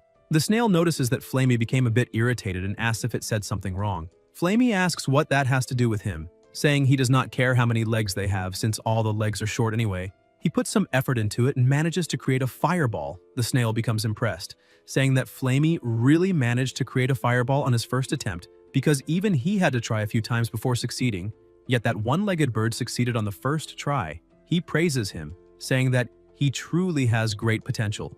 Dazi begins feeling jealous, wondering what is so impressive about that. He shouts that all he needs to do is analyze the power hidden inside his body and that he can do it too. Gathering all his strength, he says that this is all of his power. Peng watches the two and smiles, saying that the next step is to slowly release the power within his body, and Dazi should be able to do it. His familiar tries so hard that the power ends up escaping from a very different place, leaving everyone stunned. The protagonist collapses to the ground, saying he gives up. Silly is still in shock, begging the big fish not to eat her. 15 days later, Dumby is already moving with incredible speed, dodging multiple simultaneous attacks. The white dragon tries hitting him with its tail, but thanks to the speed Dumby has reached, he easily avoids it, using the dragon's tail as leverage, striking directly and retreating like a martial artist. The protagonist celebrates his familiar's performance. Stripey asks if the battle is over. The white dragon praises his apprentice, saying he is not bad at all since his reflexes and speed have reached qualification standards. The water control ability the dragon just used is on the level of most commander rank water monsters. If Dumby can get close enough to enemies under such conditions, it means he has already won half the battle. As for the spider, he says she is only a tanker and just needs to withstand the attacks. Stripey becomes a bit upset and her master tries consoling her, saying that at least she is not afraid of getting hit. As for Flamey, after all the training, he can now control fire skillfully, which is impressive. Dazi still needs a bit more practice. On the other hand, Silly finally reached commander level in just half a month, and her portable storage space increased tremendously, now as large as the back of a big truck, meaning the protagonist's dream of having a portable warehouse has finally come true. Peng begins reflecting on the situation and says that they have basically achieved the training goals his grandfather set, and he has already prepared everything needed for survival in the wilderness, such as food, medicine, and tents. Then suddenly his grandfather appears and interrupts him, handing him a bag and saying it is for him. Peng becomes curious and asks what it is. Upon looking inside, he sees a map, a tablet, and a compass. Ji Han-woo says that the tablet is solar-powered. There is a digital version of the map inside it, and he can also use it to make calls if there is signal, since he has already taught his grandson how to use one. That is the map of the inner regions. It shows the terrain of Yuzhou, and also marks where the dangerous areas are, so the protagonist must check it frequently. The president emphasizes that his grandson has a flying-type familiar, which means he has more protection than most monster trainers during expeditions, so he must learn to make the right decisions when facing danger. As long as he is alive, his grandfather will always be his shield, so he only needs to do everything he can with confidence. Peng is moved by his grandfather's words and the trust he conveys. He looks at the president's hair, remembering that it used to be much darker. He smiles and says he understands everything and promises he will return. In a forest outside Yuzhou City, Peng looks at the map, thinking he should be right there. But there are many paths circled in red, and it looks like he can count at least 10 of them, all Lord territories, which is why his grandfather said the wilderness is dangerous. Peng checks the system, saying that to qualify for a level-up selection, he must swallow an earth spirit core and then sleep in black soil for 72 hours. And for that he depends both on the soil and on the shield spider. He begins thinking about the earth spirit core, wondering whether it is because his soul strength has increased. Suddenly, a system message appears saying that earth spirit cores can be easily found inside the caves around the mountain. And he says that whenever he focuses on certain materials, the system shows where they can be easily found. Suddenly, a swarm of mosquitoes appears. Flamey sees them and quickly tells his master that huge mosquitoes are coming. He prepares to attack, but the protagonist tells him to wait and come down first. His familiar returns and asks why they should not attack, insisting that they should take advantage of the mosquitoes being off guard. But Peng says the forest is full of tricks and dense bushes, and they do not know where the mosquitoes might be hiding. If they get surrounded, they are finished. He uses the subspace and says they need to be smart when dealing with so many mosquitoes. He pulls out a bag and explains that it is made from the mutated Talisma cordata after the cataclysm, mixed with golden lavender, golden scorpion, sunflower, giant lemon, and jasmine orange to create a super mosquito repellent. He opens the bag and lets the scent spread, saying it is time to witness a true miracle. As soon as the mosquitoes smell it, they begin falling to the ground. His familiars are impressed, and the protagonist says that this is simply the basics. They continue their journey and first need to cross that river and then turn right. While walking, he notices something and a monster attacks them from behind. It is the Storm Panther, level 26. Excellent grade, wind attribute. Peng is impressed by the monster's speed and thanks Dumby for blocking in time, or he would have been injured. Stripey jumps from her companion's hand and hits the panther with her earth power. Flamey begins to fly and the protagonist tells him to come back. Thinking that none of his familiars specialize in speed, Dumby's specialty is short-range bursts, so letting Flamey handle that alone is dangerous. The panther begins fleeing and the protagonist says that the next time he catches it, he will take its life. But then something else emerges from behind them. They dodge and a golden palmwood spirit appears. Level 29, Commander, good grade, wood attribute, weakness fire and electricity. Peng becomes irritated, saying this is the second time and asking the monsters if they really think he is easy to intimidate. Still annoyed, he says that if he does not teach them a lesson now, they will think he is weak. He orders Dazi and Flamey to attack quickly. The two strike together and pulverize the tree instantly. Peng approaches and asks the tree if it still wants to play with him, because if so, he can increase the strength a bit more. He takes the plant-type crystal core, equivalent to a commander-level monster, which can be sold for thousands of alliance credits, and tells Silly to store it because they need to find a place to rest. Near their location, he finds a cave, saying it is protected from the wind and hidden enough, and there is a water source nearby so they can rest there. He wonders if he should mark that place on the map as temporarily safe territory. Before entering, a monster begins emerging from inside. The protagonist sees that it is a singing duck. He tells the duck they will invade its space for one day, so it does not need to make a scene, and adds that it would be better for the duck to leave before his familiars get hungry. But the duck keeps flapping its wings and making a lot of noise. Peng becomes irritated, saying the duck cannot even make the right sound and that it is annoying, and wonders how that animal has managed to live so long with such a low level of intelligence. The system appears saying, name mutant, adamant duck, level 10, epic grade, current state healthy and tired, special characteristic GUI power, passive effect. When attacked, it has a certain chance to enlarge its body for a period of time, and its strength, defense, and speed will all be amplified at the same time. Peng is surprised and asks the duck to forgive the rude way he acted, since it truly is epic grade. The protagonist decides to give up on using the cave, telling his familiars that they will try to reach their destination that same day because it must have been hard for a mutant like that duck to survive for so long. So next time it sees a human, it must not approach them, otherwise it will not even know how it died. Sometime later, Dazi tells his master that he is hungry and wants to eat duck. The protagonist asks how he can be hungry if Dumby is the one carrying him all day. Dazi says he learned that from his master since he spends the whole day riding on Stripey's back. Flamey approaches Peng to warn him, but Peng says he already noticed. As they continue walking, something hidden behind a tree is watching them. A second later, the duck jumps out from behind the tree, making loud noises again. Flamey tells his master that the duck is calling for him. Peng is surprised and asks if Flamey can actually understand what the duck is saying. Flamey, proud of himself, says that he is level 8 in bird language. The duck starts running toward them, making noise. Flamey says the duck is saying, "Wait for me, giant duck," and it seems the duck thinks the master is a giant duck. Peng is shocked and wonders if this is because he corrected the way the duck was speaking earlier. The protagonist simply turns and tells Stripey to ignore the duck and move faster. The duck continues trying to approach desperately, asking them to wait. Peng, irritated, tells it to shut up. Suddenly, the duck trips and falls face first on the ground, then starts crying, saying that even that strange duck does not like him, and that no one will ever like him. Not even his mother or father wanted to keep him. Peng goes back and picks the duck up with his hand. The duck becomes happy, saying the big duck did not leave after all. Flamey tells his master that it seems that little duck was abandoned by its parents and is still a child, asking if they really plan to leave it alone. Peng feels a bit uncomfortable and ends up agreeing to take the duck with them, thinking that since the duck is epic grade, they will not be at a disadvantage. All the familiars gather around the duck. Dumby asks it to stand up while extending his hand, and Dazi says that now they will protect it. In the stone forest, Peng is walking with his familiars when the system says there is a high chance of finding the Earth Spirit Core. The protagonist says it must be nearby because of the size of that hole. Dumby, Flamey, and Stripey cannot enter, so he asks Dazi if he can go inside and take a look. He tells his familiar to check carefully if there is something strong emitting Earth elemental energy, and asks Dazi to be very careful and to leave quickly if he finds any monsters inside. He does not need to push himself too far. While Dazi is investigating, he hears a noise, looks up, and sees an elite level 11 stone scorpion, normal grade. Peng is relieved, saying that luckily the monsters in that region are not strong. Dumby asks his master if he should chase the monster away, but the protagonist stops him, saying there is no need. Although the scorpion's level is higher than the silly duck's, it is only a normal grade monster, nothing to worry about. He tells the duck to show its true combat power. 10 minutes later, Flamey is already exhausted and asks his master how much longer they will continue that screaming battle. The scorpion and the silly duck were only making loud noises at each other. Peng loses his patience and tells Dumby to send it away. Just getting close is enough to make the scorpion tremble and run off. The protagonist approaches the silly duck and asks how it managed to survive for so long.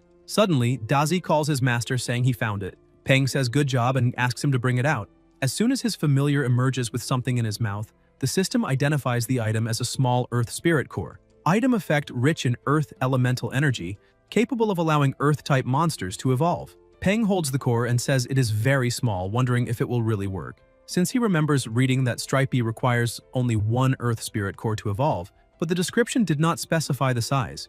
Not knowing whether it will actually work, he calls all his familiars to head toward the location marked on the map. As soon as they arrived at the designated location, Stripey dug a hole and went inside to eat the Earth Spirit Core. The protagonist told her to sleep and said they would wait beside her. Dumby began covering the hole, and the protagonist informed everyone that they would stay there until Stripey woke up again. He emphasized that the master of that territory might return during the night, so everyone needed to stay alert. Sometime later in the middle of the night, a monster approached and, upon seeing a house, began observing it. It saw the duck standing right in front of the entrance and became irritated, asking where the duck had come from since it was blocking the door of its home. It tried to bite the duck, who immediately became angry and began releasing an aura from its body, asking why the monster had bitten him. Yet the monster simply attacked him again. The duck screamed in pain as the monster laughed at him, but then the duck began growing larger, becoming immensely huge. Peng woke up from the noise and asked what was happening outside and why things were so loud, but when he looked ahead, he saw that the duck had become enormous. He was startled and asked when the duck had become that big, but soon he finally understood how that duck had been able to survive alone for so long. The monster that had approached tried to run away in fear, but with a single strike, the duck crushed it into the ground before shrinking back to its normal size. Peng, who had been watching everything, thought that at first he had assumed that Gui power could only enlarge the body to a certain limit, and that the effect could not be strengthened. And since it was also a passive ability, he had believed it to be completely useless. But after seeing it with his own eyes, it was truly a divine skill, the kind of fortune that blesses fools. He wondered whether he should attempt a blood contract with that silly duck. He asked the duck to come closer, and as the contract began, he entered the duck's consciousness. He was surprised to see that the duck's mental landscape was bright and colorful, and he remembered reading in Director Feng's book that such a scene represented a light and cheerful temperament. But when he looked to the side, he was shocked to see a tree with wings, flowers, and grass with eyes and mouths, showing that although the duck was dumb and silly on the outside, its inner world was extremely rich. Suddenly, the vibrant colors darkened, and the protagonist wondered why the duck's temperament was shifting so dramatically. He then saw the duck's memories. Other ducks were asking whether he was truly their child. The duck's mother said yes, pointing out that he had very big eyes. But another duck shouted that he had 5 toes and was a monster. The duck looked down at its feet and asked itself what a monster was supposed to be. The parents had placed some fish for their ducklings to eat, but the duckling had stayed back, thinking that since they were all siblings, they would surely leave some food for him. But as he approached, one of the ducklings kicked him away, telling him he wasn't their brother and to get lost. Another duckling behind them warned him not to come closer and called him a monster. Scared by the situation, the poor duck accidentally activated his ability, becoming huge and terrifying the other ducks, who called him a monster again. When the father of the duck family returned, one of the ducklings ran to him shaking and crying, saying that the monster was hurting them. The father threw the small duck into the middle of the forest, shouting that he was a 5-toed monster and could never return. His mother cried but could do nothing. Suddenly, the duck appeared in front of the protagonist, asking why everyone hated him, and why he was a monster just because he had 1 more toe. Peng began to realize that this was why the duck's cry had manifested earlier and why it had followed him after he taught it how to quack properly. Being driven out by his own parents had made the adamant duck extremely sensitive. Give him a little attention, and he would cling to you, since no one had ever shown patience to listen to his story. The protagonist approached and extended his hand, telling the duck not to think too much about it and saying that if he agreed to follow him, he would be able to eat fish every day as much as he wanted. The little silly duck filled his eyes with tears and called the protagonist Big Duck. With that, the blood contract was sealed. Peng smiled and said that now that they had made the pact, he needed to give the duck a name, and since its feathers were yellow, he would call him Goldie. Suddenly, a wave of energy began pouring out of the hole where Stripey was. She emerged and her form was completely different. The system stated that her new name was Earth Shield Spider. Epic category, Level 25 Commander, Earth Attribute Skill, Earth Mastery Level 2, Condition Healthy and Happy, Special Characteristic Earth Spirit. The Earth Spirit core had replaced her heart, increasing her affinity with the Earth element, and making her lose the ability to fuse with other elements. Passive Effect 1 Earth Mastery Level 1. Passive Effect 2 Constantly under the protection of the Earth. And as long as she remained on solid ground, she would be able to absorb the Earth's power and form an Earth element armor around her body. The defensive power of the armor determined by her mastery level of the Earth. Peng celebrated, saying she had finally evolved successfully and even gained a new ability. With that, their mission on the mountain was a success, and it was time to return. Sometime later at the Yuzhou mansion, the protagonist had just taken a bath, and on his desk there was a note that read, "The company needs me. Eat breakfast before you start reading the documents." The protagonist began drinking the milk in his cup, saying that apparently his grandfather really liked worrying about him, even though he was no longer a child. He decided to look at the documents. Groups of divers had discovered an unknown glowing object at the bottom of Lake Shihai that was attracting large schools of carp toward it. The system, with just the photo, identified the name of the item as Forbidden Water Magic Stone. Peng thought that the ingredient he had mentioned to his grandfather yesterday for evolving the adamant duck had been found. The Forbidden Magic Stone was one of the ingredients needed to evolve it into a Forbidden Adamant Duck, and now he needed to obtain that Forbidden Magic Stone. Once the duck reached legendary level, that poor creature would be able to acquire a second ability. Suddenly, something began ringing, and he received a call from his grandfather, who asked if he had already checked the documents and whether that was indeed the ingredient he needed. The protagonist said yes and thanked his grandfather for finding it. Jihan Wu said that was good and that he would send someone to retrieve it and deliver it to the protagonist, so he only needed to stay home and rest. His grandfather insisted he had to go immediately as he had another meeting. After hanging up, the protagonist felt slightly disappointed, wondering if this was really how it was supposed to be, because shouldn't he be the one fighting with skill and strength in the forest against wild monsters to earn his reward? Becoming the enemy of some rich idiot chasing the same prize as him? It definitely wasn't what he expected, but in the end, he was still very happy about it. At Lake Shihai, several people had already gathered. The crew wondered how many carp there must be down below, and apparently there was an infestation of carp in the lake. And even knowing there were so many, they never imagined the number would be far greater than expected. A man with an eye patch said that the Blackgate were offering 300 million Alliance dollars and 3 monsters with commander-level crystal cores. So how could they possibly think it would be easy? Yet he added that everyone could relax because many other groups were after that reward, so they only needed to wait until the end. One of the sailors asked why they didn't go back, because even if they managed to pull that stone from the bottom of the lake, they might not return alive unless they had some flying-type monster. Another person became startled, pointing toward the horizon and saying that a flying type wouldn't be very helpful, and asked their captain to take a look. The captain looked and asked what that was. They said the Golden Goose King had appeared. Everyone panicked, saying they had to retreat immediately because if they wanted that money, they can keep it.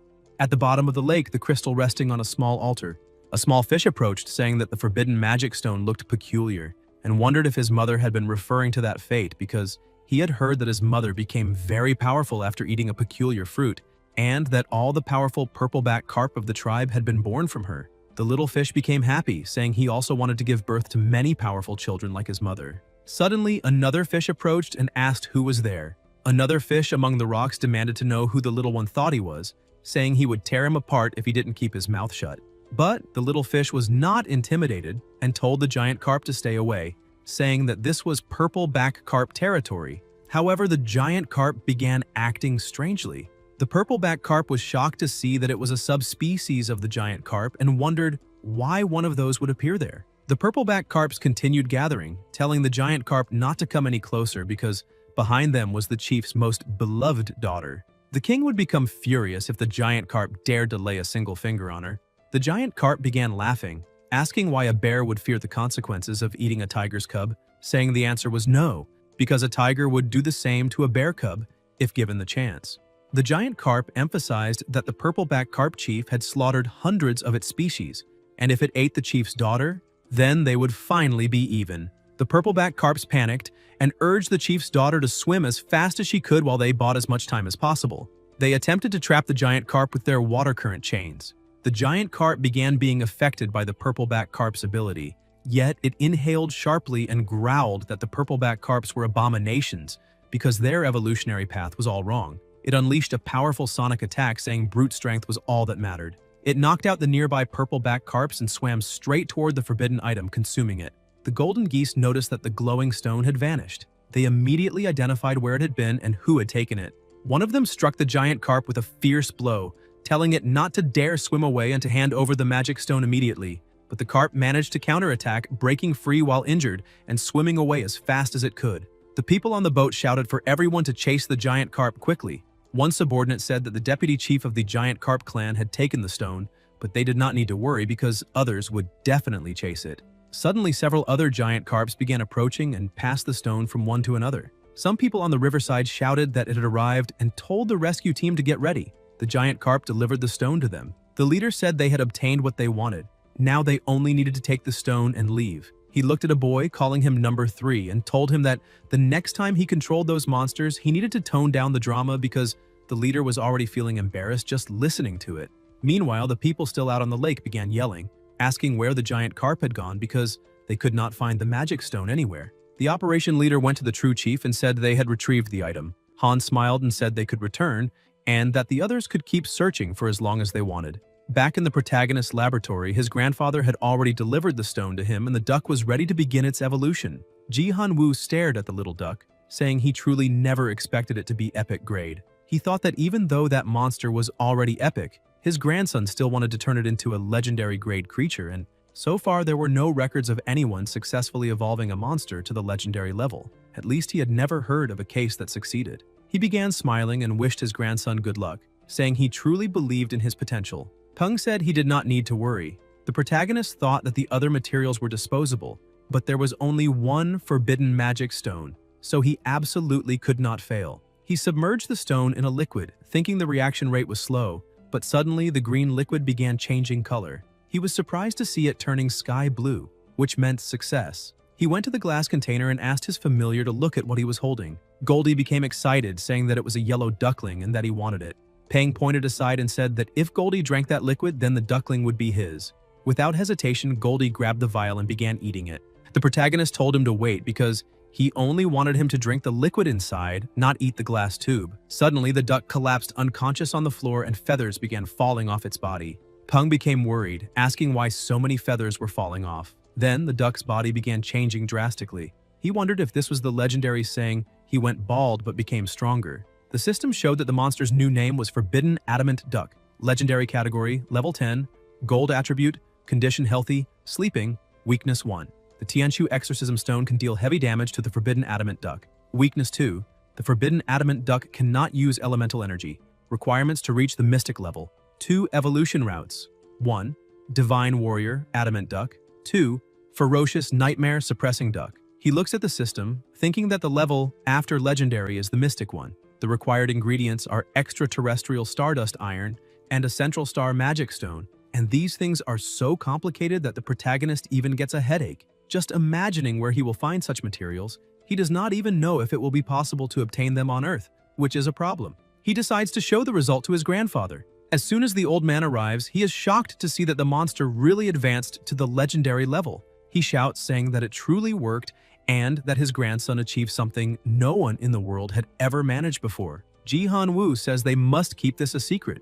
Telling his grandson to say that the duck was already legendary when he found it, the protagonist tries to argue, but his grandfather cuts him off, saying that everything is already settled and that even knowing his grandson has his own secrets, he does not need to share them, and he is not interested in knowing any of that. He turns away, saying that he will leave the responsibility of evolving the other monsters to the protagonist, and Peng looks at his grandfather, thinking that only Ji-Han Woo would trust him this much. Shortly after, the duck begins to open its eyes, and the protagonist says that he finally woke up, asking what happened. Peng laughs, saying it was nothing, and that he just thought the duck looked very handsome. The duck stands up and walks away with a tough expression, and upon looking in the mirror, starts laughing, saying that this duck is the ugliest thing he has ever seen. But suddenly he realizes that the ugly duck is him. He gets irritated and asks the big duck what he did. Flamey scolds him, telling him to be quiet because the master worked hard to make him stronger, and explains that they are rare bird-type monsters that must behave politely. Dazi also gets irritated, saying that the duck had a lot of nerve to speak that way to a master. The system says that the secret power secret patterns grant strong resistance to elements, and the effectiveness of the ability is determined by the user's physical condition. Effect 1 is passive, strong elemental resistance with additional resistance to water. Effect 2 is active. Secret patterns will activate temporarily, and while active, a vacuum sphere will appear around the body, canceling all nearby elemental powers, and the sphere will also expel all elemental power within it. Peng says that based on his knowledge, the first effect is passive, increasing Goldie's resistance to elemental attacks, and the second is the formation of a sphere without elemental energy around his body, like an anti-magic field. He starts laughing, thinking that he is now a bald duck, immune to elemental attacks who get stronger every time someone hits him. At Yuzhou University, City Campus Branch, the protagonist gets off the bus happy to finally be there. A boy asks a freshman girl if she needs help, but she says no. The protagonist notices that she also went to the university but decides to ignore it, thinking that he should first complete his enrollment. As he walks, he thinks the registration area for monster trainers should be somewhere around. Suddenly, some people around a table call the protagonist, asking if he is a freshman and what he is, a trainer or a monster breeder. Peng says he is a trainer. The boy who asked looks a bit disappointed, saying that for a moment he thought Peng might be a breeder with such good looks. The woman beside him says that monster trainers are everywhere now, and that unless he goes into the forest and starts a fight, it is hard to find a job. Peng looks at the two, thinking the change in attitude was pretty obvious, and that apparently monster breeders are welcomed more warmly. He approaches the table, and the other boy with white hair says he can register there, asking if he brought his exam admission document. Peng says yes and hands over his ID. When they scan it, the white-haired boy is stunned. The other guy approaches asking what happened, and the white-haired one cannot believe that the protagonist is a master, because he is ranked 11th across all of Huaxia and achieved the highest results in a major city. The man stands up, treating the protagonist with complete courtesy, saying he would like to show him the way to the dorms. As they walk, the white-haired youth says that the well-known figures on campus actually received strange nicknames. Someone gave these nicknames to all monster trainers in the university, but they are used only between universities and are just jokes. If others knew, they would not approve of such things. Suddenly, the youth completely changes his attitude, saying that except for 4 people, because they are the best monster trainers among all universities. Everyone in the city knows their skills and their fame reaches the edges of the universe. 2 of them are from Yuzhou University. One is the veteran Xue Ming, now an honorary permanent member of Yuzhou's base council, and the other is veteran Lin Xinrui, a world-class hunter who is rarely on campus despite having explored many areas around the city. Sometime later, they arrive at the dormitory, and the protagonist is impressed, saying it looks quite luxurious. The white-haired guy says they really are, because they are single-student rooms, and even though there is not much interior space, They are very well decorated, all equipped with air conditioning and a refrigerator donated by the university president, Mr. G. Upon hearing the president's name, the protagonist asks who he is. The white-haired student tells him to look to the side because that is Mr. G's statue. He explains that he is the director of Southern Sky Corporation, named Ji Han-woo, but everyone calls him Mr. G, and he is the protector of Yuzhou City. Many monsters have appeared there and he was able to defeat them all. The city is not in a good geographical position because of mountains and cataclysms. There have always been many monsters, and if not for Mr. G, they certainly would not live as well as they do now. The protagonist thinks that his grandfather has really done a lot. Meanwhile, outside the city, a group of people walks through the forest. A woman tells everyone to stop, and her subordinate asks what happened. She says Bebe is acting very strangely. He only behaved like that once before. And that was when a master-level monster flew over their heads. Suddenly, they begin to feel an odd atmosphere. The ground starts shaking and a loud noise erupts. They panic, asking what is happening and what that thing really is. From his dorm window, the protagonist says that many monster hunters disappeared in the mountains north of the city. The situation became so bad that the White Dragon had to appear to ease the anxiety of the workers. And he remembers that martial law level 5 has not been imposed since the city stabilized. Suddenly, he hears someone opening the door and quickly goes to check, realizing that his grandfather has arrived. Ji Han-woo says that the Shadow Japalura owned by the protagonist's sister was nearly defeated by a master-level monster, and he only went to give a little assistance. The Thunder Shield Master is also at the peak of the commander level and should be able to reach the next level now. The protagonist asks if it worked, and his grandfather says yes, explaining that the chances for the Shadow Japalura were quite significant, but that the protagonist probably would no longer recognize it after what happened. The protagonist serves tea to his grandfather while talking about martial law, but the grandfather interrupts, saying it is a new type of monster. This catches the protagonist's attention, who asks if there are truly still monsters that were never discovered. The president says yes because they are not the only ones facing such problems. There are signs of changes all over the world. He stresses that there is something strange about these monsters. Some say the myths of the past may not be entirely false, and some have even started researching it. He shows a photo saying they are calling the monster a mountain spirit. A hunter captured an image of its body, a living mountain. Peng cannot believe that the monster is an entire mountain, but his grandfather places a hand on his shoulder saying it is exactly that. Though the mountain spirits discovered so far are not as tall, the largest being 300 meters, more like a huge hill. And because of their size, they move very slowly, but the surface of their bodies is a lethal zone.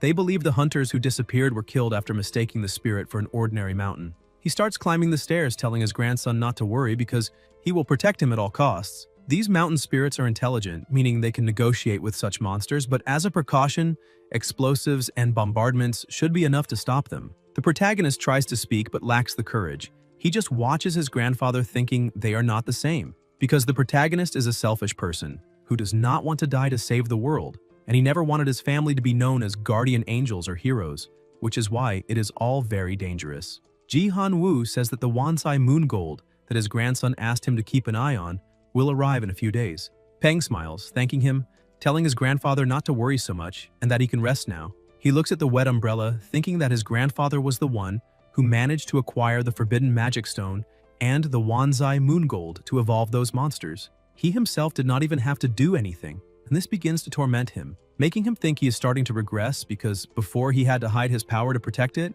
but now he has his grandfather. Yet the worst situations do not allow him to stay still and waste time. He needs to produce more reagents. He grabs his coat and umbrella, saying it is time to move. A few days later at the university, a student asks Dengli what the effects were of the drug he bought the other day, and whether he managed to evolve his Black Fury Kong. Dengli too says the drug is really good. His familiar's fur turned blood red, and its strength increased a lot, but its temperament has gotten worse. His colleague starts laughing and asks who knows when the next batch will be released, since things are tough these days and everyone wants to get stronger. The prota, who was listening to the conversation, starts leaving the room, thinking that the production of reagents is moving very fast. While walking outside, he notices that his grandfather sent a message, and upon checking, it is the same photo of the hill they saw last time. The system identifies it as the Mountain Spirit of Normal Grade, Level 48, Master Rank, Attributes Natural Stone, Earth, Ability, Earth Domain Level 4, Condition Slightly Injured and Irritated,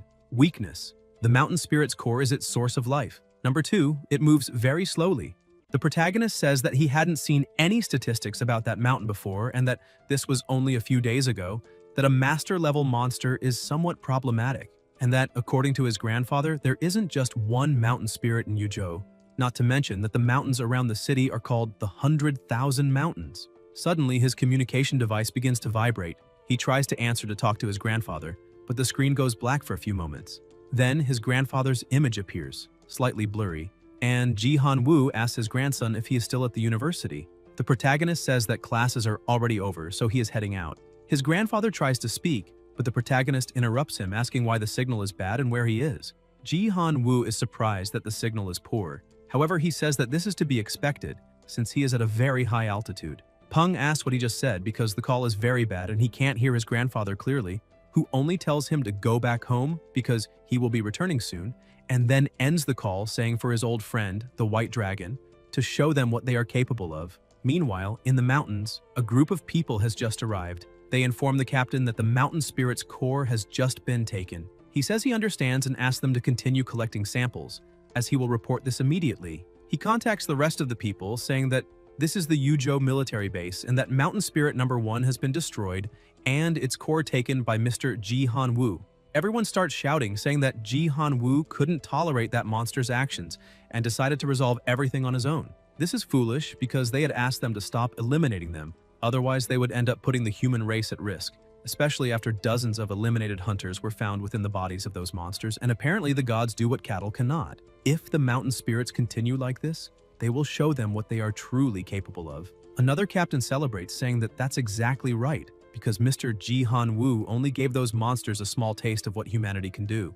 It is possible to reach an agreement, but they will never surrender because that is the final card. Ji Han-woo acted as humanity's representative when he eliminated those mountain spirits, and he orders everyone to continue sending groups to that place because they must show who truly rules there. Sometime later at Southern Sky number 2, at the outdoor testing site, a man goes to director Ji Han-woo, saying that regarding the mountain spirit the president defeated, the sampling work has already been completed and they will soon receive the laboratory results, and that thanks to the president, the military said they can now try to stabilize a temporary peace treaty with them. Ji Han-woo points out that once they become conscious, they will realize they possess great power, and that the monsters could easily destroy all nearby forms of life, thinking themselves the great gods of the mountains.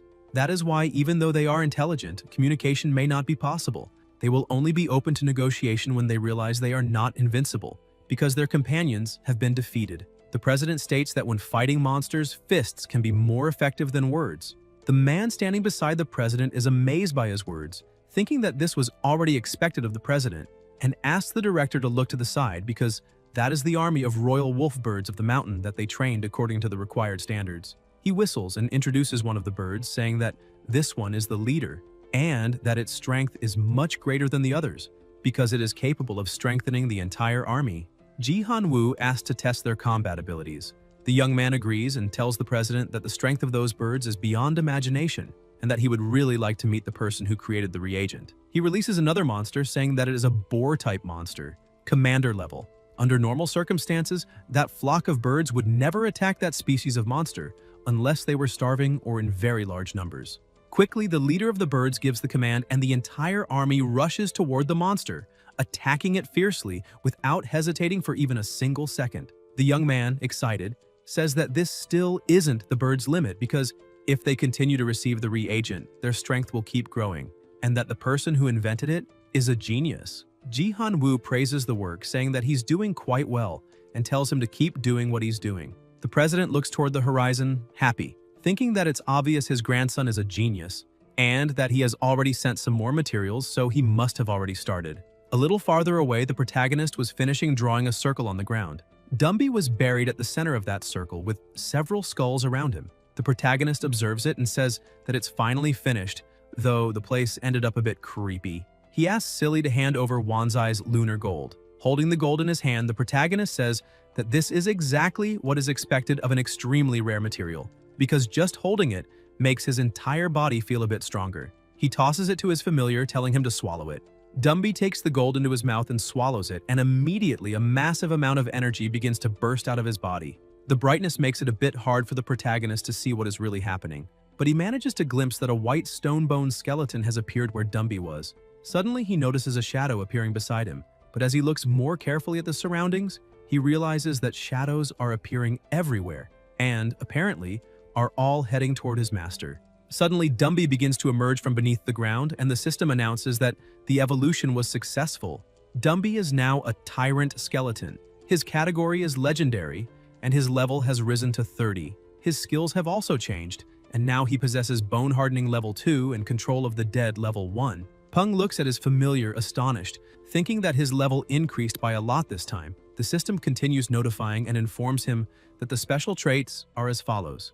Blood Thread Heart, a passive effect that uses a certain amount of blood threads to create a blood thread heart, thereby increasing the quality of his physical abilities. The passive effect is removed when the heart is destroyed. Second passive effect, when activating the blood thread heart, it can trigger a cardiac resonance, which can be used to control the opponent's heartbeat. Second special trait, Flame of the Dead. First active effect, by placing the Flame of the Dead on a corpse, it will be transformed into a bone-type undead, with strength proportional to what it had when alive, not exceeding the strength of the tyrant skeleton. Second active effect, those resurrected by the Flame of the Dead can continue to grow, but cannot exceed the level of the tyrant skeleton. He can absorb the energy of the resurrected to increase his own strength. Weakness, Light type. The protagonist stares at his familiar, satisfied, while thinking that along this evolutionary path he gained a new ability.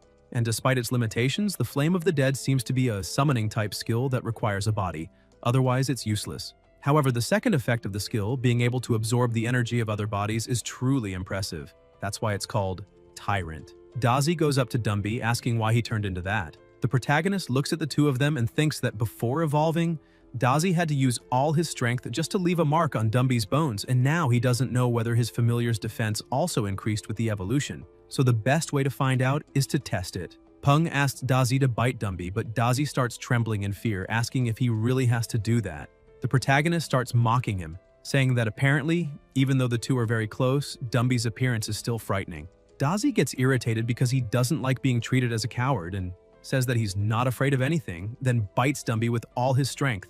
However, when he bites him, one of his teeth breaks and falls to the ground, and everyone just stares. Dazi starts running while crying, shouting that everyone got stronger except him, and that because of that he can no longer protect his master, with Dumby saying that he'll go after him. The protagonist points out that Stripey is now at the epic level, just like Flamey, while Goldie and Dumby have reached the legendary level. Silly is the only one still at the same level as Dazi, but Silly is different because he has no desire to become strong. He just wants to drink orange juice all day. Peng thinks that it really is a shame that he still doesn't have the material to evolve Dazi, so he needs to be patient. Peng asks Dazi if he's feeling insecure because his friends got stronger, and emphasizes that whether Dazi is strong or not, he will always be important to the team. However, in the middle of his motivational speech, he realizes that Dumby was offering food, and Dazi was already completely excited, saying that he wants to eat. The protagonist takes an animal that was already dead and asks Dumby to show his summoning abilities.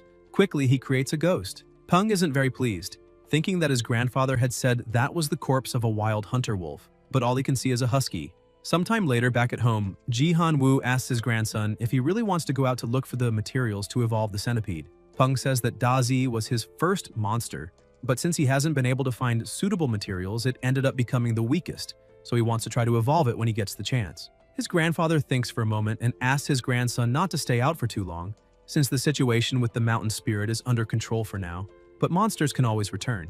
Besides, Tang Tang is also free and can join him on the journey. The protagonist tries to speak, but his grandfather immediately calls Tang Tang, and he just looks on, wondering why his grandfather always treats him like a child. They head to a lake, and two flying monsters begin to approach. His grandfather says that she has finally arrived. As the monsters draw closer, the protagonist uses the system to identify them. The monster's name is Phantom Japalura, of excellent category. Its level is also very high, reaching 41, making it a master. Its abilities are Scale Hardening level 3 and Enhanced Dynamic Vision level 1. That monster's special trait is Shadow Assassin, with two passive effects. The first is that when it is stationary or moving slowly, it can camouflage itself with the environment, matching temperature and colors. The second effect allows the monster to absorb sounds and vibrations, enabling it to move silently and almost without being detected. Peng is impressed, saying that it's like a gigantic mythical dragon. Goldie looks at the other one, impressed, saying that it's really cool because they have the same energy. However, with just a glance from the monster, Goldie gets frightened and quickly runs behind Flamey. Peng observes this and thinks that his sister had said that the blood-eyed bearded vulture had to go through long, harsh training to reach the master level, becoming stronger by surpassing its own limits, while Goldie becomes stronger by taking damage. And if they truly have the same energy, that must be why the other one even got angry. Tung Tung introduces herself, saying that it's been a long time since they last saw each other. The protagonist says that she has become even more beautiful. Tung Tung grabs him by the shirt and, laughing, asks what he's waiting for, since all the details have already been passed on to her so they can go. She mounts the vulture while the other monster holds Dumby. The protagonist asks her to wait because he didn't bring all of his monsters. She replies that they're not going out to play, so why would he bring so many monsters? Besides, they'll be back soon. The president just smiles as he sees the two of them off. A short while later, Tang Tang asks if that is the first location, but then notices that the protagonist is trembling and asks what's going on with him. Peng says that the place really is special because the last time he had to run through the forest for several days to get there, while she managed to do it in half an hour. Tung Tung asks if anyone has discovered the lightning moths around that place. Peng says that lightning moths like to live in humid and dark environments, and that there must be a source of electricity nearby. But he still doesn't know exactly where to start, and that's why he should have brought Dazi, since he is an electric-type monster and would be more sensitive to that stimulus. He asks Dumby to act quickly. Dumby creates a small amount of energy in his hand and throws it into the water, creating several undead fish. The protagonist is surprised and asks if that is a mass resurrection. Dumby tells his master that this small army will help him find whatever he wants. Peng asks his familiar to have the undead fish bring back anything with a high concentration of spiritual energy, since Silly can carry a lot of things. Tang Tang is impressed and asks if that skeleton can really resurrect monsters. The protagonist explains that this is a new ability the familiar acquired. Tang Tang comments that this is a very useful ability and asks why a monster that gained a summoning ability wouldn't be focused on close combat abilities. Peng says he hadn't thought about that and that since evolving a monster to the legendary level is a once-in-a-lifetime event, he couldn't be too demanding. Tang Tang says that this is very smart and agrees, stating that reaching the legendary level is the most important thing. Once you become strong, you can think about less essential things because as a legendary level monster, Dumby's power is also legendary with no clear limits to the new ability, and he could even form an army of zombies if he wanted, which already proves that reaching the legendary level is something extraordinary. The fish begin to return with various items in their mouths. Some are carrying low-purity water spirit stones, stones that contain high amounts of the water element, capable of easily creating fissures in the ground, as well as being easily absorbed and having a wide range of uses. Peng thinks that apparently there is a source of spirit stones at the bottom of that lake, but because of the low level of purity, it must be something recent. He tells his familiar that there doesn't seem to be anything else inside the lake, so it's better to let those fish rest. Besides, the discovery of the water spirit stone was quite interesting. Dumby absorbs all the energy from the dead, instantly rising to level 31, and the protagonist can barely believe that his familiar leveled up so easily, realizing that absorbing the energy of resurrected skeletons is extremely effective. Suddenly, a strong tremor begins in the area. Tang Tang becomes worried and shouts that there is a mountain spirit nearby. Quickly, she throws Peng back under the vulture, and they start to leave the area. The protagonist looks at the size of the monster and is impressed, saying that he hadn't sensed anything while they were standing still. However, he doesn't understand why those monsters seem so terrifying after gaining consciousness, to the point that people with weak hearts could have a nervous breakdown since he himself almost ran away upon seeing it. Suddenly, the mountain spirit begins to try to speak. Peng manages to hear it and tells Tang Tang that apparently the mountain spirit is calling them. She asks what he said, and Peng points at the monster, saying that it said, "Humans, I want to make a deal with you." They continue flying close to the monster, and the protagonist thinks that this really is a surprise, since he didn't expect to receive information about those materials from a mountain spirit. A lightning bell pine whose evolutionary path is called the six-winged thunder centipede. After evolving Dazi, he will be able to fly and become more agile. The mountain spirit tells the two of them that it is right there and asks them to give a bit of their blood because then it will be able to say where what they are looking for is. Peng is surprised when he sees that hole because it doesn't seem like a mountain spirit would be afraid of some monster living there. However, he notices something inside the hole, an armadillo of normal category, with a current level of 32, commander level. The attributes of that monster are earth and gold, and its ability is earth infusion. The mountain spirit says that there are many of those monsters down there, and the protagonist is surprised, thinking that perhaps these small monsters might be the weakness of mountain spirits, because according to legends, armadillos can freely dig through the earth, and those there must have evolved and refined that ability. Even so, he still finds it strange that a giant mountain spirit would be afraid of them. However, his grandfather had said that these spirits use something like brain waves to sense their surroundings and the living beings within them. So he wonders why a mountain spirit would fear an armadillo. Tang Tang orders the vulture to attack quickly. It follows the order and causes minor destruction in the hole, throwing the small monsters upward, and then dives down at an astonishing speed to attack them. The protagonist, who is riding it, almost falls to the ground, shouting at Tang Tang that he's still on the vulture. Her familiar manages to grab one of the monsters and throws it to the mountain spirit, which quickly crushes it.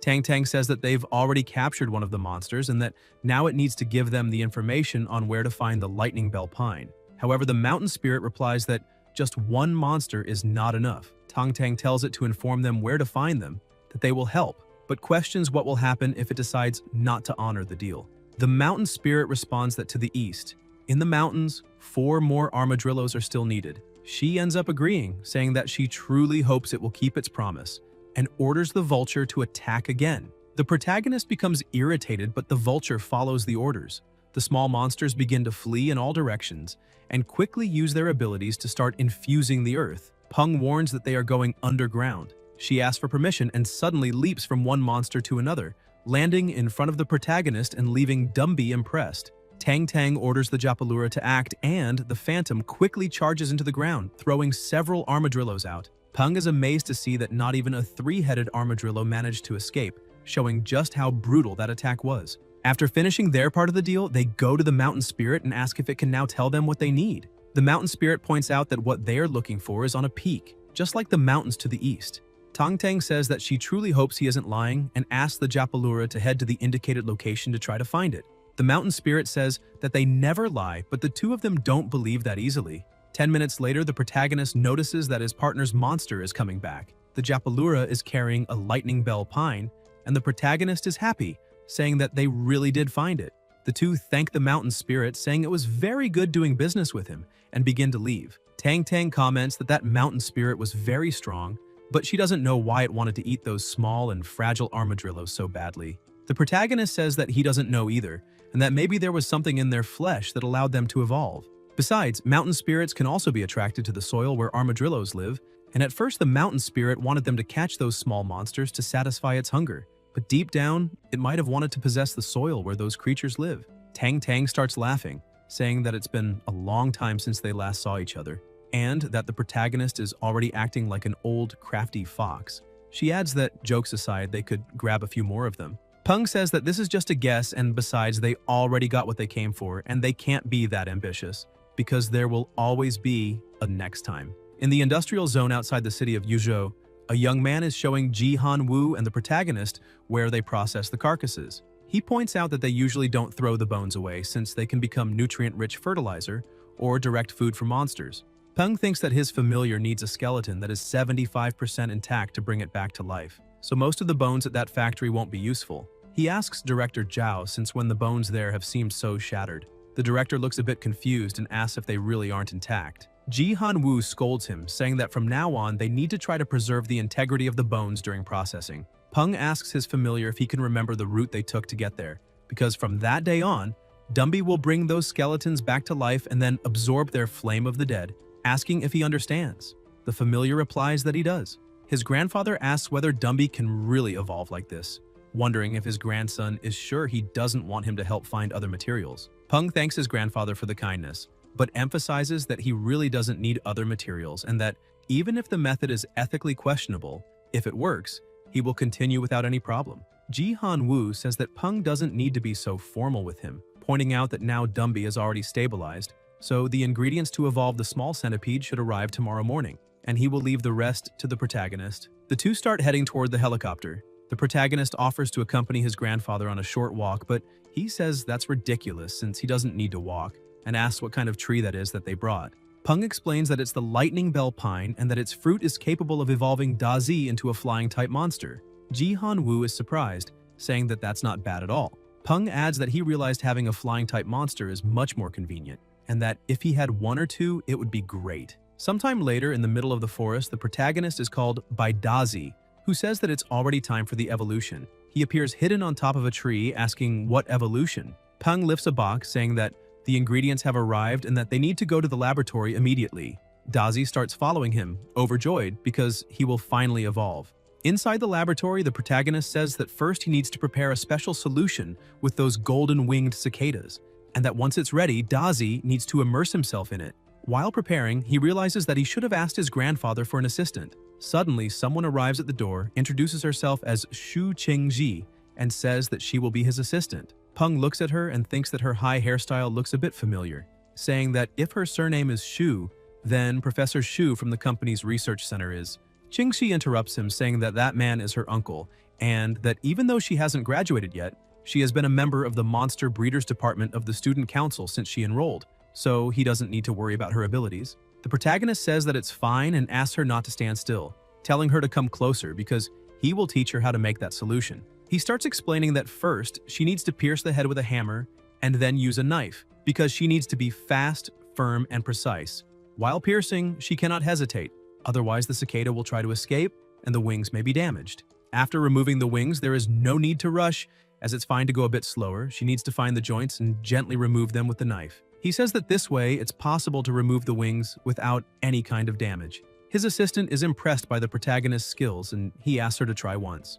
Qingji prepares herself, saying that she needs to be fast, firm, and precise. Peng watches her, thinking that since she is Professor Zhu's niece, that means her uncle and father are the main executives of Southern Sky. Most of what happens in that laboratory is confidential, so his grandfather certainly sent someone trustworthy. While thinking about this, Qingji turns around with sparkling eyes, shouting to her master that she managed to do it. He keeps thinking that the more he looks at her, the more she just seems like a silly girl with a smart-looking face. Shortly after, she has already finished removing all the wings. Peng begins to examine her work and she becomes a little nervous, asking how it turned out. The protagonist says that she did quite well and passed the test, and she celebrates with Dazi. The protagonist says that now that she's finished, she can already leave, and she is surprised. However, he pushes her outside and closes the door, saying that now it's time to really start the work. First, he needs to put the wings into the solution, and then add the fruit of the lightning bell pine. After mixing everything, he calls his familiar, saying that the solution is ready and that he can enter without thinking twice. Dazi jumps into the solution, excited to evolve. Suddenly, a large amount of lightning and thunder begins to echo inside the laboratory. Qingzi is startled and asks what that could be and whether it's really a lightning storm. Irritated, she says that she wishes that ungrateful, heartless idiot would get struck by lightning on the head for throwing her out. After a small explosion, Dazi begins to emerge amid the mist. The protagonist shouts that it was a success, and, using the system to analyze, realizes that his familiar's name has changed to Six-Winged Thunder Centipede of Epic category. The level is currently 28 with the electric attribute. The current skills are Thunder Domain, level 2, and the weakness is that its heart is located in the 7th body segment. When struck in that location, the monster's body becomes limp and numb. Special traits: Thunder Wings, possessing 2 passive effects. The first increases its flight speed and the frequency of wing beats, which can disrupt the enemy's senses due to the noise produced, and this effect depends on the frequency of the wing beats. The second passive effect is that the Thunder Wings will gradually strengthen the monster's wings. Initially, there will be only 1 pair of wings, but over time, all of the monster's wings will be transformed into Thunder Wings, which are sharper and longer. This process is irreversible. Possible paths to Legendary Evolution: Blood Dragon Revolution, Storm Evolution, Darkness Evolution, and Ancestral Revolution. Peng praises his familiar, saying that he really turned out amazing. Dazi starts laughing, saying that now he is a very strong monster. The protagonist says that Dumby should have arrived at the slaughterhouse by now, and this raises a doubt in his mind about how things must be going there. Meanwhile, at the slaughterhouse, Dumby is creating several undead. The cameras that are filming are quickly turned off. Director Zhao goes to the security room and tells the guard to pretend he didn't see anything and erase all the recordings, because from then on, he needs to turn off the security cameras whenever Dumby is inside the slaughterhouse. Dumby continues with his method of evolution, sucking the energy from all the undead he had just created. After finishing, he presses the button, and the employees tell them to quickly dump the next batch. One of the employees is a little worried, but his superior says that he cannot ask questions and must simply obey orders. At Yuzhou University, the protagonist is walking while thinking that Dazi is at level 28 and that Dumby went up 2 levels after going to the slaughterhouse, and that at this pace, Dumby will be able to reach the master level before the World Championship of Young Trainers. While he is lost in his thoughts, someone approaches, asking if he has some time today. He is startled and asks when Moi arrived because he didn't even notice her presence. She says that the student association has just discovered a new monster and asks if he wants to take a look. The protagonist says that he is indeed interested, but he doesn't know if he can do that since he isn't one of the members. Moi explains that the commission was formed by one of the seniors, and that the association is only helping to find trainers who can assist. Peng says that if that's the case, then there's really no problem and asks her to show the way, but he ends up heading in the wrong direction. In a restaurant near the university, a person looks very depressed while his friends ask him not to worry so much, saying they will help. Peng asks if that guy is the one who discovered the monster because he looks a bit worn down. Moi says that she was dragged there as well, and that's why they need to listen to what they have to say. One of the people sitting at the table stands up and says that his name is Liu, a graduate of Yuzhou University. Another young man at the table says that everyone is already there and asks Liu to explain what happened. A bit frightened and with a trembling voice, he says that for about a month now, he has been afraid to return home at night because he didn't pay much attention when the noise started and was even curious to listen to it. The noise continued for several days until he remembered that he lives on the top floor of a building and there was no one above him, so he went to check the rooftop with his dog, since he could still hear the incessant noise behind the door. However, when he opened it, there was nothing there. The rooftop was quiet and empty, and he couldn't see anything. Some people inside the restaurant begin to get scared. One of the guys tells Liu not to worry anymore because now there are many of them, and besides, everyone has their monsters, so if it's a ghost, he can be sure they will drive it away. Liu says that would really be great. Peng tells Goldie that if anything goes wrong, he needs to carry him and get out as fast as possible. Goldie looks a bit confused and says that he's just a duck and can't carry his master. The protagonist asks if he really is just a duck, because he's the only duck he knows that can kick a tree and split it in half. Everyone in the restaurant follows Liu to his home. The protagonist starts observing the place, but thinks that he can't see anything wrong since he imagined there would be some kind of mist or strange noises. He asks Moi where her anaconda is, but she says it was too big to bring there since the streets of Yuzhou are very narrow. Liu opens the door and asks them to come in quickly. When they enter the apartment, he calls An, saying that he's home, but everyone starts to smell something strange and realizes that something is wrong because it's the smell of a decomposing body. Liu keeps walking through the house and upon entering the bedroom shouts for his familiar, saying that it's all his fault and that he shouldn't have left it home alone. People say they need to help as quickly as possible. However, when they see what really happened, they become confused, saying that if that thing killed a familiar, then it must be something strong and aggressive, questioning whether they should call the police. Some say that they are already there, and that the monster's level is probably not that high. Otherwise, it wouldn't be hiding in the shadows like a coward, asking if they're afraid of dying. Others claim that they've already dealt with even more dangerous monsters, so this is nothing. The protagonist feels a bit uncomfortable, saying that those people don't really know what's going on. Suddenly, the lights go out and Liu runs out of the bedroom, screaming for help. Peng asks what happened in there, but then sees something terrifying, a completely strange hand emerging from the darkness. Liu asks what kind of monster that is. Peng uses the system and realizes that it is a green apparition, ghost attribute, flesh and salt. Its skills are illusion level 1, and its weaknesses are light, electric, and holy. Currently, the monster is healthy and nervous at the same time. Its special trait is that it feeds on fear and can convert the fear of other beings into yin-type attacks. The protagonist is surprised to see that the monster's ability is illusion. Liu notices the white mist and concludes that a monster capable of altering its surroundings must be very powerful, saying that they won't be able to defeat it. He shouts for everyone to run, stating that he will deal with the monster and tells them to call the police. The monster takes advantage of the mist and launches an attack. Liu starts trembling with fear, asking what kind of monster that is and why it's getting bigger, because the situation is obvious and he won't be able to defeat it. Everyone starts running, saying they can't let their friend sacrifice himself in vain. However, the protagonist begins walking toward the monster as if nothing were happening. Moi asks if he really isn't afraid. Peng asks why he should be afraid because in ancient China that green apparition would have been mistaken for a ghost, when in fact it's just a monster and every monster has weaknesses. And if there is a weakness, then it can be defeated. He tells Goldie to attack. Quickly, the duck charges at the monster, which tries to intimidate them. Liu tells the protagonist to stop because that monster is very strong.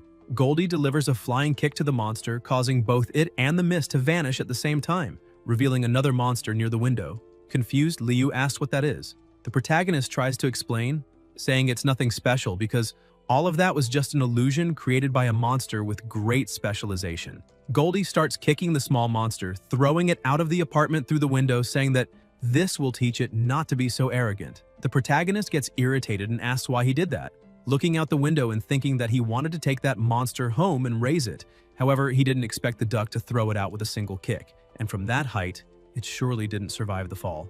Moi approaches again, observing, and once more the protagonist is startled, wondering how that girl manages to walk without making any noise. She asks her dog to go fetch something. The protagonist asks what's going on, and she says that apparently someone is trying to steal the monster's body. Peng comments that it's really hard to believe that someone would still want that. He starts to leave, saying that if everything is over, he's going home, since he already got rid of the monster and the association can take care of the rest. Moi is surprised and asks if he really isn't interested in the monster's body. The protagonist says that the police have already been called and should be arriving, and they will certainly take the body for an autopsy, leaving nothing for him to see, so it's better to go home. Before he can even leave the place, the police are already arresting the man who tried to take the monster's body. He shouts, begging to be released, saying that the monster didn't belong to him and that he just wanted to make some money selling the corpse. Peng watches the scene and thinks that selling monster bodies really does make money, but that man was acting very suspiciously, and as he had imagined, Goldie's self-control can dissipate illusions, along with the ability to grow stronger with each hit he takes, and that's why his familiar has a truly bright future. He takes out his phone to call a taxi while working out some strategies for when he gets home. However, just a few minutes after calling the taxi, the car stops right in front of him. He finds that a bit suspicious, and upon getting in, asks the driver to head to Southern Sky. While being driven, he keeps wondering how there could have been an empty taxi so close by. The two exchange a brief glance, but it's enough for the protagonist to understand the situation. He asks the driver to stop the car, saying he needs to use the bathroom. The driver asks him to hang on, claiming it will be faster and that they'll reach the destination in 10 or 20 minutes at most. Peng says that if he wants to act like that, fine, but that this isn't the route to the chosen destination. He orders the duck to attack the driver, who is startled and asks the protagonist to wait a moment. But the duck lands a blow on the driver's head, nearly knocking him out.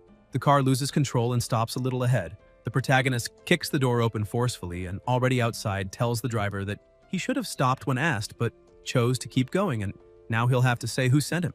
The driver gets out of the car trembling and tries to explain, saying that it's all just a misunderstanding and that he has nothing against the protagonist. However, the trunk of the car opens and a hand starts to emerge. Peng asks whether he really has nothing against him. The monster that was in the trunk tries to attack from behind, taking advantage of Peng lowering his guard, and manages to land a direct blow to the protagonist's head, while the driver starts mocking him, saying that all of this is Peng's fault for not taking care of his own life. However, the protagonist simply rubs his head and says that being immune to attacks does not make him immune to pain, and that the blow really hurt. The driver is shocked and asks if he is really fine because that makes no sense.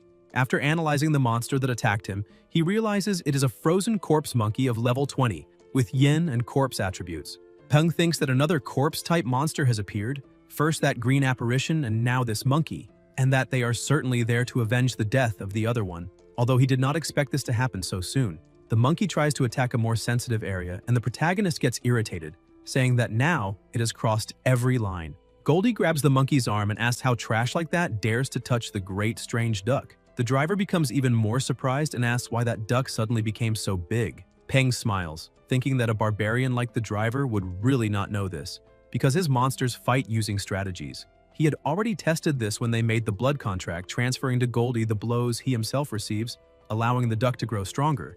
And the condition for that is that he personally suffers damage, which works whenever enemies try to attack him, instead of attacking his monsters, causing the duck's strength to increase, like killing two birds with one stone. Goldie throws his coat aside and charges at the opponent with full force. Peng remembers his grandfather saying that now that he knows he can receive extra power coming from his monsters, he would teach him some techniques to help his health and train him to use that power effectively, with the first step being to feel the power circulating through his own body and mind, then guide it into the flesh, starting from below and gradually leading it to the calves, thighs, groin, waist, back, shoulders, neck, and arms until it reaches the fists. Peng reacts quickly, disarms the driver, and lands a punch on his chin, knocking him out.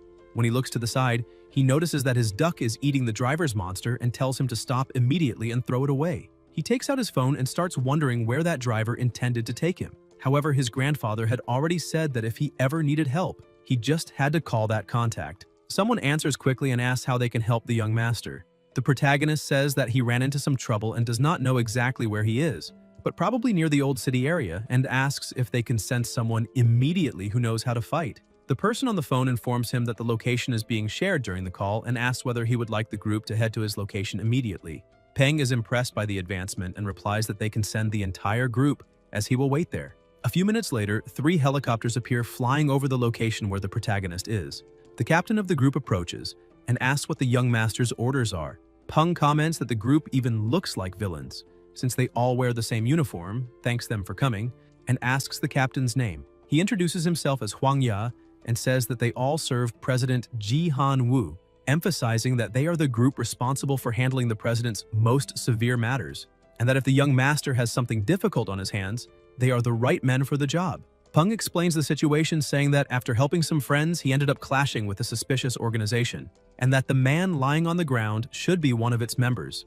Huang Ya says he understands and asks to leave everything to them. They soon identify the man and inform the protagonist that he is most likely a member of the Xiangxi criminal faction, which currently has 7 main members and 2 commander-level monsters, a night terror ghost and a child ghost. Peng starts to leave, thinking that if they really only have 2 commander-level monsters, then they are extremely weak, since he imagined a large organization pursuing him. But it turns out to be just a few idiots, and tells the group that he will leave the rest to them. Huang Ya replies that they are just a few street thugs and tells the young master to rest, ordering the group that the target must be hiding in some building in the old city area. Peng shouts for them to be careful and adds that, if possible, they need to capture those 2 monsters alive. At the hideout, a couple was lying on the bed. The woman asks why the man isn't sleeping, and he says that something is wrong because his brother still hasn't made contact, and he can't get through to him no matter how many times he calls. He crawls under the bed, saying that they may have messed with the wrong people this time, and tells the woman to get dressed because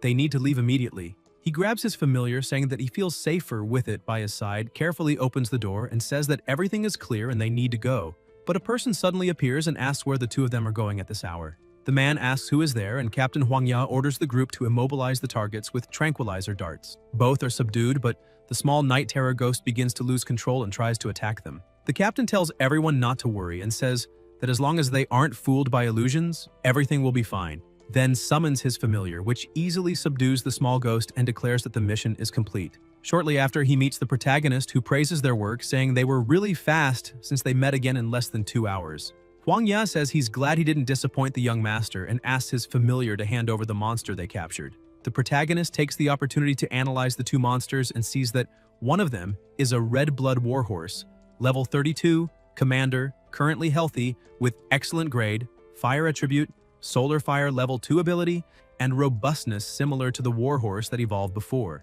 On the other hand, the small night terror ghost is level 27, also commander, in a severely injured and irritated state, excellent class, ghost and cannibal attributes with illusion level 2. Peng thinks that the horse must belong to the captain, and that it's quite a coincidence to have fought a cannibal-type monster. Suddenly, another small monster appears, trembling with fear behind the horse. It is the spirit of Ji, the infant ghost level 23, also commander, currently healthy and frightened.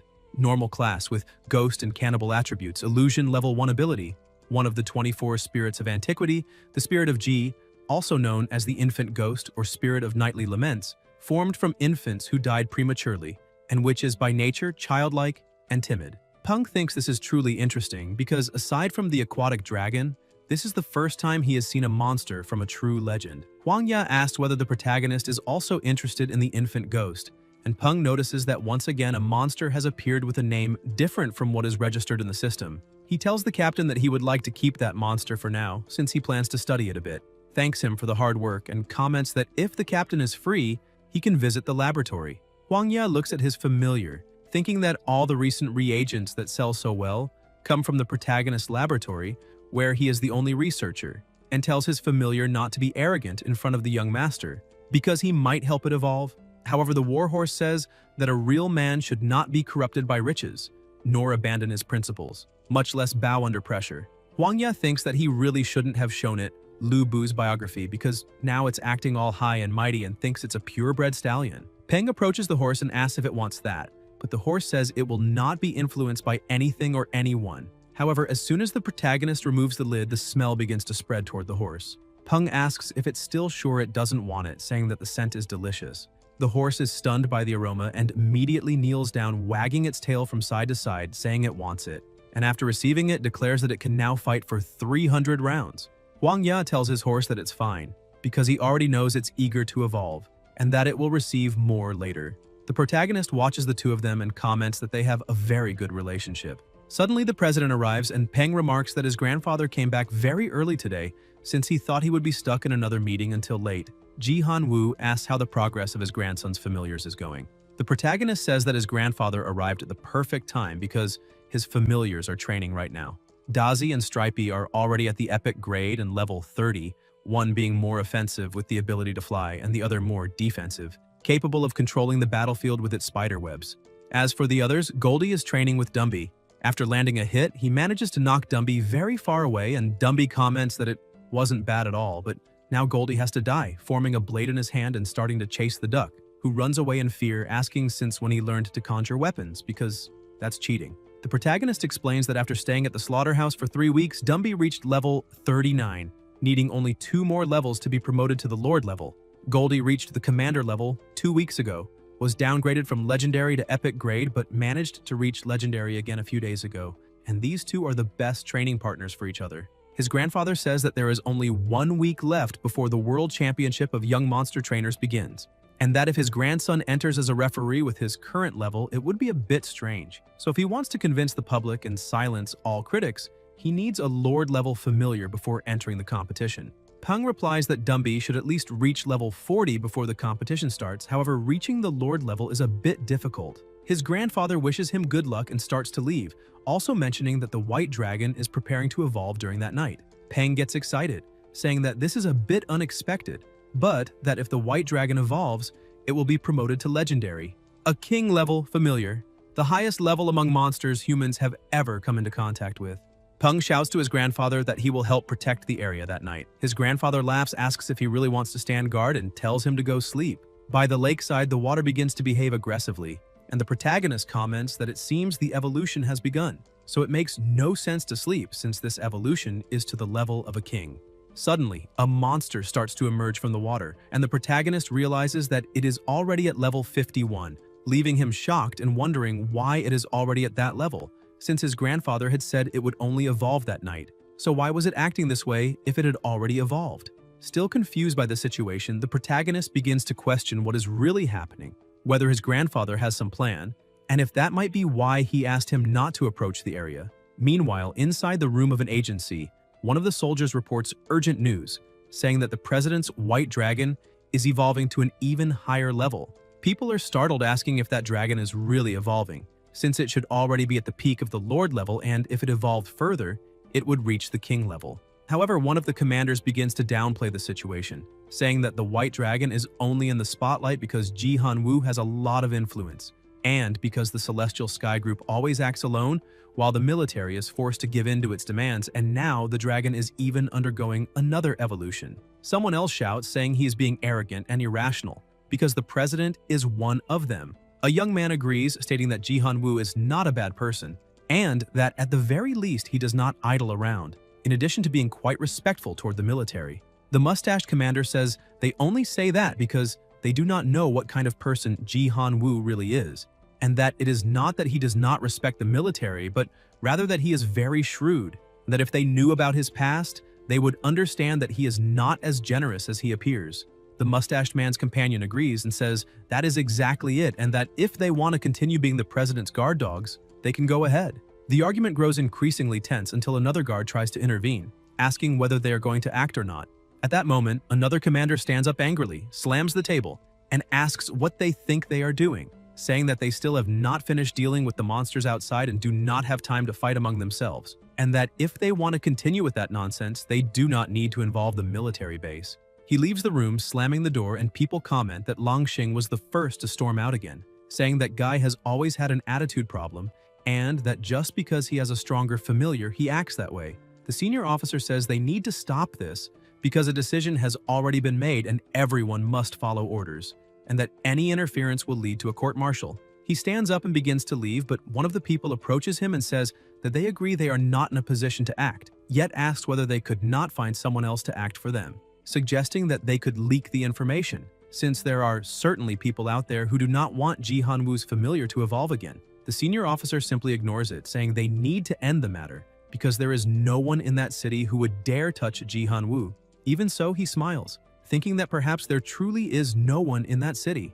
Back at the lakeside, another intelligent monster was preparing to ambush the white dragon, thinking that it seems that human really did not lie, since there truly was a white dragon about to evolve, and monsters with dragon blood were an excellent diet for it. However, the monster starts to hesitate, questioning whether this could be a trap, but upon hearing the sound emitted by the dragon, it realizes that it really is in the middle of the evolution process, and that it cannot miss this opportunity, charging toward the white dragon. Yet, as soon as it reaches the ground, it is shocked to find that the white dragon is not there, and suddenly it is attacked and instantly killed by the dragon, as if it were absolutely nothing. The next day, the president receives a call, sees that it is Hetty, and says that he has already finished things over there, asking how things are going on the other side. Xiao Shu replies that the security department found several more spies within the company, even after eliminating all of them in the past, saying that they need to take advantage of this opportunity to carry out a complete purge, because if the president shows any sign of weakness, those rats will crawl out of their holes. Ji Han-woo then gives the order to eliminate them all.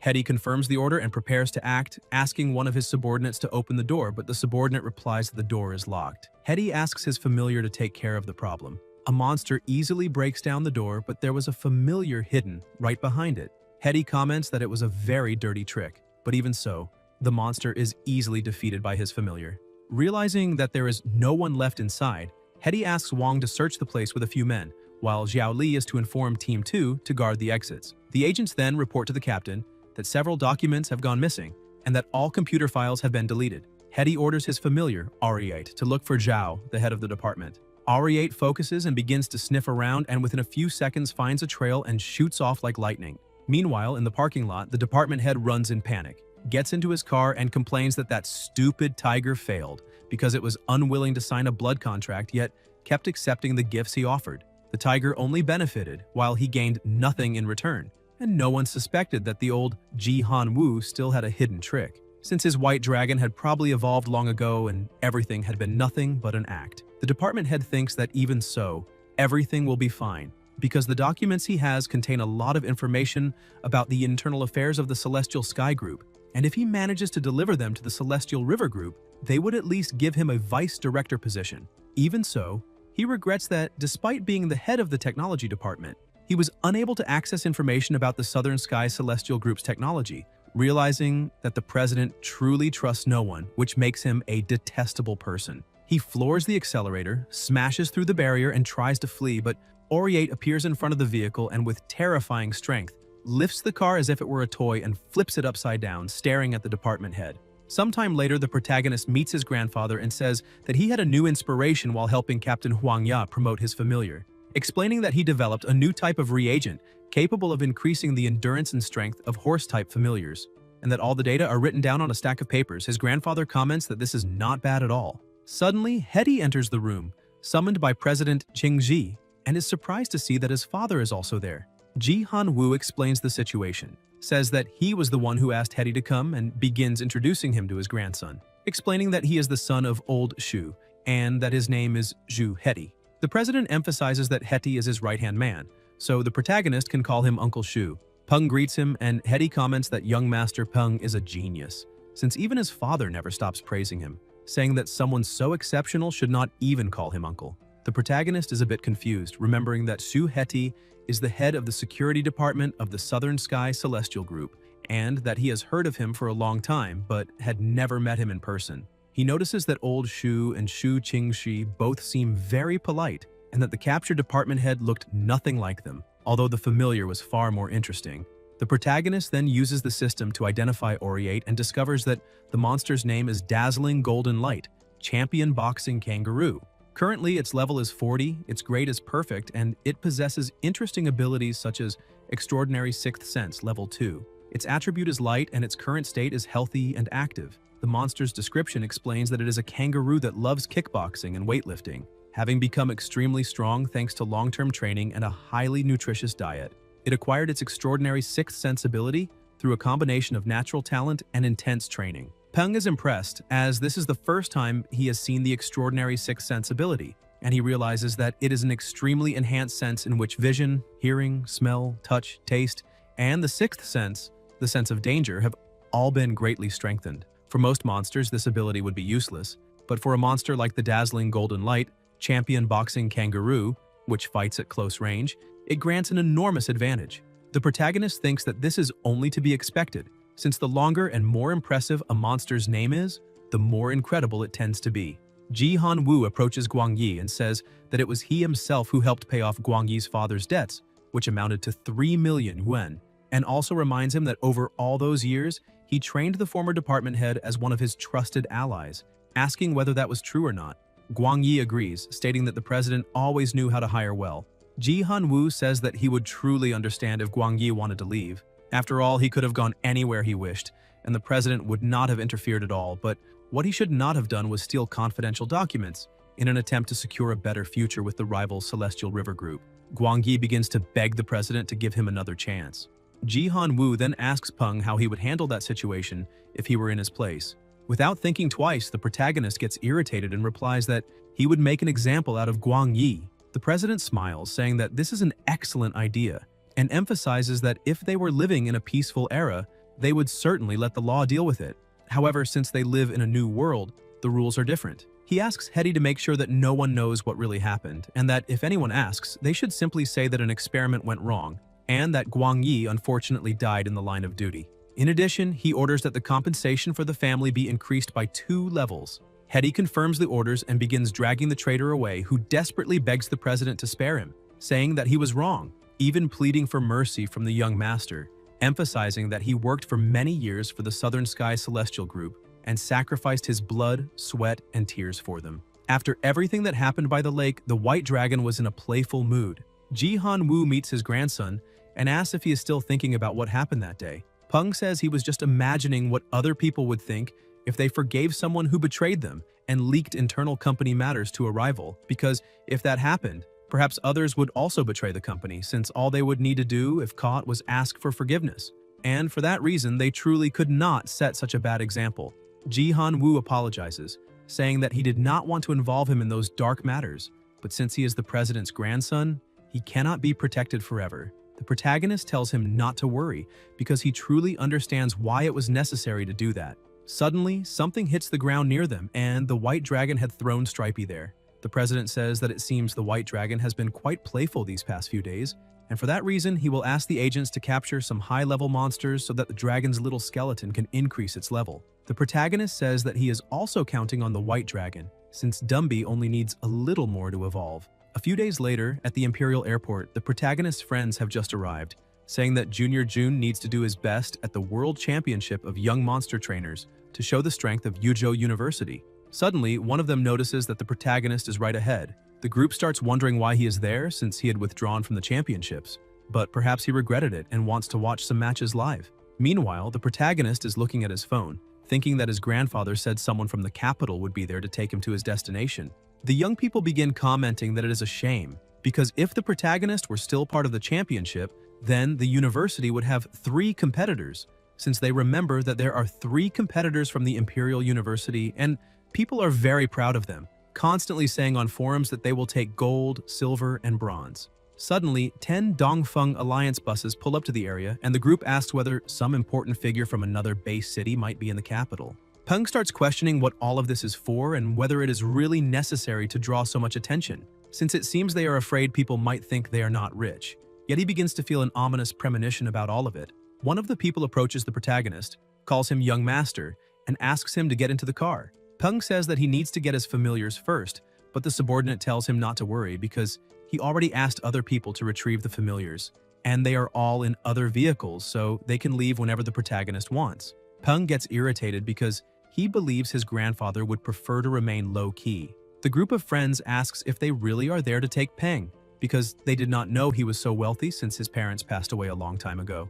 Sometime later, the protagonist arrives at his destination and greets Zhou Tianmin, one of the 12 elders of the Monster Trainers League and the former president of the 9 Mountains Group. Tianmin says that the protagonist is a very promising young man and asks whether he is the same age as the competitors. Peng thinks that not only was he the same age, but he was also a competitor who had to withdraw. Tianmin explains the situation regarding allowing the protagonist to serve as a referee, emphasizing that both he and the protagonist's grandfather agreed to it. However, the old Ping Jiang does not think it is a good idea, because he does not trust someone so young and therefore wants a more stable and calm referee. Peng asks if he is talking about Ping Jiang, one of the 12 elders. Tianmin confirms it and says that before, the protagonist did not need to take a test because he trusted Ji Han-woo's word, but some people have issues with that, so he will have to ask Peng to undergo a test, which will make those people shut up. Peng becomes eager to demonstrate all of his abilities and agrees without hesitation.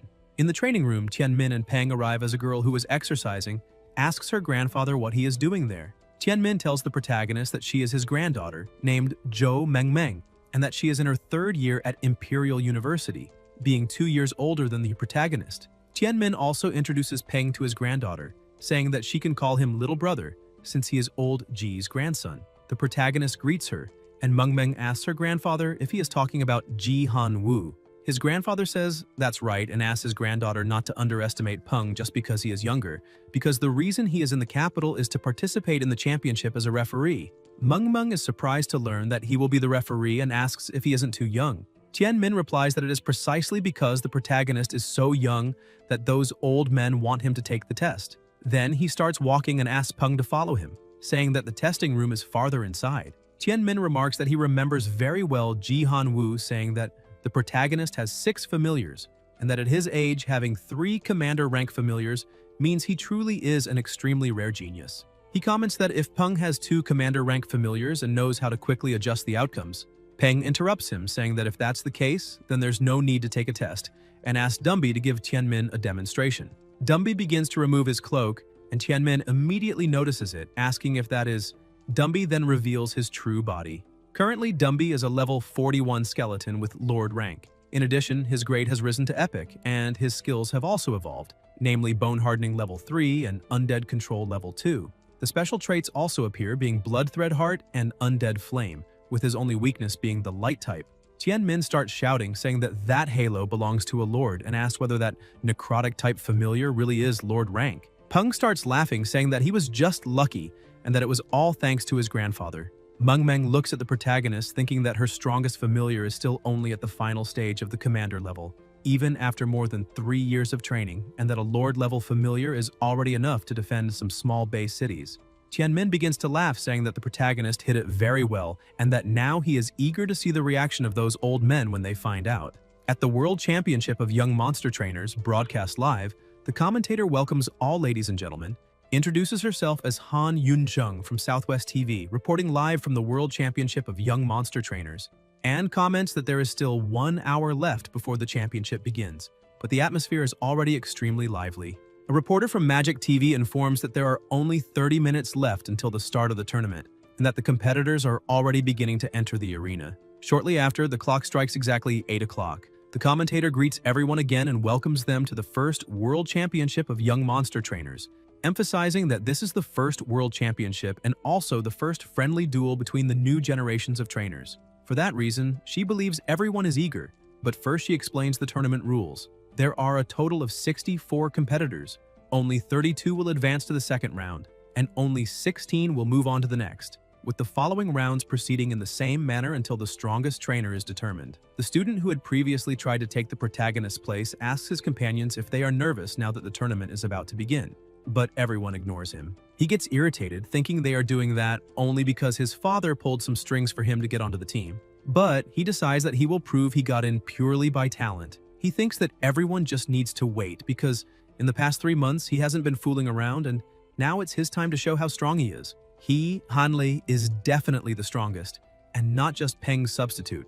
After the commentator finishes presenting all the rules, she announces that it is time to reveal the draw results, which will appear on the screen. For the first round, it will be Hanley from the Huaxia region versus Lucas from Great Britain. She asks Hanley to enter the ring, and as soon as he steps in, he starts thinking that there are far too many people watching him. Shortly after, the second competitor, Lucas, is announced and steps into the arena, causing the audience to start cheering, with some girls even saying they love him. Hanley immediately becomes irritated, saying that guy isn't that handsome, since he's only a little better looking than himself. The commentator then announces that it is time to welcome the youngest referee among the 3 referees. As soon as Hanley looks back, he can't believe his eyes because the protagonist has just entered the arena and his name is announced to everyone. Everyone is shocked, and the audience begins to question whether he really is a referee, saying that he is far too young for that and that they would more easily believe it if he were announced as a competitor instead. His friends start wondering whether that really is the protagonist, since people can share the same name but not the same appearance. Meanwhile, at the Han family estate, the mayor watches the broadcast and asks whether that boy hadn't accepted his money to withdraw from the tournament. Because besides talent, important background is also required to become a referee. So perhaps the background check he ran back then was wrong.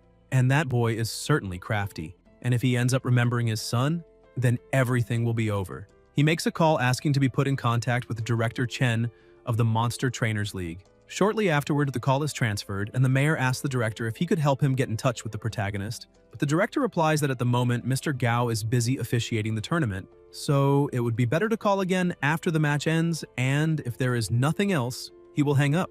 Mayor Han is startled when he realizes that the protagonist really is a referee. Back in the arena, Peng asks everyone to be quiet and says that he really is one of the referees of the tournament, and that he is only 18 years old. The audience starts commenting that the minimum age to sign a blood contract is 18, and questions whether he became a referee after signing a contract with a familiar, asking how someone insignificant like him could become a referee, claiming that everything is a sham. Peng then snaps his fingers and summons Dumby, asking him to give everyone a demonstration, but emphasizing that he needs to limit the range and be careful not to hurt anyone. Dumby begins to release his power, and everyone asks whether that is a Lord's halo, because they cannot believe that his familiar is really at such a high-tier level. Peng asks whether there is still anyone in the audience who questions his qualifications. Public opinion begins to change, with people saying that this is terrifying because the protagonist is only 18 years old and already has a Lord-level familiar, and some wonder whether he could be cheating, but then conclude that it is no wonder the tournament invited him to be a referee, otherwise the other competitors would have no chance, and that the organizer was certainly smart to think of this. Peng begins to announce the rules of the match, saying that leaving the boundaries of the ring results in disqualification, that there are no restrictions on the battle techniques that can be used, but directly attacking the opposing trainer is strictly prohibited. The match ends when one side admits defeat or when one of the familiars is no longer able to fight. He asks the competitors to move to their command areas and starts the first match of the competition. The two familiars begin to clash, and the protagonist thinks that the winner is already basically decided, so watching this is rather boring. Though it is a pity that he cannot place bets since he is a referee. The skeletal rhinoceros is level 27, excellent grade, has necrotic and bone attributes, its status is healthy and competitive, and its weakness is holy. Although the skeletal rhinoceros has the higher level, its condition is better than that of the swamp monster. The swamp monster is currently level 26, also excellent grade, with earth and mud attributes. Its status is healthy but somewhat frightened, and its weaknesses are wood and water. Peng analyzes the situation and realizes that the rhinoceros is actually at a great disadvantage because the swamp monster's level 2 crush ability is activated, and as long as its body is not completely separated, it will be immune to physical attacks. Despite being of the necrotic type, the skeletal rhinoceros did not develop any necrotic spells, relying solely on its strong bone structure to fight, while being suppressed by the enemy's attribute. Hanlei starts to get irritated, thinking that the information he received said his opponent's familiar was a silver-backed gorilla, so he wonders where that swamp monster came from. He begins shouting at his familiar, calling it an idiot and ordering it to move immediately. The rhinoceros manages to break free, but the swamp monster quickly catches up again. Peng asks Dumby what he would do if he were fighting that swamp monster, and the familiar replies that he would cut everything. The protagonist starts walking, thinking that Hanlei is about to be eliminated, which is a pity because the condition of his monster is already slightly injured. The protagonist asks Hanlei whether he would like to admit defeat and remarks that his performance was actually quite good, but that he was a bit unlucky, also saying that he hopes Hanlei will not be discouraged by today's defeat. Hanlei, irritated, starts shouting at the protagonist, saying that he will not admit defeat because he hasn't lost yet, and asks whether the protagonist is jealous because he can compete while Peng cannot, claiming that this is why he is giving that speech. However, the protagonist asks him to calm down and emphasizes that he is only acting as a referee because he would not risk damaging his own reputation just to take revenge on someone like him, since only an idiot would do that. Peng points toward the battle where the rhinoceros is already seriously injured and says that he is only offering a well-intentioned reminder because it is better to be a coward for 1 minute than to die for the rest of one's life. He states that the swamp monster is corroding the familiar and that defeat is only a matter of time, so if Hanlei admits defeat now, he can still save his familiar. Otherwise, if he chooses to continue, Hanlei simply pushes the protagonist aside, shouting at him to get out of the way and orders his rhinoceros to stand up. The protagonist realizes that even so, he still refuses to give up. The rhinoceros begins to gather its strength and tries to stand up again, and even while trembling in pain, tells its master that it managed to get back on its feet. Hanlei yells at his familiar, asking what it thinks it is doing, and orders it to eliminate the opponent immediately because they need to win. The rhinoceros hesitates, trying to persuade its master to give up, and trembling remains motionless. However, Hanlei continues ordering the rhinoceros to attack and tells it to stop crying. Peng thinks that this familiar is not bad, that it has very strong willpower but is unlucky to have encountered a master as useless as the one it has. The rhinoceros, trying to follow its master's orders, gathers the last of its strength and attacks with everything it has, causing an explosion that shocks everyone. Peng notices that even the reinforced fiberglass protective barrier, capable of withstanding attacks from commander-level monsters, has been pierced. The system reports that the rhinoceros's condition is on the verge of death and that it needs to receive treatment as soon as possible. Peng realizes that the condition of that familiar has already reached its limit and that the last attack was its final burst of strength. Peng announces that competitor Hanlei's familiar has been lying on the ground for more than 30 seconds, therefore the winner of the match is Lucas. The rhinoceros, with a trembling voice, tries to call out to its master, but Hanlei simply starts walking out of the arena, saying that his familiar is useless, that it can die if it wants because he doesn't care, and that he can just ask his father to find an even stronger familiar. The protagonist congratulates Lucas, who thanks him and asks whether that familiar is okay, questioning Hanlei's lack of morals since he simply ignored his own familiar. The protagonist tells Lucas not to worry, saying that they will take care of the rest. He walks over to the fallen familiar and says that it is a good familiar and does not deserve the master it has. Peng watches Hanlei leave the arena, irritated by the situation. News begins to spread saying that a referee has become the hottest topic of the tournament. Gao Peng, the 11th competitor from the Huaxia region, who withdrew from the tournament at 18 years old, has become a referee with a Lord-level familiar. The commentator remarks that she believes everyone must be tired after a morning full of matches, but sincerely asks for patience because next will be match number 32 of the first round, which is also the final match of the elimination phase. In this fight, the first competitor is Yugi, champion of the Huaxia region. His familiar is a black-scaled tiger of perfect grade, currently level 32 with the darkness attribute. His familiar skills are Darken Scales level 1 and Darkness Mastery level 1. Its special traits are Eyes of Darkness, Passive Effect 1, which allows the black-scaled tiger to see perfectly in the dark and perceive spirits, as well as having high affinity with the darkness element, and Active Effect 2, in which staring at the target causes it to fall into a state of darkness, being subjected to a night-like environment with extremely low visibility. The second competitor is Brandy, champion of the Yingli region. The name of his familiar is Wailing Serpent Tree, of epic grade and level 30. The attribute of his familiar is Wood, and its skills are Hardened Vines level 2 and Accelerated Regeneration level 1. Its traits include Acidic Sap, Passive Effect 1. Its sap is highly corrosive and can be sprayed through a specialized organ, causing corrosive damage to the enemy. Passive Effect 2. It leaves large amounts of acid inside the bodies of its prey. Passive Effect 3. If the acidic sap remains inside the body for a long time, it gains additional effects such as increased acidity or anesthetic properties, with its only weakness being fire. The audience starts talking among themselves, saying that now there will be a battle between two champions. One person claims that the winner will certainly be Yuge, while another comments that Brandy is not weak either, since he is number 1 in his region. As soon as both are ready, the protagonist authorizes the start of the match. He thinks that although the black-scaled tiger is 2 levels higher, its rank is still 1 level below that of the Wailing Serpent Tree, so there is a chance that the tree is somewhat stronger. However, neither familiar seems to have a clear direct advantage over the other's attribute. The black-scaled tiger's innate ability would not have a significant effect against the tree, while the tree has a much broader set of attacks. Even so, as a plant-type familiar, it carries a well-known weakness. Its mobility is extremely limited. Because of this, both familiars show a similar probability of victory. He notices the tiger takes the initiative, creating a dense fog around the battlefield. However, the tree is a plant-type familiar that relies on infrared radiation to determine the opponent's position, not on sight. The tree launches an attack and hits the tiger, but the tiger counterattacks and also manages to strike the tree. Yugi celebrates, saying that the tree's attacks cannot break his familiar's defense, so the victory is already his. The protagonist, however, watches carefully and questions whether the victory will really belong to Yugi, because that might not be the case. He explains that the tree's attack indeed does not have great destructive power, but the real danger lies in the corrosive effect present in the acidic sap of its vines. With the help of the system, he identifies that the tiger is already slightly injured and has corrosion buildup. That is why the tree is so dangerous. Beyond its attribute, its patience makes it even more frightening. Acting like an old and experienced hunter, patiently waiting for the tiger to approach while slowly corroding it with its sap. In this way, the winner is practically already decided. A short time later, severely injured, the tiger begins to tremble.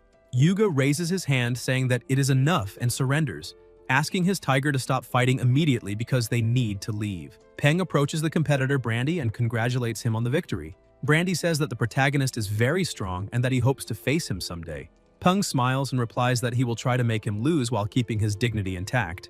Brandy also smiles and says he will do his best, then leaves, not fully understanding what the protagonist meant, believing it was just a compliment. On the other side of the arena, Yuga comforts his familiar, saying that he knows it is not satisfied, but that it would have been very dangerous to continue fighting, since the tree can regenerate while the tiger cannot. The protagonist asks Yuga to wait a moment. Yuga replies that he already lost and that it is over, saying that if the protagonist wants to comfort him, he can keep his words because he does not need that.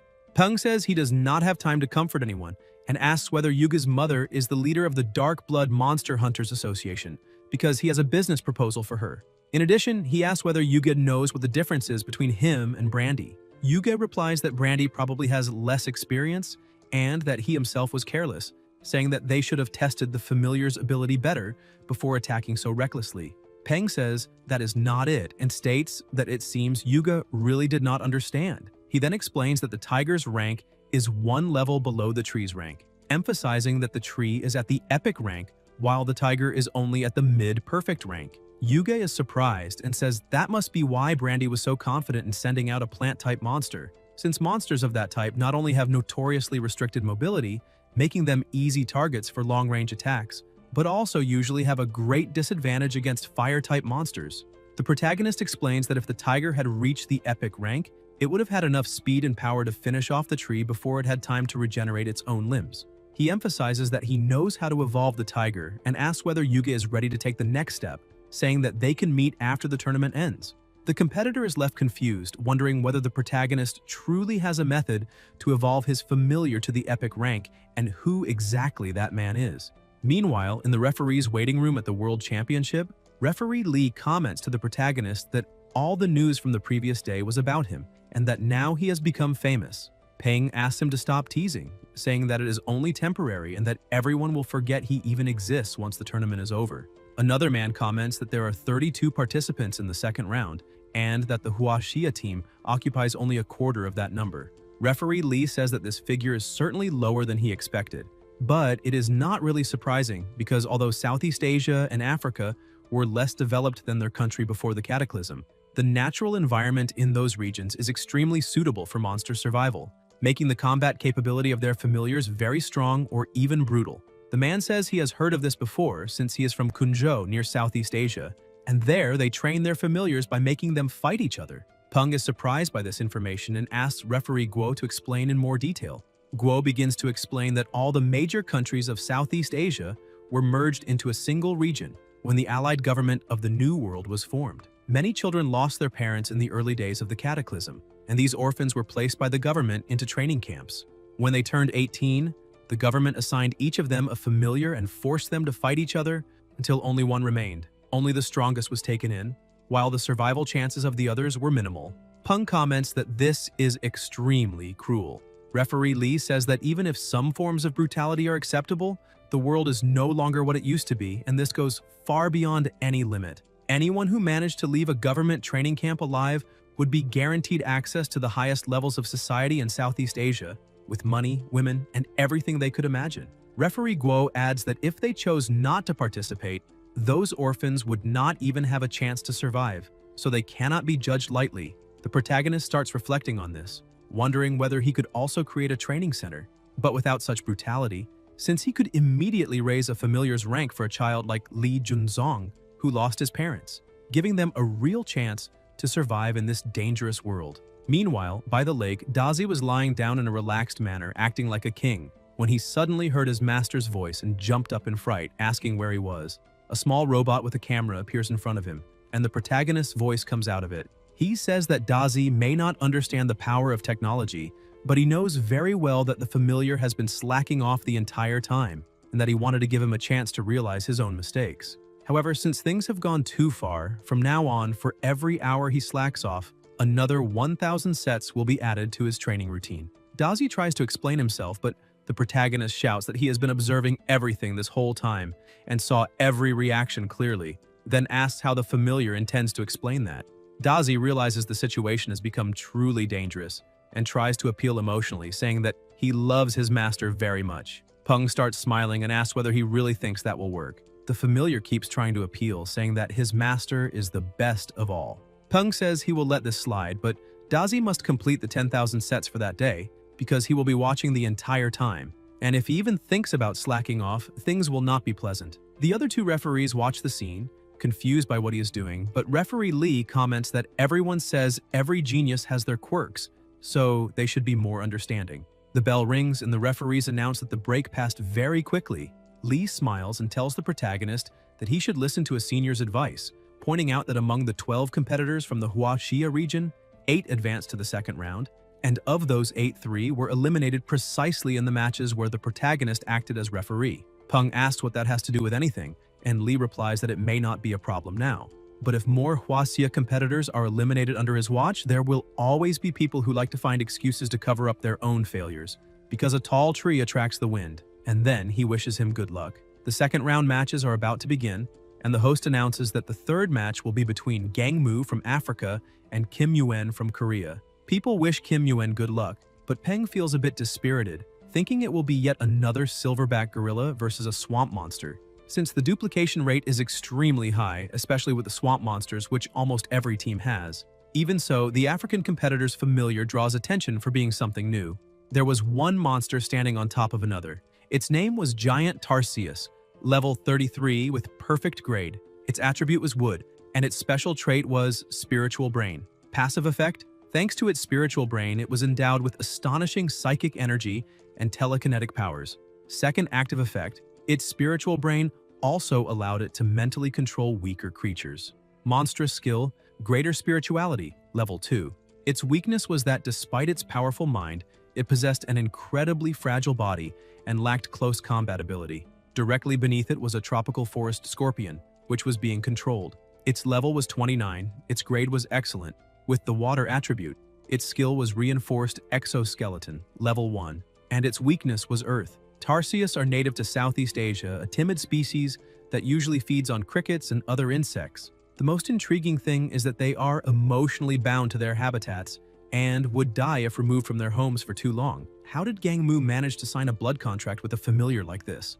The competitor Gang Mu goes up to his familiar and calls her mother, saying that he wants something. His familiar tries to comfort him, and the protagonist notices this because he has heard of a special training method that involves pairing young children who have undergone special training with monkey-like monsters that recently lost a child. Through long-term cohabitation, these monsters gradually begin to see the human children as their own offspring, which makes it much easier to sign a blood contract with them. However, the most interesting part is that these monster trainers must call their familiar mother, which means they are adopted children of their familiars, not masters. It seems that this is the method the African competitor is using at the moment, and that must be why he was able to make the giant Tarsius go against its own nature. The protagonist orders the two to begin. Tarsius immediately starts using its abilities, and the Korean competitor thinks that this is a fighting method he has never seen before, so he needs to be careful. He orders his swamp monster to stop the scorpion, but the scorpion also launches an attack, landing a hit on the swamp monster. However, the swamp monster begins to spread like mud, trapping the scorpion. The Korean realizes he has found an opening and orders the gorilla to attack Tarsius immediately. The gorilla charges forward, but Tarsius begins to use its psychic attacks, controlling the gorilla's mind. Peng is shocked to see that the main attacker of the Korean team was controlled so easily, which clearly shows an enormous difference in strength. The African competitor had told his familiar that those opponents wanted to hurt them, so they had to die. Tarsius, seeing Gang Mu as her child, acts without hesitation and explodes the head of her opponent. Kim Yuen begins to panic upon seeing his familiar killed. However, the African competitor starts losing control, telling his mother that there is another bad guy and that all bad guys should die. Tarsius begins walking toward the Korean competitor, making him tremble in fear and say that something is very wrong. Gang Mu looks at the protagonist, thinking that this referee who withdrew from the tournament is really a plant because he did not notice anything and will be the next one, but an attack suddenly flies toward Tarsius, knocking her backward. The protagonist says that according to the rules, directly attacking the opponent is strictly prohibited, and that this is the first warning. The African competitor becomes furious, thinking that he will kill him. Kim Woo-in raises his hand and says that he surrenders. The protagonist announces that the winner of the third match is the competitor Gang Mu. He goes to his familiar and tells her that they managed to defeat the bad guys.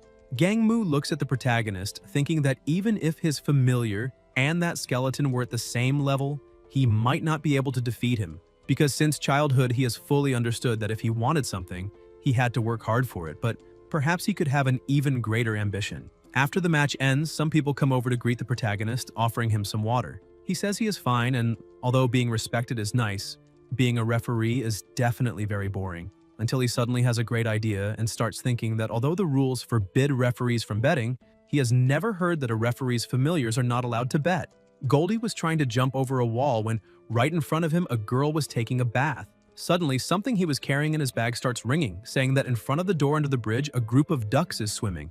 The woman is startled and asks who the idiot is that is watching her bathe, starting to throw things and knocking Goldie to the ground, who gets up and runs away. As soon as he answers the phone, the protagonist asks what Goldie was doing for not picking up, and the duck replies that he was busy. The protagonist then explains that monster trainers can communicate with their familiars through the blood contract, but there is a distance limit, and when that distance is too great, communication is not possible. However, after signing the blood contract, trainers are able to understand what their familiars are saying. Peng asks the duck to do something for him, saying that he wants Goldie to help place a few bets, because they will definitely make a lot of money from this, so there is no need to worry, and asks the duck to do it for his master, promising to give 2 extra dried fish every day for an entire month. At the Lucky Lottery in the Imperial City of the Purple Sea region on Purple Thorn Avenue, Goldie prepares to go inside. The clerk welcomes him but is immediately surprised to see a duck. Goldie shows his phone and the message says to bet on Zhang Yi from the Huaxia region in the 7th match of the second round, which will take place in 10 minutes.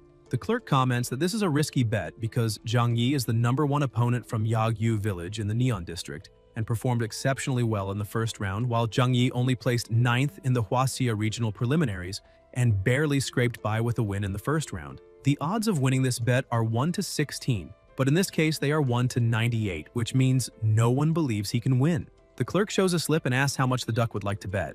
Goldie turns his bag upside down onto the counter, full of money, and the clerk realizes that this duck is rich. After finishing the count, the clerk says that there are 5,129.70 alliance credits and asks if that is really the amount the duck wants to bet. The duck just quacks, and the clerk takes it as a yes, places the bet, and hands the ticket to the duck, telling him not to lose it.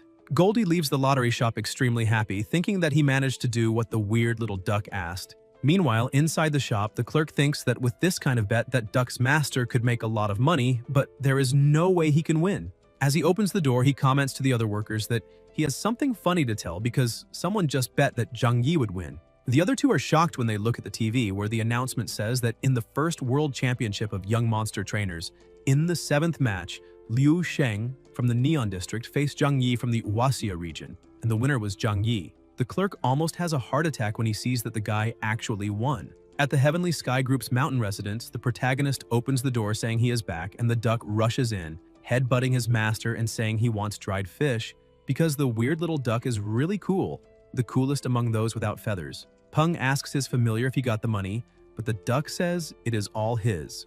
The protagonist gets up saying that he already knows it is his and will not take anything because he is extremely stingy. Goldie asks his master if he has any more insider information, but the protagonist replies that gambling is a very bad thing that can cause addiction, destroy families, and depending on the level, even ruin lives. He emphasizes that he only let the duck place a bet to have a little fun and earn some money to pay for lunch. So, it is better not to get addicted to gambling, because even when the game gives you a card, in the end, it takes everything back. In addition, Peng tells the duck that he should go to bed early and not get any wrong ideas about this. Suddenly, the phone rings and he turns to answer, asking what he can do for them. He says that he knows Zheng Xiao because he is one of the competitors from the Huaxia region, very talented and full of drive, so he has high expectations for him and that he can make time to treat him to a meal after the match ends. As soon as the call ends, the protagonist thinks that he really is quite famous now. Besides being the heir of the Southern Sky Group, he is a familiar owner who will soon turn 19 and a genius monster creator. So it would be strange if people did not ask him for favors. However, in this kind of world, the strongest rule, and pulling this kind of trick in a competition like that is really not appropriate. Still, he decides to let it go, because he needs to take a shower since there are still matches tomorrow. Goldie had been listening to the entire conversation and thought that the weird little duck was starting to act strangely, since he did not want to give out any insider information, but he would remember the name Zheng Xiao very well. The next day, Zhang Yi wins the first round of the third match and thinks that he was lucky that the protagonist was not the referee for that fight, because the 6 competitors who were eliminated were not that skilled. However, among the 8 competitors already eliminated, 6 had fallen in matches where Peng was the referee, and that proportion was truly terrifying. Suddenly, referee Guo begins to withdraw and says that he will leave everything else to the protagonist. Zhang Yi is startled and greets the protagonist a little nervously. Peng notices that Zhang Yi's feelings are written all over his face and thinks that because they are both from the Huaxia region, many people believe that he would not betray his own people, a typical thought of small-minded individuals since they truly believe that when a competitor is not strong enough, he, as a referee, would step onto the battlefield to fight for them. He then decides to take a look at the information on the competitors of the next match and thinks that the sea dragon is an amphibious monster whose long neck and slender limbs resemble a long-bodied plesiosaur, capable of revealing its full potential only in shallow waters. While the tournament is being held on solid ground, where its mobility is greatly restricted. The competitor's name is Daisy, from the Great Britain region, ranked 2nd in her regional preliminaries, and the name of her familiar is Sea Dragon. Based on the tournament schedule, Peng thinks that the celestial firewolf has a high chance of encountering this sea dragon,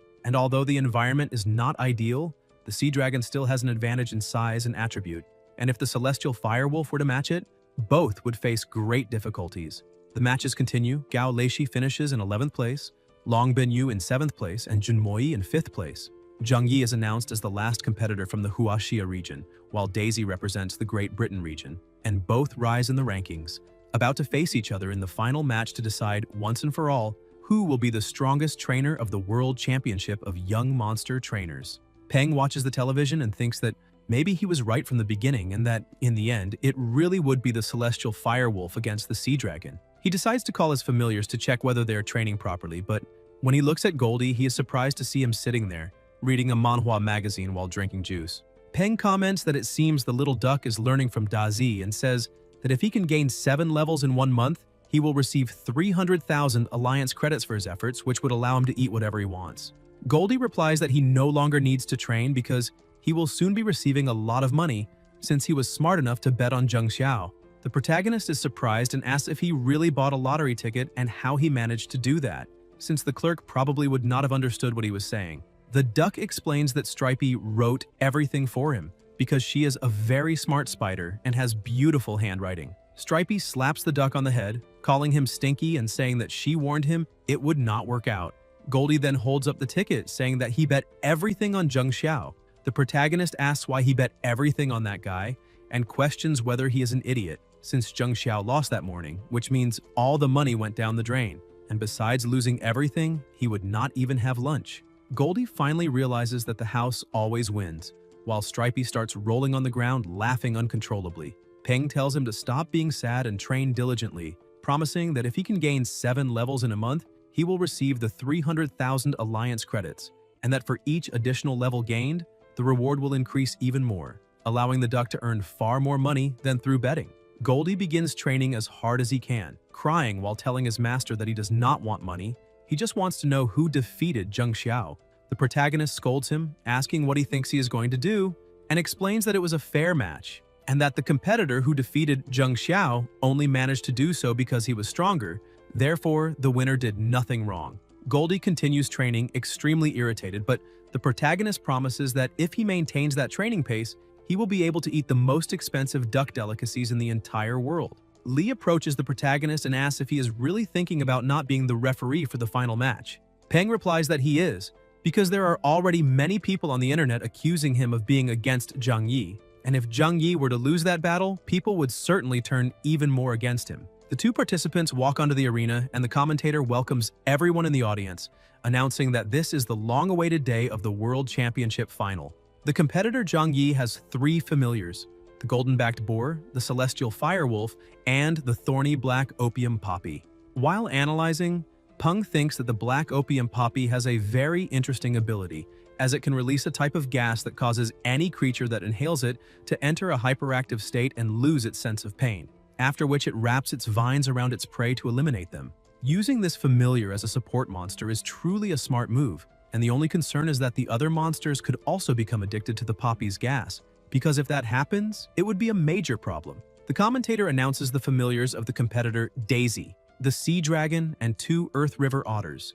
Peng comments that there is nothing particularly special about those otters, but that the dragon is a different matter. It is a sea dragon, Diplocoria variant, with epic grade and level 34. Its abilities are Tempered Scales level 2, Demonic Visual Acuity level 2, and Elemental Water Dominion, also level 2. The monster's attribute is water, and its weakness is electricity. Its special characteristics include Diplocoria, an innate ability with passive effect 1 that increases dynamic vision and visual clarity, effect 2 with no information, and effect 3 with no information, as well as Beast Heart with passive effect 1 that improves overall physical strength and active effect 2 that grants a burst of energy for a period of time. Peng is surprised to see that the dragon possesses Diplocoria, since he always thought that only humans had this kind of variation. Moreover, the dragon also shows unknown skill effects and, like Dumby's heart, the sea dragon likely possesses an organ with an extraordinary ability, and judging by the number of question marks, this type of ability is extremely valuable.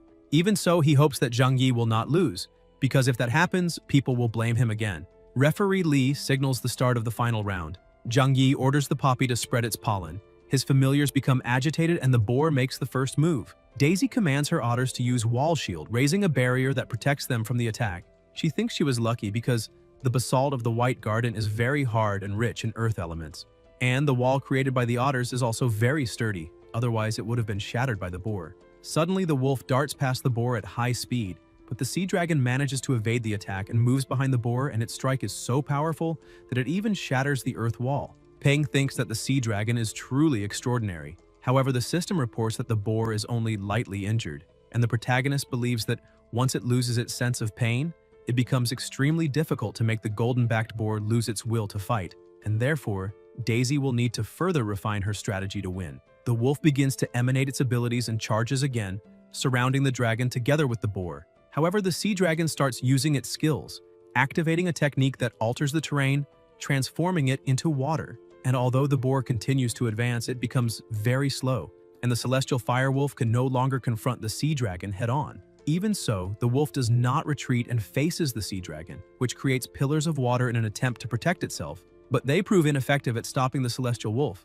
Still, the protagonist realizes that this was not exactly a defense, because the water pillars were merely a distraction, and the dragon's body was hidden beneath the water, with its true target being the boar. Zhang Yi notices this and shouts for the boar to get out immediately, but it is already too late. The dragon emerges from the water and viciously attacks the boar, and the protagonist even turns his face away, believing that such a bite should certainly have killed the boar. Apparently, the illegal drug is truly harmful because the wolf has good combat instincts and, even under the effect of the gas, can still fight well, but the boar does not have that same capability. Zhang Yi becomes extremely furious and orders his wolf to eliminate the others, declaring that if one of his familiars has died, the opponent must pay with the same coin. The wolf rapidly charges at the otters, but the sea dragon perceives the movement and shifts with extreme speed, astonishing everyone, as it had been concealing its true strength. The attack is so ferocious that the wolf's blood begins to spread across the entire arena. Zhang Yi no longer knows what to do, and Daisy orders her familiars to stop, asking her opponent what he intends to do. Even though he is frustrated with the outcome and in order not to further harm his familiars, Zhang Yi admits defeat. The winner is announced, and everyone from Great Britain begins to celebrate. The reporters comment that they have lost and ask how they should report what happened. The chief replies that they can place all the responsibility for the loss on the protagonist, assuring that this will work. Soon, the news starts spreading rapidly, saying that the protagonist eliminated one of his own compatriots and questioning whether he is a traitor. In addition, they accuse him of refusing to act as a referee, claiming that this was a decision made for personal gain at the expense of his own country's glory. And now, with this crisis, they even comment that a reform of the entire national education system has become possible. Peng looks at the news and sees that he has become the scapegoat. It is a pity, because if he had participated as a competitor, the result would probably have been different. His familiar approaches, and he asks why the little duck is there, but suddenly he gets a great idea. At the award ceremony, referee Lee announces to everyone that after a series of competitions, the final winner has been decided. And before he can announce her name, the protagonist steps onto the stage, leaving her surprised and wondering why he is there with his familiar. The chief referee tells the president that the Southern Sky Group has sent a request, saying that the protagonist wants something, but he comments that it might be a little inappropriate. The president smiles, asking whether it is not normal for young people to be a bit impulsive, and asks for everyone's cooperation. Goldie points at the woman, saying that she was the one who made him lose all his lunch money. Peng tests his communicator and realizes that this is great because they have not cut the signal yet, and first, he would like to congratulate the champion of the World Championship of Young Monster Trainers. But his familiar was not satisfied with the result. He has just turned 1.5 years old and is now at the mid-commander level. Yet the competitors and the familiars chosen to compete there are the best of the best from their regions. So how could a duck compare to them? Therefore, he would like to know whether Champion Daisy could ask her familiar, the sea dragon, to teach that little duck a lesson. She feels a bit apprehensive, thinking that she would gain nothing if she won the battle, but if she lost, her reputation would be affected. Yet surely a world championship winner would easily defeat a farm duck. Moreover, she notices that the organizers are giving no response at all, which means they have already approved the idea, and therefore she cannot refuse the proposal. She replies to the protagonist that she accepts the challenge. However, she will not help the duck, since he is acquainted with a monster trainer who has a higher level of knowledge. Peng thinks she is acting sarcastically, but that must be because she is about to become a victim, so it is understandable that she wants to complain beforehand. With both sides ready, they quickly begin the battle. Goldie starts attacking, and the sea dragon wastes no time, releasing all of its water to gain a territorial advantage. But the water around the duck begins to disappear. Goldie continues advancing rapidly and lands a blow to his opponent's face, making Daisy worried. But soon the dragon retaliates, throwing the duck away and trying to bite him. The duck's speed, however, is superior, and he manages to dodge, yet he ends up being hit by another attack. Daisy realizes that something is not right, because the light around that yellow duck's body is very strange, and perhaps he has become even stronger. Goldie attacks the dragon again with everything he has, saying that it is not enough, because his opponent's attacks barely do anything. The duck keeps provoking him, making the dragon even more irritated, and it counterattacks, throwing the duck away and unleashing a flurry of blows. Daisy smiles in relief, wondering how that duck managed to withstand such a powerful attack, yet she is certain she will win, since the protagonist does not seem to have anything special. However, she panics when she sees that Goldie has grown larger and is holding back the dragon's attack with one of his wings, as if it were nothing. The duck thanks the dragon for the attacks, but easily throws him upward and, gathering even more strength, leaps and uses the destruction fist, striking the dragon's face and knocking him out instantly. He starts celebrating, and Daisy raises her hand, saying that she surrenders. Public opinion begins to change, saying that the protagonist really is incredible, that the Huaxia region is the strongest, and that it seems the media has always liked spreading false rumors. Peng goes over to Daisy, asking her not to worry because, although the sea dragon's condition does not look very good, he only has bruises and will be fine after a few days of rest. In addition, he emphasizes that he is very sorry about what happened there, and as an apology, hands her a card from his laboratory and saying that she can visit it at any time. But Daisy simply turns her back, irritated, saying that she comes from a rich and powerful family in Great Britain. So why would she go to the Huaxia region just to visit someone else's laboratory? The protagonist merely smiles, thinking that in less than 5 years, his laboratory will certainly become one of the most famous in the entire world, and that today she ignored him. But in the future, she will definitely end up asking him for a favor. Meanwhile, his grandfather was preparing some dishes, having made his grandson's favorite liang pie and tangerine sweets. Suddenly, his phone starts ringing, and he is surprised when he sees the number. As soon as he answers, a chief instructor from the army says that he has a big problem and that he knows the protagonist has just returned, but that he would not have called if it were not a major emergency. Ji-Han Woo remarks that he is always expecting trouble whenever he receives a call and asks what happened. The army chief replies that things in the tomb of the first emperor have come to life. Ji-Han Woo stands up in shock, asking if he heard that right.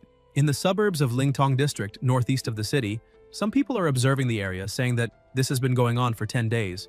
And one of them asks the captain whether the tomb of the first emperor is really inside there. The ground begins to tremble, the captain shouts that something is happening. The mountain starts to collapse, and he orders the group to report immediately to their superiors. A young man notices something emerging from the ground, and a voice echoes, saying that the strong warriors of Qin must save the nation, and that the battles will only end when the blood is completely dry. The captain states that those are the terracotta warriors and that they have risen from the dead. as a small army begins to appear. Suddenly, the main tomb also starts to collapse. Something is pulled out by monsters, and the soldiers wonder whether that could be a coffin. Seeing that the situation is starting to get out of control, they issue a level 1 alert and tell everyone to prepare to fire, while the army's golden god begins to hover over the area. A voice comes from inside the coffin, asking how a mere yellow bird dares to call itself a god. Another terrifying sound echoes in the sky, and a dragon emerges among the clouds. The soldiers feel relieved when they see that it is the white dragon, and that Lord Yi has finally arrived.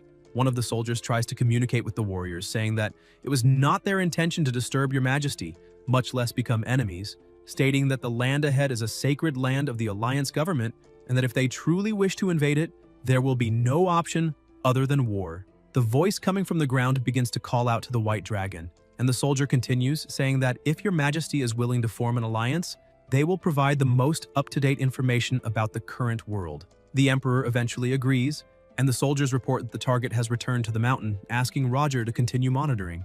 The chief instructor approaches, saying that apparently the older someone gets, the stricter they become, and that he would believe it if old Ji said he would still live another 100 years. Ji Han-woo agrees, saying that he still wants to hold the protagonist's child in his arms, but the instructor asks him to stop talking so much about his grandson, since everyone there also has one, and adds that the situation has improved and that old Ji can return. Ji Han-woo says goodbye but asks everyone to remain on alert because whatever is inside the tomb of the first emperor emits a strange and malevolent vibration, and if they need anything, they can simply call him again. Meanwhile, by the lakeside, Flamey was relaxing but almost dies of fright when something falls into the water. He realizes that the white dragon has returned and tries to play it off, saying that he was just checking the temperature for him, but it does not work, as he ends up being thrown away like a sack of rotten potatoes. Peng, who was watching the scene, comments that they are all the same. His grandfather's safe return is a relief, since he has to personally deal with problems whenever something is more serious, which shows that there may be some kind of agreement with the government, and that this could be one of the reasons why the Southern Celestial Group is so successful. The Alliance government needs his grandfather's strength, because he seems to be an extremely important trump card, which is good for the survival and development of the group. But it also means that the old man is forced to put himself in danger, which is worrying, since one day he might end up encountering someone much stronger than himself. Peng thinks that perhaps he could train a monster trainer to enter the Southern Celestial Group, strengthening the company and, as a consequence, reducing the number of times his grandfather would be sent out. But first of all, that person needs to be trustworthy.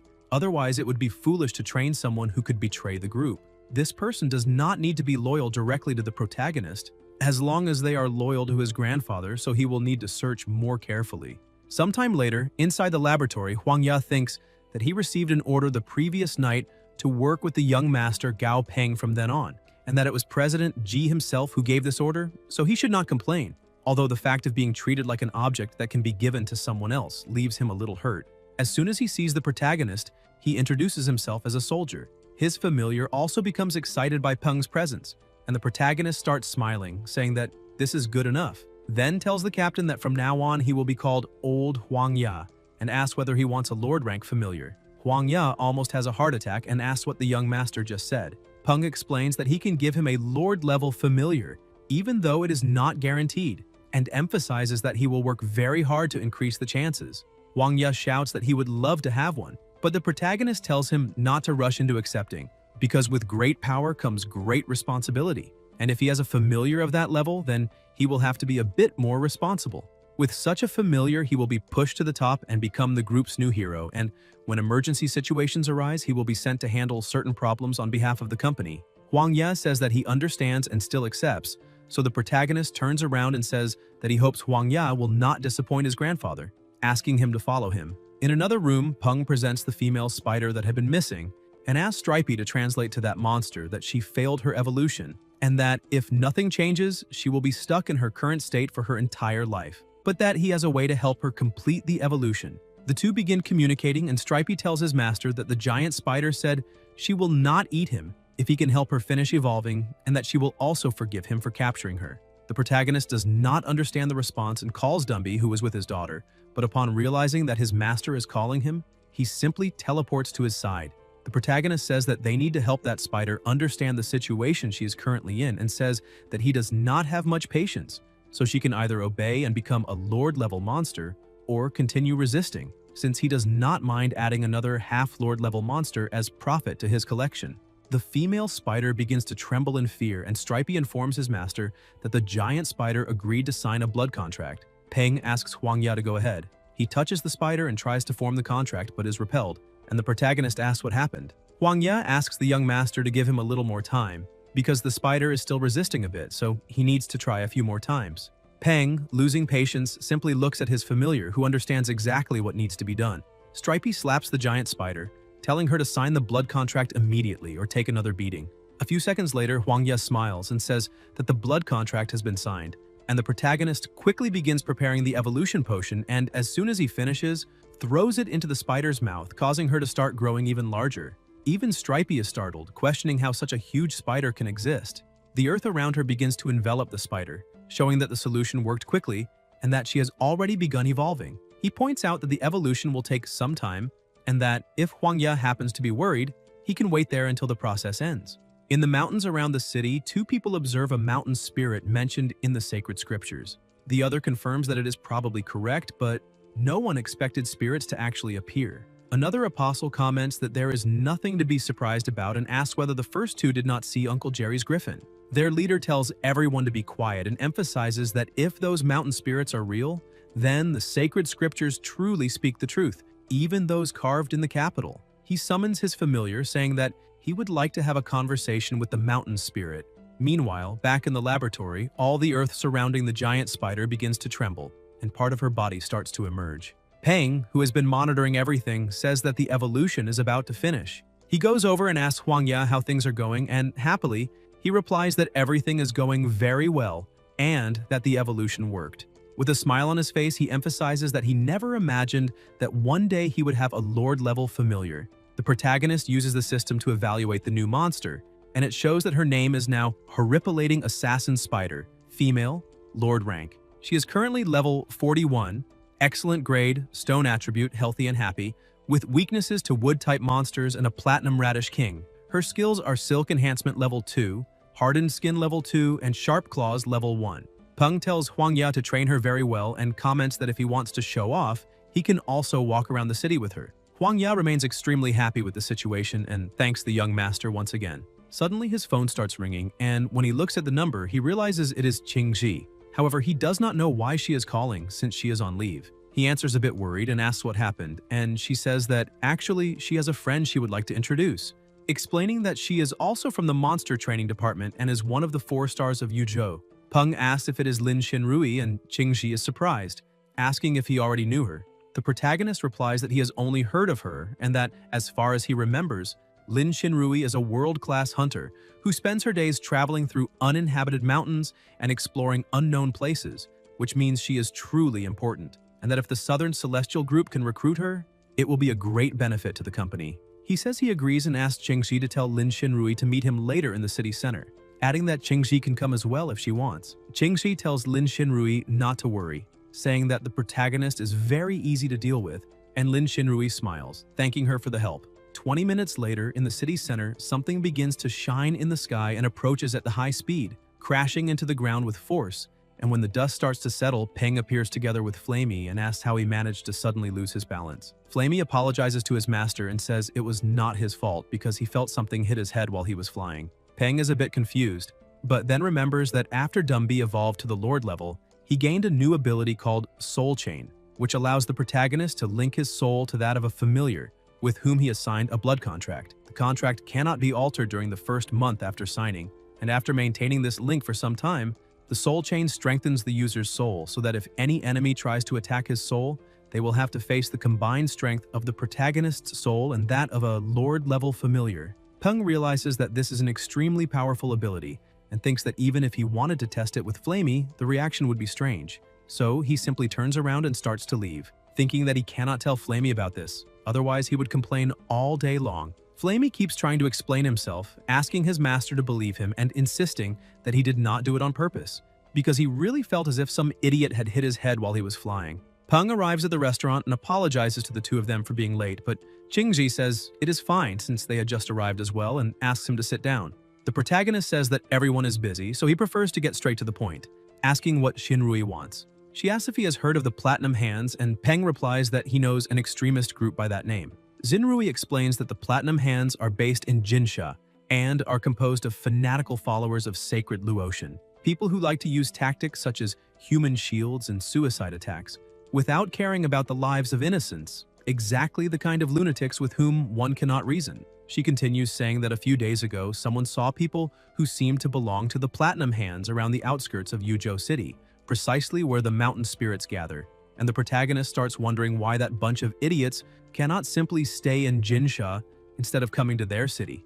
Xinrui adds that the most frightening thing is the fact that there are hundreds of mountain spirits in that region, and even the weakest among them is at the Lord level, and that if those spirits were to become irritated by the Platinum Hands group, the entire city of Yuzhou would be crushed in an instant. Peng asks her to get straight to the point and questions why she came to him and what she hopes to achieve. And Xinrui replies that her objective is very simple, because besides disliking that group, she also does not want them wandering around there, but she does not intend to deal with it personally, and therefore would like powerful groups such as the Southern Celestial Group to protect the city. Peng begins to feel a bit awkward because he had thought that the girl had discovered his abilities through Qingqi, and that she was there to ask for help evolving a familiar, but in reality she had her eyes on the Southern Celestial Group. He says that he accepts her request, but that he would like to give a small piece of advice, then smiles and hands her his card, stating that the laboratory standards of the Southern Celestial Group have already reached the world level, and that if she joins the group, all the familiars she owns will receive a free chance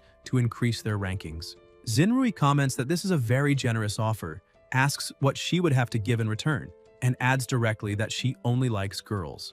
Qingxi is delighted to hear that, and the protagonist says that at present, there are only 3 world hunters in that city, so Xinrui is extremely valuable. He proposes that they first sign a temporary contract and that, after her first familiar successfully evolves, they sit down to talk calmly and decide whether to sign an official contract. Then he starts to stand up, asking her to carefully consider the proposal as he will be waiting for her answer. Outside, the protagonist reflects that since that group is acting in such a stealthy manner, their power is probably not that great. But even so, he still needs to confirm whether this is really the case.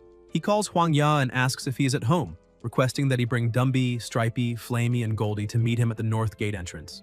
Dazi interrupts the call, questioning the master about why he is not going along and saying that this is unfair. Peng asks whether he is as strong as Dumby, whether he can fly faster than Flamey, or if he would rather try to have the same defense as Stripey, adding that if he cannot do any of those things, he can simply defeat Goldie. Dazi nearly falls into depression, but the master says that he gave him the same training environment, yet Dazi chose to loaf around, and because of that ended up becoming the weakest of them all, not qualified to participate in missions. Peng orders him to stay home and train immediately.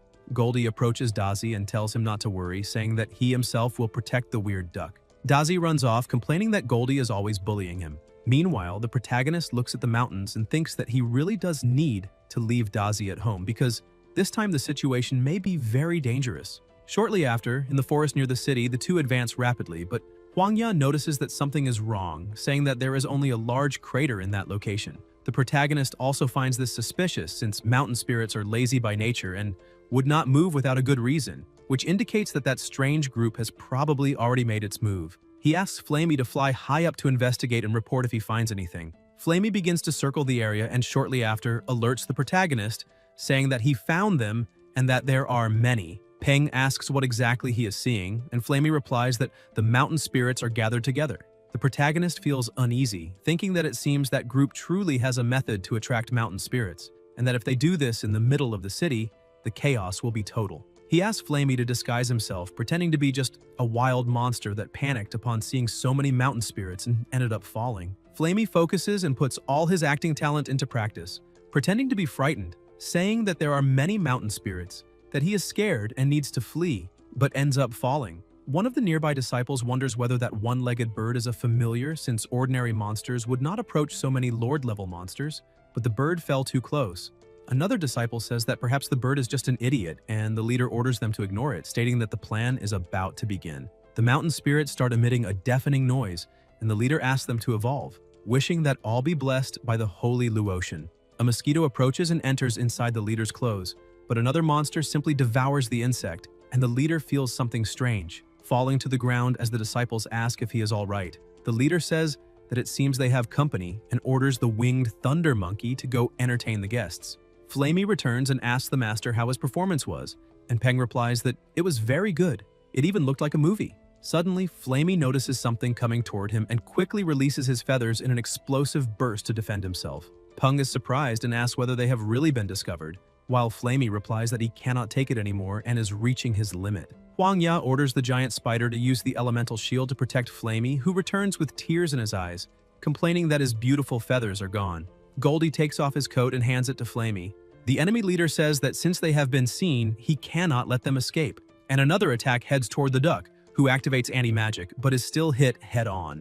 The protagonist becomes extremely worried about his familiar when he sees Goldie fallen on the ground, realizing that not even the forbidden demon ability was able to completely neutralize the attack, and that, despite the passive effect being activated, Goldie was still knocked out, confirming that this is, without a doubt, the power of a Lord rank enemy. The leader continues analyzing the situation and thinks that the duck is now useless. However, the other two Lord-level familiars are still a problem. He snaps his fingers and another monster begins to appear. The leader says that for them to repent for the crimes they have committed, they need to know who the person is that is allowing them to meet the Holy Luotian.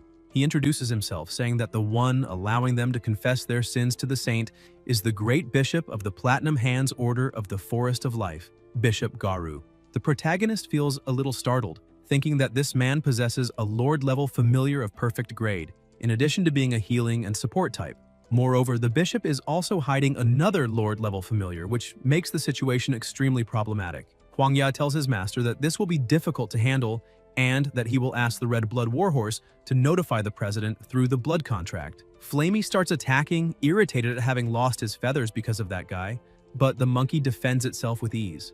Garu feels slighted and asks how that chicken dares to interrupt him, then gives the order for his familiar to eliminate everyone. Huang Ya orders the assassin spider to attack, and Peng also commands Dumby to attack. The monkey manages to block the assassin spider's attack, and Dumby, noticing this, tries to help, but several roots suddenly rise up in front of him. He looks toward the peacock that is controlling them, and his master tells him to ignore the peacock, destroy the obstacles, and go help the spider. Dumby follows the order and easily destroys the roots ahead of him, but then notices something coming his way.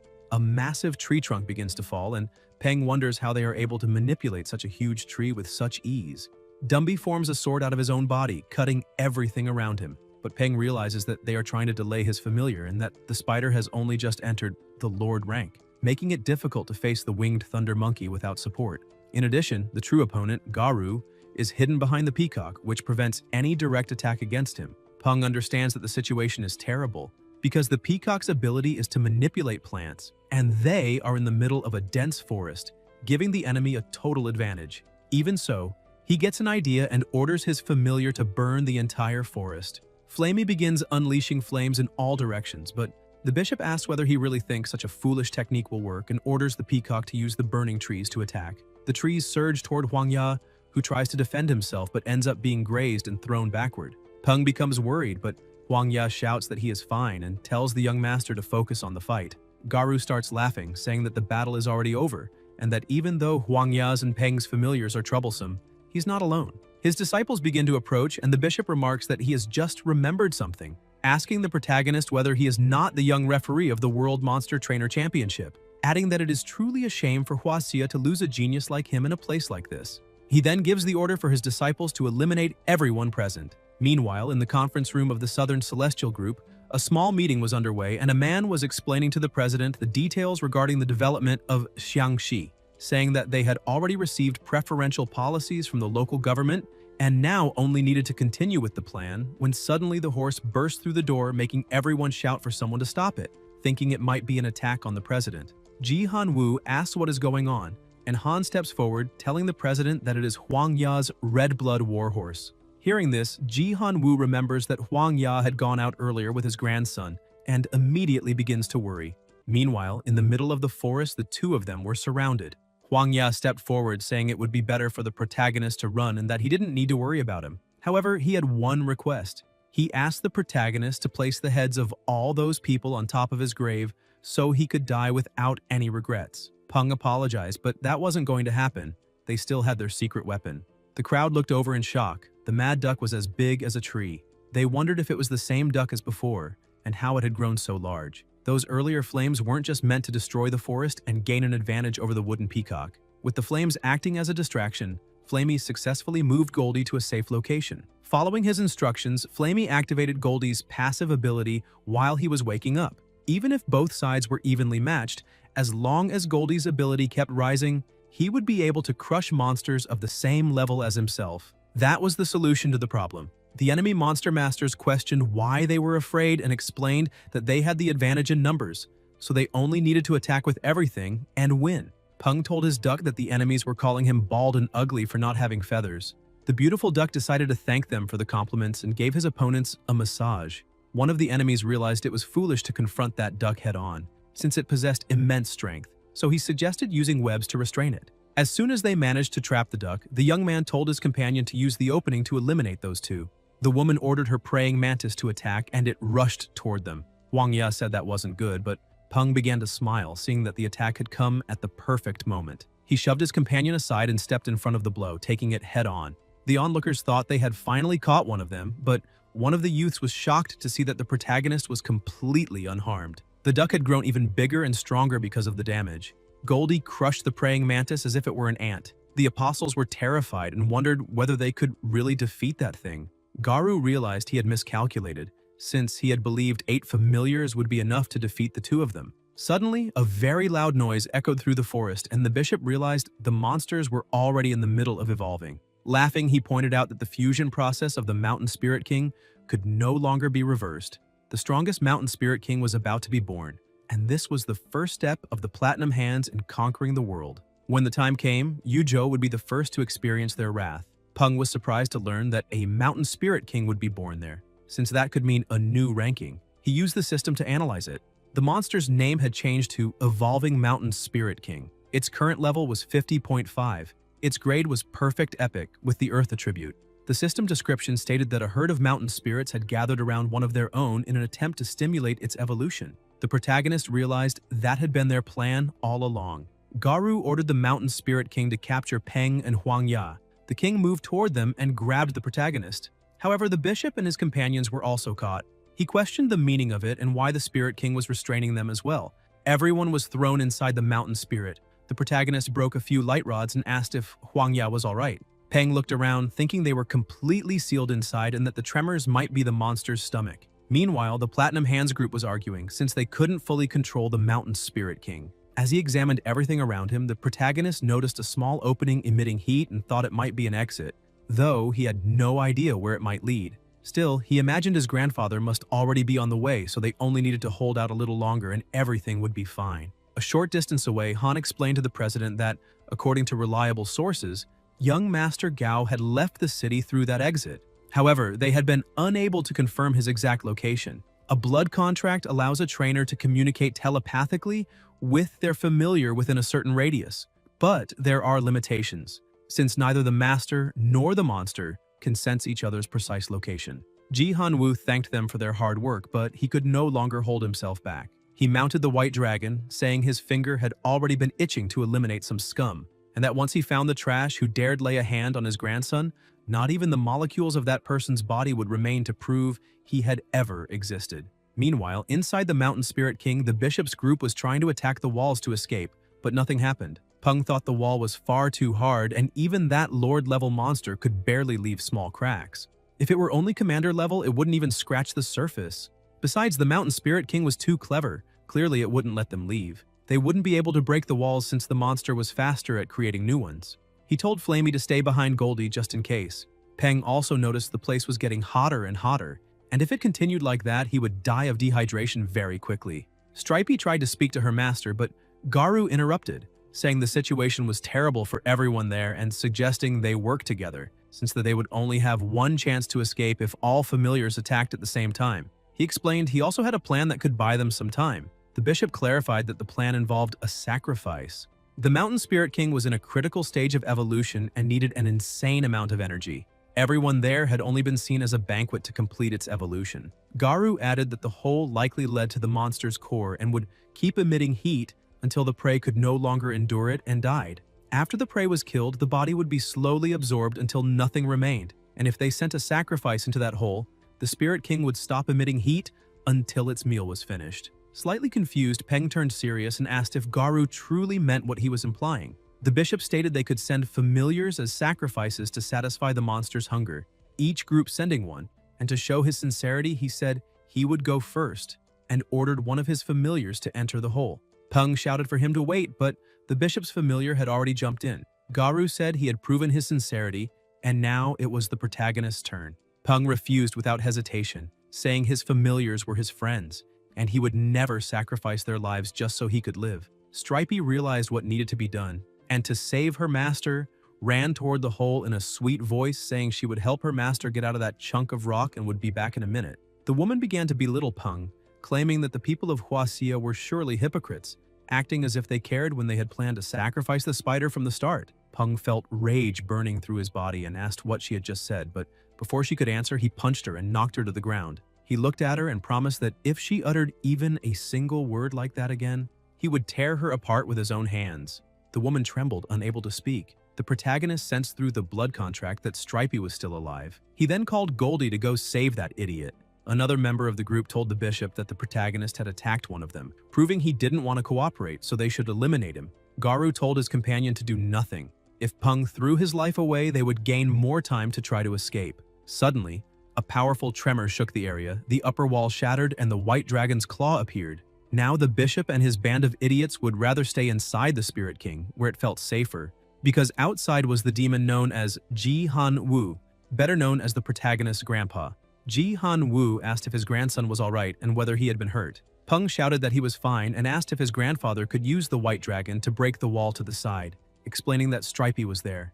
Ji Han Wu told him to step aside and began attacking, easily breaking the wall, but when the protagonist looked, he noticed another hole deeper inside that he had no idea where it led. Peng shouted, asking if his familiar could hear him. Stripey answered that she was very sleepy. The protagonist was surprised, realizing that apparently his familiar was not in danger. He told her to come back quickly and explained that his grandfather was there and he was already safe. Ji Han Wu warned that it was very dangerous down there and said they needed to get out first. Peng realizes that now everything depends on the white dragon breaking the walls so they can reach Stripey, and that he is only getting in the way, so he needs to move aside. The protagonist explains that Huang Ya is injured and must be taken out first, but the captain refuses, saying the young master should leave before him. Peng tells him to hurry. With Ji Han Wu there, they are no longer in danger. Meanwhile, Garu and one of his followers are hiding. The young man tries to speak, but the bishop interrupts, telling him to stay quiet and that once they get out, the two of them can escape. Irritated because his familiar has disappeared, the protagonist looks at them and asks if they really think they can escape. Peng shouts to his grandfather that the members of the Platinum Hands are there and that they are the enemies. As promised, Ji Han Wu attacks, finishing the bishop in a single second. Peng looks at what happened, thinking that if he had been in the bishop's place, he would have been destroyed just as easily. The difference in strength between his grandfather and the others is enormous, and even though he is not sure when it started, little by little he began valuing only the grades of familiars rather than their levels, believing that as long as their grades increased, they could defeat monsters hundreds of levels above them, or even of a higher rank. But a monster's strength grows incredibly compared to the previous ranks. The power becomes greater and greater. The stone wall trap of the Mountain Spirit King and the claw of the White Dragon Emperor prove that. Even if both monsters are king and lord rank, there is a very evident difference in their power. The roar of the Mountain Spirit King sounds weak, and the magma flowing across its surface is fading. Through the system, Peng sees that the monster's evolution is weakening. Because of that, it is entering hibernation forever due to insufficient energy. He thinks that is very bad. The king's vitality is growing weaker and weaker. At the same time, he can also feel Stripey's life force becoming fainter. In a moment of desperation, he asks his grandfather if he can use the white dragon to eliminate some mountain spirits. His grandfather is confused and asks if he truly wants to kill the spirits. Peng says yes, and explains that they will feed the Mountain Spirit King with the cores of the mountain spirits. He has realized that the weaker the king becomes, the weaker Stripey's life force grows. The only way to save Stripey is to make sure nothing happens to the Spirit King. Quickly, the white dragon sweeps across the ground, eliminating the mountain spirits and collecting their cores. It approaches the king and throws the cores inside. The cores are absorbed. Peng uses the system to check the situation and notices that the monster's condition shows no information. The system also warns that an error occurred during evolution and, because of that, a new life will be born. Peng thinks the Mountain Spirit King has stopped moving, but the system says it is still evolving. And it seems they truly made a good move this time, as there appears to be a new power growing inside the monster. Even though it is very weak, it overflows with a desire to live, which makes him question whether all of this is coming from Stripey. Not knowing what is truly happening, Peng falls into despair, thinking his companion is in danger because he was too arrogant. He should have remained cautious, but lately his actions contradict his discreet way of living, and perhaps he thought he was at the top of the world after acting as an arbiter just once. Ji-Han-woo notices his grandson is close to collapsing and tries to calm him, telling him not to be so hard on himself and emphasizing that for now they must return and think about the next step, promising that he will help him save his familiar. Even with Ji-Han-woo trying to calm him, the hatred inside the protagonist keeps growing. He promises Stripey that if she dies, every mountain spirit that exists will be destroyed to avenge the death of an important member. 15 days later, Flamey is flying over the place. Leo Thunder of the Ducks asks why Flamey's feathers have grown so quickly, since they had agreed to be bald together. Peng looks at his familiars and thinks that after the incident with Stripey, all of them began giving everything they had in training, especially Dazi, who, even without saying anything, is always the first to wake up and train every day, and also the last to stop and go to sleep. The protagonist remains confident, since the blood contract indicates that Stripey is not in mortal danger, only that she has fallen into a deep sleep. Ji-Han-woo organized a team to search for her inside the body of the Spirit King, but they cannot find her exact location. While thinking about it, Peng suddenly feels something very strong growing inside his body and, surprised, questions why his strength has increased so much all at once. He focuses as much as possible and begins to sense something, wondering if his third familiar has awakened and if it could be...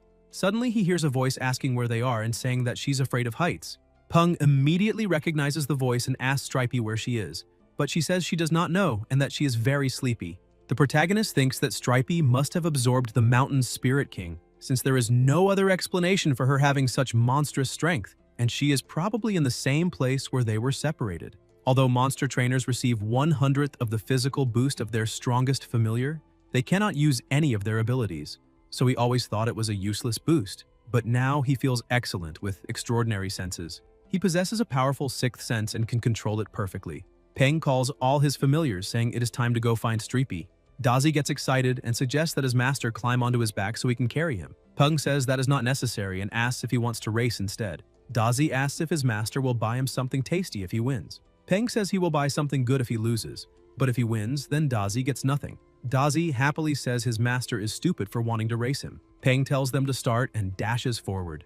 Dazi shouts that Dumby is not ready yet, but the protagonist is so fast that even the ground he runs over cracks and breaks. He tells Stripey not to be afraid because he is there. Stripey is surprised and asks if he really came to get her. Still sleepy and confused, she asks what that place is since it is so high. Stripey had transformed and become enormous. Silly panics and yells for everyone to run from the giant monster, but his master tells him to take a good look at who the monster really is. Before Silly can even look, he faints from fear. Peng uses the system and sees that Stripey is transformed into a mountain disaster spider. Her current rank is king and her level is 51, with epic grade and the attributes Earth, Rock and Magma possessing giant body level 1, Earth control level 5, Magma control level 2, and hardened rock level 3. He can hardly believe she truly reached king rank. Her strength has grown in an inexplicable way. Moreover, she is epic grade, so she likely became legendary during evolution and then advanced to king rank. Stripey lowers herself and says she would like to hug him,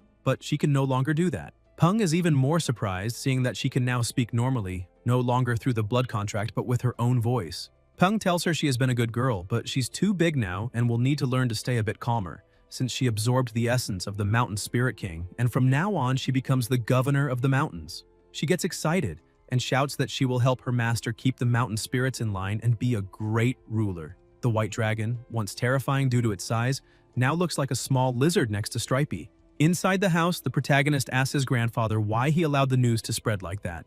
Ji-Han-woo explains that he truly wanted to keep everything hidden, but asks if Peng has any idea how big his familiar is, and how he could possibly hide something of that size from people. The president points out that now everyone in Yuzhou knows about Stripey. The government said it will meet their requests and that the situation has already been reported to the federal government of Huaxia. Ji-Han-woo then asks what it matters if people know, questioning what they could possibly do about it, reminding them that the strong prey on the weak. Back when he left, they seized control of the Southern Celestial Group. When he returned, there was nothing left. On the very night he truly arrived, he was ambushed by snipers, familiars, and even bombs. Peng asks who was responsible for all of that.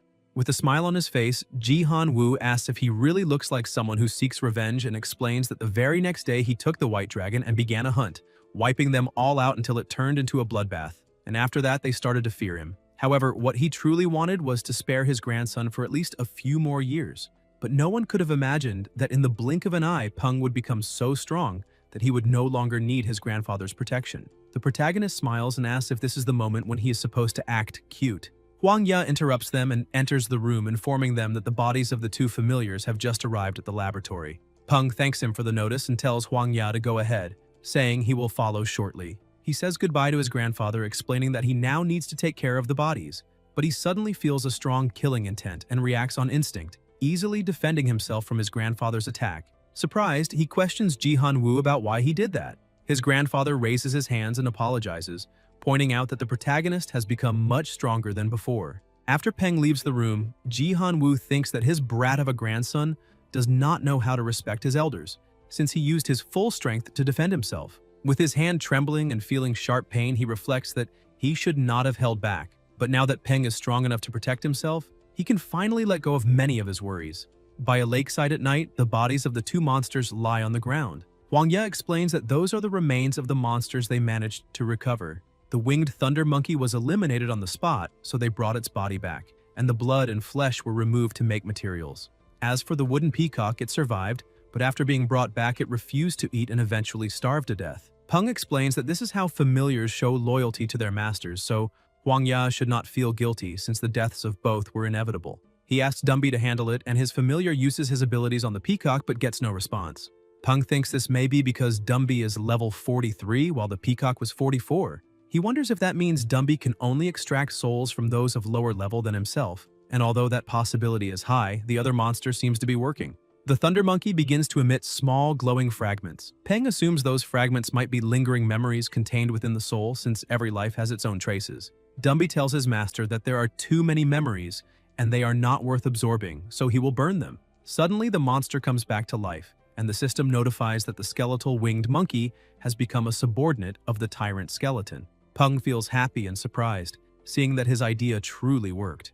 Meanwhile, Stripey is delighted to now be the ruler of the mountains. Her special traits are Heart of the Earth. A Heart of Earth replaced her original heart, increasing her affinity with Earth at the cost of losing the possibility of interaction with other attributes.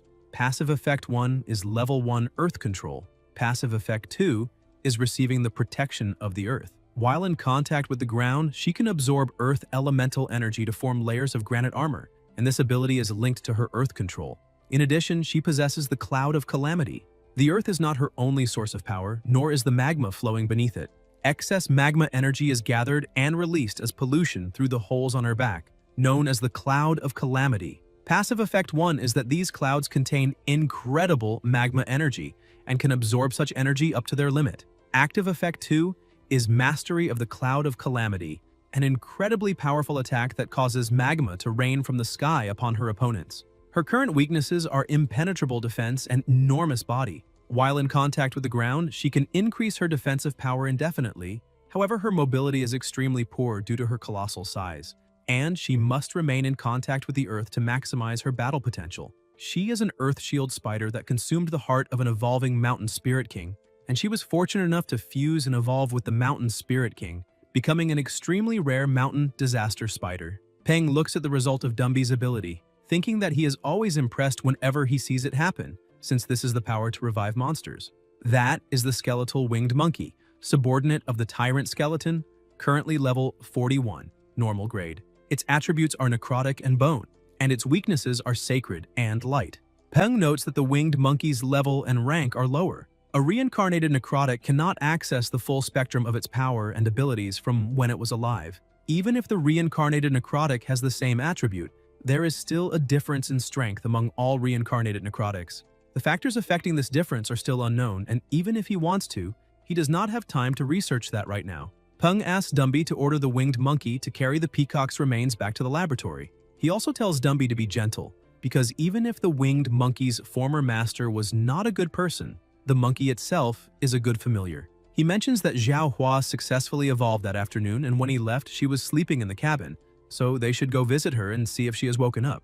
Dumby thanks his master for helping, Peng heads to the laboratory and is surprised by what he sees, asking Stripey when so many tangerine trees grew on her head.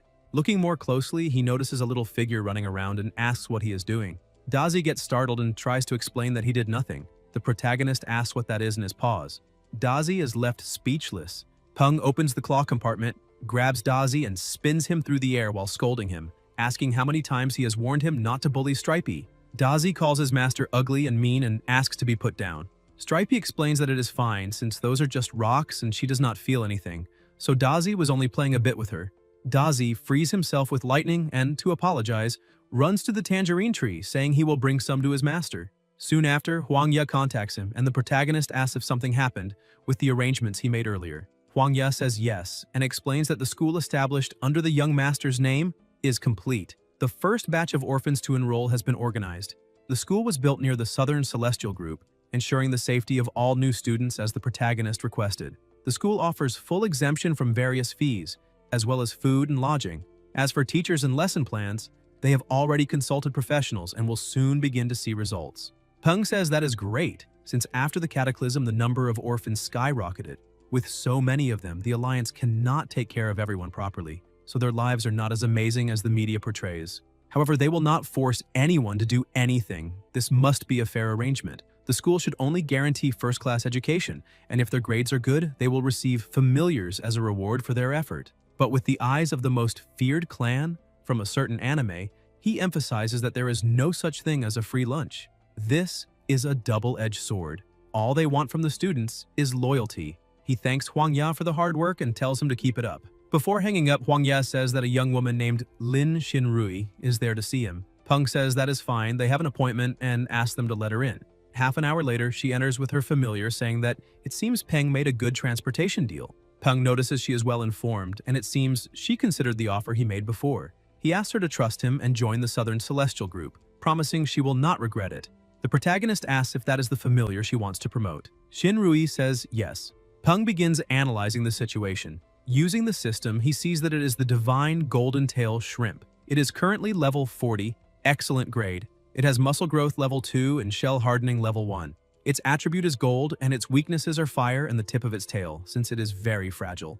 Peng is surprised to see an armored shrimp, though he thinks it might be a close relative, like a mantis shrimp. He also realizes that some materials can be found in the laboratory and others in nature, but gathering them immediately will be difficult, and that is a problem. He tells Xinrui that he knows a way to promote her familiar, but they are missing the necessary materials. Therefore, he will send someone to gather everything immediately, and if they are lucky, they can collect it all within a week, otherwise it may take 2 weeks. She says Peng does not need to worry, since she is not in a hurry. After all, there are no monster breeders in the world with a 100% success rate. She says she truly believes in him, but if he fails, she will understand. The protagonist smiles and tells her not to think like that, because he will definitely keep his promise, and he looks forward to great cooperation between them. Near the adamantium bridge, something is happening. A man approaches and asks where the witnesses are. The police officer explains that they are inside the car since they were shaken by what happened. The man thinks that is not surprising. According to the coroner, the victims lost their heads, and the wound patterns suggest it was not done with something very sharp. Using a tool that was not sharp to do such a thing means the suspect likely possesses tremendous strength. While the police officer was thinking about it, one of his agents called him over, saying he needed to see something. He walked to the computer and realized it was the Guangong statue.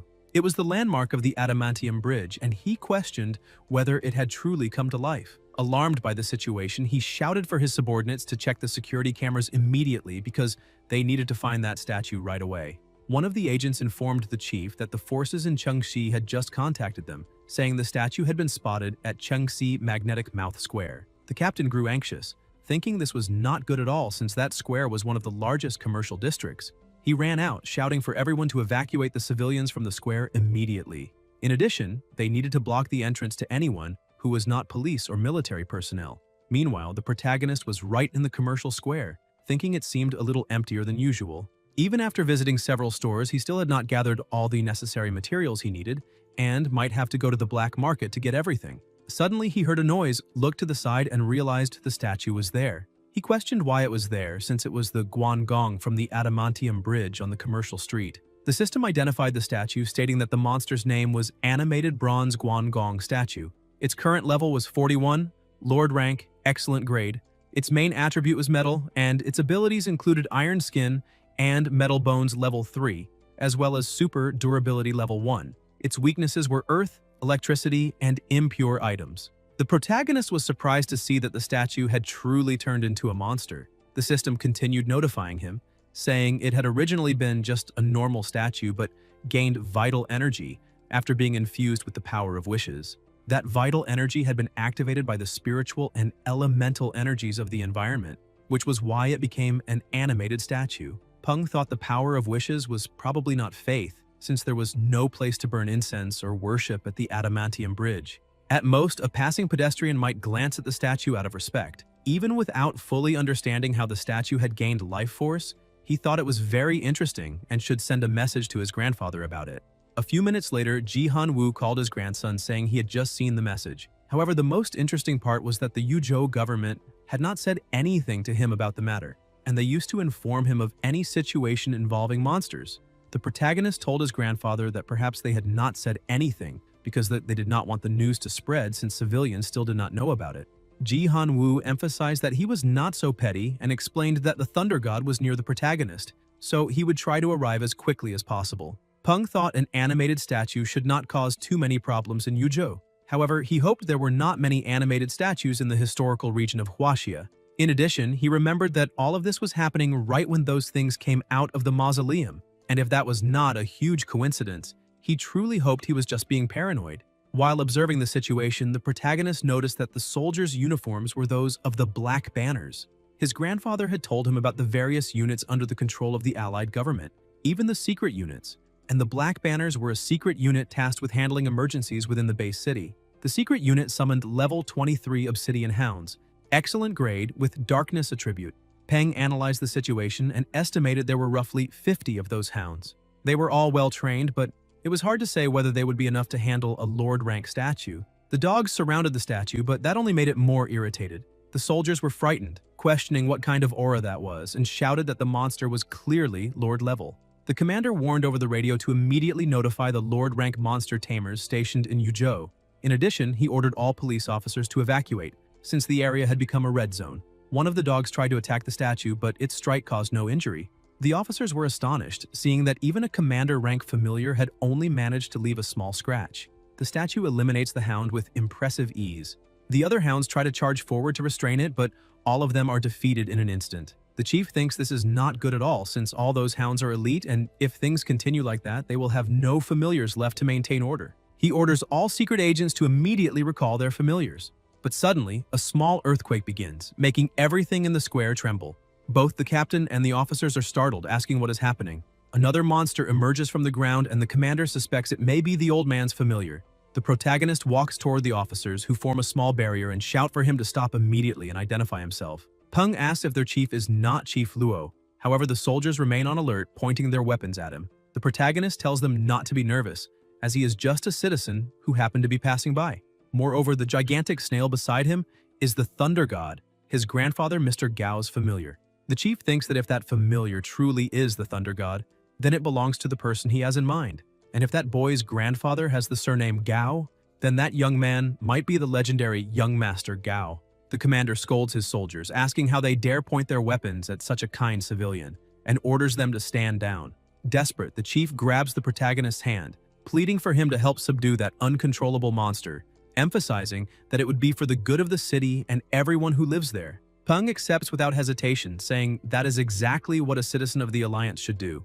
Dazi goes to his master, the Thunder God, saying he will leave that opponent for him to handle. The snail prepares itself and with a single strike frightens the statue. Soon after, it unleashes countless other attacks around it. Realizing those attacks are extremely powerful, the statue begins running at high speed, trying to dodge them all. As soon as it gets close enough, it attacks. But the Thunder God captures the statue mid-air, separating it from its horse. Even using all their strength, neither the statue nor the horse can break free from the Thunder God's electric restraints. The protagonist remarks that the Thunder God's counterattack attribute is truly terrifying, and it seems the battle is already over. One of the soldiers questions whether the battle is really over, asking if it is possible that the statue had already spent too much energy fighting the soldiers earlier and is now out of strength. The protagonist hears this and begins looking at the man, but Chief Luo notices and reprimands his soldier, saying that if that is the case, then he can simply ask the protagonist's familiar to stop attacking and let the soldiers take over again. The soldier is frightened, knowing he would not be able to contain that monster. Peng is pleased with the chief's attitude, thinking he is truly clever and that they may work together in the future. After resolving the situation and capturing the monster, the protagonist thanks Chief Luo for his generosity and tells him not to worry, emphasizing that he does not want any credit for defeating the monster and that the chief can take the credit instead. Sometime later on the mountain behind the valley, Dazi informs his master that the Thunder God said he was very tired. The protagonist agrees, since he had just defeated a Lord-rank monster, and the energy spent suppressing it must have been enormous. With the Thunder God exhausted, the statue manages to break free and, grabbing its weapon, tries to attack the protagonist, who blocks the blow with only one hand, saying the statue is very weak and asking if it is not eaten. The statue becomes slightly confused.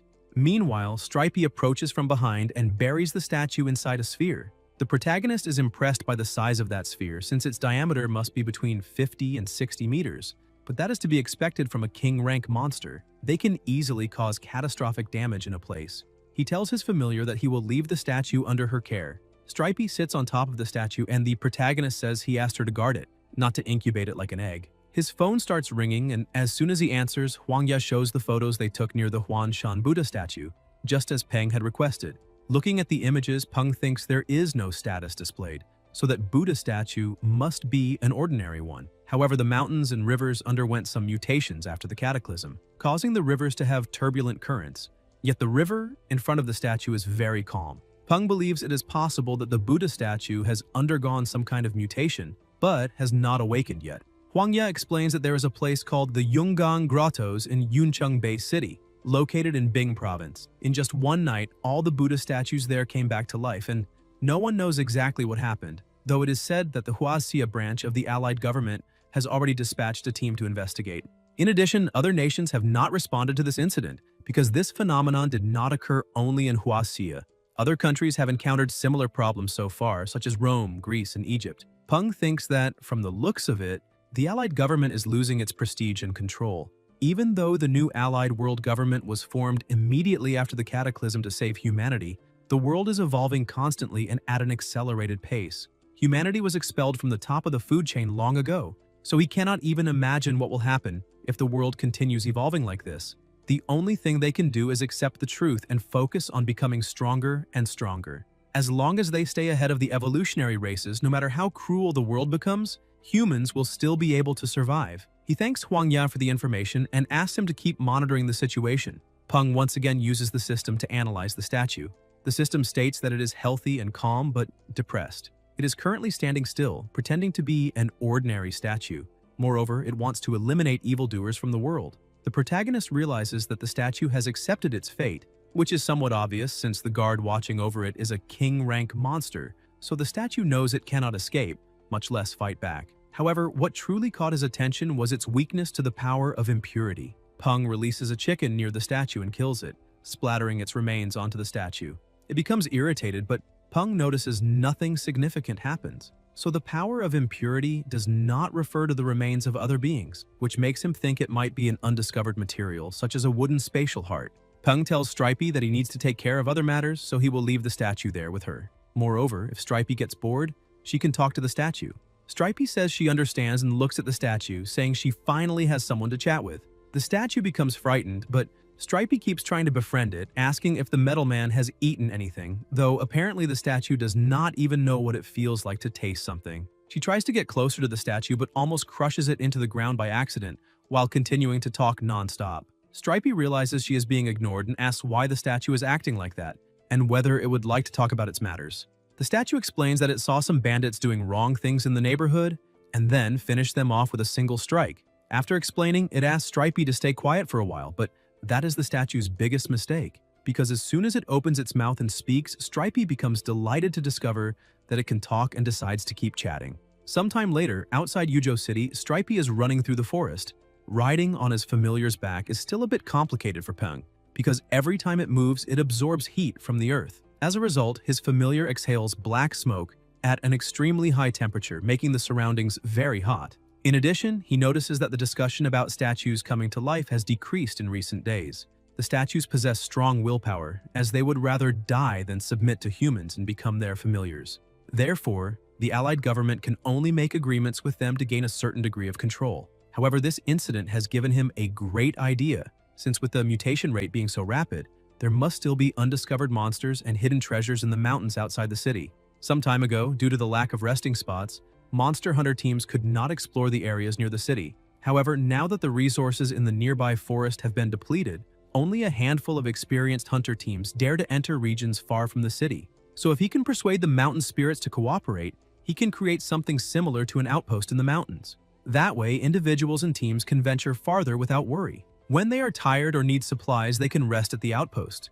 As for the price, he can set it at 3 to 4 times the market rate, which should be reasonable, since transporting supplies through the wilderness requires manpower. They can charge guests per night for lodging and collect a fixed morning rest fee as well.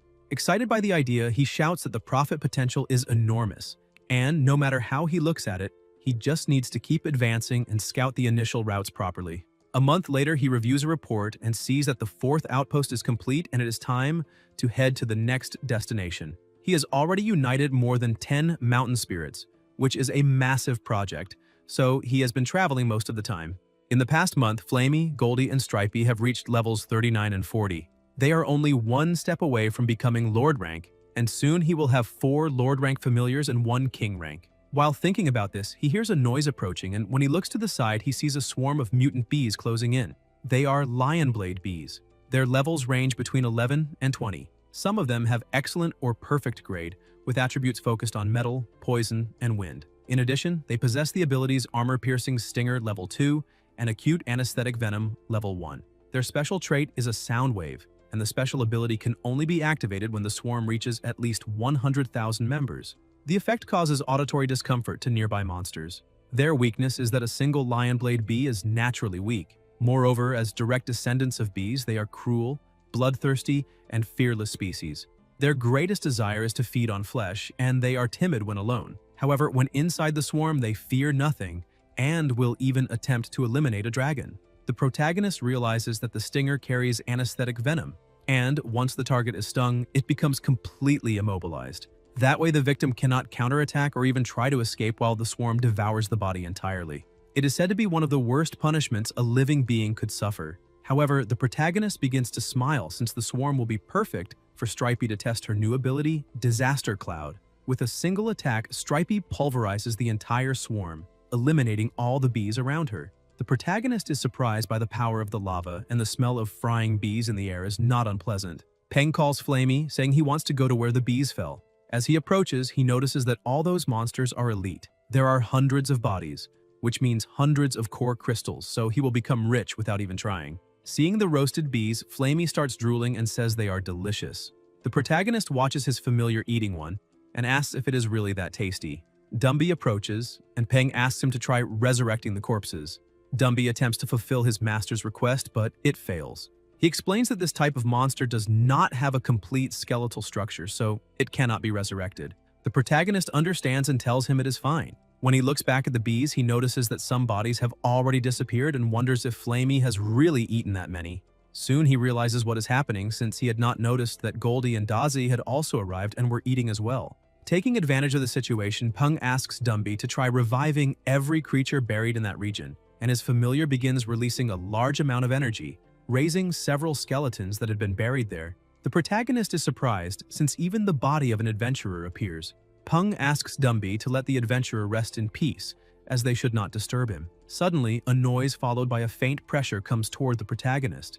Dumby steps in front of his master, saying something has happened, since the resurrected necrotics have encountered a monster. He also asks the protagonist to let the Legion go first. He orders all his necrotics to advance toward the source of the noise. A small monster appears, and Peng realizes it is just a mouse. He tells his familiars to catch it. Flamey creates a wall of fire, forcing the mouse to change direction. Dumby takes advantage of the opening and moves quickly, capturing the small rodent. The protagonist looks at the mouse, thinking it is a pleasant surprise. Using the system, he identifies it as a level 18 money-greedy mouse. Its current grade is normal, and it possesses the mystic attribute. In addition, the small rodent is healthy, though very frightened at the moment. Peng thinks the name of the little monster is annoying, and its grade is not very high. However, this is the first time He has seen a monster with the mystic attribute, so it is worth keeping the mouse to understand it better. After deciding what to do, he asks Dumby to let Stripey keep an eye on the mouse. He also wants Dumby to have all the necrotics gather the bee corpses. Shortly after, all the bees are piled into a small pit. Peng tells Flamey to do what he does best. His familiar begins burning all the bee bodies, leaving only the crystal cores behind. The protagonist looks at the crystals on the ground and thinks that after gaining power, earning wealth has become very easy. Peng asks Dumby to have the necrotic army collect all the crystals and carry them onto Stripey's back. Quickly, the small army starts transporting the crystals to the designated spot. Seeing the accumulated amount, the protagonist's eyes light up.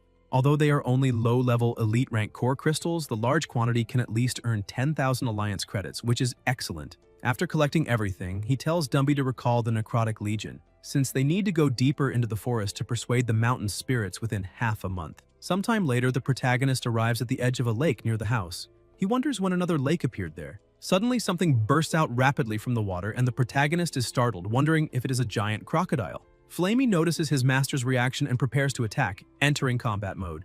But the protagonist calms him, saying the monster is not their enemy. His grandfather appears and explains that a month ago there was a massive flood in the Pearl River Delta that uncovered a huge underwater cave, and that monster came from there. Coincidentally, he had been thinking about bringing a monster home, so he chose that one. Peng is surprised to learn that the monster is his grandfather's new familiar. It is an ancestral crocodile, an ancestral variant. Its main attribute is water, and its abilities are Water Control Level 3, Hardened Carapace Level 3, and Explosive Bite Level 4. Besides its regular skills, it also has a special ability called Berserker Blood.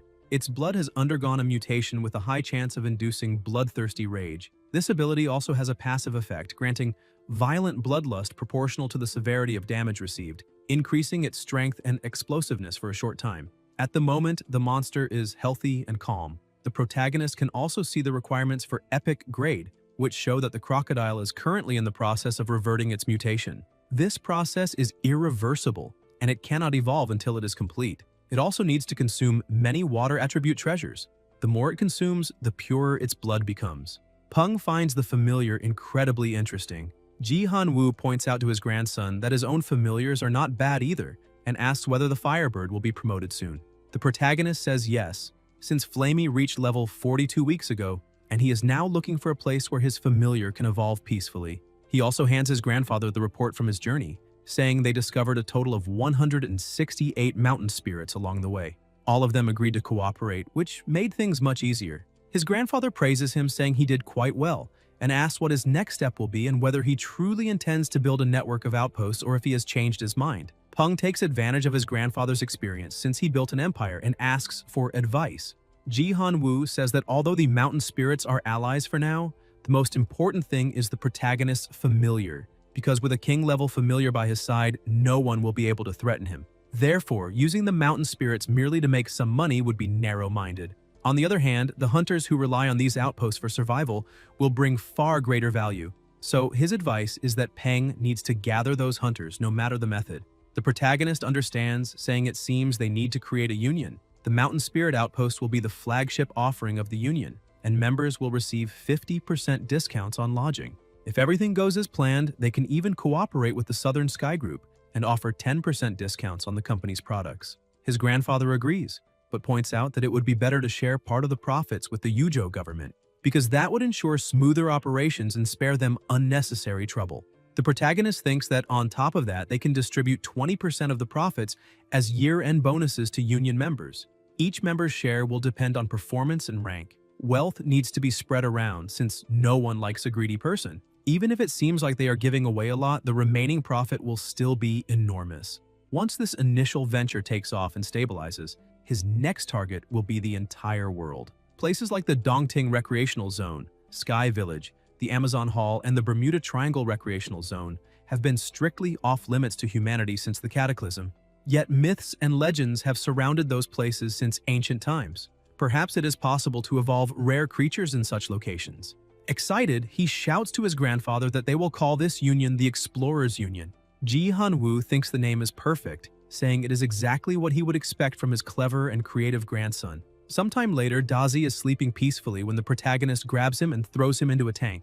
Dazi is confused and asks what is wrong and why he is being tossed in there. Peng explains that it is an electrically charged environment created especially for him, so all he needs to do is behave and take the chance to evolve. Meanwhile, Peng watches the small rodent, thinking that Mouse has 3 evolution paths. It also has the fewest evolutions of any monster he has seen. Perhaps it is related to the mystic attribute, or maybe the rodent simply lacks potential. Not knowing the answer, he ignores the question and proceeds to sign a blood contract to raise the rodent's level.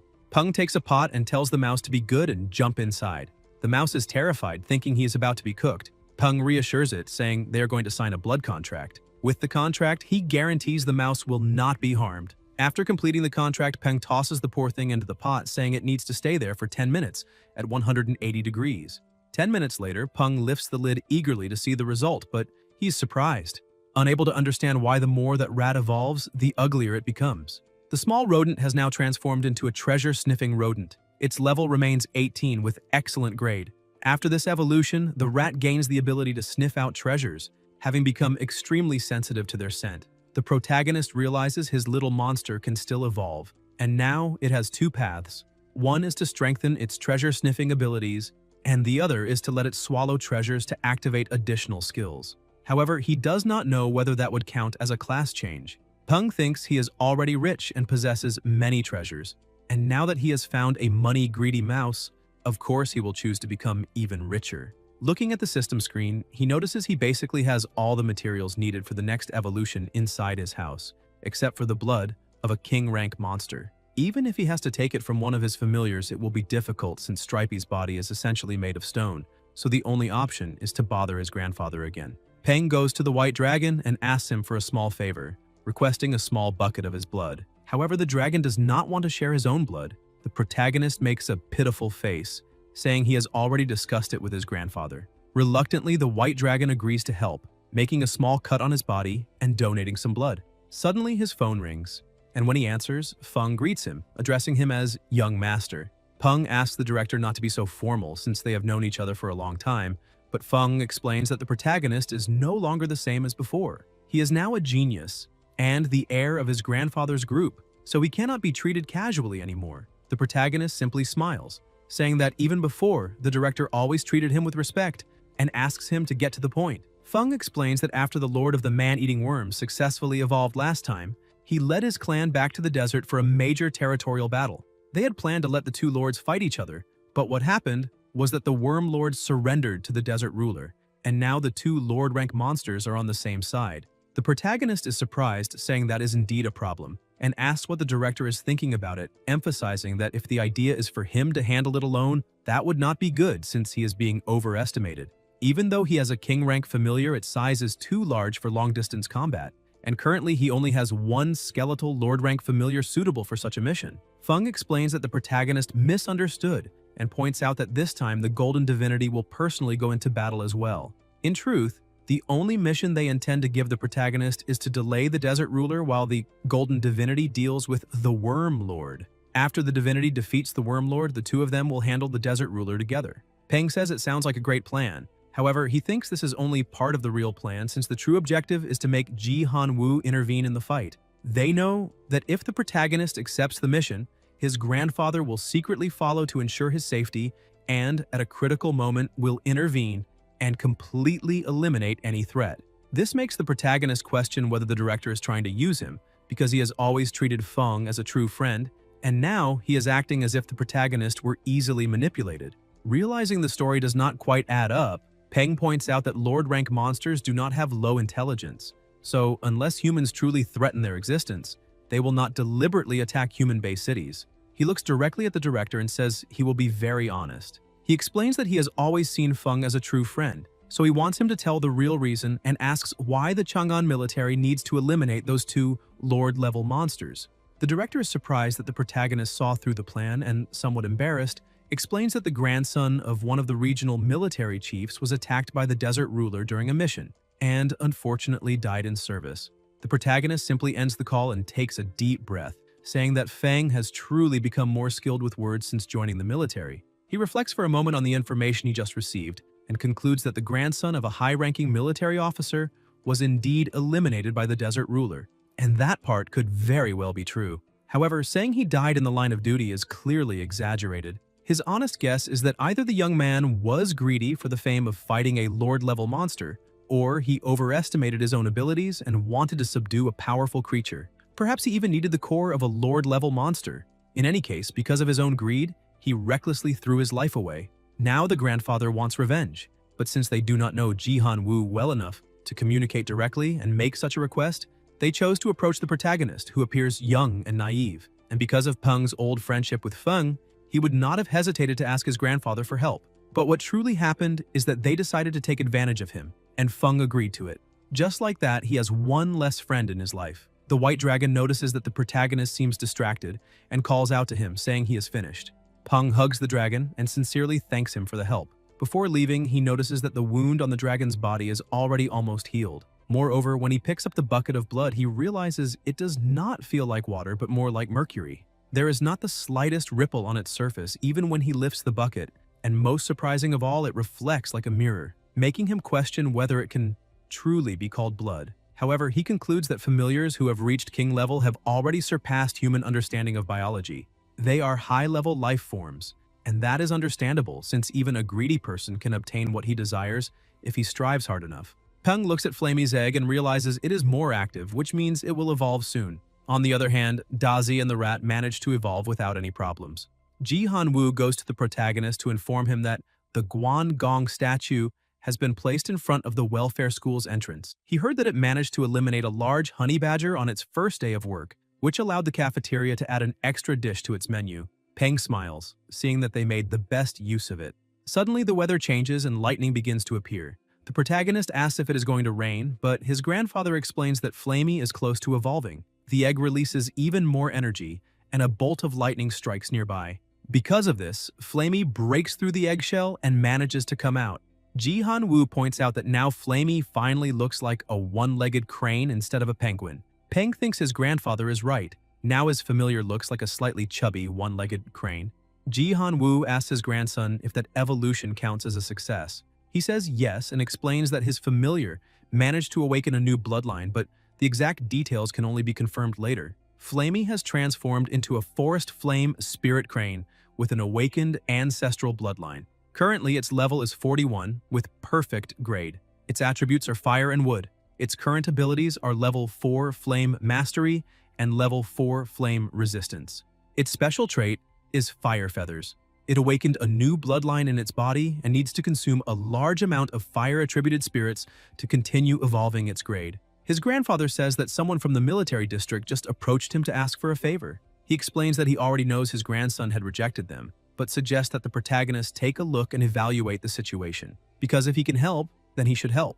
If it is too inconvenient, then he can simply turn around and leave. The protagonist ends up agreeing with his grandfather, but he is surprised that even his grandfather asked him to take a look, which means there might be something more going on. Sometime later at the Chang'an City base, he thinks that this is his home, and even though staying with his grandfather in Yuzhou made him very happy, when he is in Chang'an, it feels like he is truly at home. However, he decides to get straight to the point. He goes to the road travel agency and asks the attendant if they provide any travel program to the desert. The attendant is a bit surprised by the request and apologizes, saying they currently do not have any travel program to the desert. The protagonist insists and asks again if they really do not have one. Another person approaches and explains that he heard that place is very dangerous and many people have lost their lives there. Because of that, no one dares to go anymore, and the military strictly controls the border. Therefore, anyone who wants to enter the desert must register for a special pass.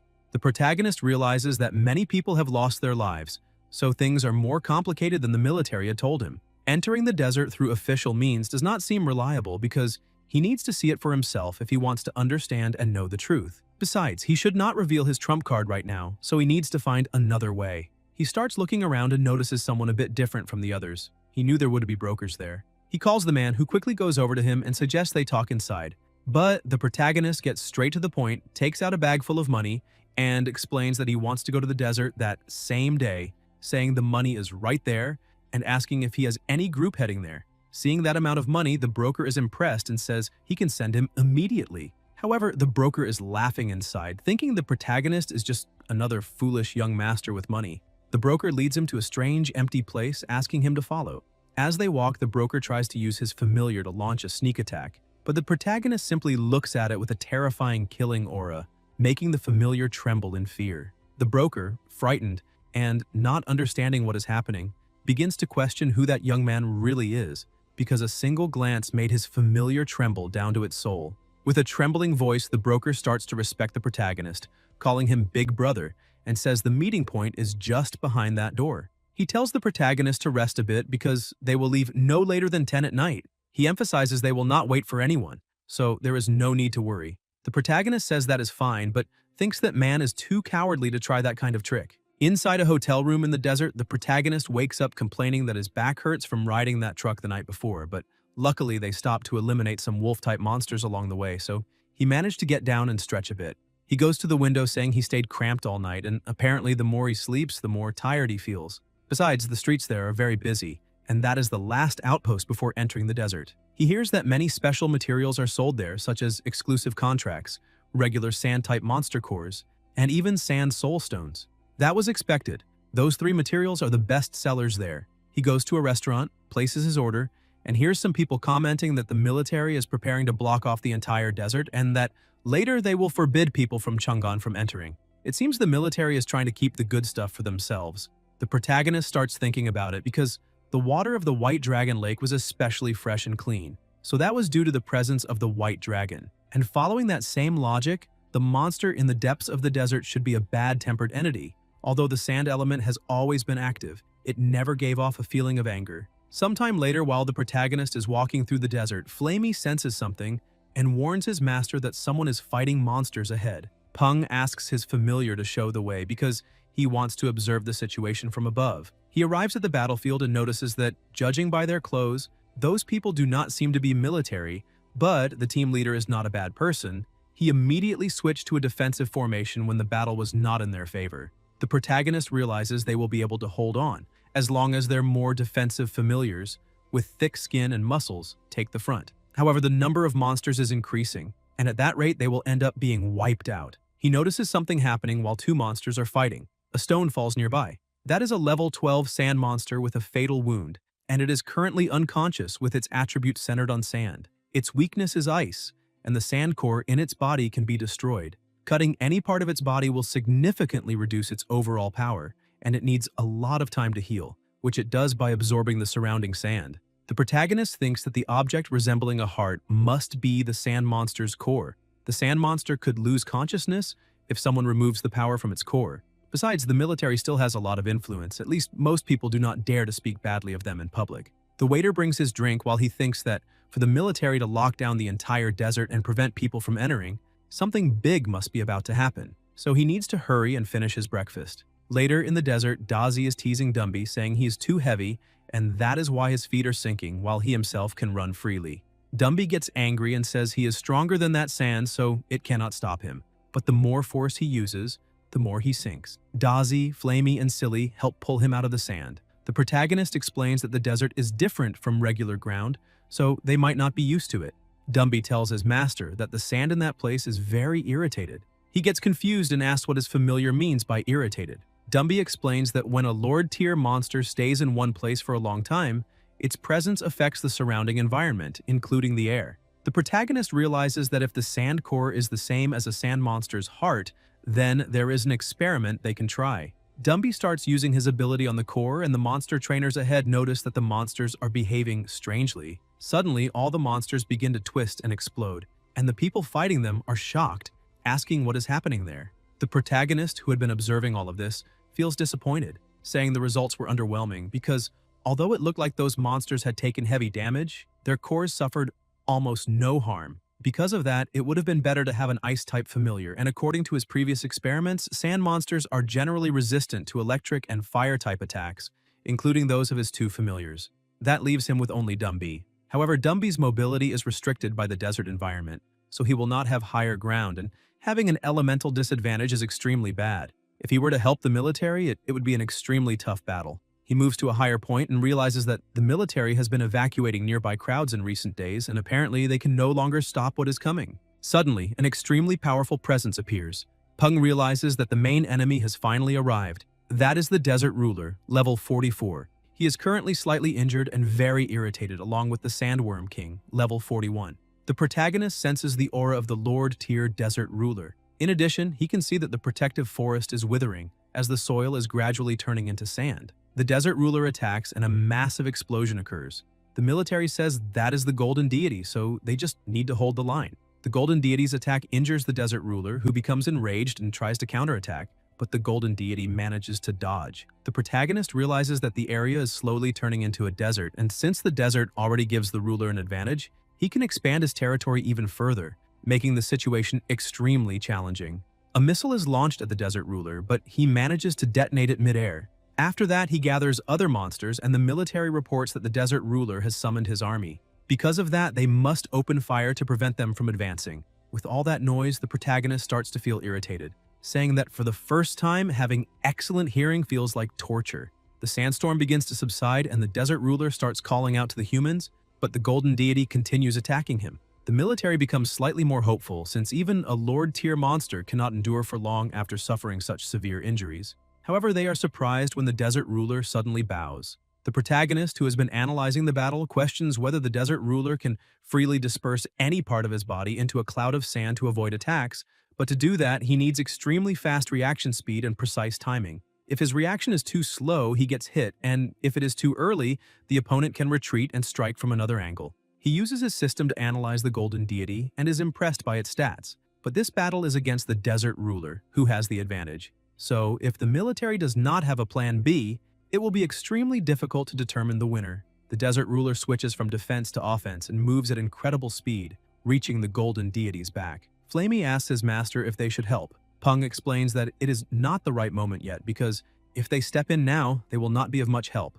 Besides, if the military intended to face the desert with only that amount of firepower, it would be foolish since they would not assign an idiot to command such a large-scale battle, so they must still have a hidden plan. Furthermore, judging by the height of the figure dressed in black, it is definitely not a human. And the worst part is that the protagonist cannot use the system to see that creature's stats because of the way it is dressed. The fight between the golden deity and the desert ruler is basically decided, as the desert ruler has captured the golden deity, which keeps trying to attack, but all its attacks are ineffective. The protagonist thinks that the desert ruler is clearly in his element, and as long as his sand core is not damaged, he can heal himself without affecting his combat power. Suddenly, all the sand monsters around the desert ruler begin to be absorbed, which might be a hidden move. After absorbing the smaller monsters, the desert ruler becomes significantly stronger, completely dominating the fight. The protagonist says that the city's guardian deity must not be eliminated there, so Flamey must be ready to intervene at any moment. However, something surprising appears. That black-clothed figure takes action. He is a terracotta soldier named Mengtian, level 44, epic grade. He possesses a skill called Level 2 Divine Power. In addition, he can harden and reinforce his armor thanks to his Level 4 ability. His special trait is Sarcophagus. Originally a vessel containing a human corpse, he mysteriously evolved into a monster. His passive effects are that his armor is strengthened by the gas released from the decomposing body inside him. Furthermore, he absorbs all the gas within his body to gain a temporary buff, and there are no negative side effects, although the effect lasts only a short time. The body inside him belonged to a distinguished human general who was poisoned and placed inside a terracotta soldier, where his soul has remained ever since. The protagonist is impressed upon seeing him and realizes that the gray smoke around him is probably the gas that temporarily boosts his strength. Mengtian rushes toward the desert ruler, who prepares for combat. However, Mengtian's strength and speed are incredibly powerful, allowing him to move and strike at astonishing speed, cutting the desert ruler's body multiple times. Even so, the desert ruler manages to use his ability again to avoid fatal blows. The golden deity assists in the attack, obstructing the desert ruler's vision and making it easier for Mengtian to strike from behind. The ruler notices this and quickly turns to avoid another attack, but Mengtian continues moving at incredible speed and launches another assault. The commander thinks that the plan to distract the desert ruler to create an opportunity for the golden deity to escape worked very well. However, he did not expect a monster to possess such battle instincts, and the golden deity ends up being eliminated in that fight. Because of that, he is forced to use his trump card, which is a disgrace.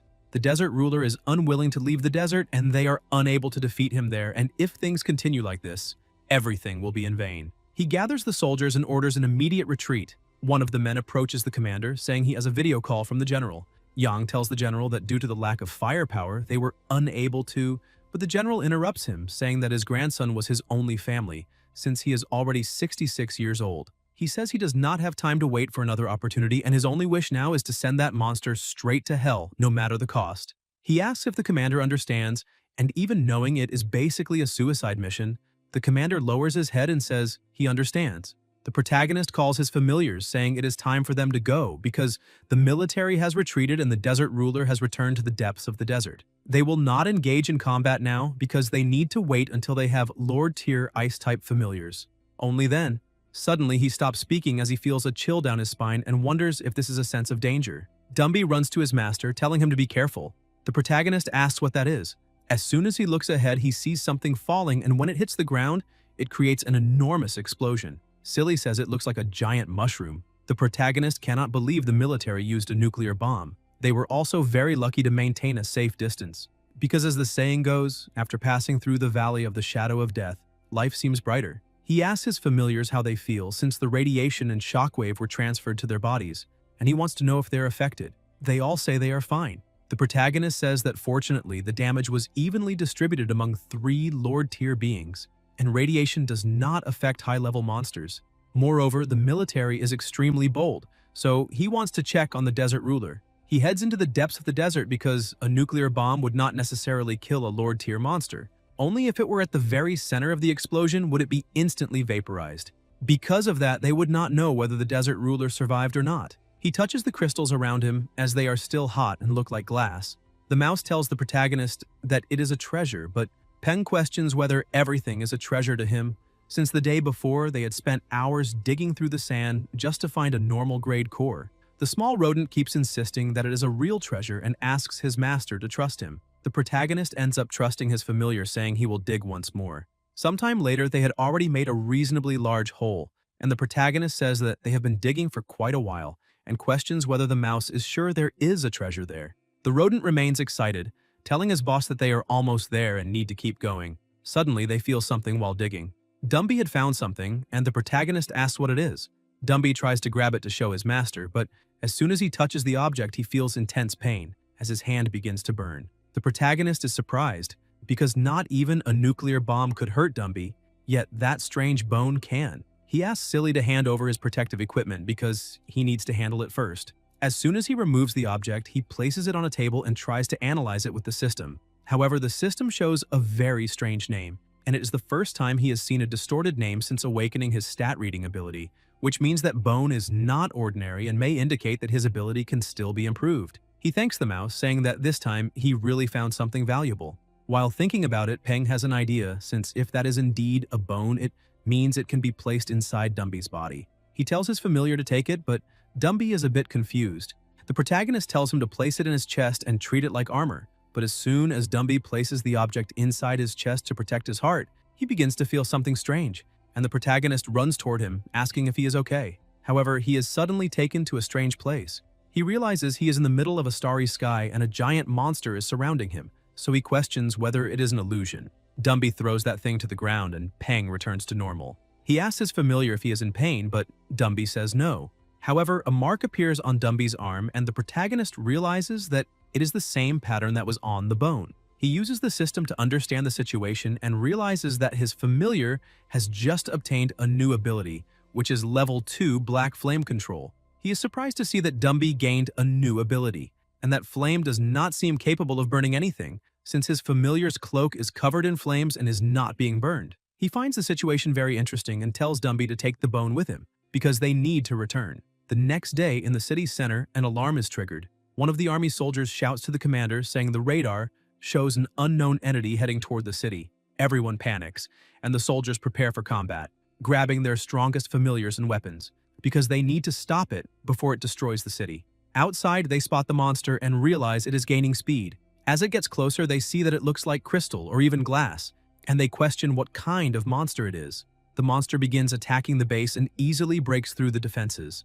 Meanwhile, inside the hotel room, the protagonist receives an emergency alert on his phone and the level is not low, meaning something major is happening. Suddenly, he hears someone knocking on his door, and when he answers, 2 army agents tell him that the city has issued a level 5 alert, so all available monster trainers must accept government enlistment without restrictions. The protagonist says that is fine and explains that he will be there after grabbing a few things. Peng becomes worried upon learning that the alert is level 5, because the last time he heard of such a level was when the White Dragon was advancing, which means something truly serious has happened. Sometime later at the top of the city wall, he cannot believe what he is seeing. That is the Nuclear Ruler monster, a radiation variant of epic grade level 46 with Earth attribute. Its abilities are level 3 hardened body, level 2 elemental resistance, and level 4 gravitational mastery. Its special trait includes a nuclear core, as in order to survive nuclear radiation, its sand core developed the ability to absorb nuclear radiation.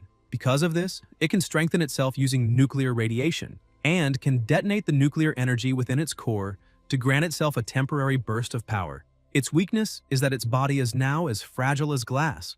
After being exposed to extreme heat and terrifying levels of radiation, the Desert Ruler mutated into the Nuclear Ruler. The protagonist understands that the Desert Ruler mutated due to radiation, and its defense and elemental resistance seem to have increased even further, while its healing speed may no longer be as strong as before the mutation. However, a nuclear core is unusual compared to a sand core, so he does not know whether this mutation is good or bad. The golden deity appears, and the protagonist realizes that it is healthy, but angry. He is surprised to see that it has already recovered.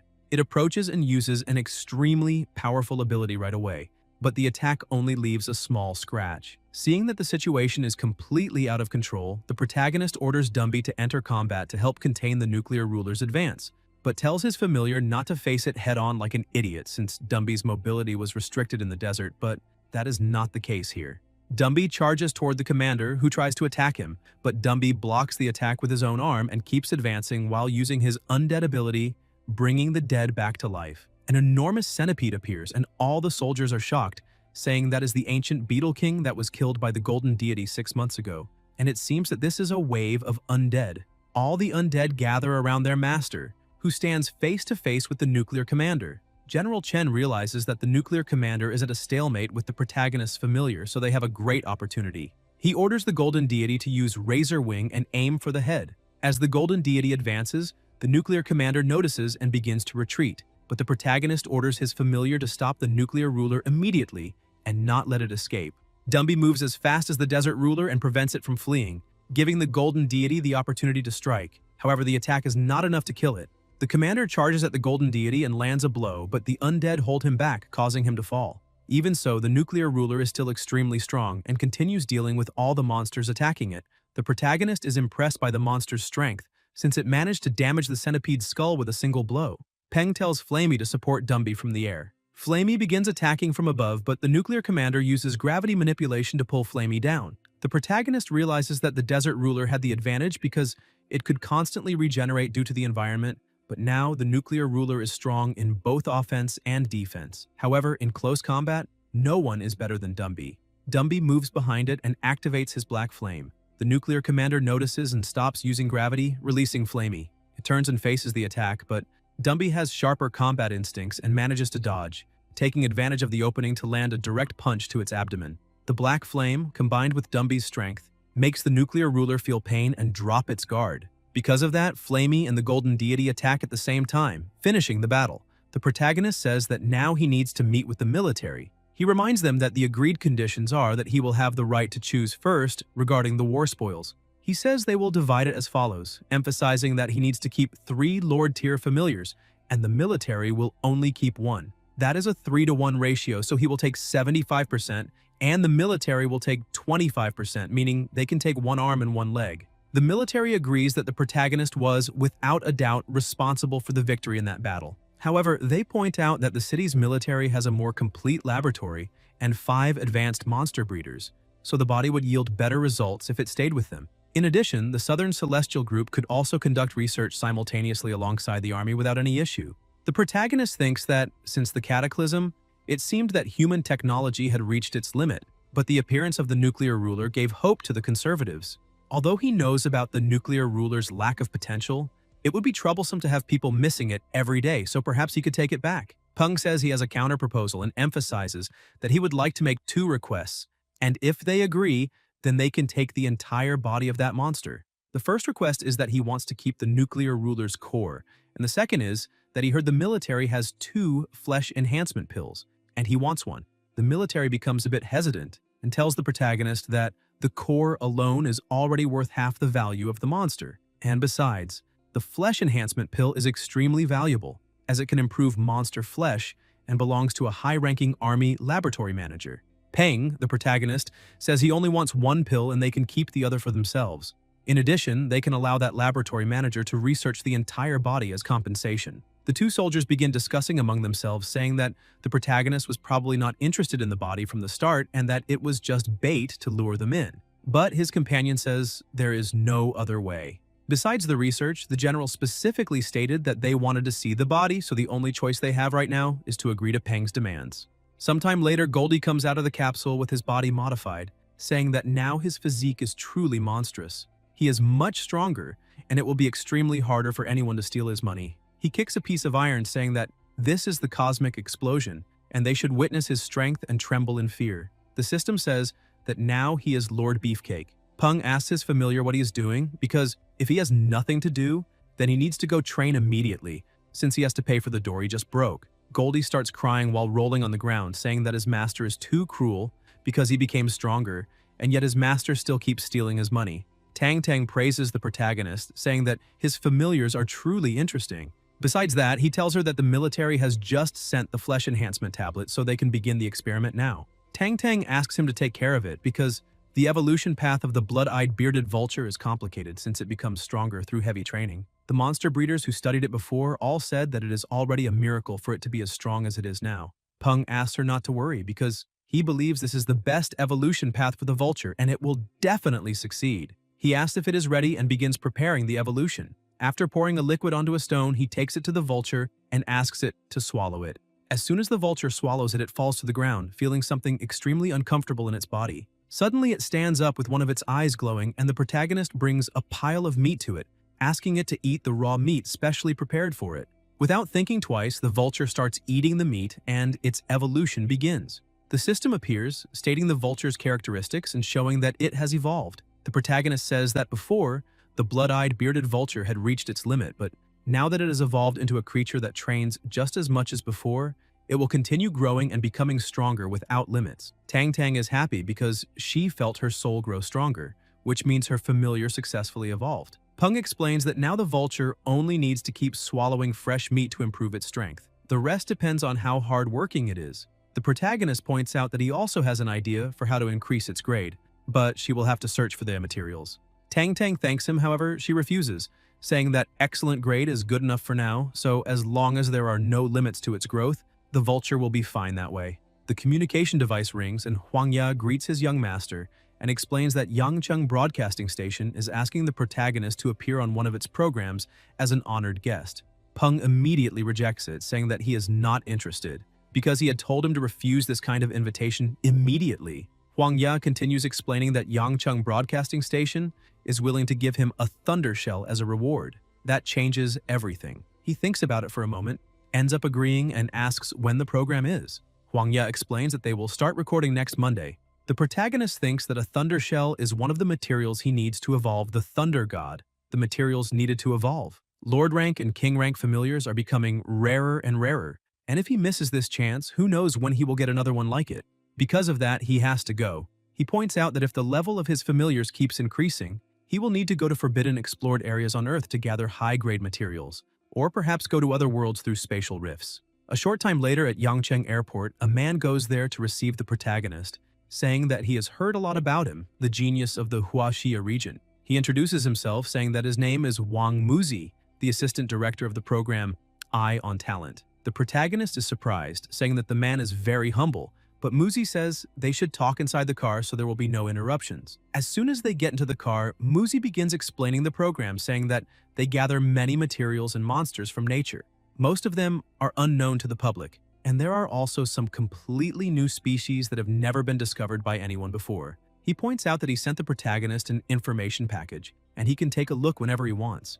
The assistant emphasizes that the selling point they use for the program is that they will identify the attributes and characteristics of the materials and monsters. Peng takes a look at the information list and thinks that there really are many rare materials, which shows that they put in a lot of effort. He looks at a plant-type monster named Dalingshan, but that is not right, because the system is saying that it is a yin-yang calendula.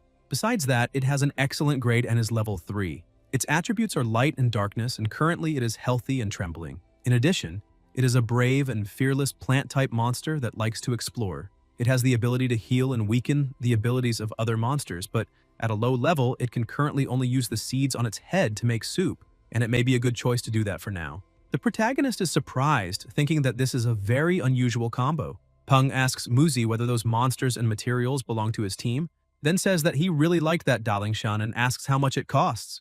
Muzi smiles and says that there is no problem, because he will inform the main director and the producer, and he will have that plant sent directly to the protagonist's room during the night.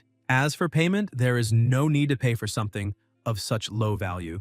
Muzi thinks that normally he would not have the slightest chance to interact with someone of the protagonist's status, and now that he has an opportunity, he will not let it slip away so easily. Peng is happy with the news and thanks him for his kindness.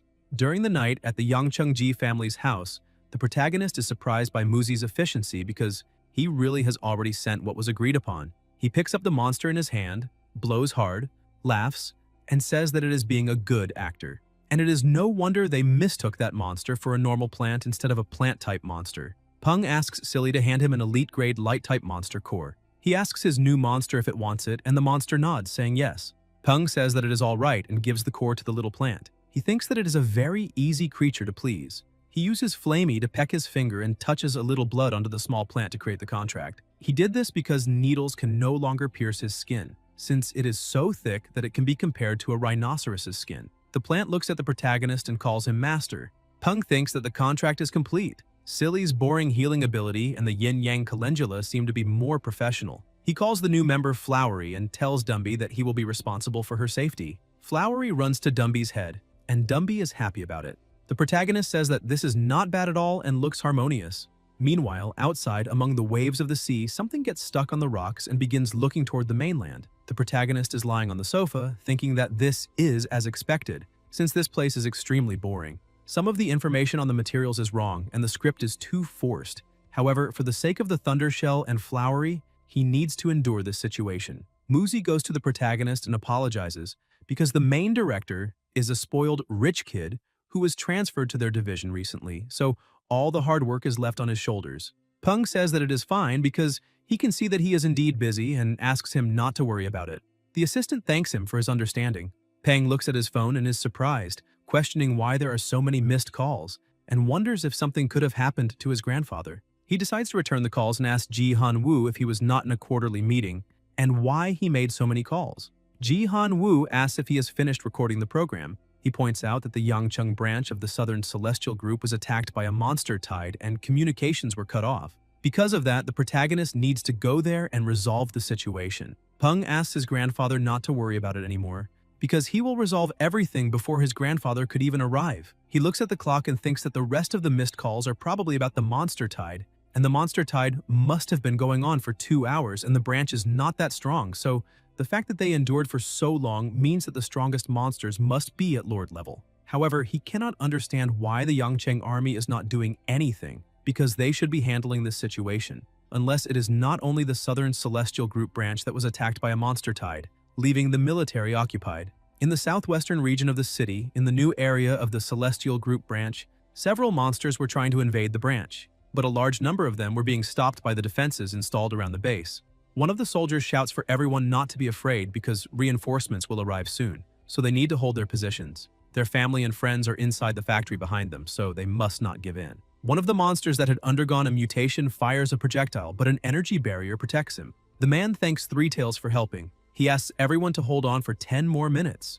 But everyone becomes discouraged by the situation because they are already exhausted, saying that holding on for 10 more minutes is almost impossible since they have been fighting for 2 hours. And they question when the reinforcements will arrive. The man keeps trying to raise the morale of his entire team, saying that they need to believe because this time the reinforcements really will arrive. Suddenly a black smoke comes toward them, and the man realizes that there are many small kappas inside that black smoke. But soon, the monsters change direction, because their target is Three Tails. The small monsters start attacking, but Three Tails manages to get rid of all of them with the fire from its body. However, a 4-armed kappa that was hiding inside the smoke appears and lands a very powerful blow on Three Tails. The soldiers are frightened, saying that those monsters are too strong. The monster that had managed to invade only looks at the humans running and prepares to attack, however.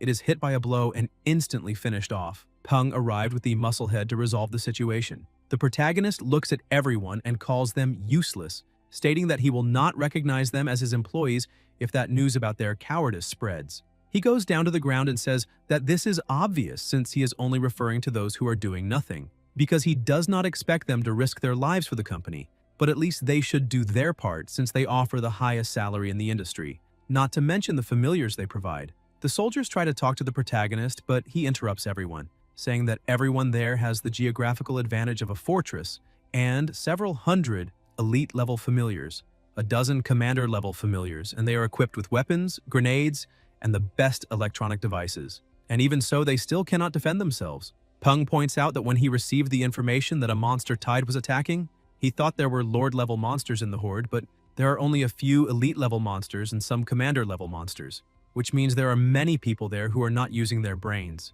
He orders Dumby and Dazi to go finish off the monsters at the other gates. He and the muscular one will stay there. Goldie jumps into the middle of his opponents and starts playing with them, destroying all the monsters around him. One of the monsters bites his shoulder, but that only makes him even angrier and even stronger, completely crushing the monsters in front of him. The protagonist calls his grandfather and says there is no need for him to show up because there is not a single Lord-level monster there. He promises to be careful, but asks his grandfather not to worry about it. Ji Han-woo says that if this is what is really happening, then he will take care of other business.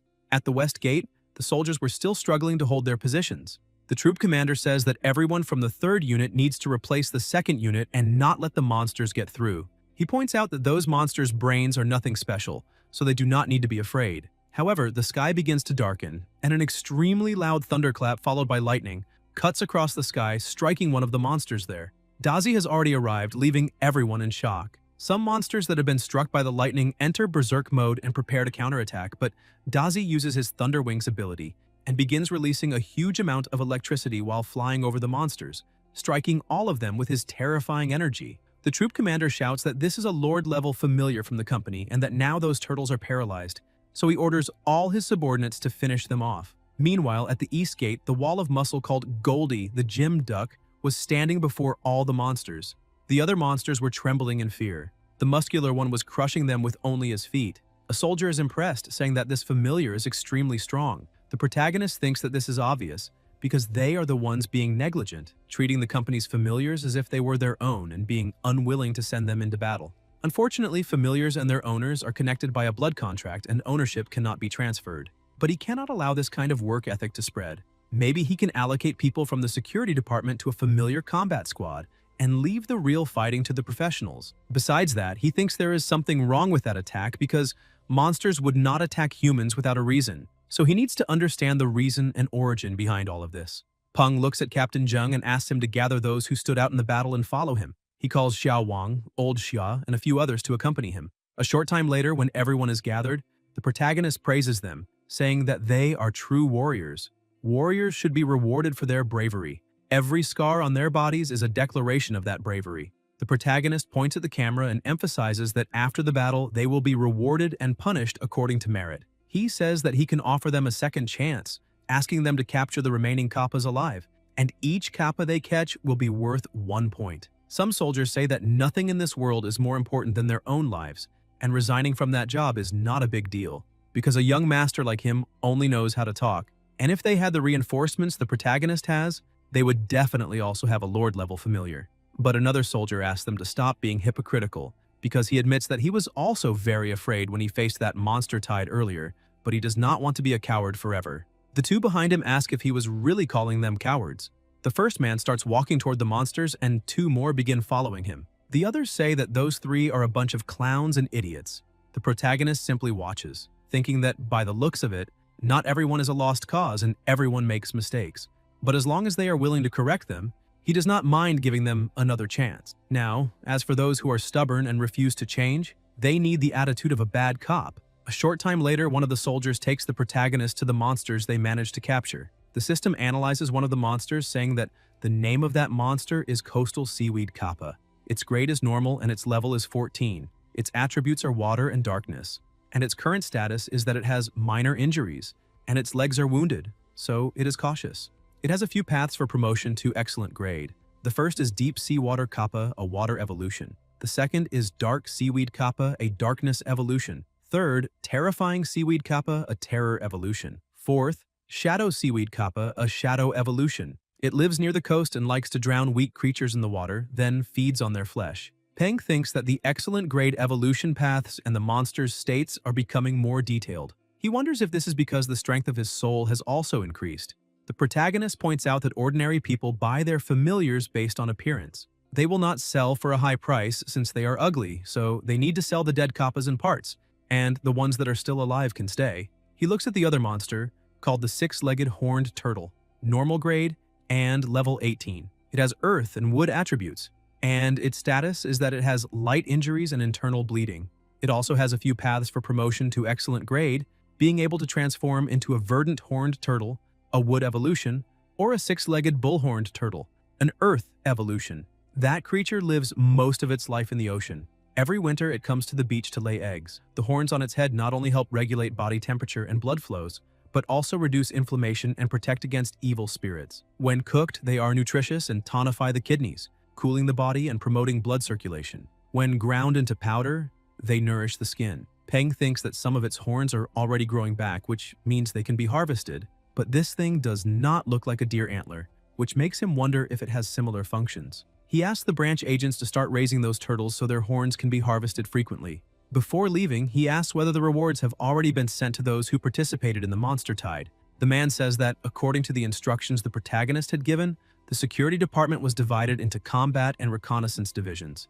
Both are being managed by people who made exceptional contributions. Other exceptional employees received raises and promotions. Peng asks about Zhang Yue, Han Fu, Cheng Zhang, and Li Jiaxian. The man says that the punishment for the four of them has already been announced to the entire company. They were dismissed from the Southern Celestial Group, and their familiars are being kept in the underground laboratory. The protagonist asks whether they accepted the punishment without making a scene. The young man says that Han Fu said that, according to the law, a familiar is the personal property of a trainer, and the company has no right to keep them. Because of that, he took a punch to the face from Zheng Tiaju. The man points out that he heard Zheng Tiaju's childhood friend had one of his legs eaten by a kappa and is now disabled, and that childhood friend was Han Fu's subordinate. The protagonist becomes irritated, saying that those high-ranking officers are a bunch of useless people. When they face problems, they run away without caring about the lives of their subordinates.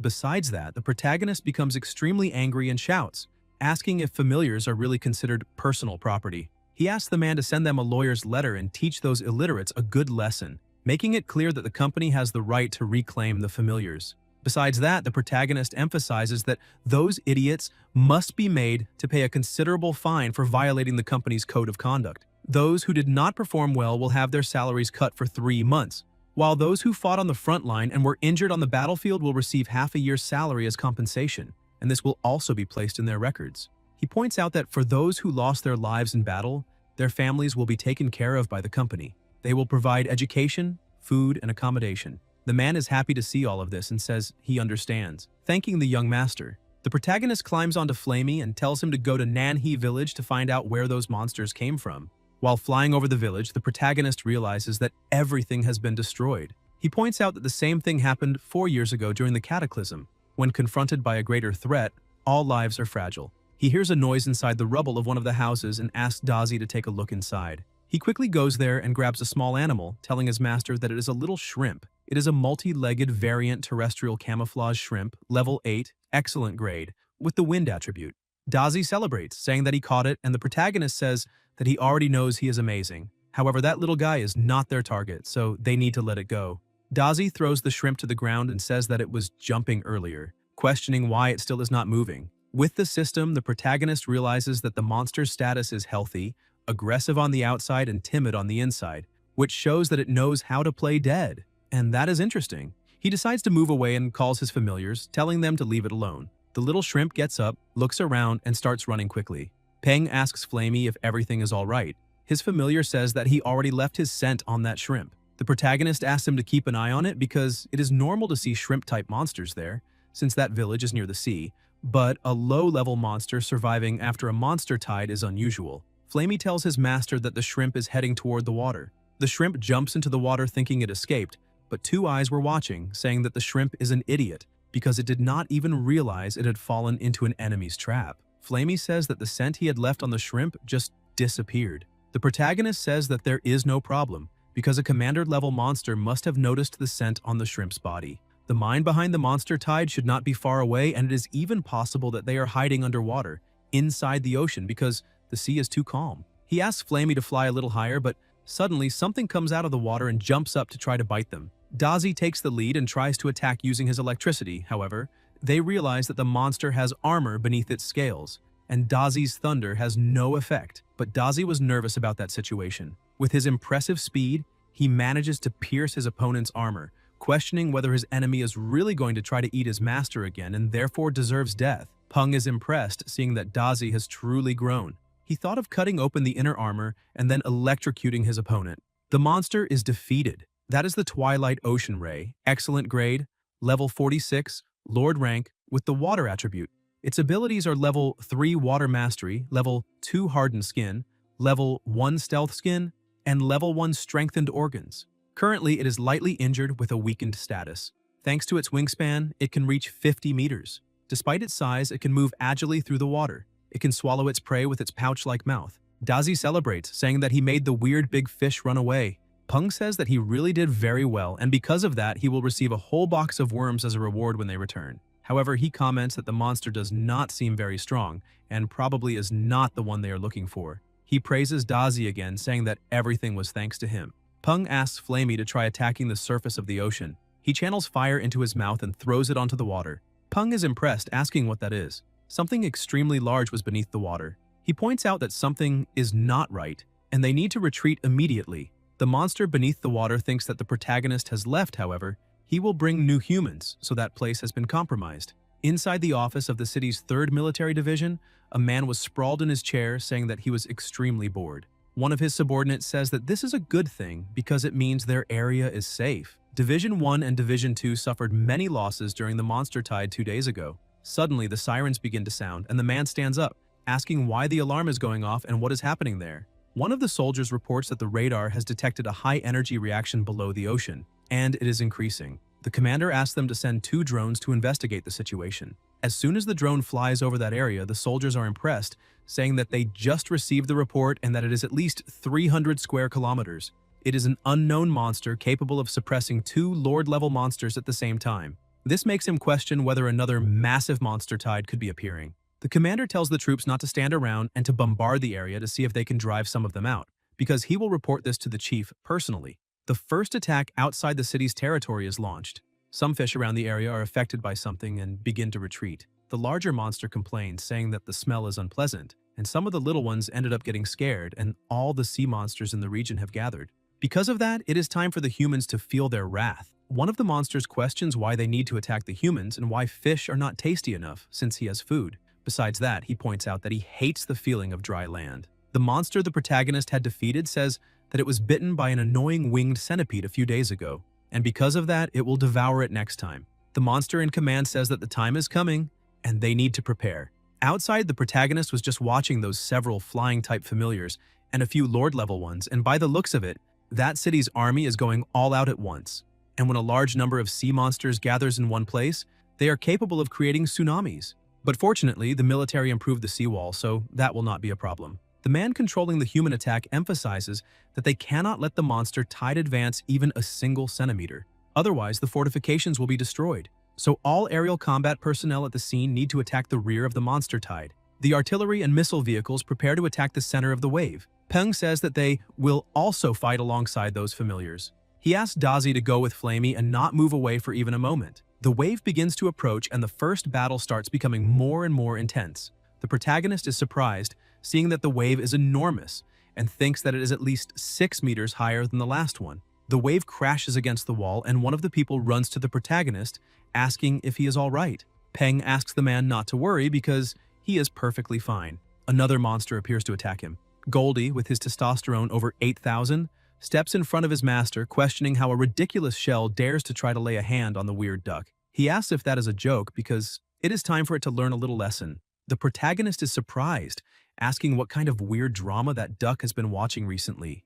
Goldie activates his secret power, secret pattern, elemental vacuum domain, invincible duck punch. With just one punch, he disintegrates the giant shell and eliminates several smaller fish along the way. Goldie starts laughing, saying that he truly is invincible. Peng asks if his familiar is serious, after those monsters are not even commander level. Suddenly, another monster comes out of the water. That is the Sea King Electric Eel, level 43 with a Lord ranking. Currently, its grade is normal and its attributes are water and electric. The eel also has the skills Water Mastery at level 2, Electricity Mastery at level 3, and Hardened Skin at level 1. The evolution of a deep-sea electric eel likes to live among corals, is dozens of meters long and can release electricity. Goldie tries to hold the eel down and tells his master that the fish is very strong, asking that big idiot Dumby to lend a hand. Dumby charges forward to help and tells the weird duck to stop calling him an idiot. He manages to land the first attack, but is soon thrown backward. Goldie gets excited, saying that this fish is really good, but now he is going to take things a little more seriously, and he starts using the duck's exclusive punch combination. The eel tells that duck not to get too full of himself because he is nothing but an idiot. It tries to attack him with the electricity, but Goldie manages to defend himself easily, as if it were nothing. The protagonist laughs because that electric eel probably does not know that only half of his body can release electricity. And although the Sea King Electric Eel has the advantage in the sea when Goldie and Dumby work together, the enemy basically does not have the slightest chance. While the eel is being properly educated, the protagonist notices that the sea level is rising. He looks ahead and realizes that the sea is extremely turbulent. Suddenly, another gigantic monster appears right in front of him. That is the Sea Coral King, level 51, with a king ranking. Currently, its grade is perfect, possessing the attributes of water and earth. In addition, it also has the skills Enhanced Reproduction at level 3, Accelerated Regeneration at level 2, Hardened Body also at level 3, Enhanced Spirit at level 4, and both Water Mastery and Earth Mastery are at level 3. Its special characteristic is coral water. The Sea Coral King's body is made of living and dead corals. Each coral mutation has a special physiological structure. They can create an environment that is beneficial to aquatic organisms around them. The first passive effect is that multiple corals gather together to form a massive super area around the Sea Coral King's body. All water-type monsters within its area receive gradual recovery from injuries and illnesses, and they will also feel happy and comfortable. The second is an active effect. It can choose to consume some of the corals to obtain enhanced healing for a specific target. However, the target has to be close to the Sea Coral King. Coral reefs are made of countless corals. The dead bodies of corals become coral reefs. The parasitic corals on the coral reef release a large number of young bodies at intervals. These new life forms quickly evolve into new coral polyps in the water and then build new communities along the edges of the coral reef to form a new reef, expanding its borders. This process happens countless times, year after year, layer upon layer. The new generation continues expanding over the dead bodies of past generations, eventually growing and transforming into a giant one day. This giant suddenly becomes an intelligent, sentient creature with consciousness, and the constant pollution humans dump into the sea makes the Sea Coral King hate humans. The protagonist thinks that this was already expected, because such a large creature probably evolved from a collection of sentient beings. If it is a living organism, then Dazi, the others, and even the protagonist himself will not be able to return to the coast alive. He continues looking at the monster and thinks that what is truly frightening about it are its regenerative capabilities and communication ability. If he could describe it, it would be similar to an aircraft carrier. If someone managed to conquer that monster, they could set up a headquarters on its back. They could even recruit a large number of flying and marine monsters. And besides that, they might be able to move without any obstruction across the entire ocean. Suddenly, he notices two people talking beside him, questioning what that thing could be, whether it was an island or a coral reef. In addition, the discussion was dragging on because one of them questioned how a coral reef could become conscious. The other was explaining that basically everything inside that grotto was able to become conscious, so why could a coral reef not do the same? Peng goes over to the two of them and tells them that this does not matter now. Based on the situation up to that moment, that thing has the ability to control or enchant marine monsters, because at this exact moment, the sea level is already above the fortifications, and there is a high chance that it will attack that entire place. They agree, saying that they need to ask everyone to evacuate the place immediately. Peng calls Goldie to leave as well and asks him to call Dumby and pack things up as quickly as possible. But before leaving, the protagonist looks to the side and sees some people. He points out that he had received news that civilians were forbidden from being there, so why were there still so many people around? One of the guards explains that they probably infiltrated secretly to collect some monster corpses, but he asks the protagonist not to worry about those people because they need to leave that place immediately. They warn everyone that they need to leave the island as quickly as possible because the island ahead is at risk. The golden sicklefish have already passed through all the defenses, and they are no less dangerous than sharks, so they do not need to risk their lives for so little. One of the people present there becomes worried about the golden sicklefish and starts running, saying that his life is more important. But before he can get out of the water, one of the golden sicklefish tries to attack him. Blackie, the man's familiar, manages to avoid the attack, making his master happy. The man grabs his familiar and says that they need to hurry to reach solid ground, but suddenly several other golden sicklefish begin to approach. Blackie steps in front of another attack to protect his master. Realizing that he would not be able to escape, he throws his master onto solid ground and is attacked several times by the monsters. The young man begs someone to save his familiar, stressing that the greedy one in this story is him, and that his familiar does not deserve to go through that. Peng simply orders Goldie and Flamey to take action. Flamey uses his fire to slow down the fish, while the muscular duck manages to rescue the dog and bring him back to land. However, Blackie is already gravely injured and can barely move. The protagonist asks Dumby to take one of Flowery's petals and use it to heal the dog. Silly also tries to help with his healing, and Blackie's injuries quickly begin to recover. The owner thanks the protagonist from the bottom of his heart. Peng asks the man not to misunderstand the situation, because he only helped because of that familiar's loyalty. Flamey tells his master that they have started fighting over there because there are many fish, shrimp, and even a bluefin tuna. The soldiers inform the captain that the monster wave is too powerful and that both the soldiers and the familiars will not be able to hold on for much longer. The captain emphasizes that they need at least 1 minute to evacuate all the citizens and cannot leave their position no matter what happens. Peng orders Dumby to help. He rushes forward and eliminates the first monster with a single blow. Since several monsters have already been eliminated, Dumby uses his abilities and orders all of them to be reborn and rise to serve their new lord. One of the guards was holding his dead familiar in his arms, crying and saying that it was all his fault, but the Skeleton King's order reaches that monster and makes it wake up again and charge into battle. A new wave of battle begins, an army of uncontrolled monsters against an army of undead. A short while later, one of the soldiers goes to the commander and says that he has good news. He explains that Peng, from the Southern Sky Group, resurrected an undead army and managed to resist the monster wave. General Li and General Gao have already decided to start counterattacking. The commander laughs, saying that it is very good to hear that. He points out that although that old Ji Han Wu is useless, he certainly has a good grandson. After a long period of fierce battle, the soldiers realize that the island monster is leaving and that it is finally over. The protagonist looks at everything and thinks that, fortunately, the undead army stopped the monster wave. Once it ran out of fighters, the Coral King could only flee because it does not have much attack power. He looks at the duck and notices that he has several dead monsters. He explains to his familiar that just taking back the corpse of that Sea King electric eel is enough, and that he can leave the rest. Goldie says that he does not care because his master had told him that one fish is worth 500 alliance credits. He starts counting all the fish that are there. Goldie sees another man picking up some fish and runs over to him, ordering him to drop all of it immediately because it belongs to him. Meanwhile, Peng answers a call from Huang Ya and asks what this is. Huang Ya congratulates the young master on his victory because the news about the Lord of the Undead has already begun to spread.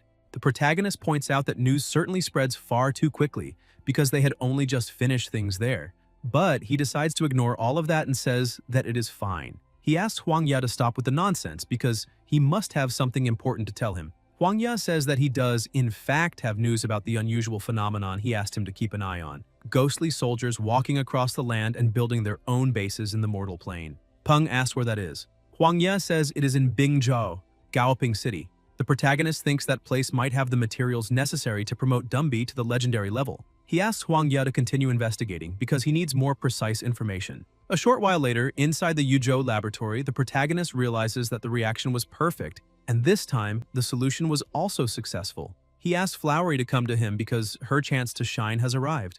The protagonist tells the little flower not to be afraid. He explains that although it might hurt a little, it will help her become stronger. Flowery hugs her master with a smile and accepts the injection. The protagonist hears a very loud noise outside and realizes that it is his grandfather's white dragon, and he has returned from the heavenly lake. That means the thunder snail god evolved successfully. He says goodbye to Flowery, explaining that she is still very weak, so she needs to rest inside the protective glass capsule for a while. He goes outside to see his grandfather and asks how the thunder snail god is doing. Ji Han Wu says it is a good idea for his grandson to see for himself. The protagonist uses the system to analyze the snail. Its name had changed to Thundering Shell God at level 45 and legendary grade. Its attributes are electric, and the monster's status is healthy and happy. Currently, it has Thunder Mastery at level 5, Hardened Shell at level 4, and its special characteristic is the Thundering Shell, a mysterious shell with equally mysterious probabilities. It has high electric affinity with a passive effect of Thunder Mastery plus 1 level. The second effect is that the Thundering Shell God summons a calamitous storm within a certain area by releasing all the electricity stored in its shell. The Electro Gland is a special gland in the Thundering Shell God's body that allows it to summon and control clouds. With it, the Thundering Shell God is capable of gathering all the clouds in the sky into a storm cloud and then extracting power from it. In addition, it possesses the promotion path to the mythical grade, Calamitous Evolution, Calamitous Thundering Shell God. The second evolution is the Cloud-Devouring Thunder Beast. The protagonist gets excited, thinking that the bonus increase to the Thunder Mastery level in the Special Characteristics section was not added to its Thunder Mastery level as shown in the Monster's Skill section, so it should be level 6. This is the highest Elemental Mastery level he has seen so far. So, the Thunder God is now a heavily armored Electric Attribute Mage. The protagonist's grandfather explains that he tested it as soon as he returned, and that the Thunder God is now already at the legendary level. Peng is happy because the evolution was a success. Ji-Han Woo thinks that these few breakthroughs have proven that Peng can steadily create a legendary level familiar. Although he does not have a 100% success rate, this is already very terrifying. The old man thinks that currently Southern Sky is still peaceful. However, to protect his grandson even further, because of all his progress and impressive abilities, he definitely needs to become stronger. Otherwise, his grandson may end up paying a very high price. Peng tells his grandfather that he intends to take Flamey on a trip to his birthplace, and asks if the old man can still remember where it was. Ji-Han Woo points out that a year has passed in the blink of an eye and starts thinking, saying that it might have been in a swamp west of Jiangnan Bay City. The protagonist goes to his familiar and says that, as he had promised before, they will visit his birthplace tomorrow. Flamey is happy as he thinks of his mother. A short while later, at Southern Sky's branch in Jiangnan Bay City, Manager Chen gives the protagonist the information he had requested about all the crane-type and crocodile-type monsters in the Bay City and in the swamp. Peng thanks the manager for his excellent work. While he is looking through the images, Flamey asks his master not to scroll anymore because that crocodile looks very familiar. The protagonist asks if that was the crocodile that injured Flamey's mother. Flamey says yes and points to the background of the images, saying that all those hidden behind the trees are his familiars. The protagonist asks the manager if he knows where that place is. Chen explains that it is the Crocodile Spirit Swamp, the territory of the Qian family. The protagonist stands up angrily, asking if such a thing really exists, because since when did the wilderness become the territory of some family? Life or death, everyone has their own circumstances. The manager becomes worried and warns the protagonist that challenging Qian Wuliang is like declaring war on the entire Qian family. The 4 great families are in an alliance, so declaring war on the Qian family is the same as declaring war on the 4 great families. Peng asks what kind of alliance that is, because it is obvious that those families only joined forces to protect their own interests from the government. He asks the manager to send invitations to the Zhao, Sun, and Li families, along with videos for a banquet. They will drive the Qian family out of their territory. It is time for the Southern Sky Group to intervene because 2 can play the same game. He says goodbye to the manager, saying that he has had a great idea. Perhaps he will pay a visit to the dear mayor that night. A few hours later at night, in the Qian family mansion, a woman runs in, telling the family head that they have just received news that the Southern Sky Group invited the Zhao, Sun, and Li families to a banquet, and all 3 families accepted the invitation. The family becomes worried, questioning whether someone offended the Southern Sky Group. Otherwise, why would that young master pick a fight with them? However, other people point out that they are part of the 4 great families, so how could he do that? The comments continue, saying that they could simply refuse the challenge since it was only a written challenge anyway. They end up agreeing, pointing out that the protagonist is very lucky to have an influential grandfather, supporting his moves from behind the scenes.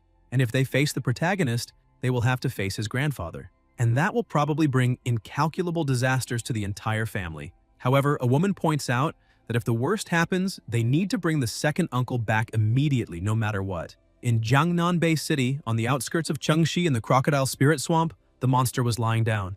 A man was irritated, telling the crocodile not to treat him as if he were invisible, because he had to admit that he took advantage of the crocodile by forcing it to sign a blood contract when it had been gravely injured by that Lord-level fire crane all those years ago. But he had always treated the crocodile well. The man explains to the crocodile that someone wants to challenge him. He asks if the crocodile can remember the white dragon he encountered a year ago, because the person who wants to challenge him is the grandson of the white dragon's trainer. This awakens the crocodile's interest, and it opens its eyes and asks if the white dragon is there to challenge it.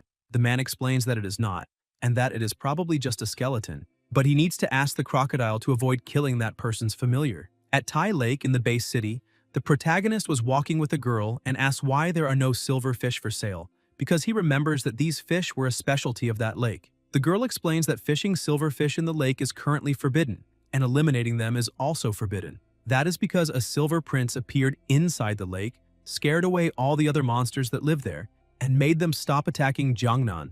The protagonist looks at the lake and thinks that this silver prince is definitely clever at using the strength of others. By letting humans fish the other monsters that live in the lake, the silverfish prince is able to create a suitable environment for the growth of silverfish. Goldie calls his master, saying that he would like to take some pictures. He hands the camera to the girl, and she says that she understands and will definitely make sure he looks very handsome in the photos. Everyone in the family gathers to take a picture, and it turns out very well. In the western outskirts, the day of the challenge arrives. A person tells the protagonist not to worry because they are there representing the alliance, so their judgment will be fair and impartial. The crocodile approaches, and as soon as Flamey sees it, he begins to release his power. Peng is impressed and thinks that this is the first time he has seen Flamey so angry, because that crocodile is probably his mortal enemy. The protagonist looks around and thinks that this was already expected. The place Jian Wuliang chose is a swampy land with abundant water and grass, as well as a large number of shallow areas. It is the perfect environment for reptile monsters. However, the habitat of a red crane has many similarities with that of a crocodile, and Flamey has the ability to fly. If he cannot win, at least he can fly away. Wuliang approaches the protagonist with a bit of fear, saying that in truth he thinks they could avoid that battle and leave all hatred aside. Peng looks at Wuliang and says that if his parents were killed and he acted with great righteousness, asking whether he really thinks leaving it aside and abandoning hatred, forgiving his enemies, is something anyone would do. The protagonist points out that perhaps Wuliang really could do that, but Flamey cannot. Besides that, the protagonist points out that he will not interfere in that fight because this is something they need to resolve between themselves.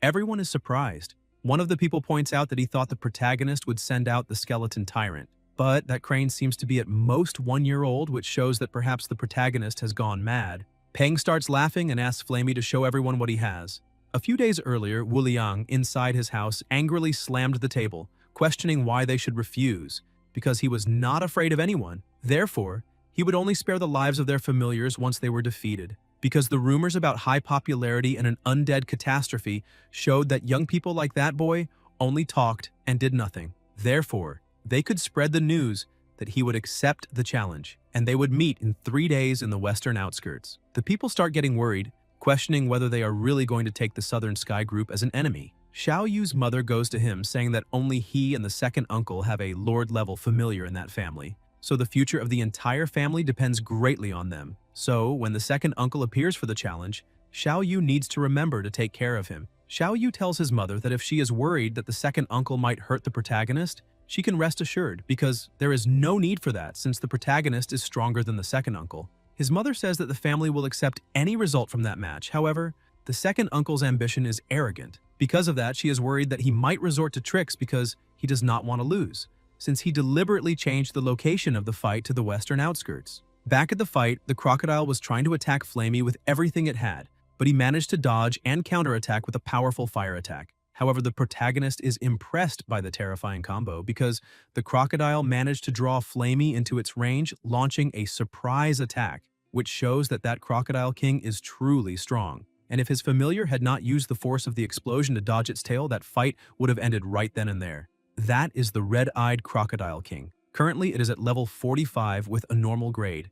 Its attributes are water and wind, and it has the skills Hardened Carapace at level 3, Sharp Fangs at level 2, Water Mastery at level 3, and Wind Mastery at level 2. Currently, that monster is healthy and calm. In addition, it is a giant crocodile that lives in the swamp region. Arrogant but powerful, has strong attacks, and likes to live in groups. Peng warns his familiar that one of that monster's attributes is wind, so he needs to be careful not to get hit.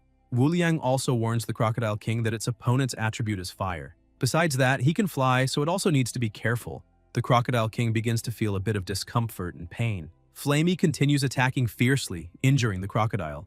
Wuliang warns the crocodile that its attacks are not being effective, so it can no longer continue on the defensive. The Crocodile King enters the water and creates a shield. The protagonist is surprised to see how the crocodile used its surroundings to create an elemental barrier, but this was already expected since they are in the crocodile's territory. But Flamey was so enraged that he questions whether that crocodile really thinks water could stop his flames. He releases an absurd amount of fire, saying that he will burn all of that crocodile's skin and dry up every last drop of water if necessary. The protagonist is surprised because he can feel the scorching heat despite being several hundred meters away.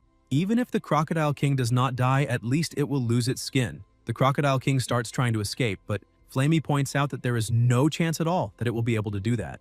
The crocodile realizes that it will not be able to be faster than that bird's flight and tries to counterattack Flamey. The protagonist gets worried and asks his familiar if he is all right. Flamey asks the protagonist not to worry and states that he will not be hit a second time. Flamey promises that he will burn that crocodile to death to avenge his mother. The Crocodile King realizes that the heat of the flames is even greater than before, which means that that crane is not just an ordinary lord level. And if it does not come up with a plan as quickly as possible, it really will die in that battle. It looks at the protagonist and thinks that it has the perfect plan. If it can eliminate that crane's trainer, everything will be fine. Woolyung becomes worried about this because if Peng suffers damage or if the worst happens, then the entire family will pay a crushing price for it, and he shouts at the Crocodile King, questioning what it is doing. The protagonist remains standing still without moving before that monster's attack. Xiao Yu is also present and tells his familiar that they need to act immediately to stop that crocodile before the worst happens. But the familiar asks its master to just wait a little and watch. Dumby appears and lands a kick on the crocodile, sending it flying far away with terrifying force. Flamey continues chasing the Crocodile King, telling it not to run. The protagonist points out that that crocodile is really smart because it used the momentum from the kick to try to escape. However, there is not the slightest possibility of that happening. That fight has already been decided. That crocodile's movements are agile and it has a strong burst attack. If Flamey had not received the protagonist's help and were only an ordinary lord level, there would have been no way for him to take revenge. Xiao Yu, still worried, goes to his second uncle, but Woolyung asks him not to worry because a defeat is a defeat and he will not resort to dirty tricks. Xiao Yu is surprised by this, thinking that his second uncle is more cooperative than he had imagined. His people are also becoming more willing to listen to his mother's orders. Although the Qian family suffered some setbacks in the past, at least they are more united now. Suddenly, Woolyung begins to feel something strange and blood runs from his mouth. Xiao Yu becomes worried about his second uncle and goes to him to help. He thinks that seeing how severe the backlash his uncle has just received is, it seems that the flames are working against the Crocodile King, and he is even afraid that from that moment on, there may no longer be a Crocodile King in the base city. A short while later, the manager goes to the protagonist, saying that the Qian family is willing to hand over the entire Crocodile Spirit Swamp to the Southern Sky Group, including all the familiars there. This includes Flamey's relatives, and they have also prepared a large amount of money as compensation. But the protagonist refuses, saying that this is only a personal revenge between two familiars. He will accept the swamp, but he will pay it back according to the market price and return the compensation in full. Chen continues, saying that besides that, the three great families have signed the partnership contract with them. The company's local division will establish a branch of the Explorer Union in the swamp as the second membership program. Lastly, the company fulfilled the request the protagonist had made to send personnel to check the living conditions of the Red Flame cranes at regular intervals. Peng thanks the manager again and says that he has done very well once more, but asks whether Flamey really does not want to visit his relatives. Flamey points out that even without his interference, there is a chance that they will be able to forge their own evolutionary paths one day. He points out that just by having the protagonist help him achieve his revenge, he is already happier than he ever dreamed he could be one day. Therefore, now he will let the other things be handled by nature itself, so they can follow their natural course.